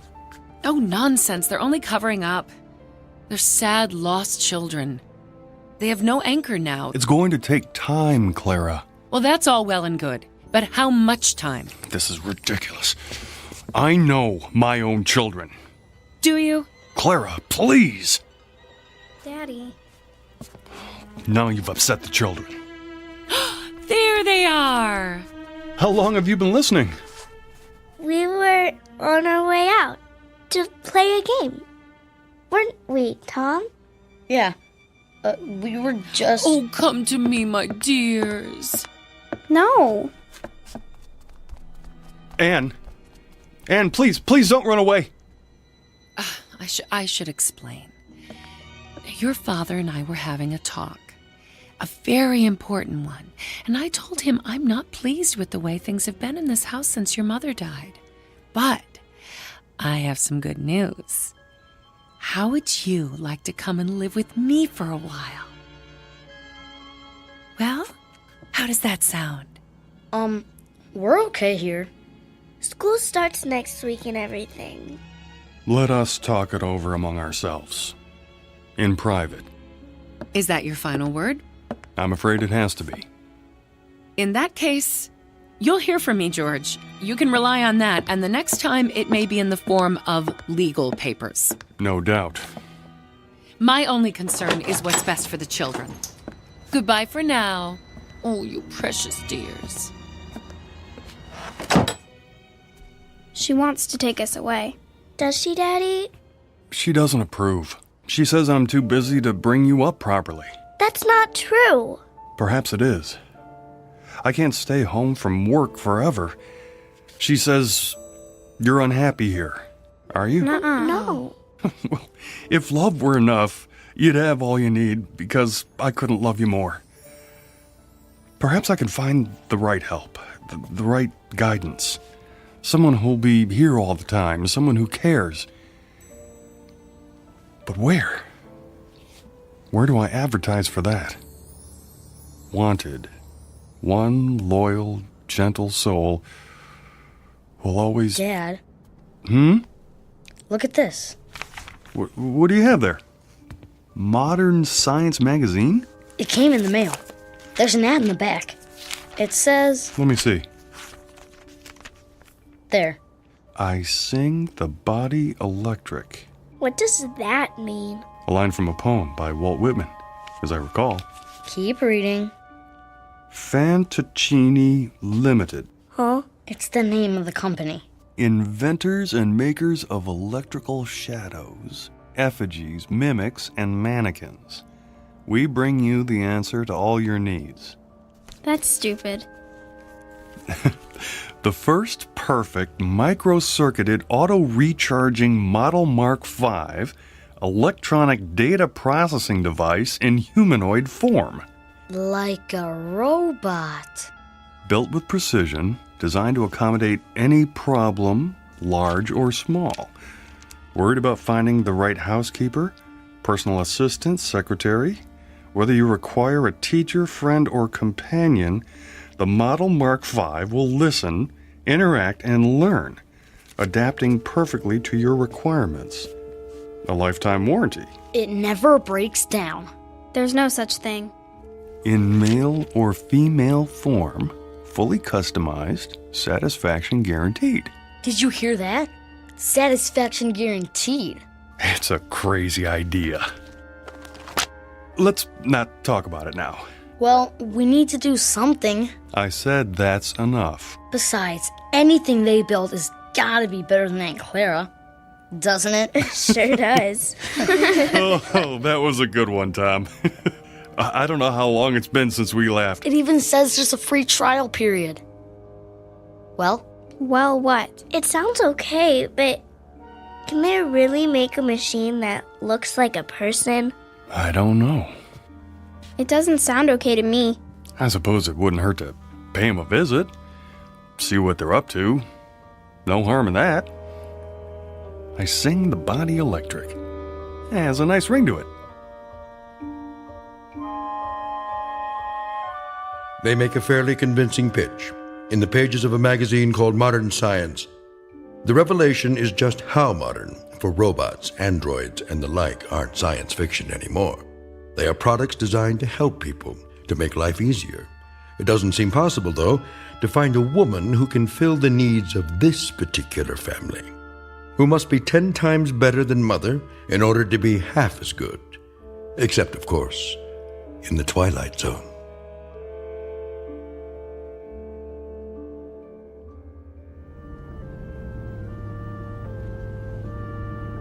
There's the sign. Fantoccini. Why do they call it that? Who cares? We'll have to ask. As soon as I find a parking space.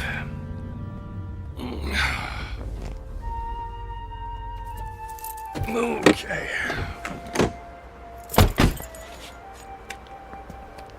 Can I ring the doorbell? You always get to do everything. Now, your brother found the ad. Wow, some bell, huh? Won't you come in, Mr. Simmons? We've been expecting you. You have? I called ahead for an appointment. Feel free to browse the showroom. I'll be right with you. Wow, this is incredible. Look. What's that supposed to be? A whole table full of marbles? I don't think so, son. More like glass eyes. Wow. Blue and brown and hazel and green. I want her to have eyes like this. Well, careful, just don't touch them. Oh, please do. Guido Fantocini at your service. An unusual name. It's Italian. It means, roughly, dream people. Or, as I prefer, shadow puppets.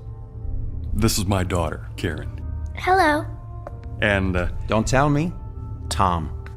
And you must be Miss Anne Simmons. Age 11? Or is it 12? She's only... I'm going to be 11 next month. In that case, allow me to present you with this golden key. It's awful big. What's it for? To wind her up, of course. To wind what up? Why, your new, let me guess, nanny?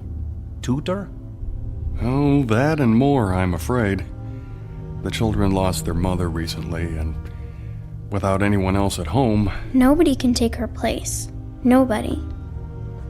In that case, might I suggest our grandmother model? It's very popular. Do we have to wind her up every day? The key is symbolic, a way of introducing our product line. What sort of product are we talking about? If you can be more specific. As specific as you like. The end result is entirely your choice. First, you'll select the eyes, any color at all. This color's perfect. Then you'll move on to the hair salon. Our wigs are of the finest quality. Blonde, brunette, brown, red, white, and every shade in between. I want her to have long hair, like this one. Ears, with or without earrings. Arms, slender or sturdy, graceful or strong. Hands, fingers, lips, full or thin. As for body type, the choice is again yours. Tall, short, the height you prefer to the millimeter. Very impressive. But they're just pieces. Until we put them all together at the factory. Then they'll become something else, something new. They'll move and walk and talk. Machines don't talk. Grandmothers do. Listen. I sing the body electric. I celebrate myself and sing myself. Who's that? One voice out of many possibilities. Try another. Myself and sing myself. I sing the body electric. I sing the body celebrate electric. myself. Or another. Sing myself and sing myself. I sing the body I electric. sing the body electric. I celebrate myself. I sing the body electric. Myself. I celebrate myself. I sing the I sing body myself. electric. I sing the body electric. I myself. celebrate myself. Pick one. I sing the body I electric. celebrate I celebrate myself and sing There. myself. I sing the body electric. That's not right. I celebrate Too high? myself Too low? and sing myself. Go ahead. Turn the knob. I sing the body electric. I celebrate myself and sing myself. I sing the body Could electric. you make her just like my I mother? celebrate myself If you wish. and sing myself. Exactly? I sing the body To electric. a I celebrate myself Then and sing myself. I don't want her. Please, Anne. I want to leave. You've dropped the key. Wait. I sing the body electric. I celebrate myself and sing myself. I've almost got it right. Electric. I celebrate myself and sing myself. I sing the body electric. I celebrate myself and sing myself. The armies of those I love engirth me, and I engirth them. They will not let me off till I go with them, respond to them, and discorrupt them, and charge them full of the charge of the soul. Grandma.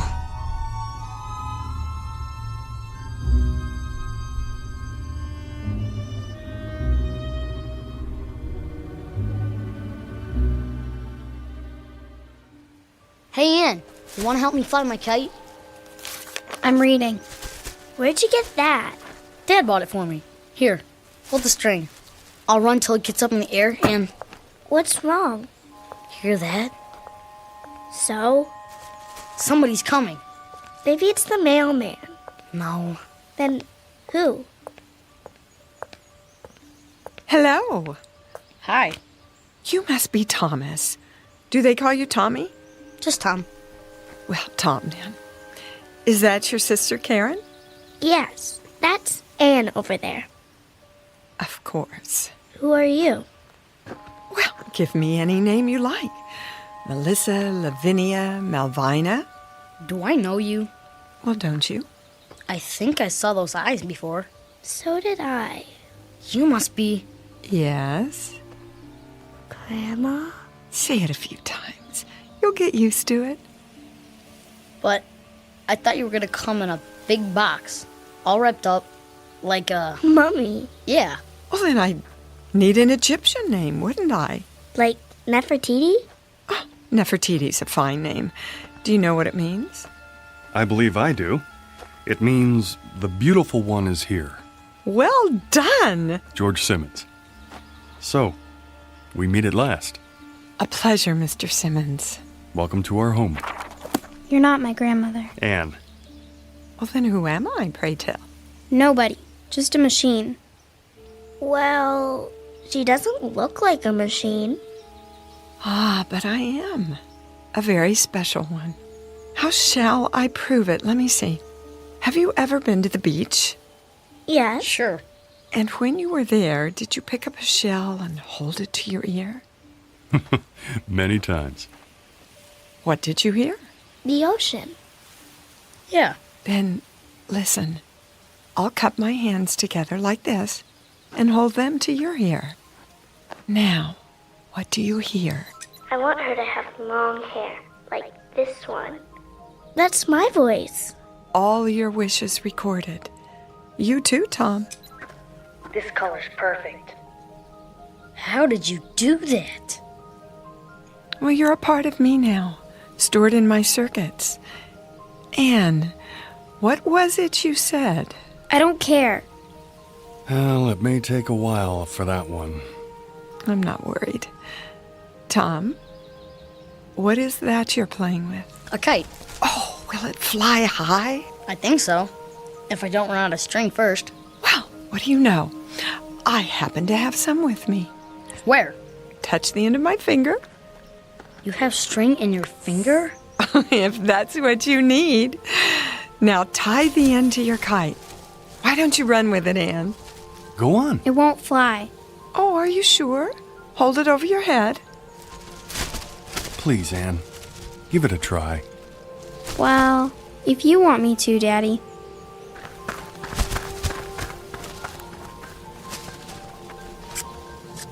Hey, look at that! Don't let go of the string. Oh, I wouldn't think of it. How high shall we fly? The moon. The moon it is. It's almost out of sight. What do you say? Thank you. Yes. Thanks very much. You're a great kite flyer. Now, what's my name? Grandma. Anne, look at what Grandma did. Anne? I don't want to play.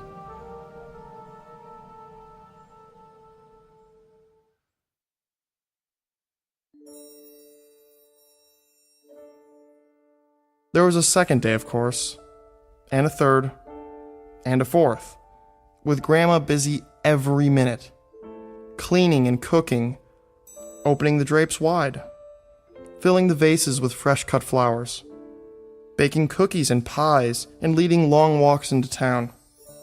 But the most beautiful and special thing was the way she paid attention to everyone. She took time to listen, really listen, and remember every word, every thought, every wish, as if that were her only purpose. She seemed clever beyond clever, human beyond human. Anne finally began to join in, but slowly. To walk if not to run, to listen if not to hear, to watch if not to see. And as the days turned into weeks, Grandma waited. She never tried to urge or force. Sometimes, when Anne didn't come to the table, Grandma left dinner on a tray by her door. Big spoons first, then the little spoons. Is that right, Grandma? Perfect, Karen, dear. Is that your father home already? Yeah. You heard him before he got here. Daddy! Hello, sweetie. How was your day? Grandma taught me how to sew. Did she now? Good evening, Mr. Simmons. Dinner is almost ready. Well, looks like you have a helper. I made the mashed potatoes. Indeed, she did. I'm proud of you, Karen. Where's Anne? She's upstairs doing her lessons. Anne! Come down and help your grandmother! Oh, it's all right. I can handle the rest. That's not the point. Dad, whose car is that out front? Which one? The new one. Oh, well, let me see. Oh, yes. It's ours. It is? I came home early to surprise you. Can we go for a ride? All of us? I don't see why not. We'll take a run to the ice cream parlor after dinner. How's that? Now, go and wash your hands and tell your sister dinner's ready. Okay. Yeah. Thank you for being so good to us. Good for us. And that includes me. I'm sorry about Anne. I'll have a talk with her. Now, don't you worry about Anne. She'll accept me eventually. You seem very sure. Mr. Simmons, children are the most complicated creatures in the world. I could be the greatest cook, the finest, most exciting playmate, the most interesting companion, but those are very small accomplishments. It's the heart I have to enter. A child's heart. It's a deep place, difficult to reach. But that, too, will come. Anne, darling. Are you hungry, dear? Not very. We're, going for a ride after dinner. In our new car. It's beautiful. Wait till you see it. I'd like you to go with us. Is she going? Oh, please, Grandma. I want to ride in the back seat with you. Me too. Then I'll stay home. But why, Anne? I don't like her. You mustn't say that. I don't want her here. Dear child. I never wanted you here. It was them, Father and Tom and Karen. They wanted you. They needed you. But I didn't. Anne, stop it. It's true. You sit and you talk to her and you eat the food she makes and you make believe, Father. That's what you do. You make believe, as if she's real, but she's not. She's a machine. Nothing but an old machine. Anne, listen to me. Machines are neither bad nor good. Some kill, and some make war, and some guide people through the darkness like a lamp. Believe me when I tell you, I cannot lie, or sin, or be greedy or jealous. I don't seek power or riches. I've been programmed for other things. You'd be surprised at how much a machine can do. This one, for example. This machine can love. Love who? Oh, you, Anne. I can love you. And I do. I love you more than tongue can tell. You don't love me. You can't. She said she loved me. She? My mother. She said I love you, but she lied. She lied. You're just like her. I hate you.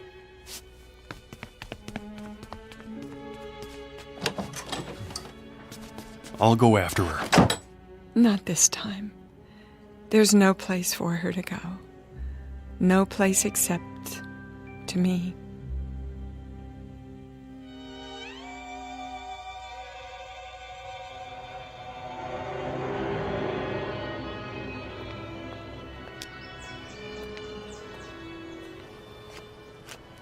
Anne, come home with me now. No, you're just old junk. Well, is that what you think? Is that why you hate me? You're just like her. Your mother. I hate her too. Because? Because she lied. She said she loved me. And didn't she? She ran away. Oh.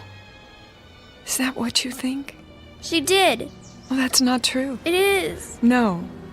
Death left her no choice. But she let herself die. She shouldn't have done that to me. She shouldn't. She left me. And you think I'm like her? You are. You're only trying to trick me. Oh, it's not a trick. It is. I don't give you permission to love me. There she is. Anne, come back. No, I won't. I won't.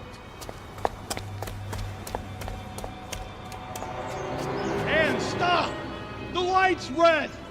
Anne! No, child! You mustn't! There's a truck! Leave me alone. Then stay where you are. I'm coming. Anne, no!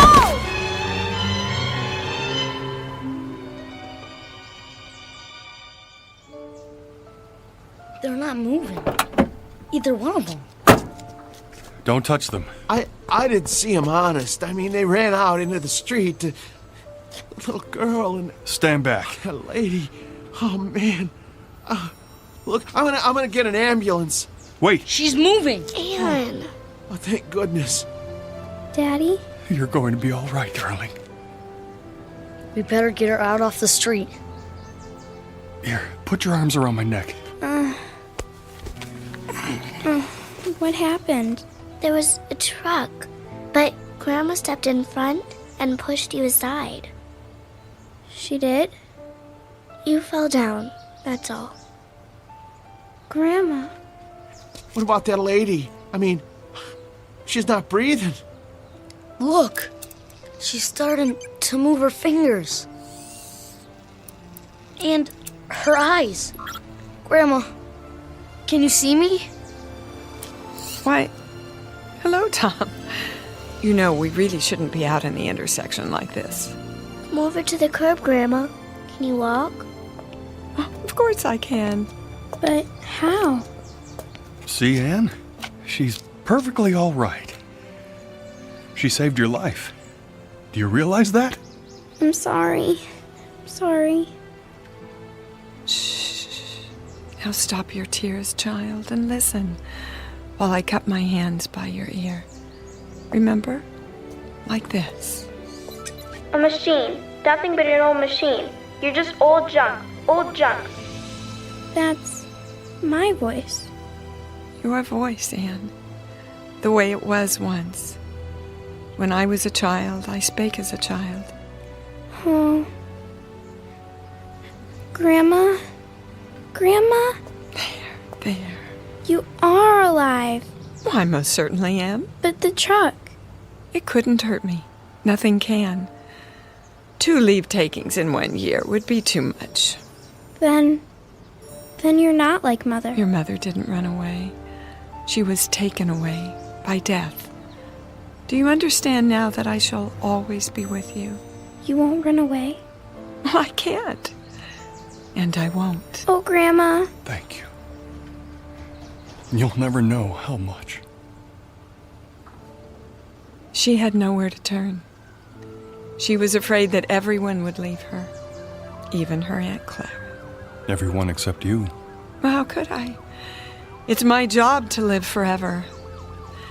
Now, let's all go home and finish our lunch, shall we? Give me your hand, Anne. You too, Karen. I'll bet we get there before those two.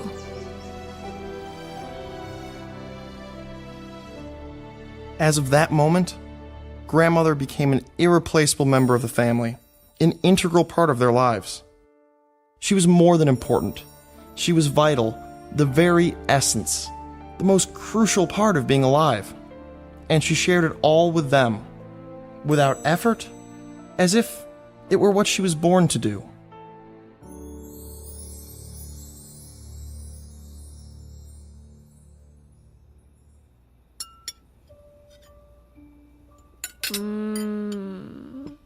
This is so good. Delicious. Thank you. May I have some more, please? Well, if there's any left, I may have had more than my share. I take it you approve, Mr. Simmons. Oh, please. I'd prefer it if you call me George. Clean your plates, all of you, or there'll be no dessert.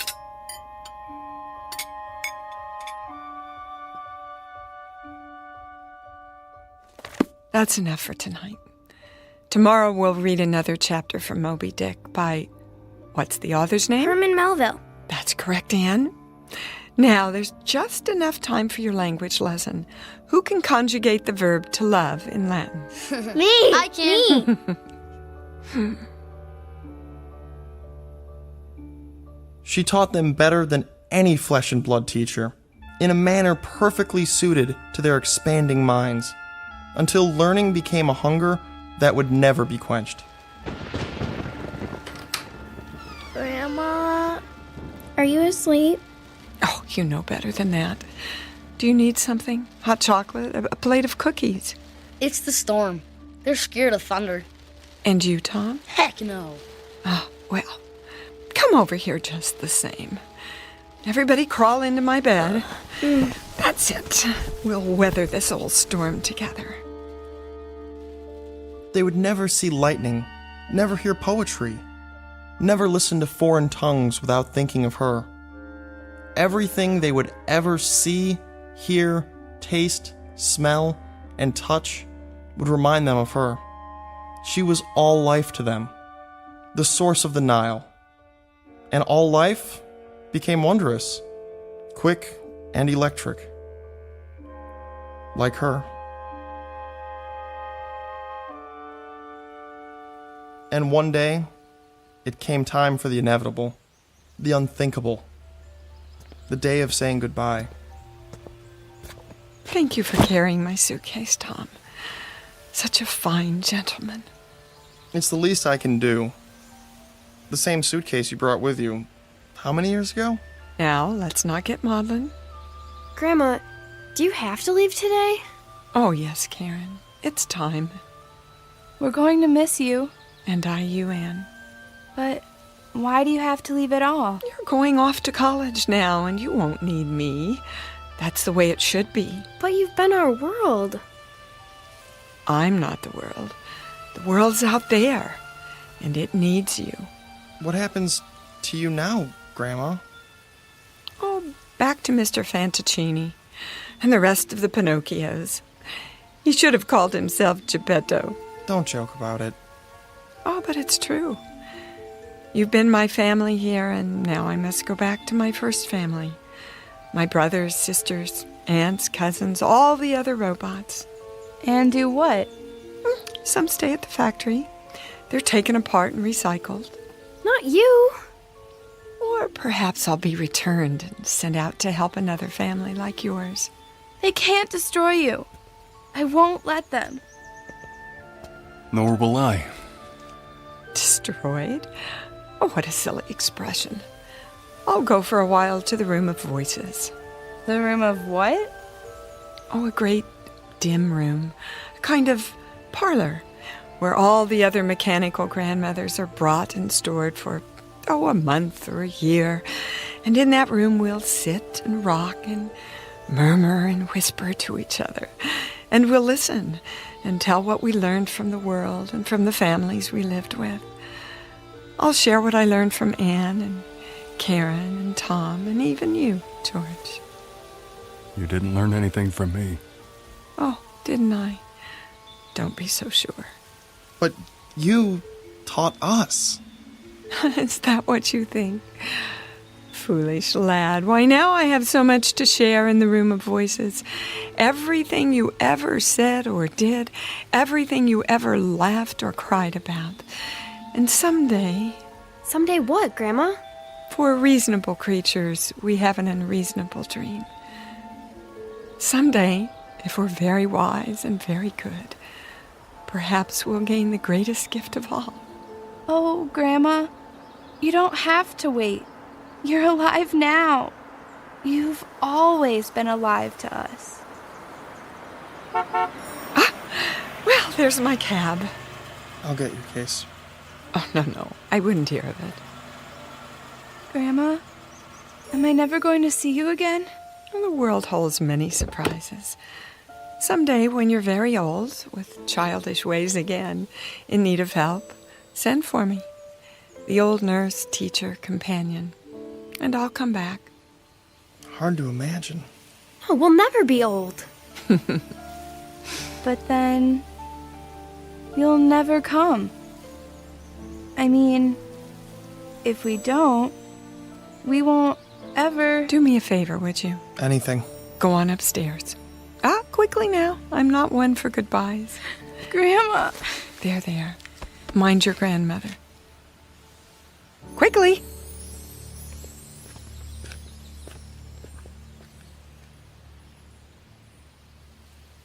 She kept her word, as promised. She has remained with us always, to this day. I've saved the key, the golden key, in a special place. Sometimes when lightning rends the sky, I see her face flash before me in the dark. And sometimes I still hear her ticking and humming above our beds in the night, keeping watch. She passes like a clockwork ghost in the long halls of memory. The sound of bees swarming after the spirit of summer's lost. I remember the day no one will ever forget. Not for the rest of our lives. It was the week the world ended. And, incredibly, it was also the week that something new, something utterly fantastic, was about to begin.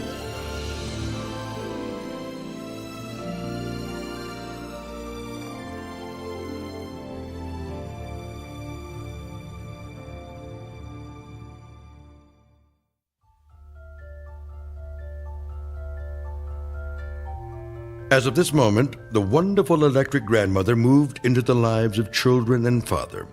She became integral, important. She became of the essence. As of this moment, they would never see lightning, never hear poetry, never listen to foreign tongues spoken without thinking of her. Everything they would ever see, hear, taste, feel would remind them of her. She was all life, and all life was wondrous, quick, magical, and electrical. Like Grandma. A fable, most assuredly, but who's to say that at some distant moment there might not be an assembly line, producing a gentle product in the form of a grandmother, whose stock in trade is love. A fable, sure, but who's to say what's possible in the Twilight Zone?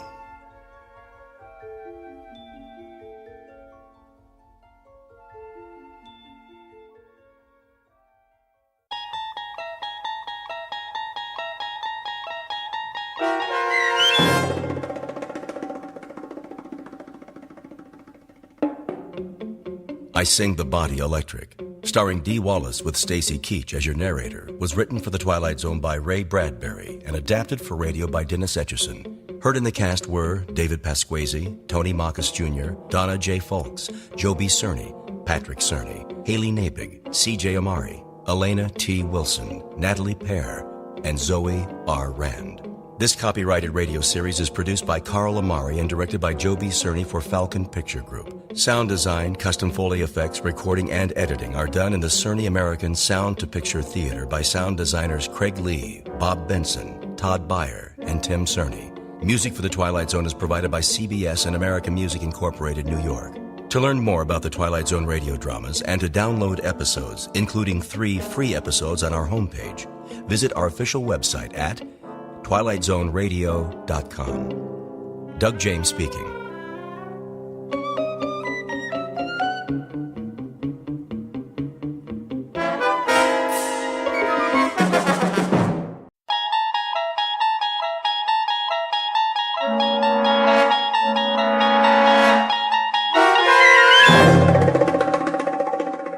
He's Alive, starring Peter Mark Richmond and Marshall Allman, with Stacy Keach as your narrator, was adapted for radio by Dennis Etchison and written for The Twilight Zone by Rod Serling. Heard in the cast were Roger Mueller, Jason Bradley, Christian Stolte, Doug James, Jeff Lupetin, Amanda Amari, Elizabeth Lido, Vince Amari, Alex Sopner, Frenette Lebo, Carl Amari, Kurt Nabig, Peggy Roeder, and Jason Mallow. This copyrighted radio series is produced and directed by Carl Amari and Jason Mallow for Falcon Picture Group. Doug James speaking.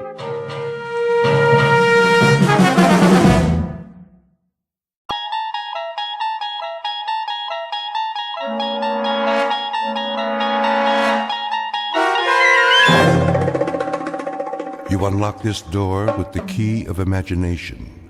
Beyond it is another dimension, a dimension of sound, a dimension of sight, a dimension of mind. You're moving into a land of both shadow and substance, of things and ideas. You've just crossed over into the Twilight Zone.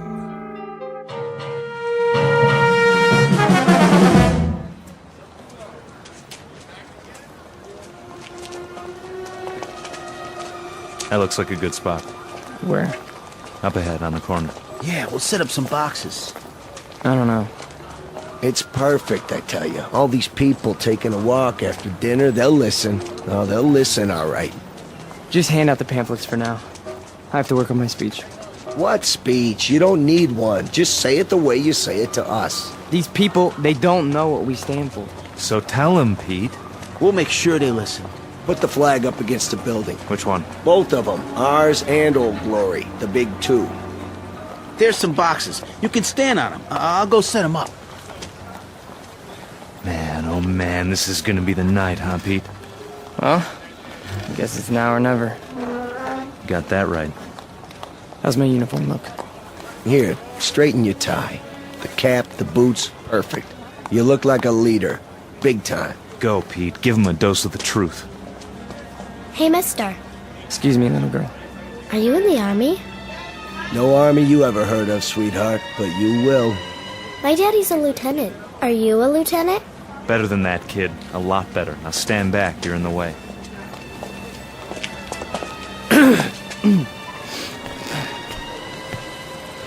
Good evening.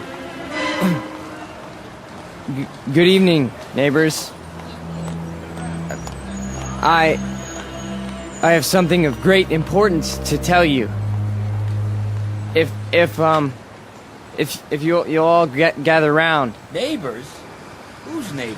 Yeah, we're not your neighbors. I never saw him around here. Yeah, me neither. Look at those crazy outfits they're wearing. Yeah, they look like real idiots. I bring you a message that you'll all want to hear. What are you selling? Vegetable choppers? Because I already bought one. It's... Well, hear me out, folks. Hey, what's with the goopy flag?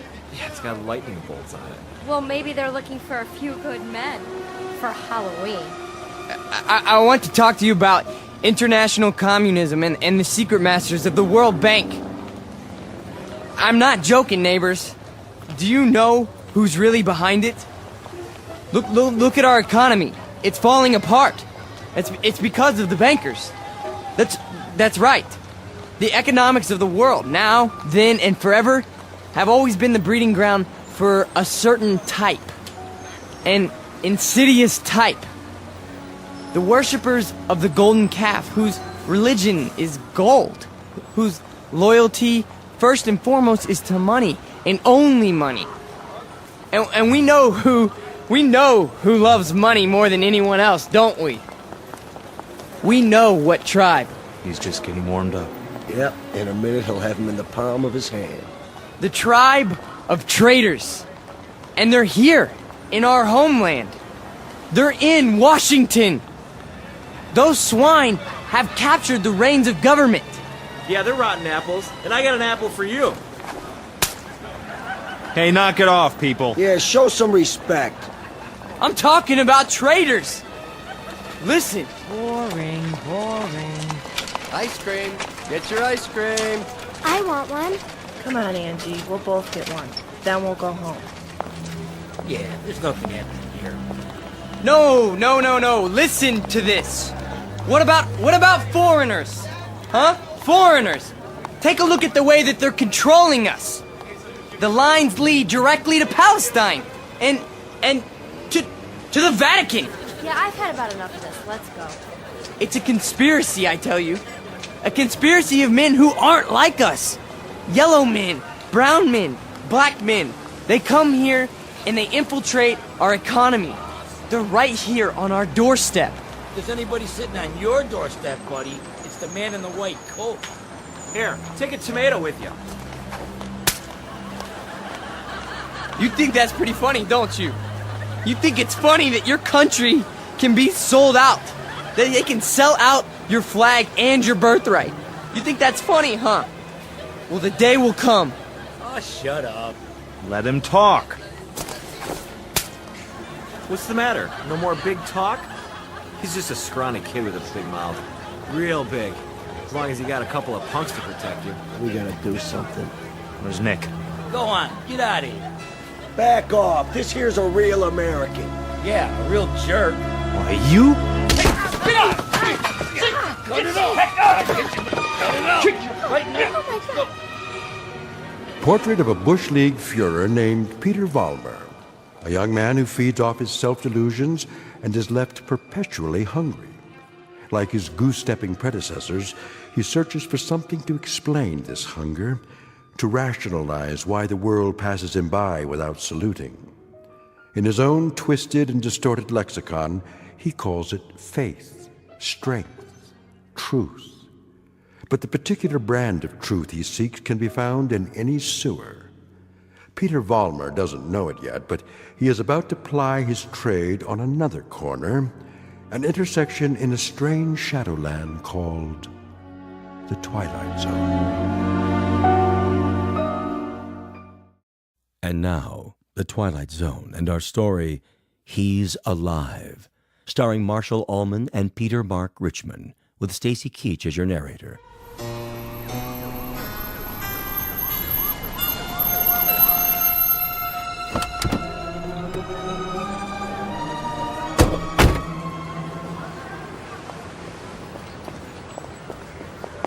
All right, folks, break it up. Party's over. Yeah, what's happening here? Looks like the boys in the brown shirts took a licking. No, we got him. We got him good. Said, what are you lying on the ground for? Problem, fellas? It was the communists. The communists did this. What? Which ones are those, Jack? All of them. They ran away like cowards. We want to press charges. What about names? We need names if we're going to charge anybody. Look, forget about it. We can take care of ourselves. Sure you can. You need some medical attention? No, we don't need your help. Come on, Peter, I'll help you out. Let's get out of here. Hey, Jack, you forgot your flag. Yeah, your mama made it for you. Give it to me. Sure. There'll come a day when guys like you will crawl on your belly to salute this. There'll come a day. Yeah, well, let me know the date, Jack, so I can stay home sick.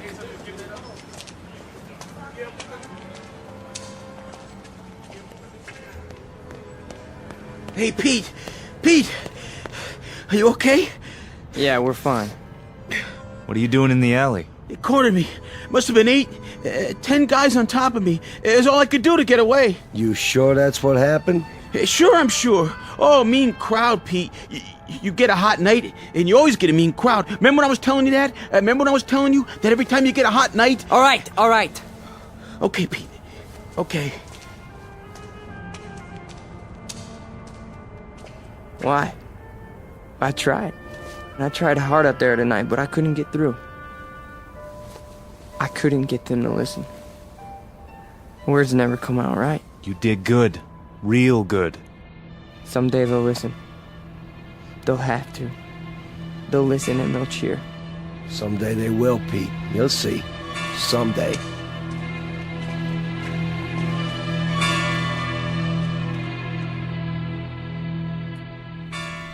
Now, hold still. It's only a cut, not a mortal wound. Wash your face when you get home and put some iodine on it. I think you will survive. Now, do you want a cup of coffee? I'd rather have a drink. A drink, is it? May I have a drink, Ernst? I have some wine. Will that do? Yes, please. Very well.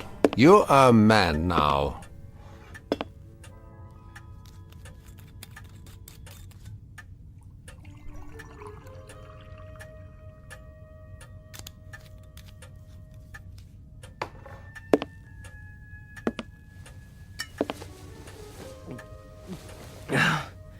Thank you.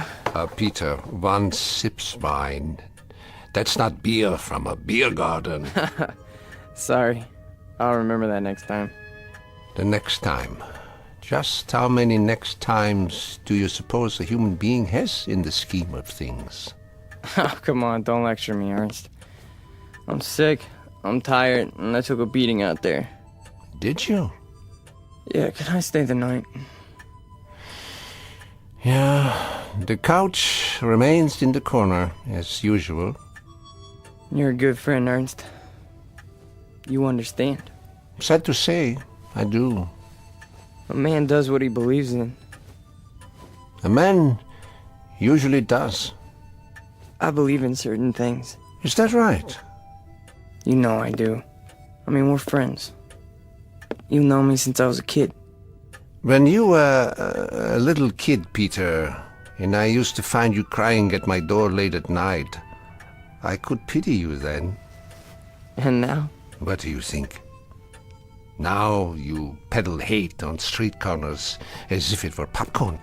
It's not hate. It's a point of view. A philosophy.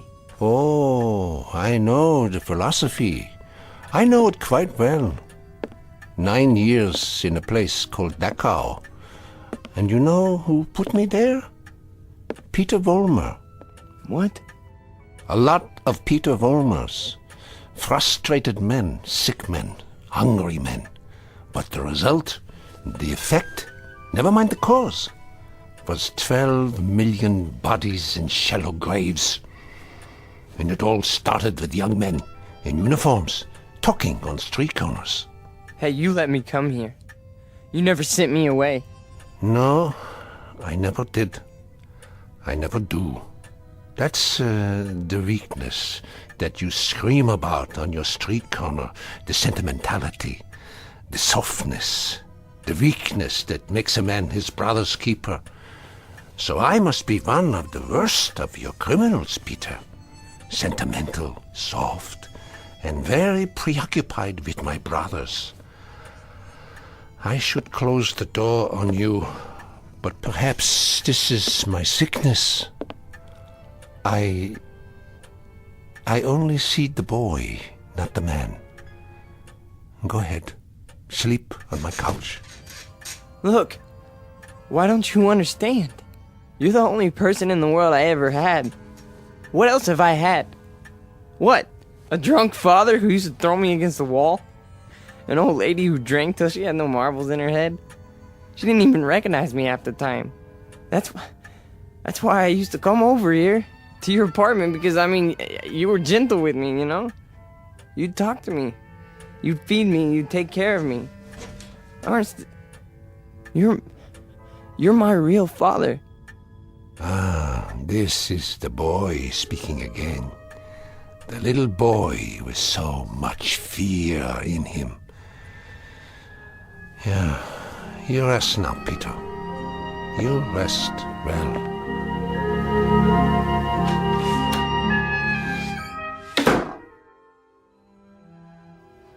No. No. No. No. No. No. Wait. I'm dreaming.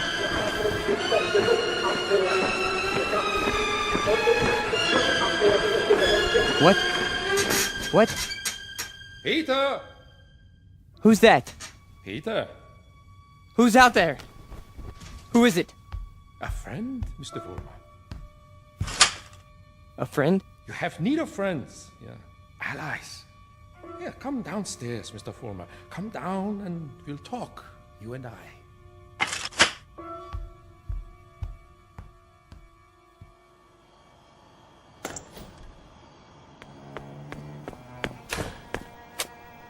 Hello, Mr. Vollmer. I heard people out here. Oh, did you? And your voice. Well, a dream, perhaps, of better days to come. Who are you? Take a good look. Do you not recognize me? Surely you have seen my picture. Wait. That hair. With the mustache. No. It can't be. You died a long time ago. Did I? Or perhaps I only wanted people to think so. But you're a great man. I am aware of your opinion. How did you know where to find me? I simply followed your tears, Mr. Foreman. You said you have something to talk about? I do. I do indeed. I have you to talk about, and the things you believe in, which are the things I believe in as well. See, your success, Mr. Vollmer, will be my success. Are you interested? I am. I am. Please go on.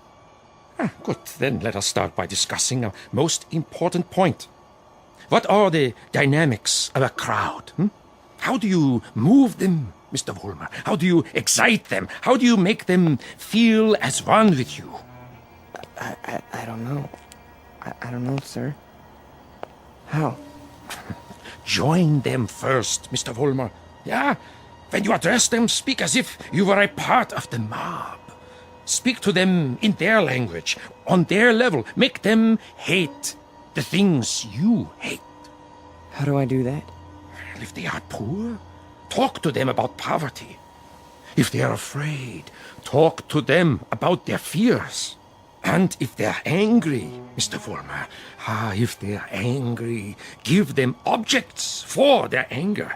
But most of all, what is most of the essence is that you make the mob an extension of yourself. Say to them things like, things like this.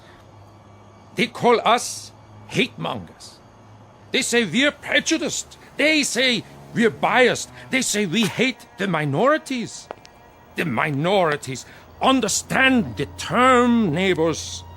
Minorities. Shall I tell you who the minorities are? Shall I? We are. We are the minorities. That way, Mr. Vollmer. See, you started that way. I think I understand. That's right.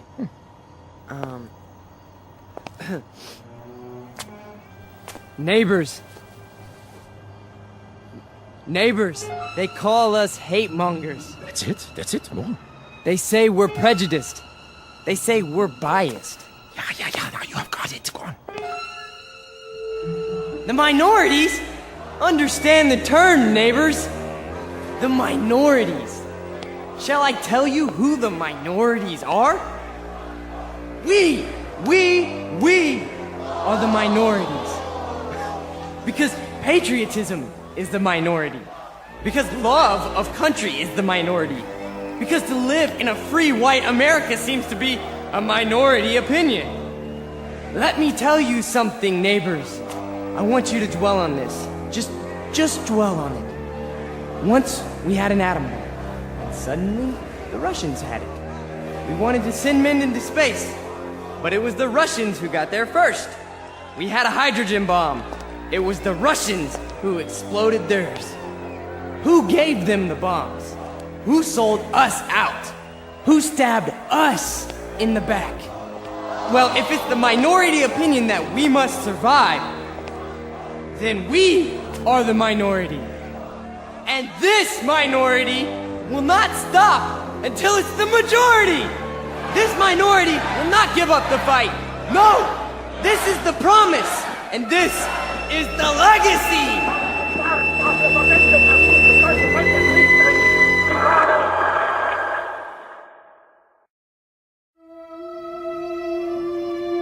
Look, I'm not gonna wait much longer, you understand? Gibbons, cool it. Pretty good crowd tonight, huh? Great crowd, and you were great, Pete. I mean it. Thanks, Stanley. They're finally responding. Responding? You had them right where you want them. Yeah. This here is my hall. You've been renting it all this time, but I ain't got the money yet. Hey, can't you see we're busy? Okay, boys. I'll put it to you this way. If I don't get paid right now, you don't have the hall tomorrow night. You got that? I'll go count the donations. What's the problem?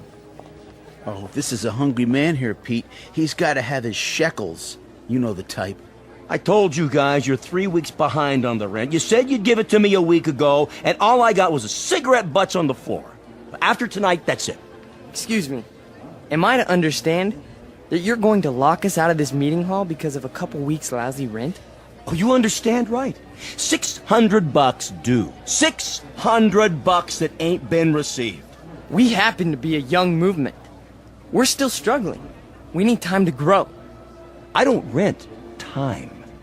I just rent the hall. It's the money. Or you put up a soapbox in the street. A soapbox in the street? What do we do, Pete? We gotta do something. I don't see why we have to tiptoe around this guy. Why don't I just educate him? Look, Frank, I don't know. Why don't you just hold on a second? I can do it, guaranteed. Well, I know you can, Frank.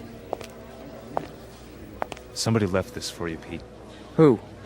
Nobody saw him. Just left this envelope at the back door. Your name's on it.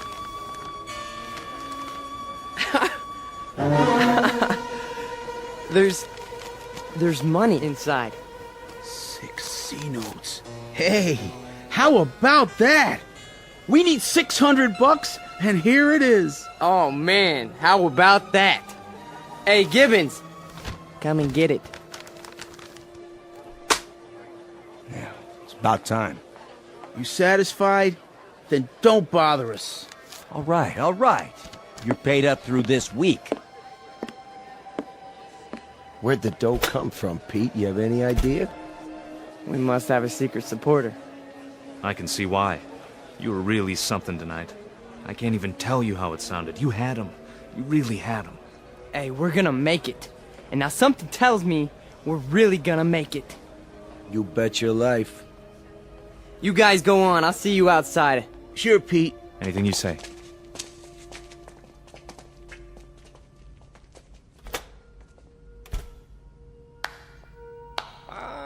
Excellent performance, Mr. Vollmer. Yes, very effective. Very effective. You learn quickly.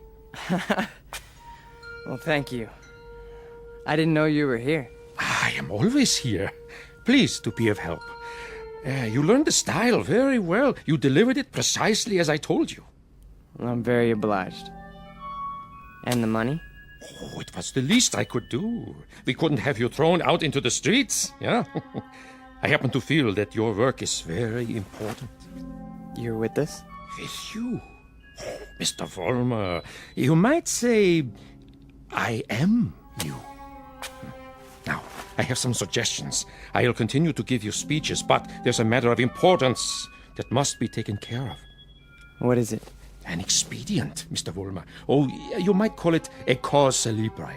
Something to cement the organization together. I don't understand. The organization needs a martyr. A martyr? How do we find a martyr?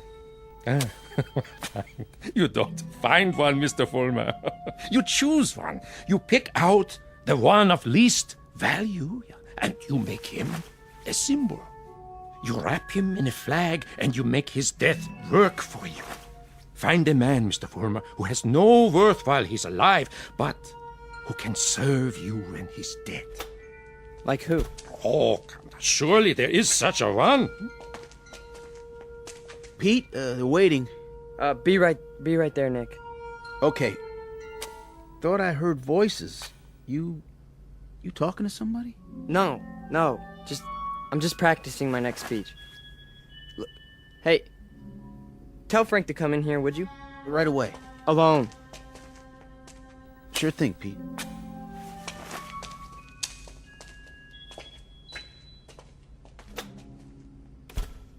An excellent choice, Mr. Vollmer. The little fat one. Yeah. Now, all you have to do is arrange it. The only thing is, I've known Nick for a long time. Isn't there some other way? Other way? There is no other way, Mr. Vollmer. And if you weaken now, there's no point in going on. When Frank comes back, tell him you've discovered an informer. Tell him the informer has done you irreparable damage.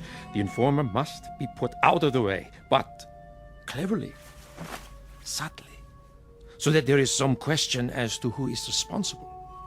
But Nick's been with us from the beginning. The beginning? Oh, no, Mr. Fulmer. None of you were at the beginning. None of you. Nick's my friend. And this is an act of friendship. We are allowing him to serve the cause. How glorious for him. Nick says you wanted to see me. We got a stoolie in the group, Frank. A stoolie? Yeah. Nick's been talking. And I think he's working for the police. No. I know it to be a fact. Everything we've done, everything we've said, Nick snitched on us. Are you sure? Beyond a shadow of a doubt. Well, what do you want to do, Pete? Get rid of him. Get rid of him so that it looks like somebody else did it. Make it look like someone who hates us. I understand. I understand, Pete. You call it, you got it.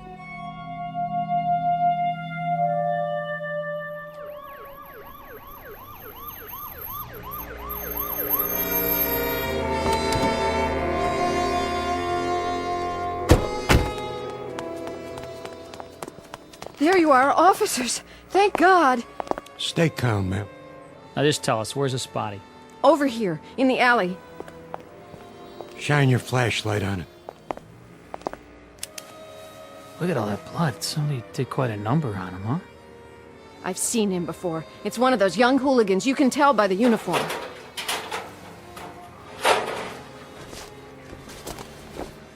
He's dead, all right. Call a meat wagon. What was this one's name? Wait a minute. There's a note pinned to his chest. What does it say? A good fascist. What do you suppose that means? One of their enemies must have put it there after he beat him to death. Yeah, but which enemy? There's a lot of them around here. Fewer and fewer every day.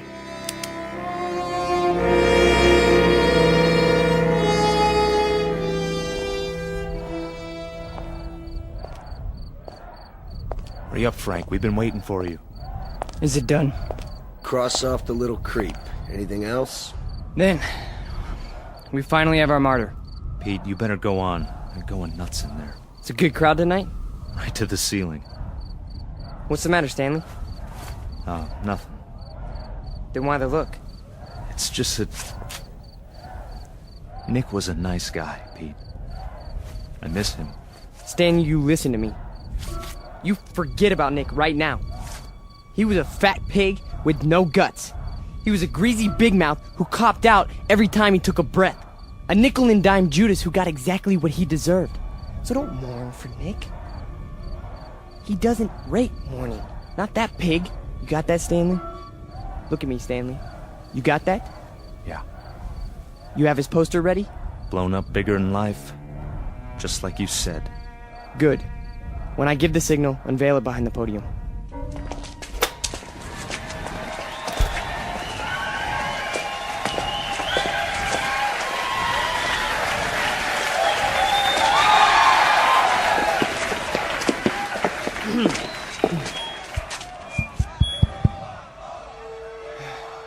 All right, everyone.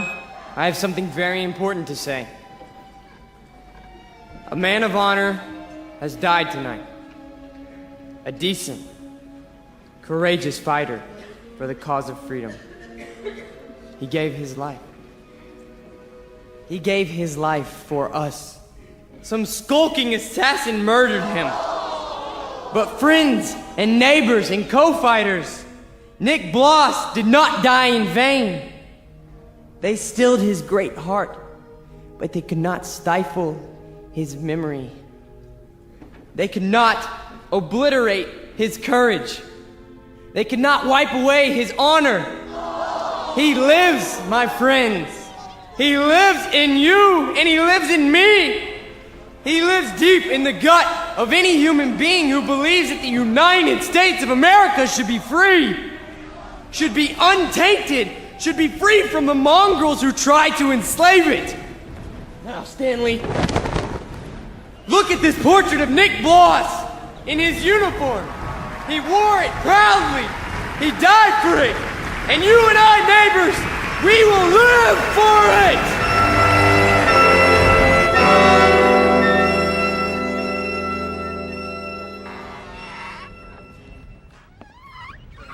Oh, hiya, Mr. Gans. How do you do? How are you tonight? Oh, I'm very sober, unfortunately. Beer? Yeah, if you please. Boy, listen to him across the street. Guy's got a voice on him. And I knew it when it was only a whimper. That's a wild kid, that one. Used to be people would laugh at him, but lately he gets the crowd. Not many people laugh now. Say, you know him, don't you? Yeah, since he was a child. A silent little boy with very little to say. But now, I've been here before. Oh yes, I've seen and heard it all before. That was another time, Mr. Gans. Another place. Another kind of people. That stuff doesn't go here. That's what we said, too.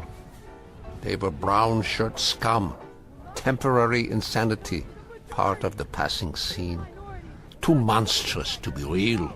So we ignored them. Or laughed at them. Because we couldn't believe that there were enough insane people to march for their cause. And then, one morning, the country woke up from an uneasy sleep, and there was no more laughter. The Peter Volmers had taken over. The wild animals had changed places with the zookeepers. Another one, Mr. Gans? No, thank you. I have had my fill. You take it easy now. You're not going to do anything foolish, are you? Me? Not this time. It mustn't happen again. We can't let it. We simply can't let it happen again. All the anguish, all the horror, all the nightmare. No. Not this time. Mr. Gans? Mr. Gans!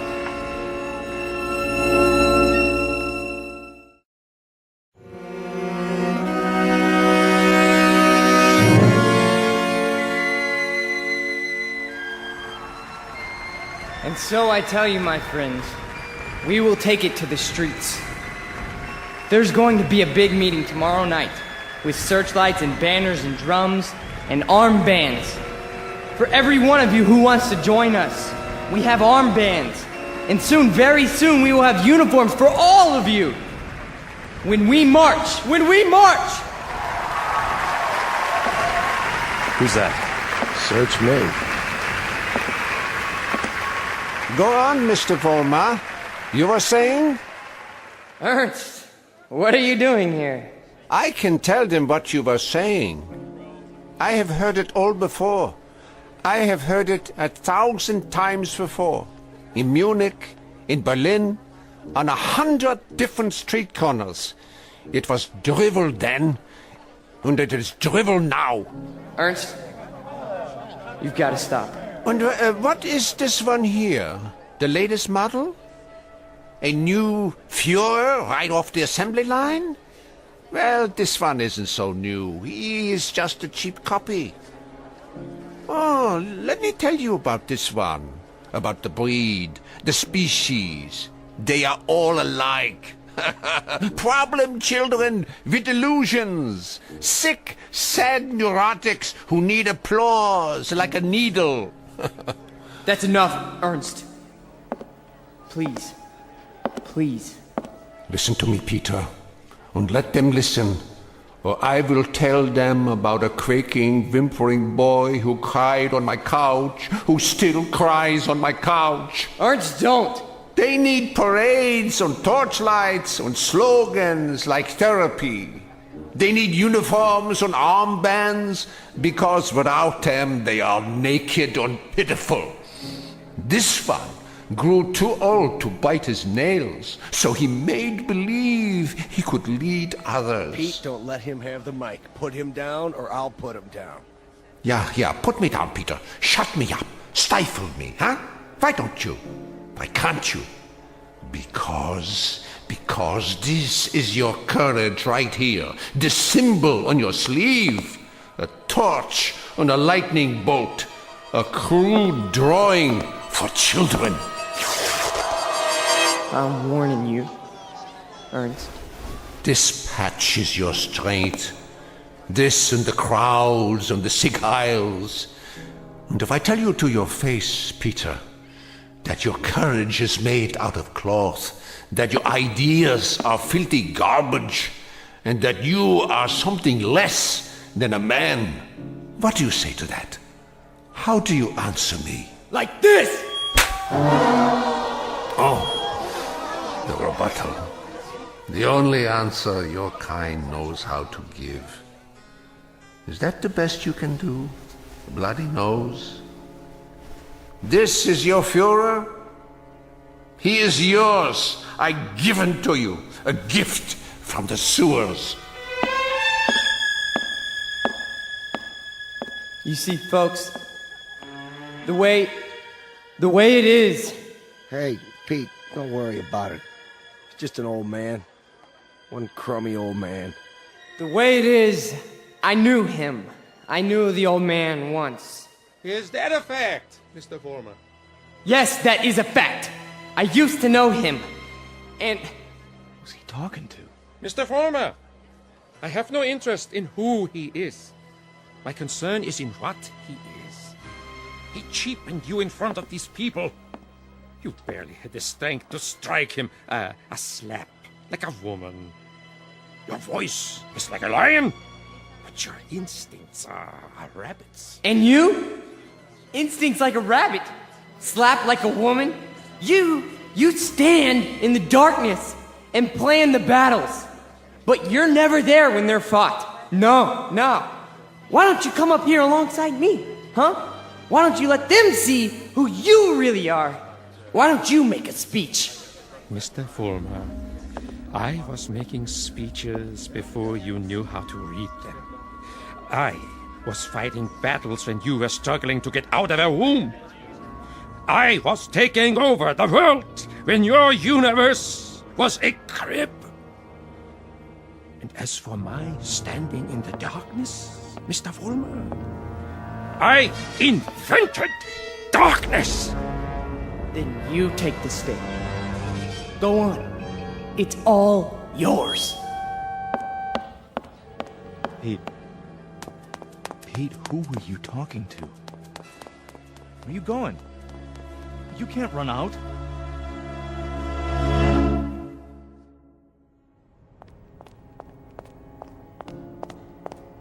Ernst! Where are you? Let me explain. You! Why?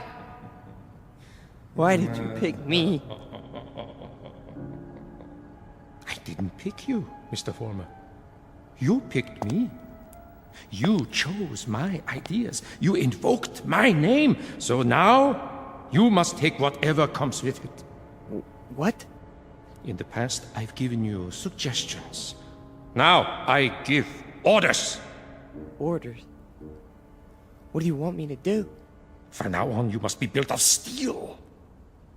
No soft gaps of sentiment. Steel, Mr. Fulmer. The way we handled Nick, and the mobs and the speeches. And gradually, bit by bit, we shall forge something strong, something powerful. Just as I did before, with my own hands. With my own hands! The old man, the Jew, he'll be back again tomorrow night, the next night. I know him. I know the type. We sent them into the ovens. But always there was a handful left to point a finger. His kind, Mr. Fulmer, his kind are dangerous. See, they talk, they think, they plant seeds, they hold us back. Here. Take this. What is it? What do you think? A Luger 9mm pistol. My personal sidearm. Kill him. Kill the old man. Kill Ernst? Tonight, he will be in his room. If you are man enough. If you are steel. All right. I'll do it. I'll do it now. Then, Mr. Fulmer, when you come back, there's much we have to talk about. Plans, campaigns, ideas, the next steps. This is only the beginning, the dawn. It will be a long, long day.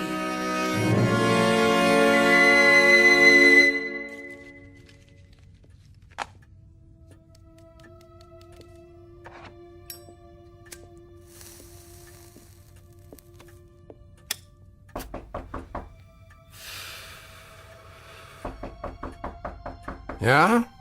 Come in. Ah, I thought it was you. You wouldn't listen to me, Ernst. On the contrary, I listened to all that I was able to stand. You should pay attention now. I can't even begin to tell you what's happened. It's too incredible. It's too unbelievable. I can tell you this much. We're on the march. From now on, we only go forward. There's no stopping us. No stopping you, Peter? An old man stopped you tonight with a few words. He stopped you with the truth. You're wrong, Ernst. It's not just me anymore. There's someone else. Someone behind us. Someone even you tremble at. He'd have to be a very imposing figure, Peter. Much more imposing than you. Oh, he is. He gave me this. See? More imposing even than a gun. That's only because you don't think I'll use it. Which only goes to show that you don't know me.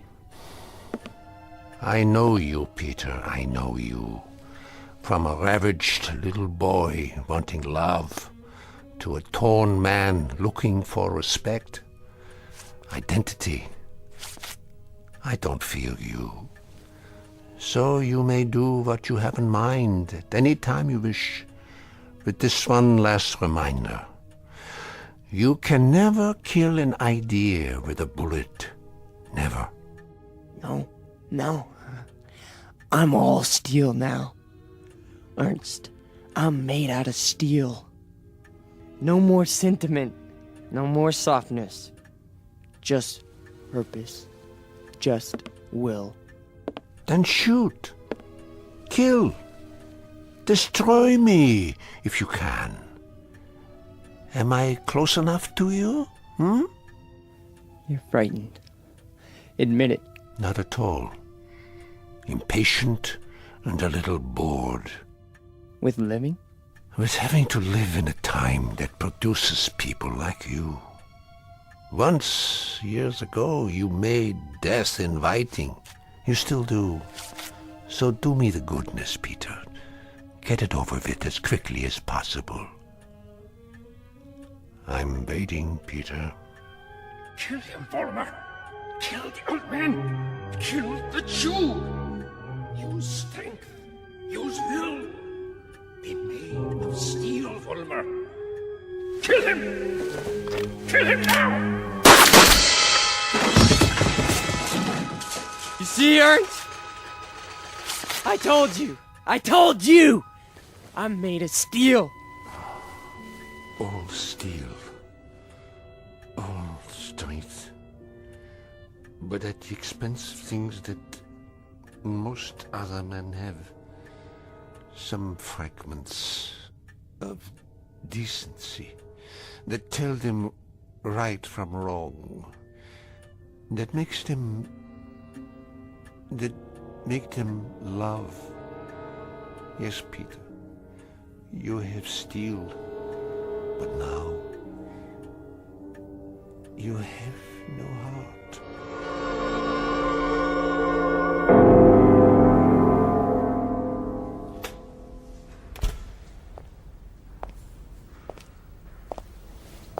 Where is everybody? Pete? We were just cleaning up. What happened to you? Nothing. Nothing happened to me. You tell them. You go out there and you tell them. But they've all gone home. Tell them I'm still in charge. I'm number one. You serve, I lead. Understand? You serve, I lead. Come on, Pete. Let's go. No, he picked me. Out of everybody, he picked me. What's wrong? Don't you believe me? He did. He picked me. So long, Pete. See ya. Don't you walk away from me! Frank! Frank!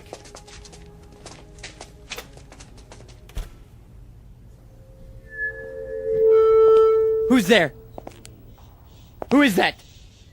Vollmer? You. I did what you said. Sentimentality, Mr. Vollmer? None! Steal? Steal. And no regrets? None! What did you destroy tonight? Only a disease. A growth on our flesh that had to be removed. Not a man, then? No. Hardly a man.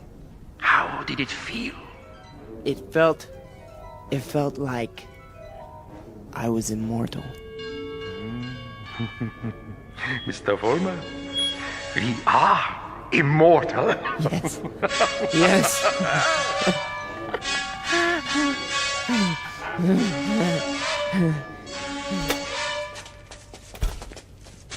There he is. Don't move. What do you want? Peter Vollmer? Yes. We have a warrant for your arrest. That's impossible. The charge is conspiracy to commit murder. Your two friends are outside in cuffs. The victim's name was Nicholas Bloss. Get away from me. He's got a gun. Drop the gun! Now! Walk toward us with your hands up! Hey, look, he's going to the other door. Tell them to cover the alley. Halt! Halt, or I'll shoot!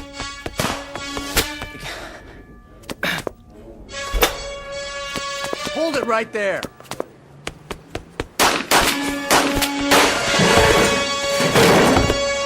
We got him. He's hit. Call for an ambulance. You have the right to remain silent. Anything you say can and will be used against you. There's something very wrong. There's something very wrong. Easy, kid. Don't try to talk. But you made a terrible mistake. I'm made of steel. It's true. Don't you understand? I'm made of steel. I'm made of steel. I'm made of steel. I'm made of steel.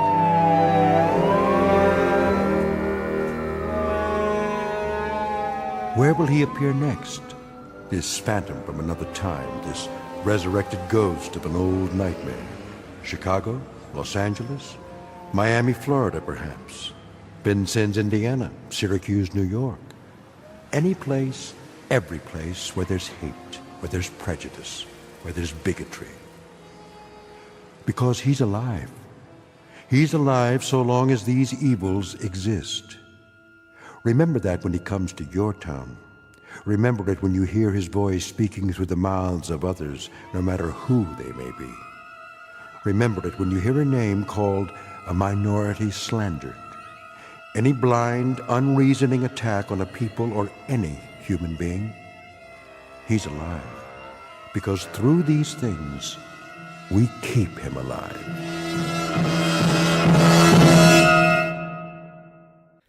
The Twilight Zone continues in just a moment. You are about to enter another dimension.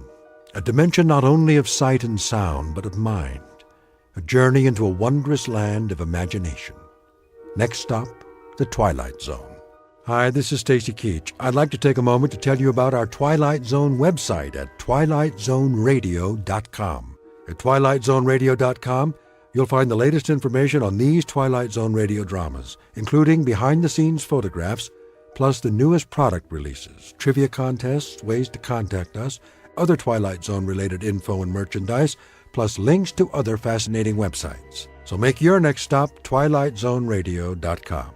Visit TwilightZoneRadio.com to purchase these Twilight Zone radio dramas on cassette and CD, or call toll-free 1-866-989-ZONE. That's 1-866-989-9663.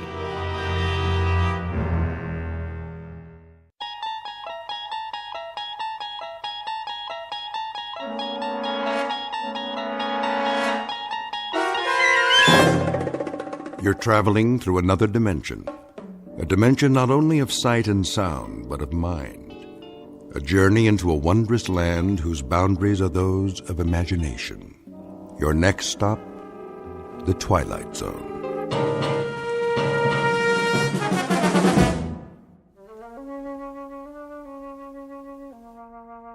There. Nice and creamy. Anthony? Hi, Aunt Amy. I just knew that was you. What's that in your hand? My Jack-in-the-Box. Oh, yes. That's such a funny toy. Where's my mother? In the bedroom, lying down. She'll cook the rest of the dinner soon as I'm finished. But I wanted to get this done first. What you making? Well, what do you think? A cake, of course. For my favorite little boy. Is it a good one? Oh, yes. A very good one. Very, very good. I just took it out of the oven a while ago. Chocolate on the inside with little yellow swirls? What else? I know what my Anthony wants. See? Doesn't that smell good? Where's the frosting? Right here in the bowl. It's chocolate, too. I blended in a lot of butter to make sure it's smooth. 100 times. By hand. Milk chocolate? You bet. We don't like that dark chocolate, do we? Ugh. No. Hurry up, Aunt Amy. Don't you worry. It'll be ready in a jiffy. Put the frosting on. Plenty of time for that. Besides, we have to let the cake cool first. Put it on. Now. Oh, I know what you want. You want to lick the bowl.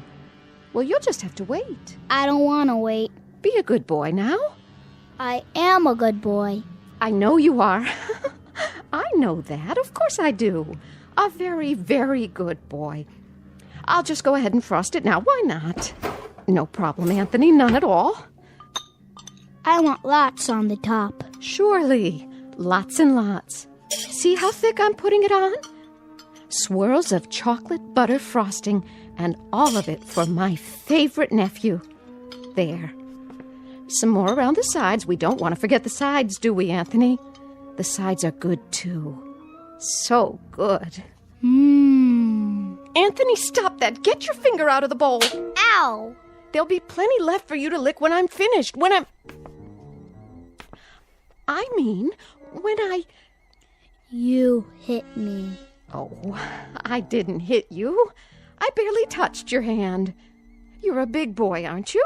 That hurt. Why, it didn't. I only meant for you to wait till I've finished frosting the cake. Then I'll give you the entire bowl. All of it. Everything's for you. It always is. You know that, don't you, Anthony? I don't think I like you anymore. Well, I like you. I love you. You're my favorite boy in the whole wide world. I mean it. I really, truly mean it. Come and give your Auntie Amy a kiss. No. Then I'll give you one. I'm going outside now. Yes. Yes, you do that. Go outside and play. Playing is good. Here, take the bowl with you. Anthony? Anthony, come back! Don't you want your frosting? You can have the whole bowl. Everything all right? Oh, Anthony. Nice day, isn't it, Amy? Very nice. Something the matter? No, nothing's the matter. Nothing at all. Did anything happen? Oh, I was just frosting the cake, and Anthony couldn't resist tasting it. Oh, well, who could? I used to love frosting when I was his age. Didn't you? It's good, isn't it? So good. Why wait? We can go ahead and have the cake now if Anthony wants. It's perfectly fine with me. Now, Amy, why don't you apologize to the boy? You can do that, can't you? Anthony, I'm sorry. Come on back, boy. Anthony, please. Anthony.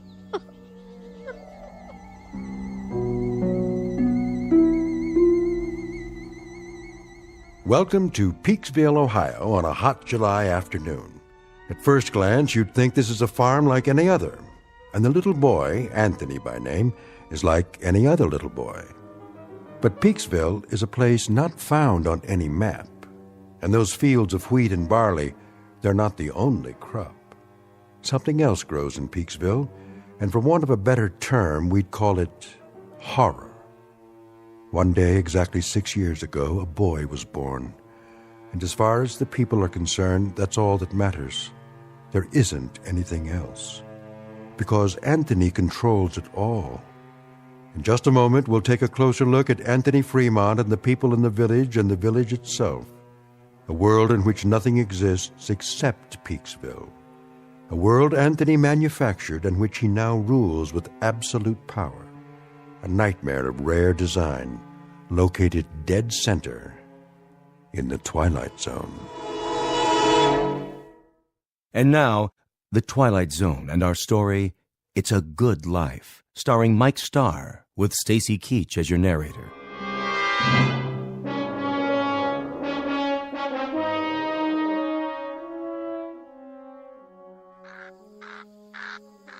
I'll see he gets it, Amy. Would you? Don't you worry none.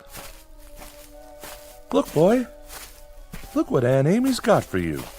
Your own bowl of chocolate frosting. You like chocolate, don't you, Anthony?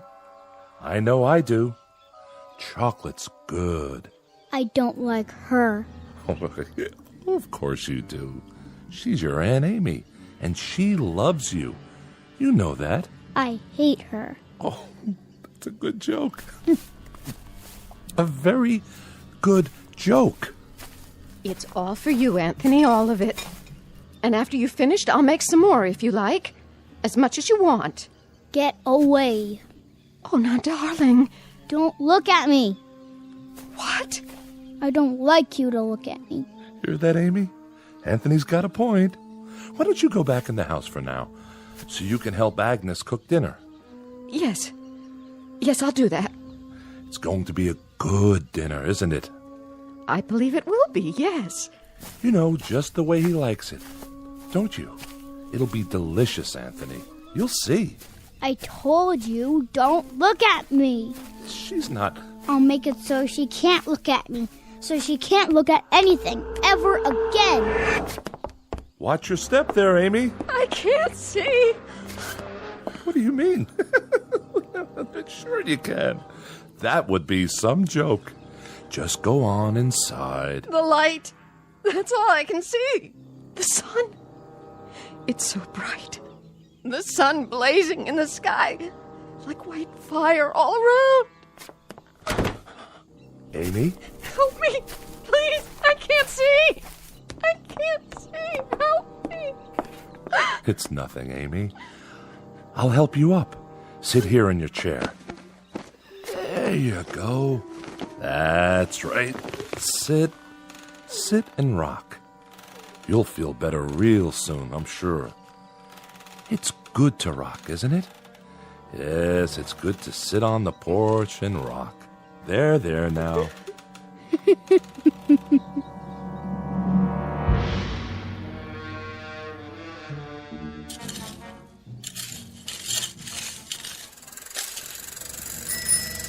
Hi there, Bill. Afternoon, Mr. Fremont. I brought the groceries from town.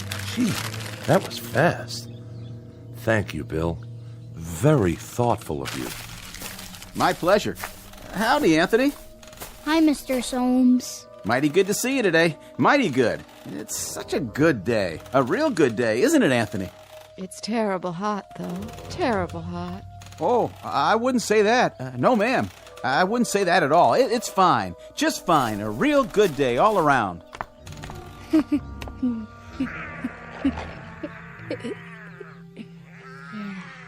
What are you doing, Anthony? Playing. My, that's real good. Whatever it is. You like it? Sure do.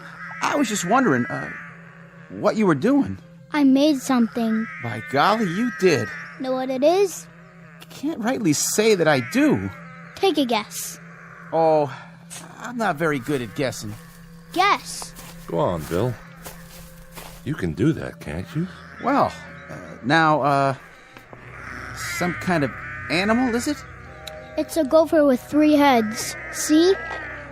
Oh, yeah. He's a real fine one. I ain't ever seen a gopher with 3 heads before.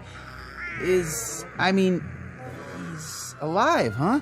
Must be, the way he's moving around. He was. I'll make him dead now. I'm tired of playing with him. Be dead, gopher. You be dead. Now, that's real fine, Anthony. That's real fine, what you done. Sure is. Yeah. You made him dead, all right. Look at him laying there. It's good that you done that. Real good. Tell me what it looked like. Well, it was like a regular gopher, only more interesting. Was it ugly, though? Oh, I wouldn't say that. I wouldn't either. I'll bet it was ugly. Grotesque looking. That's the way Anthony likes things. What a good joke. You'd better bury him now. Okay. Want some help? No, I'll wish him into the cornfield. You do that. Gopher, go into the cornfield. Go be in the cornfield.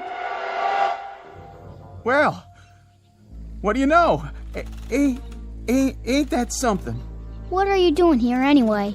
Me? What do you mean, Anthony? I'm delivering the groceries. What do you think? Go ahead and do it then. Why, sure. I'm the delivery man. That's me. You better. You don't want me to wish you did, do you?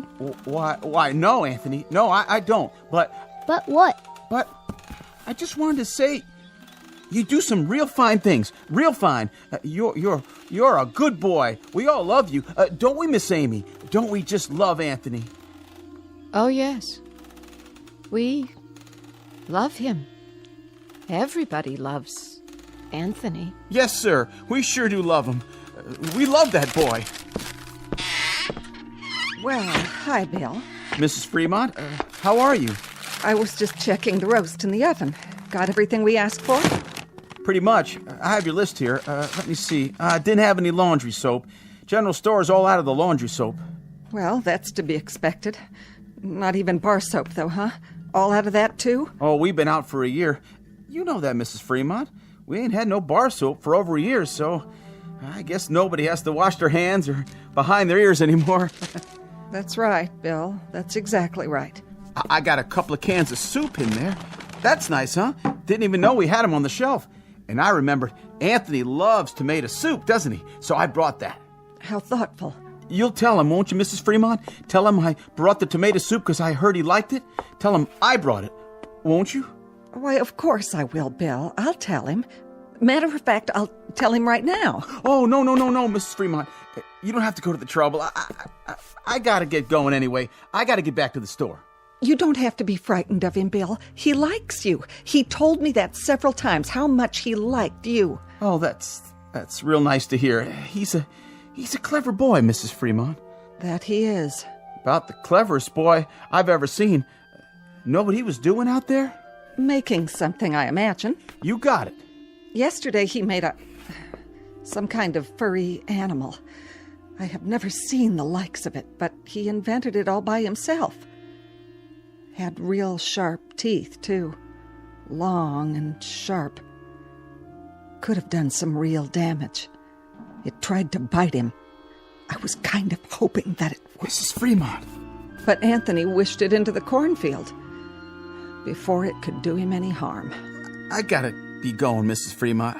I'm real glad. I mean, it's real fine that Anthony keeps making these things. Real fine indeed. Yes, ma'am. It's great. See you tonight, won't we, Bill? Tonight? Why, sure. It's TV night tonight.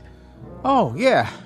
Anthony's going to put pictures on the television, and we're going to have a surprise party for Dan Hollis. A real nice surprise party. I'll be there, Mrs. Fremont. You can count on me. Where? What? Nothing. Bye now, Miss Amy. Be sure to say goodbye to your nephew for me. I will.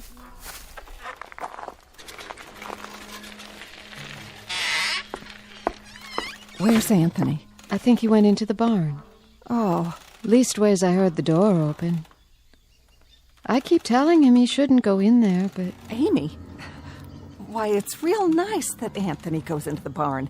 A real good thing. But Agnes, he isn't even around now. You don't have to say that. But even so, Amy, even so, it's nice that he goes into the barn when he wants to. It's real nice. We mustn't even think anything bad about him, Amy. Do you understand? But he isn't around. Amy, dear, you know as well as I do. Sometimes he can hear what we're thinking, no matter where he is. He doesn't even have to hear it with his ears. It's like when you lost your temper. That was only for a second. 1 second. I know, but look what he did to your eyes. Now you can't even see. So you just think nice things, Amy. Real nice things about how good it is that Anthony's going into the barn to do whatever he does in there. And tonight we'll have Dan Hollis's birthday party, and we'll have a nice time. A very nice time. But it's such a hot day. I hope it cools off tonight. Oh, I wouldn't say it was hot, Amy. It's just right. It's a good day. Don't you think so, too? A real good day.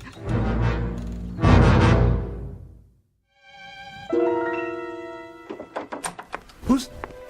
Oh. It's you, Agnes. What are you doing? Thought I'd lie down and try to rest before dinner. Oh, that's a good idea. You worked hard today. Always do. Got to get the crops in. Come in, honey, if you want. And close the door. He's still playing outside? Good. That's good. I put Amy to bed in her room. Did you? I had to lead the way. Is there a cane in the house? Do you remember? She's going to need one. I'll sure check. I told her to try and take a nap. Good. Jeff. Naps are great this time of day, don't you think? Yes, I do. I wanted to talk to you about... Sure, honey. We can talk all you want. Later. I was just going to change my clothes. Why don't you check on the roast while I wash up? How's that sound? All right. I'll do that. And you get a little rest, too, if you can. Sounds like a good idea. See you at dinner.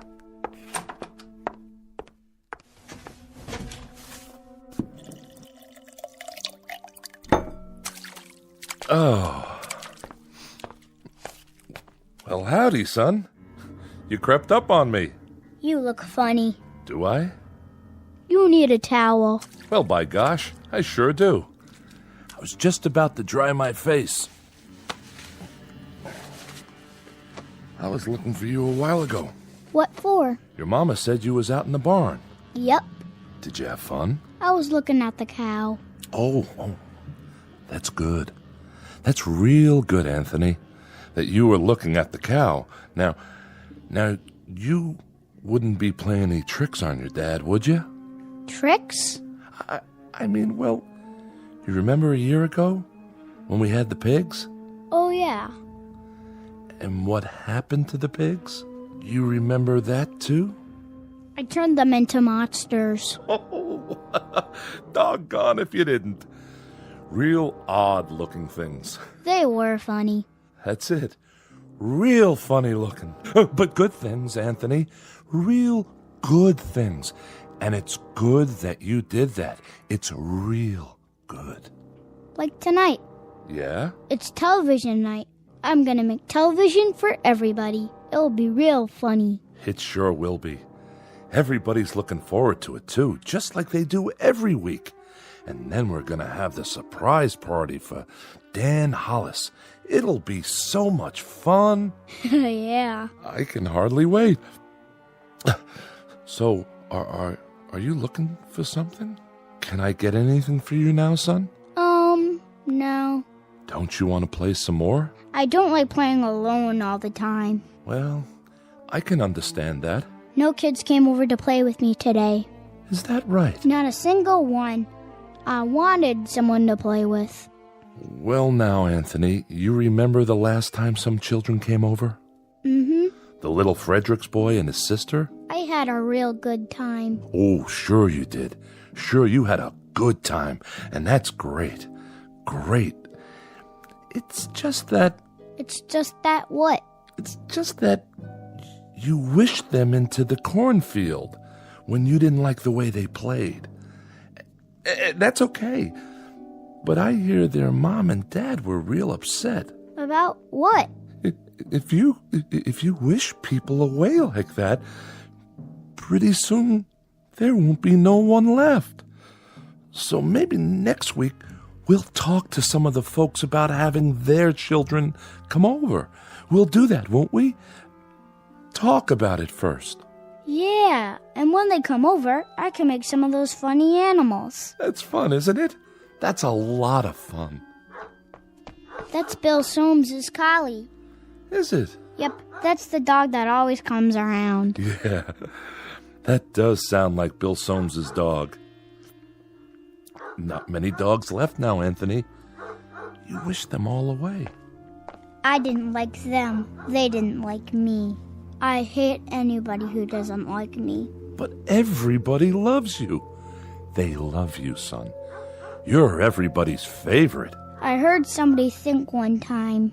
Somebody thought I shouldn't have wished away all the automobiles and things. And the electricity.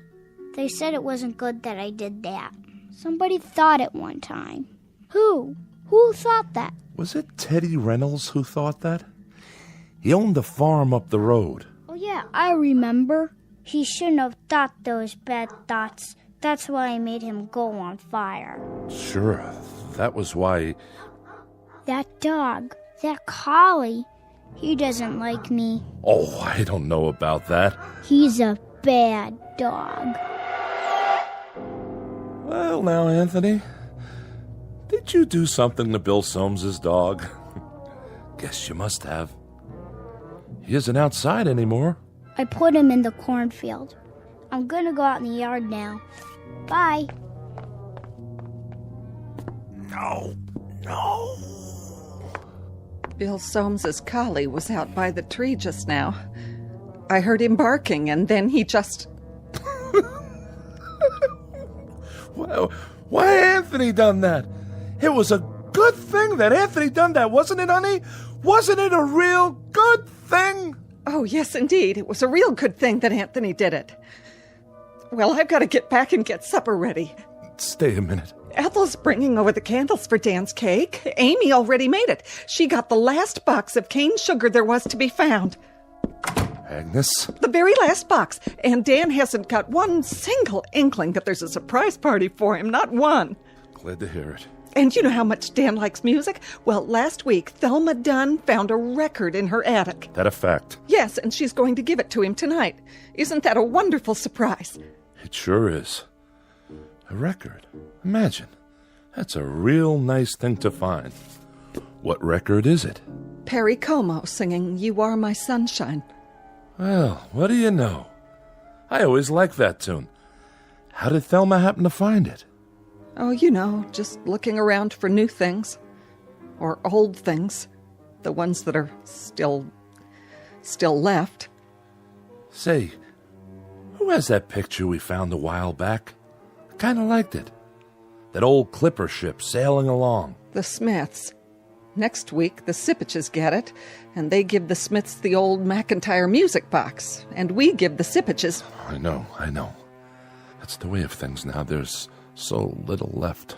But that's okay, isn't it?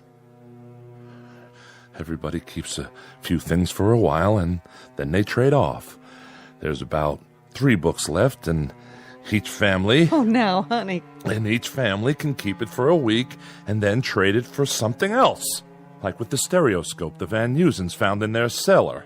Or the can of beer that Bill Soames found wedged into an old icebox in the junkyard. I'd better go check on the kitchen. You see, the thing of it is, Anthony fixed it so that we're alone in the world. Nothing new ever gets built anymore. Nothing new at all. That's enough. No, it's not nearly enough. Remember 6 years ago, old Doc Baker, rest his soul, he took one look at Anthony when he was born, and he screamed and dropped him. Tried to kill him right then and there. He knew. Somehow he knew what Anthony was, and he thought it would have been better if he had been born dead. But Anthony, my son, he whined and let out a cry, and then he done this thing. He took his revenge. Oh, didn't he? Please, I beg of you, don't. No. And he either destroyed the world and only left this village, or he took the village someplace away from everything. We don't know exactly which, do we? All we know is that we're alone, and there aren't any towns or villages or anything else left except this place. And Anthony, he controls it with his mind. He controls everything. That's right. That little boy in the yard outside. He can make it rain or snow. He can wish people into a grave, or he can turn them into anything he wants. That's why you got to keep smiling or laughing, or you got to mumble something to keep your mind clear, because Anthony can tell what you're thinking, and if it's a bad thought, his mind will snap at you, and he'd do most anything at all. Please, for the love of God. Mom? Dad? All right. But it's good. It's good that it turned out this way, isn't it?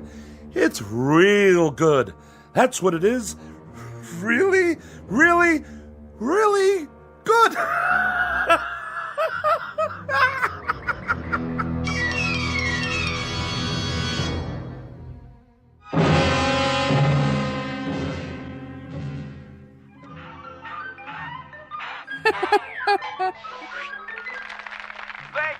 Thank you, ladies and gentlemen, and especially you kids. And now for our next act.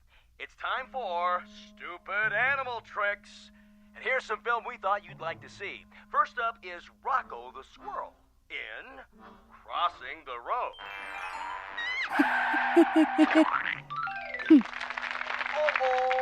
Oh, poor Rocco.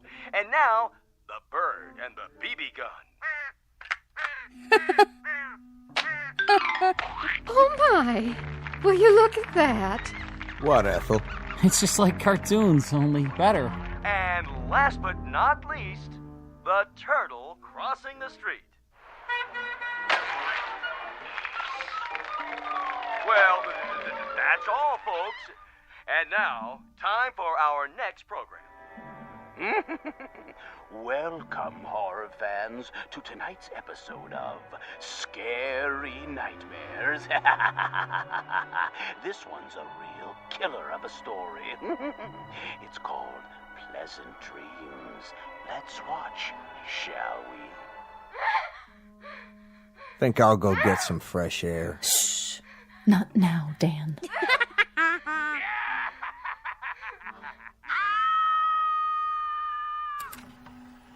That's all the TV there is. Oh, that was wonderful, Anthony. Wasn't it, everyone? Wasn't Anthony's television wonderful? Yeah. Just wonderful. Even better than last week. Yeah, great. It was much better than the old television. Oh, the best yet. You can say that again. You'll have to come around next week. Oh, I will. I will.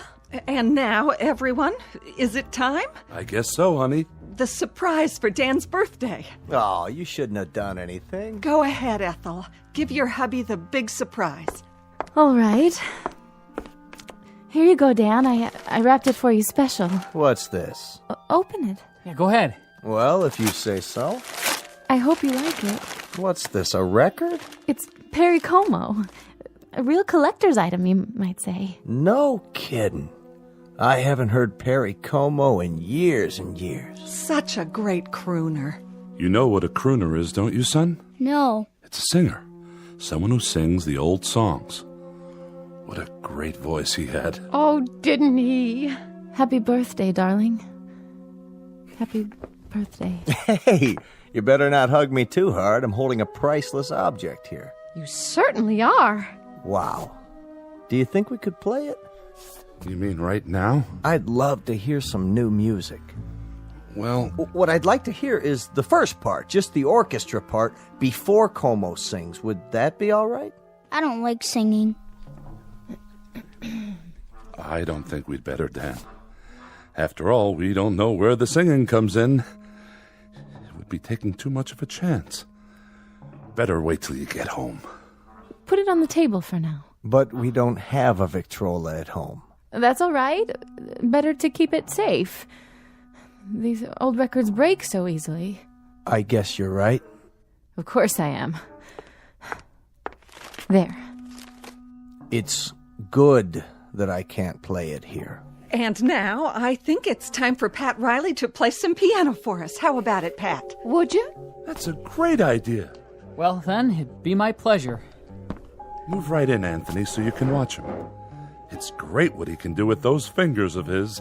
I'm a little nervous. Oh, don't be. You play beautifully. Okay, then. Here goes. Guess I'm out of practice. It'd be good if you told me what to play, Anthony. It'd be real good if you tell me what music you like. Just play. Play anything. All right. I'll play Night and Day. That's a nice old tune. It sure is. That's always lovely. Yeah, go ahead.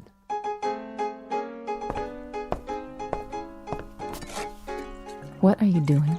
What does it look like? Having another brandy? You've had enough. Not hardly. Stop it. Leave me alone. Put the glass down. Take your hands. Don't make any noise. I don't like noise when the music is playing. I'll drink to that. Oh, don't worry. I'll clean it up. Go on, Riley. Finish the song. Yes, please. It's so pretty. Pretty all right. Dan, please. Please what? I'm not doing anything. I know, darling, but... I'm just drinking this peach brandy on my birthday. That's all I'm doing. Please, Dan. For the love of heaven, please don't say anything else. Who's saying anything? I'm not saying anything. I'm listening. Shh. Play, Pat. This is real good brandy. Real good.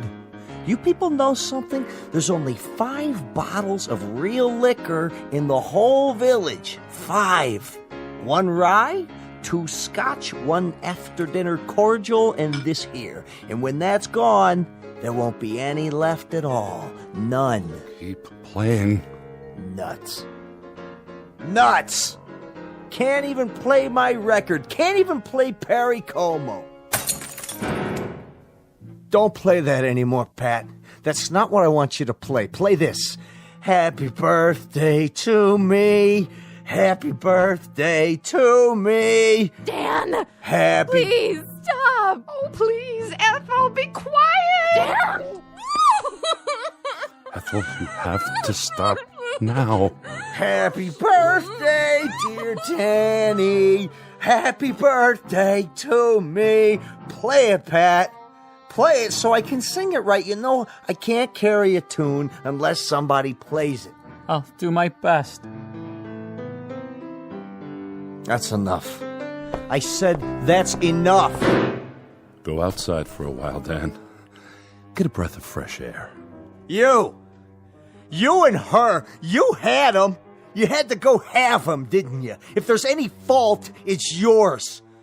You are my sunshine, my only sunshine. You make me happy when I am blue. You monster. You dirty little monster. You murderer. Hey, what you thinking, Anthony? You go ahead. You think about me. You think bad thoughts about me and maybe some man in this room. Some man with guts. Somebody who's sick to death of living in this place and is willing to take a chance. Maybe he'll sneak up behind you and lay something heavy across your skull and end this once and for all. You're a bad man. You think that, Anthony. You go ahead. I'm a bad man. Keep thinking that. Somebody get behind him. That's all it takes. Somebody end this now. Pick up a bottle or a stick or something, anything, and... You're a very bad man, and you keep thinking bad thoughts about me. But now you can't anymore. You can't even see me. My eyes? Your eyes aren't real. They're like a toy. That's all you are now. A toy Jack-in-the-Box.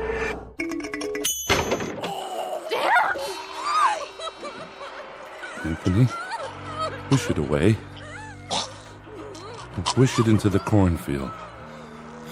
We've all looked at it enough. Please, son. Wish it into the cornfield. All right. That's better. He was a bad man, so I turned him into a clown Jack-in-the-Box. A clown that still had his face. You shouldn't think bad thoughts either, lady, or I'll do the same thing to you. It's a good thing you did that to Dan. It's a very good thing. Play some more music, Mr. Riley. Oh, yeah, it was swell. Just swell. A real good thing. I like that song. Come on, Anthony, I'll lift you up so you can sit on the piano. Would you like that? You know something? What's that, Amy? Careful, watch your step. Why don't you sit down again? I kind of liked it a little bit better when there were cities outside. And we could get real television and radio and things like that. Didn't you? Why, Amy, it's good for you to say such a thing. Very good, but you must be making a joke. Anthony's television is much better than anything we ever used to get. Oh, yes. It's fine. It's fine. Anthony's are the best shows we've ever had. Yeah. Very best. Look at that, will you? It's snowing outside. Anthony, are you making it snow? Yeah, I'm making it snow. I like snow. So do I. We all do. But that'll kill off half the crops. That's what it'll do, Anthony. And then we won't have anything to harvest or eat. Did you know that? Mm-hmm. But I guess it's good that you're making it snow. It's real good. And tomorrow will be a good day. No matter what. A very, very good day. No profound comment here. No clever words about the human mind and the power of thought or the need to survive. We only wanted to introduce you to one of our favorite citizens, and we do mean favorite, little Anthony Fremont, age 6, who lives in a village called Peaksville, in a place that used to be Ohio. And if by some strange chance you should ever run across him, you'd best think only good thoughts, because anything less than that is attempted at your own risk. In the Twilight Zone.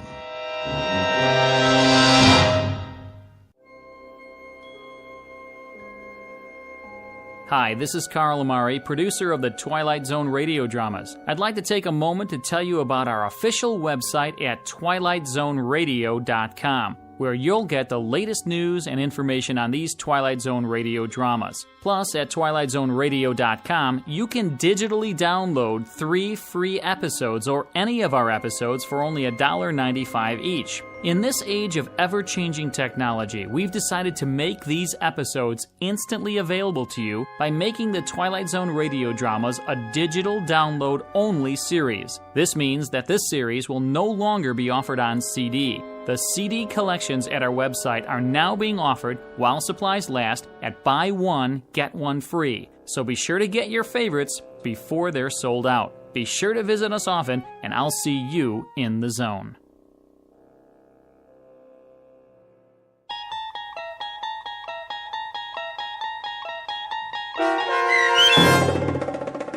It's a Good Life, starring Mike Starr with Stacy Keach as your narrator, was adapted for radio by Dennis Etchison and written for the Twilight Zone by Rod Serling from a story by Jerome Bixby. Heard in the cast were Meg Thalken, Frenette Lebo, Christian Stolte, Jeff Lupetin, Doug James, Brooke Sanford, Carl Amari, piano stylings by Daniel Choka, and introducing Zachary Leipzig as Anthony.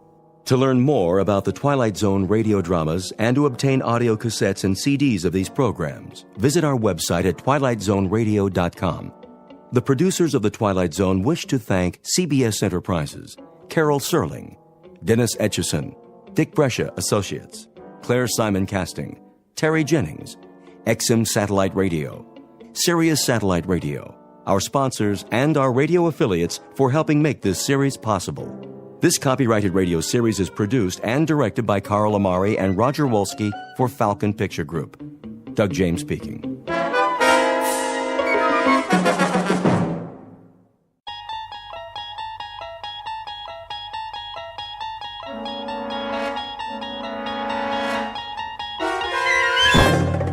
There is a fifth dimension beyond that which is known to man. It is a dimension as vast as space and as timeless as infinity. It is the middle ground between light and shadow, and it lies between the pit of man's fears and the summit of his knowledge. This is the dimension of imagination. It is an area which we call the Twilight Zone.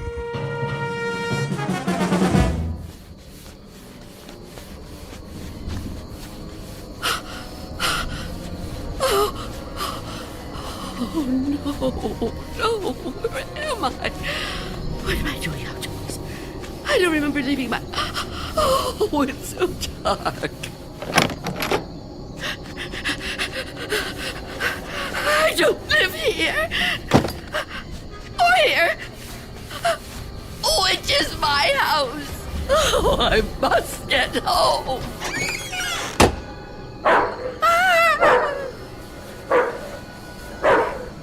May I assist you, madam? You startled me. I've lost my way. My home is somewhere around here, I'm sure, but I don't know where. Perhaps I can help you find it. Oh, thank you. Thank you. I don't even know how I came to be out here. It's certainly not safe at this time of night. Oh, at any time. Well, surely the daytime when the streets are crowded. No, that's when it's most dangerous. For me. So you see, I never go out. Never? Never. But, dear lady, why not? I'm afraid. Afraid? Of something or someone? Someone. It's difficult to explain. Please, try me. Oh, I'm not sure you'd believe me. You'd think I'm just a senile old woman. I'd believe you, Wanda. What did you call me? Wanda. That is your name, isn't it? Yes, but I didn't tell you that. You didn't? Are you certain? Yes, I'm certain. How do you know my name? Because I've been looking for you for a long time, Wanda. Oh, no. You've kept me at bay for many years, but no longer. No. Get away from me. There's nowhere to turn, Wanda. You don't know where you are, remember? You certainly couldn't run from me, a frail old woman like you. Please. No, I won't let you. Say that again. It amuses me. You won't let me? How do you imagine you're going to stop me? You really have no choice, Wanda. There's nowhere for you to go now. Come to me, old woman. Take my hand. No. Take my hand. No. No.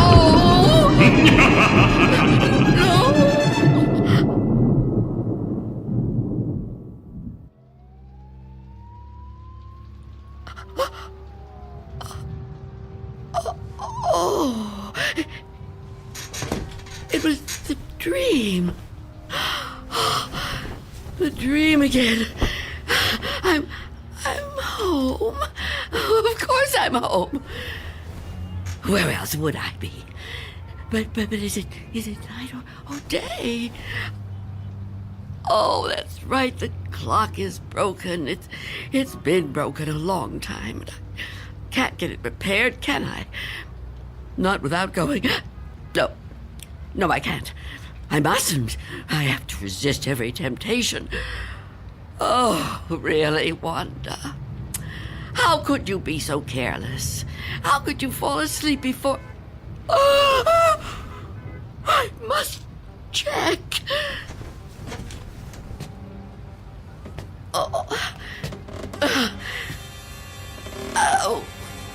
Yes.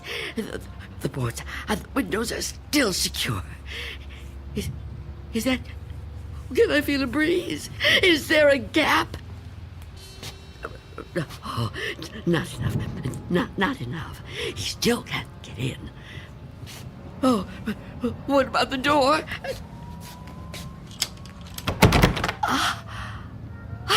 Chain is on. And the door is locked. Good. He can't come in that way either. Yes, I'm safe. Safe for another day. But I've been careless. Really, falling asleep before checking. I mustn't take chances. I can't take chances. Not while he's out there. And he's always out.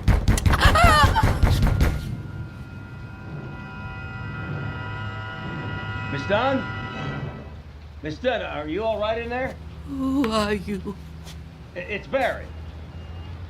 Mr. Fabian, you know, from the grocery store. I know we've actually never met, but, well, we've spoken on the phone, Miss Dunn. At least we used to. Do you even have a phone anymore? Anyway, you know me, right? What do you want? I'm delivering your groceries, Miss Dunn. You remember? Charlie, the kid who works for me, was supposed to bring them, I know, but he called in sick. Yeah, kids these days, huh? No sense of responsibility. Anyway, I thought I'd better get them to you now instead of waiting till tomorrow. I figured, you know, you'd be waiting for them. Is that all right? Put the food through the letterbox. The letterbox, right. Okay. Oh. Thank you, Mr. Fabian. Your money is coming under the door now. Under the door? Here it is. Miss Dunn, wouldn't it be easier to just... $6 and... Okay. 32 cents.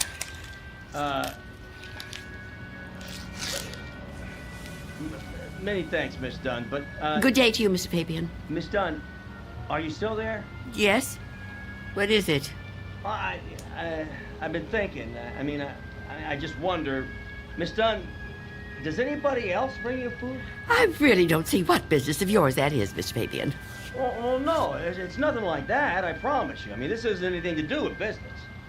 I'm just concerned for your well-being. I mean, it seems to me a person can't live on food big enough to fit through a letterbox. I can assure you, Mr. Fabian, I'm in no danger of dying as long as I observe this strict regimen. Oh, well, I'm glad to hear you talk like that, but I don't know. Maybe if I could come in for a minute. Come in? Yeah, I just want to talk, Miss Dunn. I mean, I can't do that so well out here.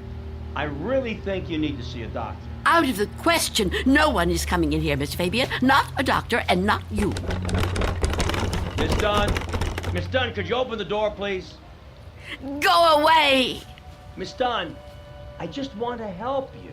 I know what you want. Leave me alone. Miss Dunn, all I know who you are. You do? Well, that's good. That's very good. Myself, I have a very bad memory. Every morning, you know, my wife gives me a pen. Every day I lose it somewhere. So, will you let me in? Stop trying to get in here. You won't get me. Just go away and leave me alone. Come on, Miss Dunn. Look, I've got other deliveries to make. I just want to help you if I can.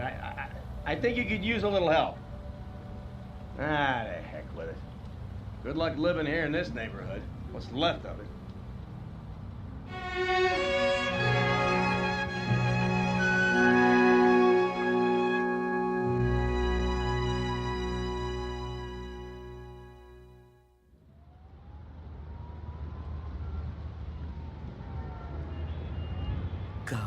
away.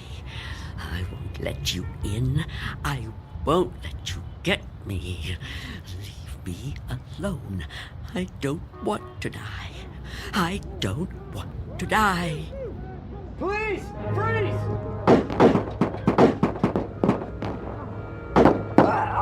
Oh.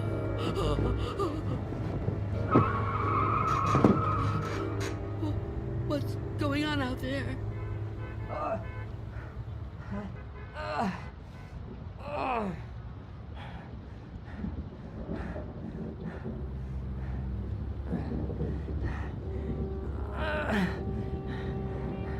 Help! Is anyone in there? You gotta help me. What is it? Go away!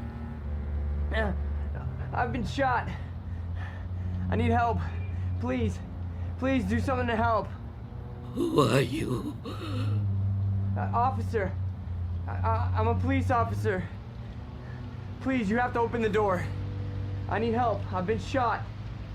You're lying to me. I know you. You can't fool me. No, I'm not trying to fool you. Please. I think I'm dying. You can't trick me so easily. You're no policeman. Why can't you just leave me alone? I know who you are. I know what you are.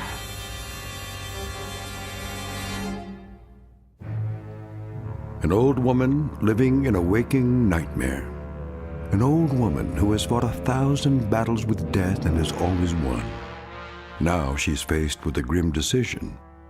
A decision that might to others seem the simplest in the world. That of whether or not to open a door. And in some strange and frightening way, she knows that this seemingly ordinary door leads to the Twilight Zone. And now, The Twilight Zone and our story, Nothing in the Dark, starring Marshall Allman, with Stacy Keach as your narrator.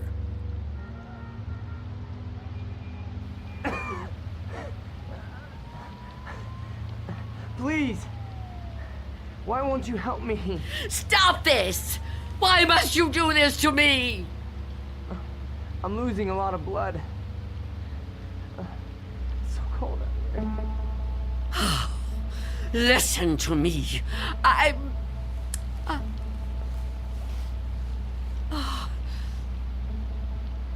going to open the door. Oh, thank you. Thank you. But I'm leaving the chain on. Don't even try to touch me. I won't let you. Don't worry. I'm not gonna hurt you. I couldn't hurt anybody. Oh. You're so young. Almost a child. Unless you help me, I'm gonna die. I don't think I can even move very far. Oh, don't say that. Oh, it isn't fair. No, it just isn't fair. You keep trying to trick me. I don't know what you're talking about. Don't move. Don't do that again. Or I'll close the door. What? Listen, lady. I've been shot. I'm bleeding to death. Do you understand? Do you understand? Please. My name is Harold Belden. I need a doctor. I need a doctor right away. Please, call the hospital. I can't get there myself. I can't call the hospital. I haven't got a telephone. Not anymore. Then let me come inside. You can't just leave me. I'm begging you, I'm freezing. I have to unlock the door. You can't ask me to do that. You can't. I don't want to die. You understand? So you're not gonna help me? You're just gonna let me die out here? I know who you are. No, I told you who I am. My name is Belden. Officer Harold Belden. That's not her name. There is no such person. Stop trying to trick me. I don't understand why you keep saying that. Look, It hurts. It hurts, okay? Please, lady, please. Stop! Stop! Oh, why are you torturing me like this? I tell you, it isn't fair. I don't want to die. Well, I don't want to die either. If I could get help for myself, I would, but I can't move. I've been shot in the side, you see? Look, look, I'm bleeding. Oh, it isn't fair. It isn't fair.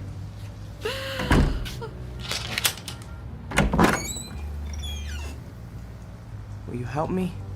Yes. Yes, I'll help you. Thank you. Take my hand. What? Take my hand. Pull me inside.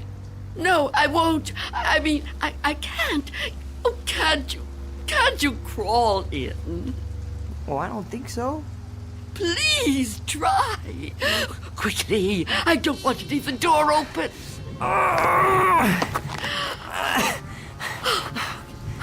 That's it.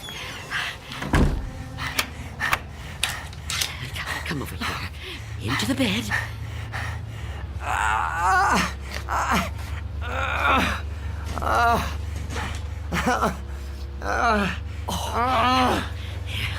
You just rest. Rest. Oh, what have I done? And what am I going to do?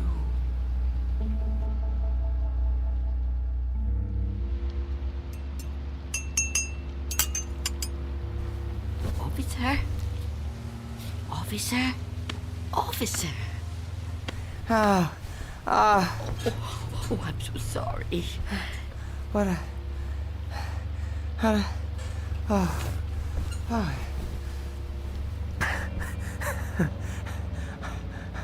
Oh, I'm alive. Yes. Yes, you are. Yeah, you're the lady that helped me. Yes. Eventually. Now, drink this. What is it? Tea. There's no milk, I'm afraid. No, don't get up, officer. Conserve your strength. Yeah, thank you. Thank you. Please, call me Harold. You saved my life. I owe you at least that much. Is it good? It's fine. Thank you. How long have I been out? Hours. What time is it? I'm not sure. Morning, I think. What do you think? I don't have a clock. I guess it is morning. It's hard to tell. What happened to your windows? Who boarded them up? Well, I did. A long time ago now. But they're still as strong as ever. What? Why would you do that? Oh, I have my reasons. Well, we all have our own reasons for doing things. Why would you want to be a policeman? To be in a job where people try to kill you. Well, why would you want to court death like that? Court death? I don't know that I'd put it that strongly. I do what I do because there's just some jobs that have to be done. You mean it's a sort of vocation? I guess you could say that. Listen, Mrs. It's Miss Dunn. Listen, Miss Dunn. You should try to get some rest yourself. You need it more than I do. No, really, I feel much better. When the doctor gets here, he'll take me off your hands for good. The doctor? Yeah, sure. He'll check my wound, take me to the hospital. You didn't call the doctor? No, I didn't. Why not? I told you last night. I haven't got a telephone. Don't you remember? No, I don't. I was kind of out of it last night, I guess. Oh, of course. Perhaps you could use your radio to ask someone to come get you. Well, you could wait outside for them. No, I busted my radio when I fell on it. You see? Hello. And I don't think I got the strength left to get up on my own. Look, couldn't you go to one of the neighbors? Oh, there aren't any. What are you talking about? There aren't any neighbors. There must be. Everyone has neighbors. Well, I don't. Not anymore. Why? What happened? They've all moved away. Not all of them. That's impossible. All of them. Trucks came and took away their furniture. First one, and then another. Is something happening to these buildings? I wouldn't know. I'm sorry to ask, but how can you not know something like that? I mean, if it was my home... I don't have a great deal of contact with the outside world. I haven't for quite some time. I couldn't even tell you who the president is. Wow. But there has to be somebody around who can help, you know? Or maybe a phone booth somewhere where you could call a doctor. Perhaps. I don't know. But even if I could call the doctor somehow, I couldn't take a chance and let him in. Why not? It's too dangerous. Dangerous for you? Yes. You let me in. Oh, I didn't have a choice. You were going to... I didn't know if I could trust you, but I'm still alive. Of course you're still alive. What do you think I was gonna do? I mean, but the doctor, he's not gonna be any harm to you. I keep telling you I can't let the doctor in. I can't let anyone else come in. Don't you see? It might be him. It might be him. Who? Him who? Mr. Death. Mr. Death? What? I know he's out there. He's trying to get in. He comes to the door and knocks. He begs me to let him in. Last week, he said he was from the gas company. The gas company? Oh, he's clever. After that, he claimed to be a contractor hired by the city. He said this building was condemned, that I'd have to leave. But I knew who he was. I kept the door locked, refused to let him in. Eventually, he went away. Condemned, huh? I mean, that explains why there's no one else in the neighborhood. No, he knows I'm on to him. Yesterday, he said he was Mr. Fabian from the store. But all he really wanted was to come in. That's all he ever wants. Wait a second. No, it's no use. You wouldn't understand. I knew you wouldn't. How could you? Well, I mean, wait. But I want to understand. I do. I mean, this man you're afraid of, you say he's Mr. Death. That's right. You don't mean just anybody, do you? You mean like Death, right? Death. That's right. So is this Mr. Death a person like you or me? I know it sounds crazy to someone like you, to anyone but me, but it's true. I know it's true. Okay, I understand what you're saying, but, I mean, people die all the time, all over the world. Now, how could one man be in all those places at once? I don't know. Don't ask me that. Maybe there's more than one of him. Maybe. I didn't mean to upset you. Please don't cry. I'm not gonna hurt you. I'm sorry. Okay?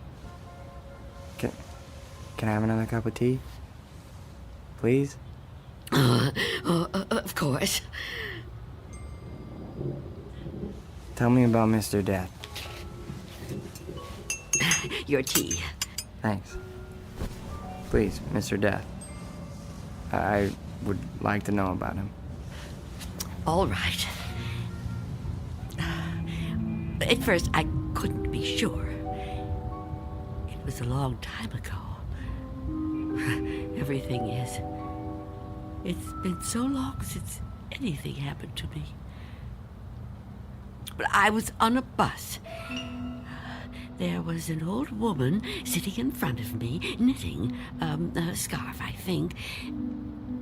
There was something about her face. I felt I knew her. Then a man got on the bus. He wasn't special in any way. Not short, not tall, not fat, just a man. I remember that there were empty seats, but he sat down right next to the old woman. He didn't say anything to her, but I felt that his being there upset her in some way. I couldn't understand why. He seemed like such a nice man. When the old woman dropped her ball of yarn, he bent down and picked it up, right in front of me. He held it up to her. I saw their fingers touch. He stood up and got out the next stop. I couldn't move. It was as if I knew what had happened. But I couldn't do anything. I was just so frightened. When the bus finally reached the end of the line, the driver came over to the woman. He thought she was asleep, but I knew she was... What, dead? Dead.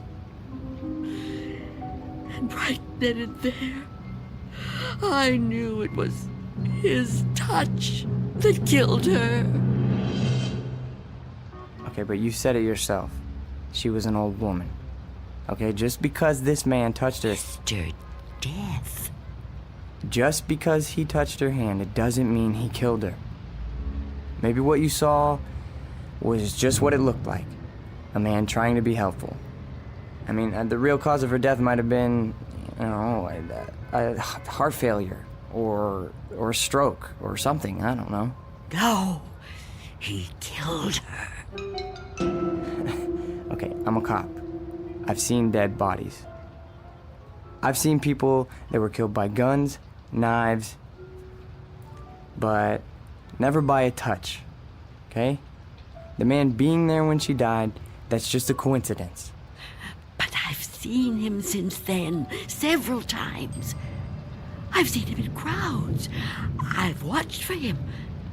Every time someone I knew died, he was there. He, the same man, the one on the bus. No. Once he was a young soldier, then a salesman, a taxi driver. Someone you wouldn't notice unless you were watching closely. But you could see him. Oh, yes.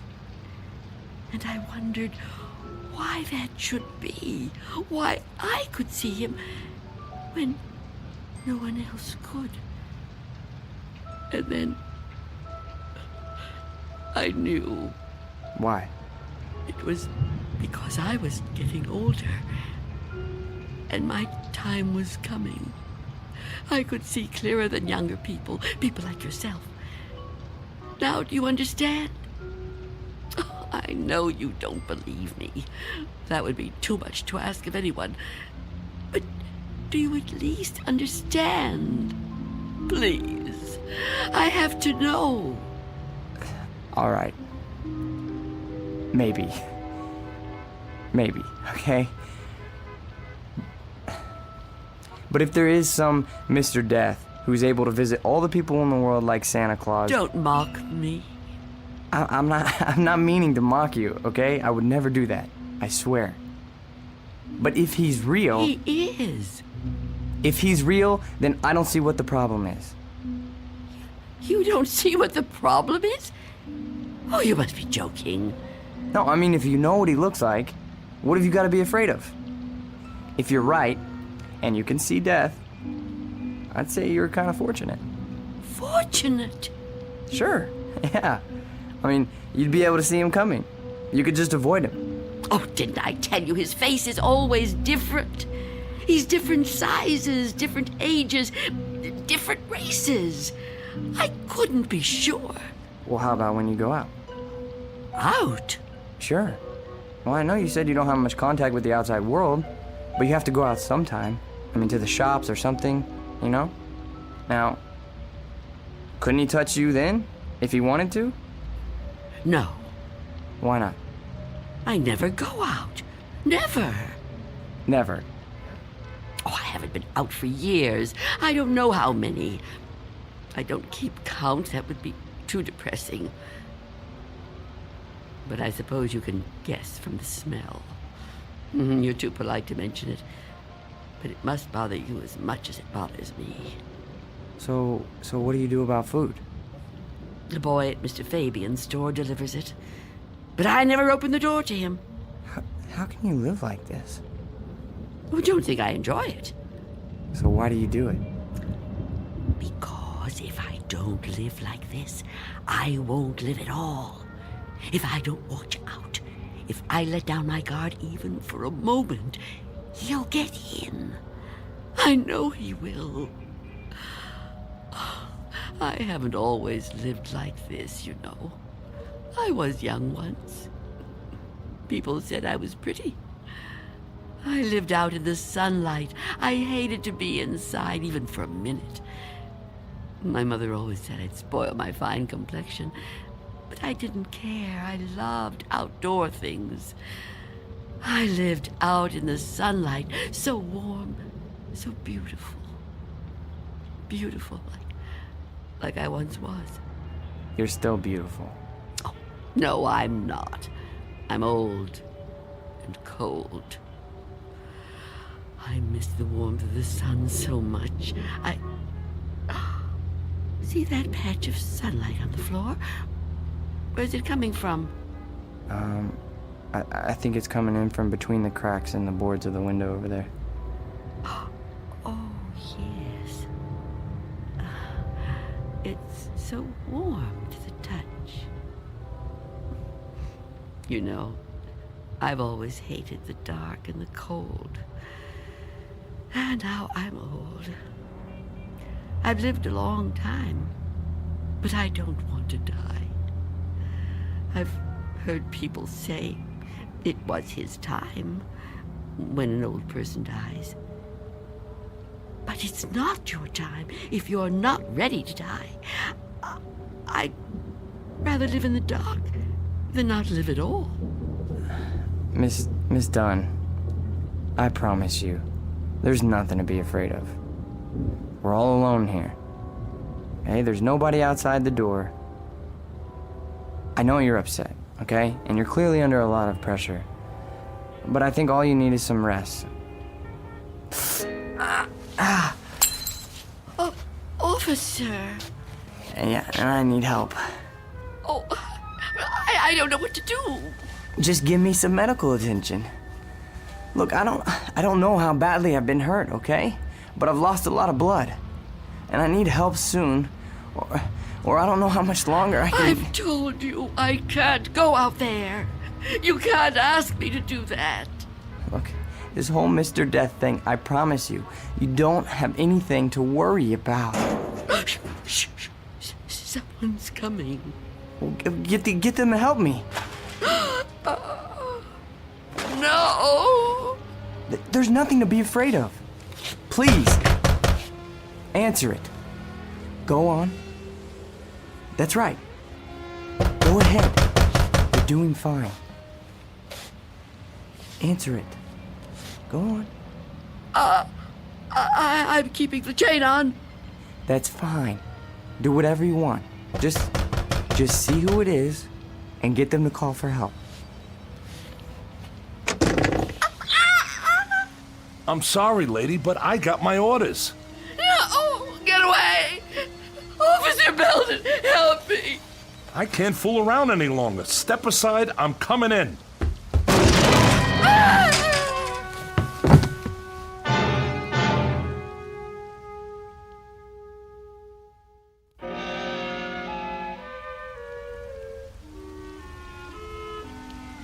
Take my hand.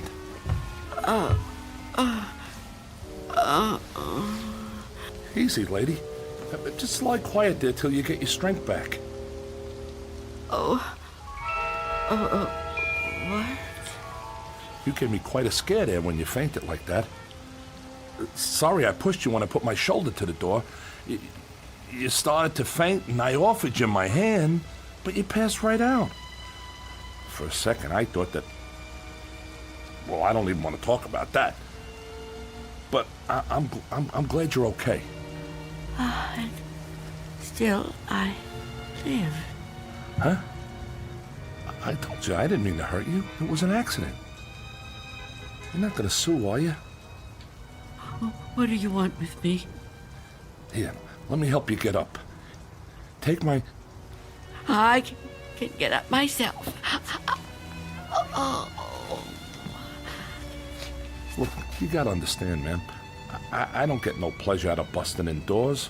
Who would? Except maybe some thug, but I'm no thug. I'm just a guy doing a job. Your job? Look, you don't seem to realize how important this is. I've got a crew and equipment coming in an hour to pull this tenement down. Begging your pardon, man, but looking at this place, I say it's long overdue. Frankly, I'm kind of surprised it's still standing. And you're really not Mr. Death? Mr. Who? I don't know what you're talking about, ma'am. My name's Armstrong. Bud Armstrong. I don't know about any Mr. whatever you said. All I know is I got a contract to demolish this row of buildings. That's what I got to do. Everybody else moved out a long time ago. Until the other day, I thought this whole building was deserted. I seen them windows boarded up, and I figured you moved out when the rest of them did.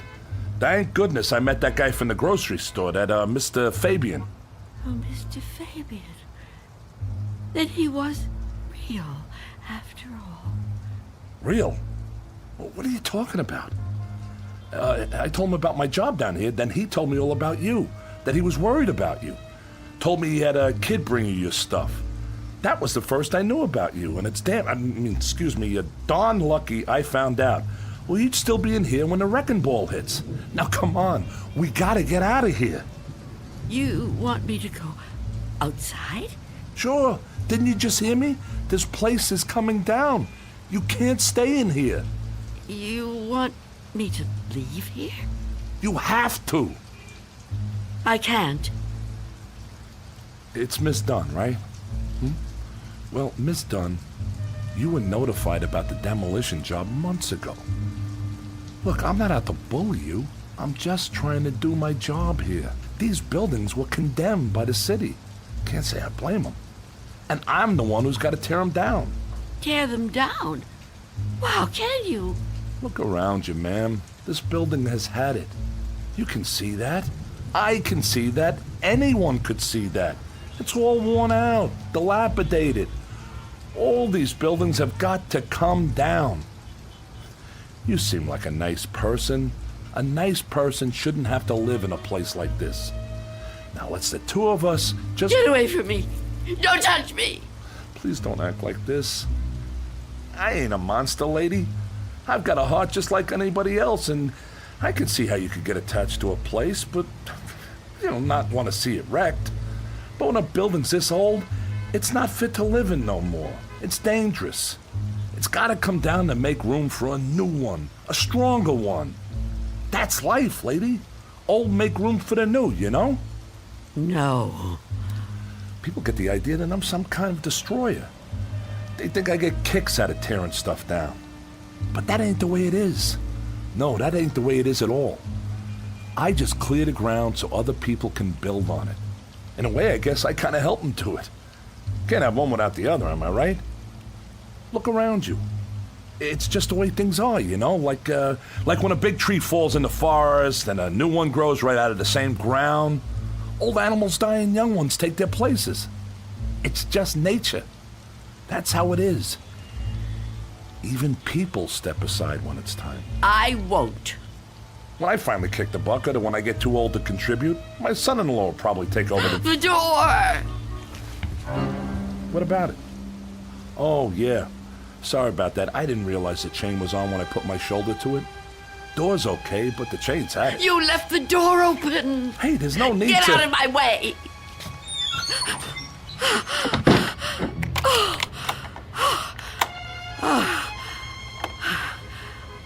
You don't have to do that. What's the sense of locking a door that won't even be here in an hour? I'm on the clock here, and we've waited long enough. If you've got any possessions you want to keep, Miss Dunn, I'd move them out while there's still time. I'll help you. You think you're helping me? I'm not going to leave here. Not with you. Not with anyone. Don't try to touch me. I don't want anyone near me. Now look, ma'am, I've been nice to you. I've been trying to go easy. I know this must be tough for you. Any kind of move is a big upset, especially to an older person like you. But if you insist on staying here, I'll have to call a cop. A cop? A police officer? It's just for your own good. Please, cooperate, lady. Hey, where you going? Of course. Mr. Belden! Explain it to him. Tell him the reason I can't go out there. I know you understand. I've told you everything. You'll help me, won't you? You'll help me stay. Well, say something. What are you doing? Who are you talking to? Oh, Mr. Belden is a policeman. Mr. Belden? Who the heck is Mr. Belden? Is he your pet? You got a cat in here? Please tell him. Lady, I think maybe you're sick. You should come with me. I'll get you to a doctor. I don't need a doctor. Mr. Belden, won't you tell him? Okay, I get it. I see how it is. Hey, I'm sorry, but if you're still here when the crew arrives, I'll have to call a cop. I'm sorry. I wanted to make you understand, but... Okay.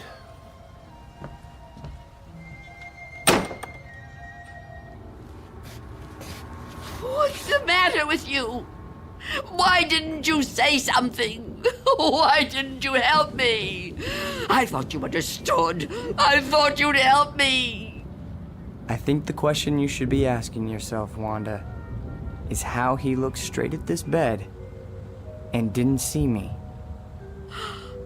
You called me Wanda, but I never told you my first name. Oh no. No. It's not true. It's not true. Yes, it is. The mirror, Wanda. Look in the mirror. What do you see? I can't. I won't. Look in the mirror, Wanda. What do you see? I see nothing. Nothing but an empty bed. Turn around. Now what do you see?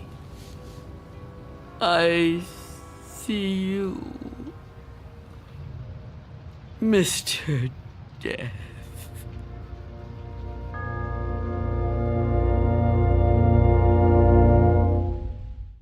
We'll be back to the Twilight Zone in just a moment. And now, Act 3 of Nothing in the Dark, starring Marshall Allman. It was you. It was you all the time. Yes. It was me. Oh, don't get up. You're still... Oh. You're not hurt. No. No, I'm not. But you were shot. Those men... Did you see me get shot?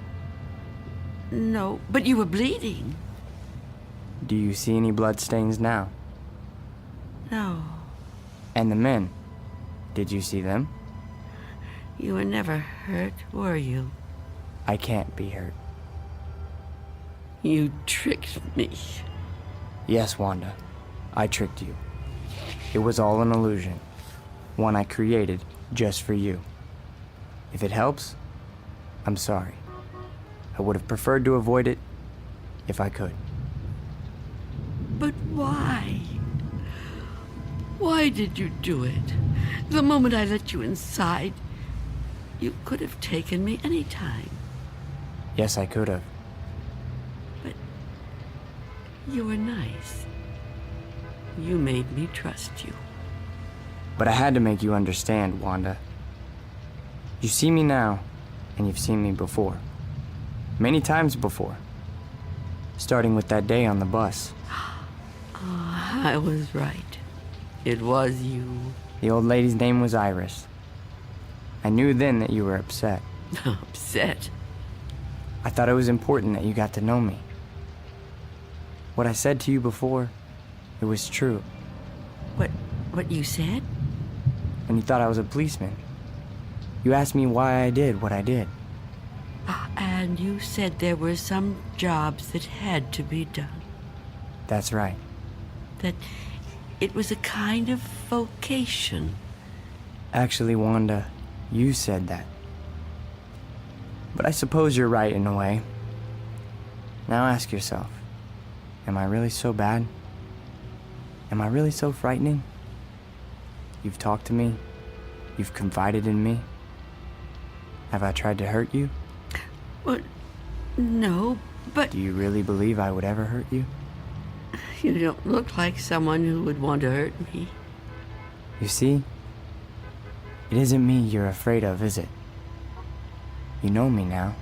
You understand me. What you're afraid of, what you've really been afraid of all these years, is the unknown. That's right, isn't it?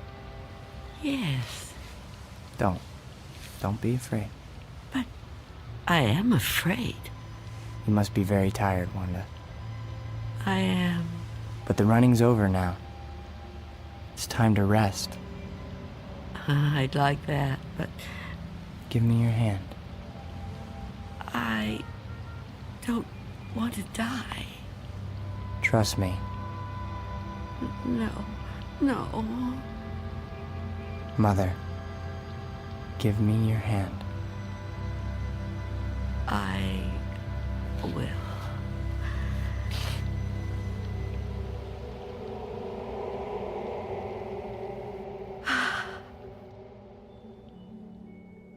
There.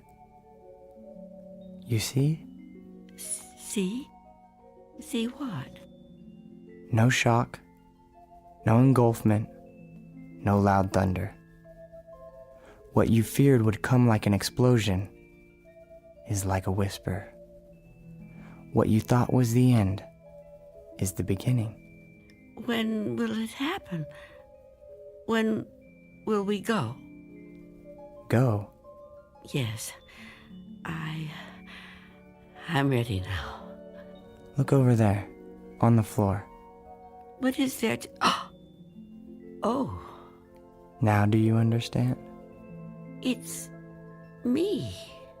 It's you. My body. I look so calm. You see? We have already begun. Come with me. Yes. Please. I'd like to.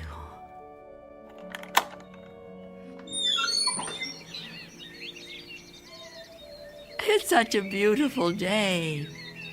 It is. It surely is. You know, Mr. Armstrong was right about a lot of things. What things? Well, for one, his son does take over the business when he dies. Will that be soon? Another 16 years. Oh, dear. It'll be quick. I'm glad to hear that. I'm afraid I was a little harsh on him. Now the son-in-law, he lives to be 102. 102?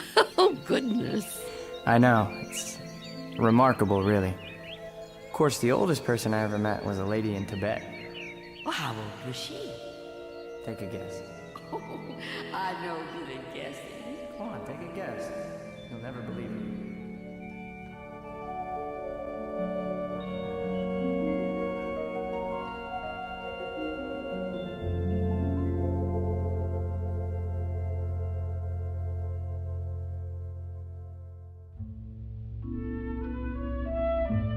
There was an old woman who lived in a room, and like all of us, was frightened of the dark, but who discovered in the minute last fragment of her life that there was nothing in the dark that wasn't there when the lights were on. Object lesson for the more frightened amongst us. In or out of the Twilight Zone.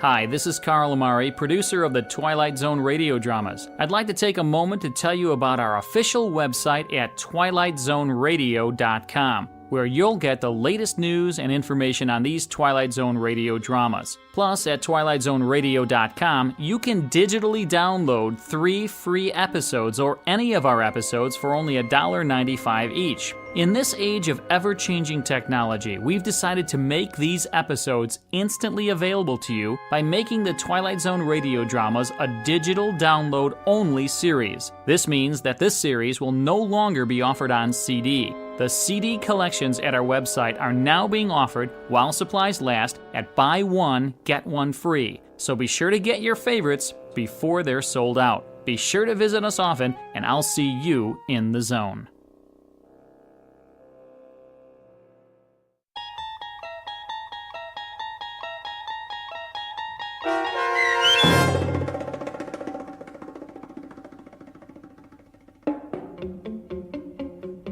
Nothing in the Dark, starring Marshall Ullman, with Stacy Keach as your narrator, was adapted for radio by M.J. Elliott and written by George Clayton Johnson.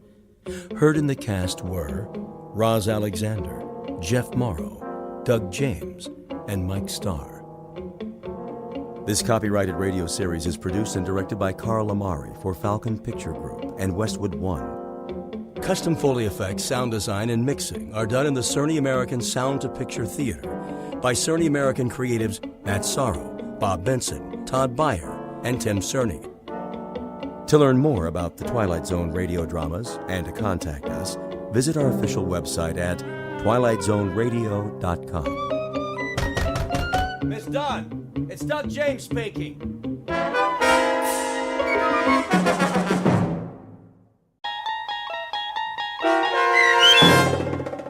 Gentlemen, Be Seated, starring Stan Freberg and Mike Starr, with Stacy Keach as your narrator, was adapted for radio by Dennis Etchison and written for The Twilight Zone by Charles Beaumont. Heard in the cast were David Darlow, Anna Zavrutsa, Doug James, Joby Cerny, Kurt Nabig, Jeff Lupiton, Carl Amari, Linda Reiter, Christina Verba, Peter DeFaria, and Chad Reinhardt. This copyrighted radio series is produced and directed by Carl Amari for Falcon Picture Group. Doug James speaking.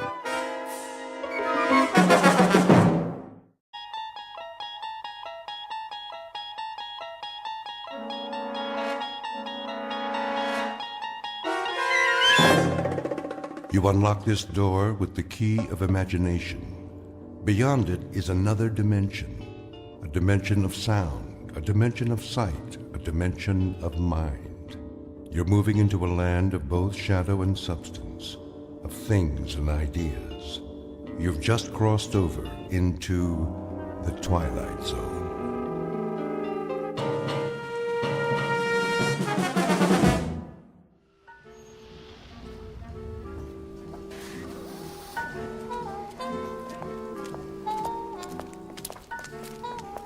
Welcome to the Madison Avenue track. Step onto the moving sidewalk. Single file, please. No pushing or shoving. The time is 8:37 a.m. Excuse me. Certainly. I'm in line here. Yes, of course. I was next. I don't believe... I have to get to work. Do you? We all do. If you don't mind... Make room, please. I'm late. The line starts back there. Are you being rude? Why, no, I don't think I am. But if we all enter the pedwalk at the same time... You stepped on my toe. That wasn't me. I believe it was. I believe that's the imprint of your heel on my shoe. If it were, you'd have even worse fallen arches. I don't appreciate that attitude. I have a suggestion. If we all go barefoot, there'd be more room. You know, more foot space per square inch. Squeezing the heel to toe, so to speak. Why, I never. Of course, if someone fat comes down too hard, those little piggies would suffer, crying, wee, wee, wee, all the way home. Or to work, as it were. Your remarks are most distasteful. Not making a joke, is he? No, I assure you. He was. Completely inappropriate. Yes, indeed. This is a serious world we live in. No place for that sort of thing. None at all. I've a good mind to report him. I give you my word, I would never make a joke about anything. That's better. Unless someone weighs over, say, 250 pounds. It'd be hard to take that lightly. Did you say something? Me? You. Not at all. Well, see that you don't. Absolutely. I should hope so. You have my word. Some people. Not another syllable. You gave your word. Positively. These are serious times. For serious people. It's a necessity. With all that's going on in the world? I couldn't agree more. Well, then, see that you do. My lips are sealed. Madison Avenue, next corner. Step off the moving sidewalk. Single file, please. No pushing or shoving. The time is 8:39 a.m. Excuse me. I have to get to work. Wee.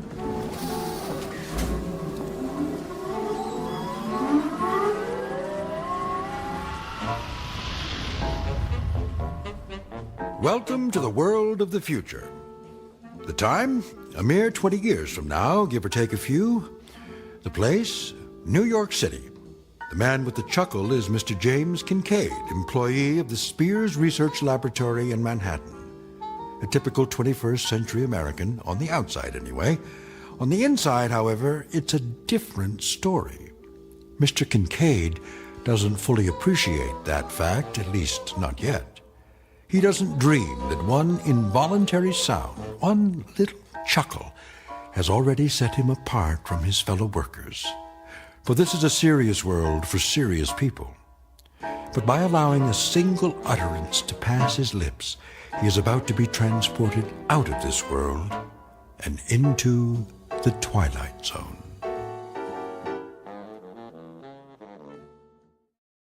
And now, The Twilight Zone and our story, Gentlemen, Be Seated, starring Stan Freberg and Mike Starr, with Stacy Keach as your narrator.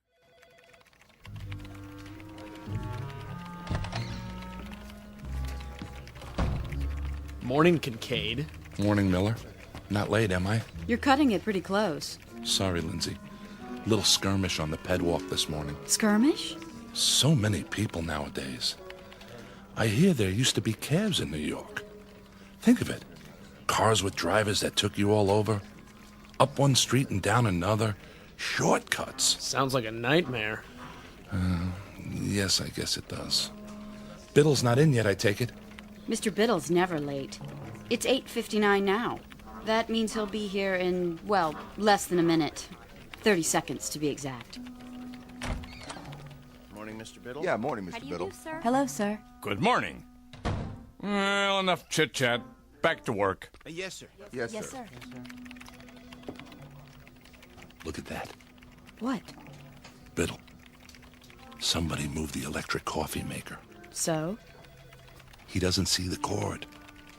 He's going to trip on it. Shouldn't we tell him? No, wait. This is gonna be good. How can you say that?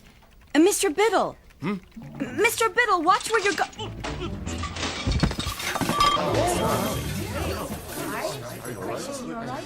Oops.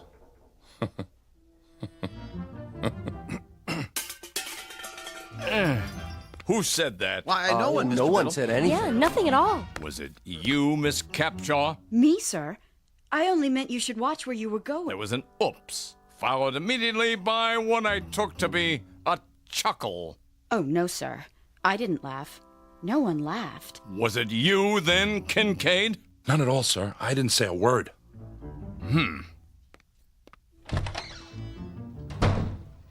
Are you crazy? Pardon? Laughing at him like that. But I didn't. I don't know how to laugh. Nobody actually laughs anymore, do they? And a good thing, too. As if anyone had time for such things. Quite right. Well, better get started. I have a design to finish before... Oh, no. Something the matter? There's a red flag on my screen. I'm not surprised. It means Biddle wants to see me in his office. Well, here goes.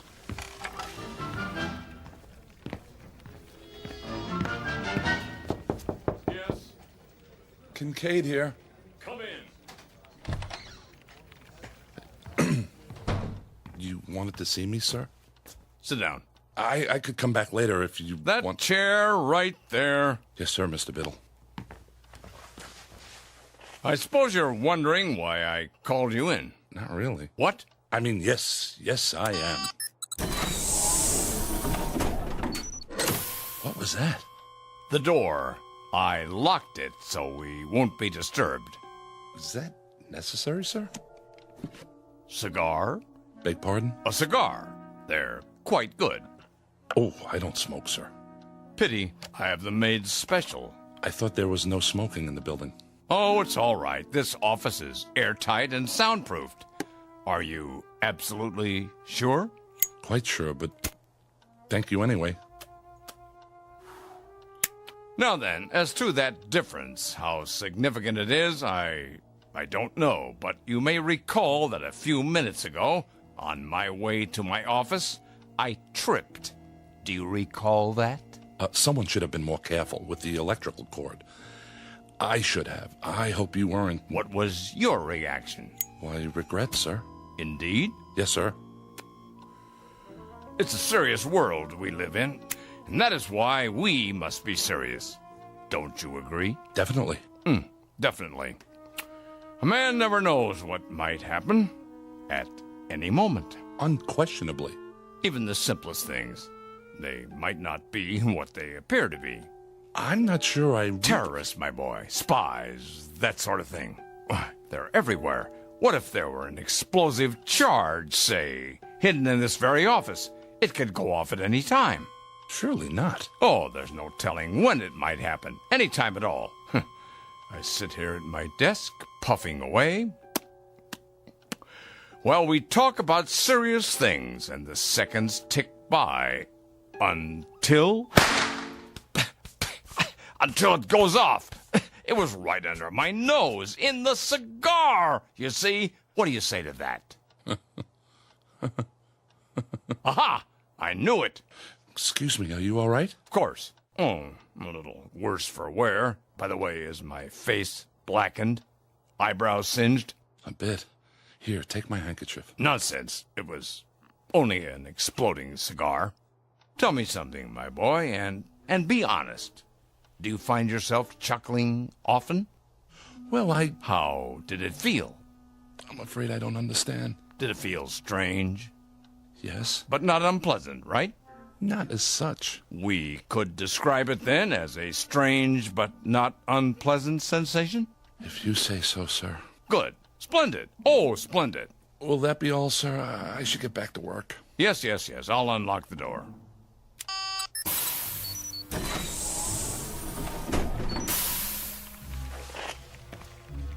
Thank you, sir. Look at them out there. Pardon? Do you see any smiles, Kincaid? Even one single little grin?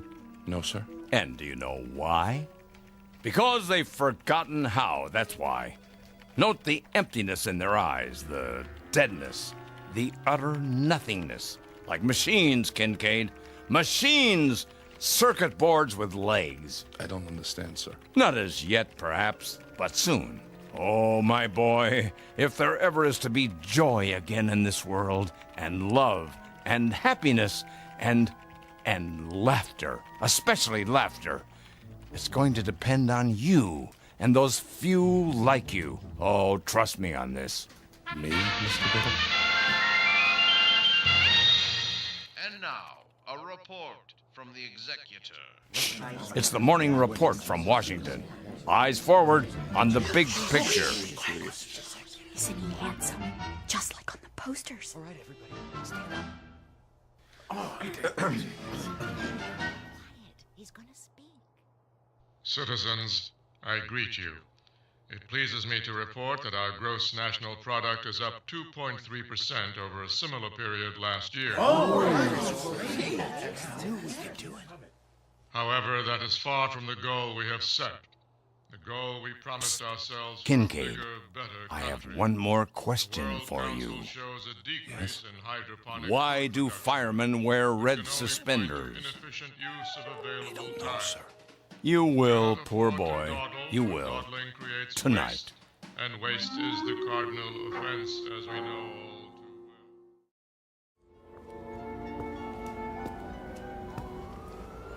too What in the...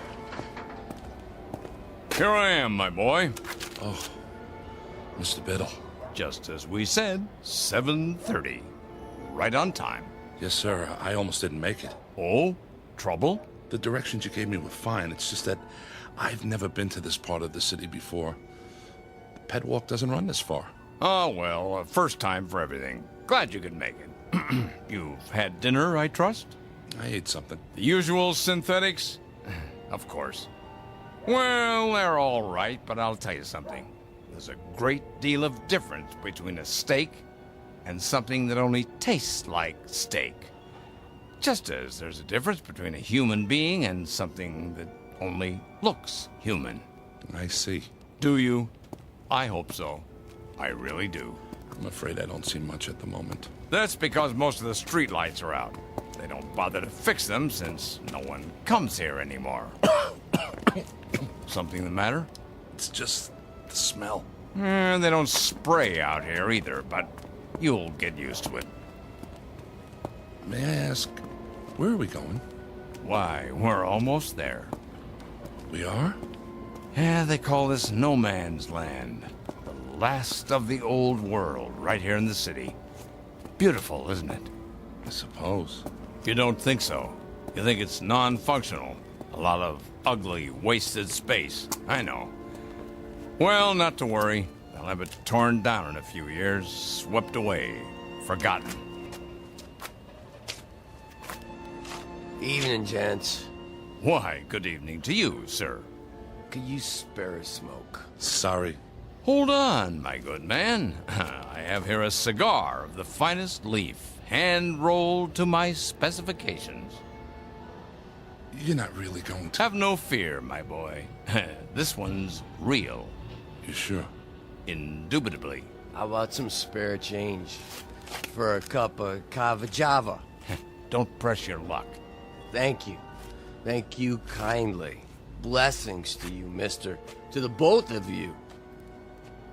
Plenty of unhappiness here, James, but plenty of happiness, too. Stand here a moment. Come on, close your eyes. Can't you almost hear the crying and the laughter? Don't move your head, please. What are you doing? Just a handkerchief. A simple blindfold. What? Nothing to be alarmed about.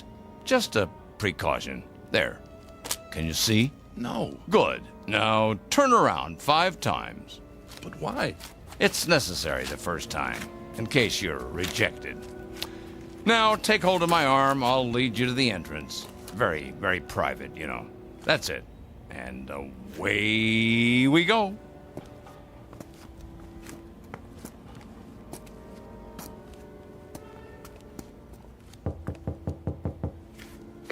Why does the chicken cross the road? To get to the other side. Come along, my boy. You can take off the blindfold now.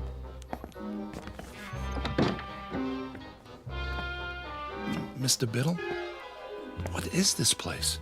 The foyer, of course. Those 2 chairs, they look like thrones. What else? But, Mr. Biddle... What can I do you for? Good evening. Is he in? Let me see. Maybe yes, maybe no. Tell him number 709 is here with the recruit. Alrighty then. Try not to miss me while I'm gone. In the meantime, gentlemen, be seated. Who is that? What does it look like? A clown, of course. Well, you heard him. sit down. I recommend the chair on the left. If you say so. There. Feel better? I suppose. My turn now.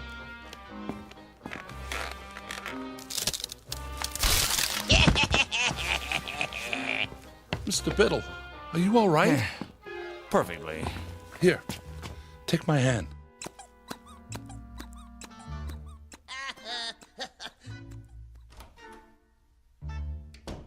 I'm disappointed in you, Kincaid. You are? Didn't you find that the least bit funny? Just now when I went sprawling? No, sir. You could have been hurt. Oh, James, please. Try. Don't tell me you've forgotten how to laugh. Not you. I was so sure. Sir, if you'd only explain to me... No, there's too much explaining in the world and not enough laughing. We're all turning into a race of machines. Cold, efficient, heartless machines. Ta-da! Who are you? Feast your eyes. Ever seen the smug before, huh? The executor. He does wonders with makeup. For a court jester, that is. The face doesn't quite go with that three-pointed hat. What's the matter? You don't like it? I didn't say that. Then I guess the yoke's on me. Well, don't just stand there with egg on your face. What goes up the chimney down but not down the chimney up, huh? Quickly. I don't understand the question. Would you repeat it? Too late. Timing is everything. Go on, tell him. An umbrella. What? An umbrella. I don't know, Biddle. I'm very dubious. He chuckled. So you say. I haven't heard anything.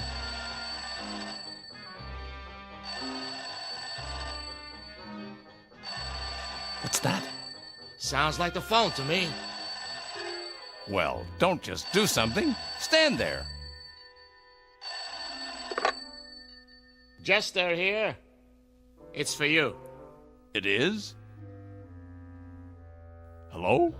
I say, hello?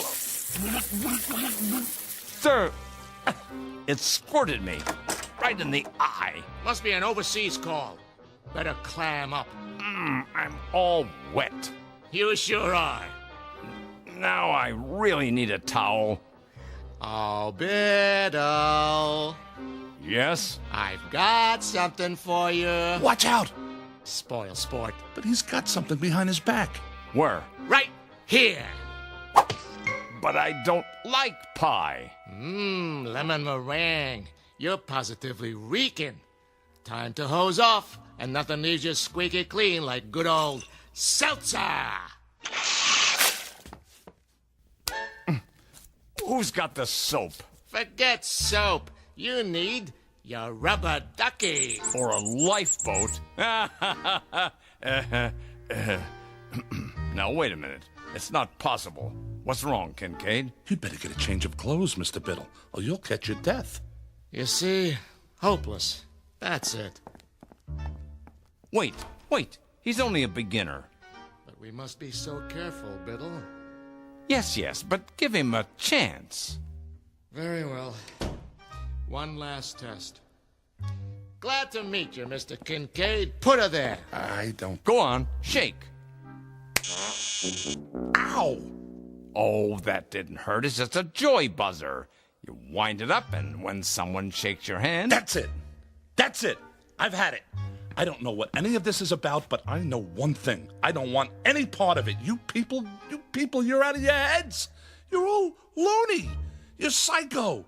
I'm getting out of here right now, and don't try to stop me. Uh-oh. Another fine mess you've gotten us into.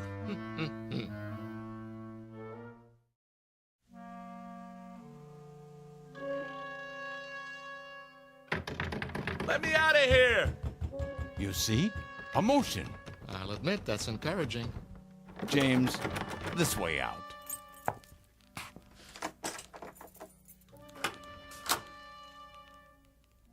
If you please, it's just through here.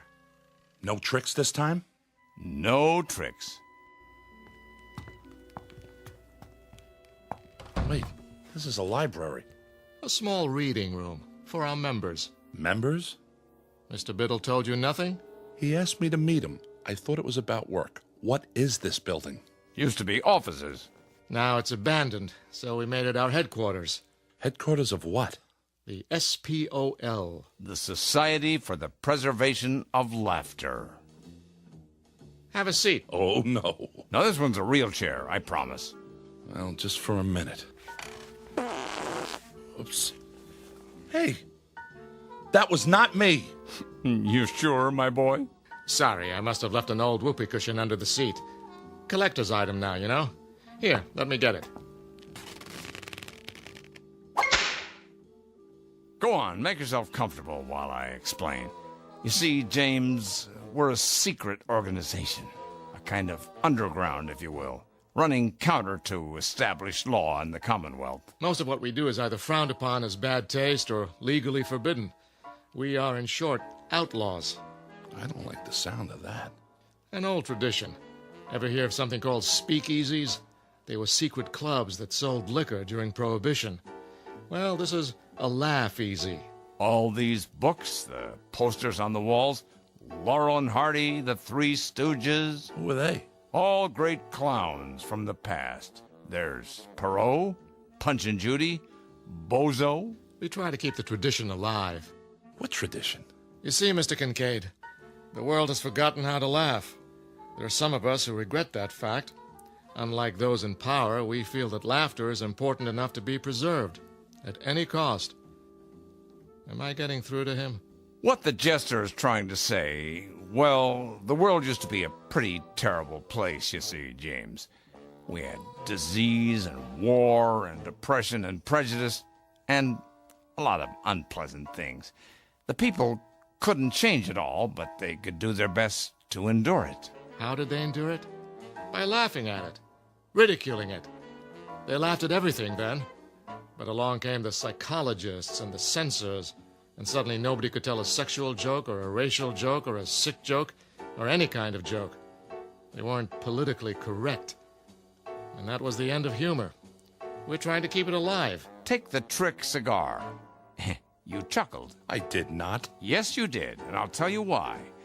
Because a figure of authority became ridiculous. Understand?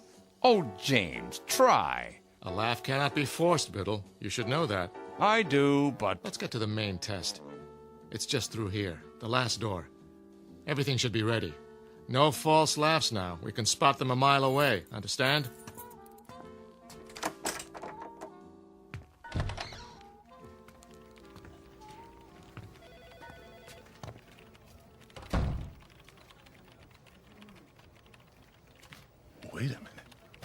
Wait a minute. This looks like... Spears Research. Where you work, Kincaid. Where I work. A perfect replica, down to the smallest detail. But how? It's nothing, really. We have art directors, carpenters, just a matter of painting a set, some props. And now, the music and the screen. The executor. Is he giving an address? You'll see. Okay, everybody stand up. Citizens, I greet you. It pleases me to report that our gross national product... However, that is far from the goal we have set. Yay, it's a tomato for you. For a bigger, better country. The World Council shows a decrease in... Our broadcast has been temporarily interrupted. Refreshing, wouldn't you say? But it's unpatriotic. Perhaps you should talk to your fellow workers.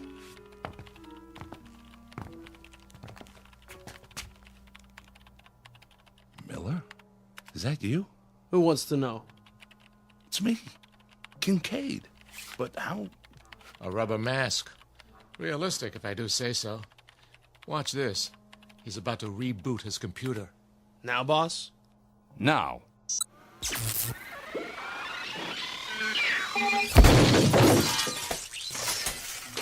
Well, Kincaid? Well, what? His computer, man. It blew up in his face. What do you say to that? Computers are awfully expensive. The World Stock Exchange Terminal. It's just come online. But Wall Street's closed for the night. They're open in Tokyo. Watch.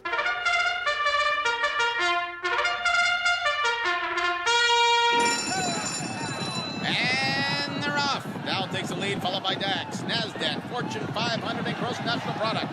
As we go into the turn, it's OPEC forcing the pace. Wait, national debt's closing in. Now it's consumer spending versus trade deficit. Fighting it out neck and neck. This is going to be a close one, folks. And the winner is Beetlebomb. Gross national product in last place. The executive said the gross national product was in good shape. Oh, not much hope for him. One more angle. Try this.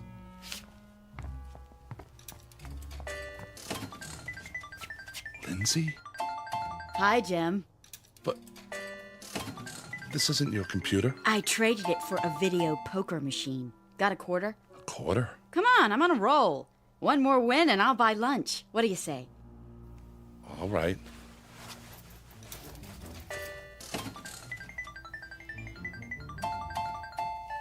Jackpot. I hit it, Jim. Or rather, we did. How about lunch? In Paris. We can take the rocket shuttle and be back before Biddle knows we're gone, okay? I don't know. The French have been very un-American lately. James, get with the program, boy. I'm trying, sir. You certainly are. I need a drink. Come on, the bar's this way. I'm afraid I've done all I can. Okay, everybody. You can take your masks off now. Marcus scores, please. On a scale of 1 to 10, I give him a 3. Shh, 2.5. That's too much. I say a big fat 0. I agree with you. 0. That's it for me.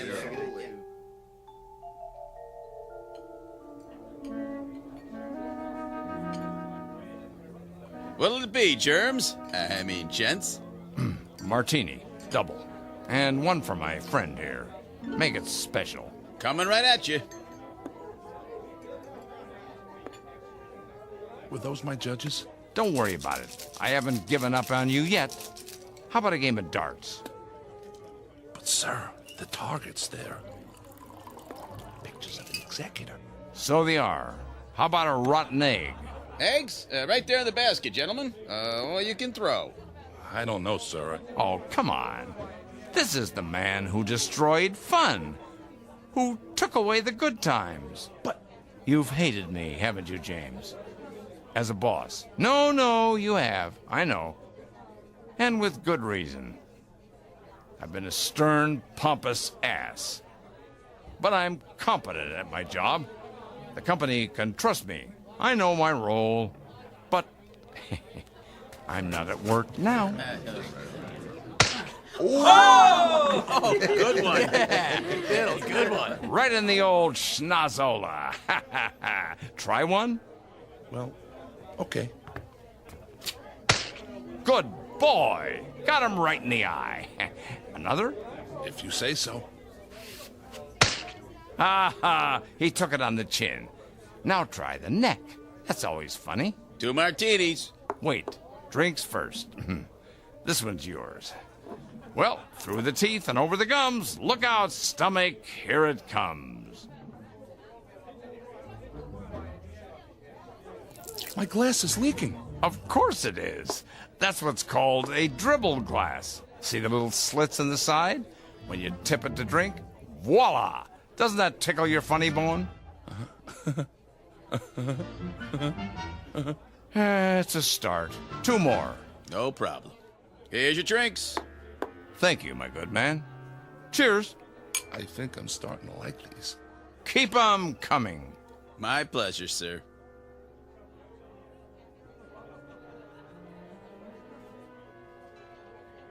Look at the screen. Know who that is? Who? Betty Boop. A flapper, they called her. Always doing the Charleston. Here, turn it up. Want to dance, Mr. Biddle? Do I? Hold my drink, James.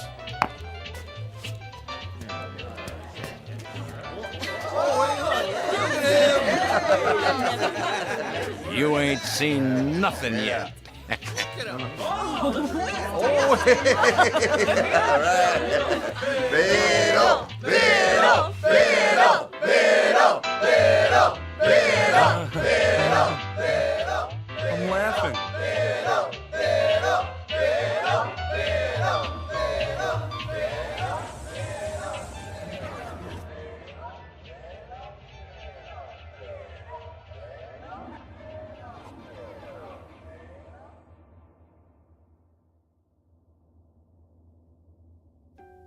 Mr. Kincaid. Did I pass? Huh? What did the judges say? If I could have a word with you outside? Tell me I'm laughing. I must be. See? I've never felt this way before. Sorry, Mr. Kincaid. Time's up.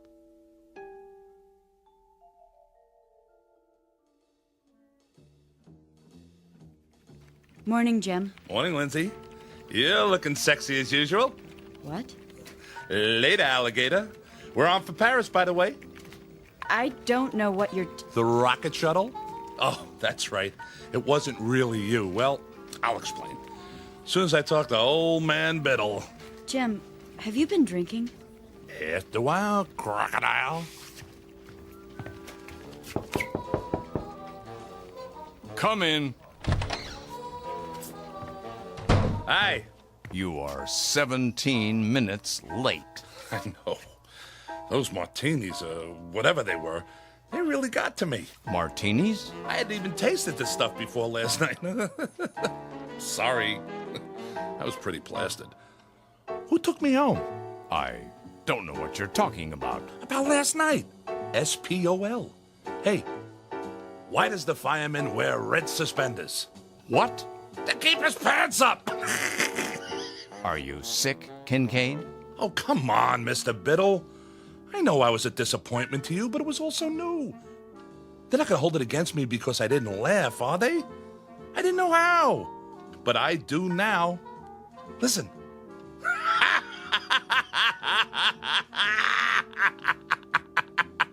Kincaid? Yes, sir? You're fired. So the judges ruled against me. I don't blame them. You can fix it, can't you? Get out. All I want is a second chance. Is that too much to ask? I can learn. If I don't, what will happen? Humor will die, and comedy, and all the great... I don't know what you're babbling about, Kincaid, but I warn you, if you repeat any of it to the authorities, they'll put you away. Do you understand? One thing I cannot afford to do in my line of work is take chances. And you're not a good enough risk. Do I make myself clear? But, sir... Do I make myself clear?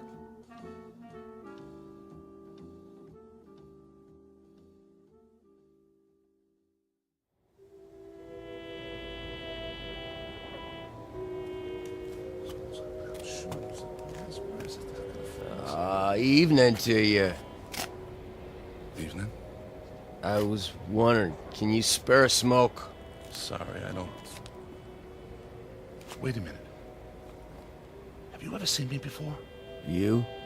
Well, no, Did you smoke a cigar last night? Oh yeah. I think I did. Here. Get yourself a cup of Caviezel. Hey, thanks. Can I ask you a question? Yeah? Would you happen to know where it is? Where what is? The place where they laugh. That's a good one. No laughing around here. It ain't allowed, you know. I know. Well, evening to you. Yeah. See you in the funny papers. A section of the city known as No Man's Land. Mr. James Kincaid, once 39, but a lot older now. He frequents this neighborhood every night, perhaps hoping to hear the lovely, desperate sound of laughter echoing from a dark, unmarked building somewhere in the faraway reaches of the Twilight Zone. The Twilight Zone continues in just a moment. You are about to enter another dimension. A dimension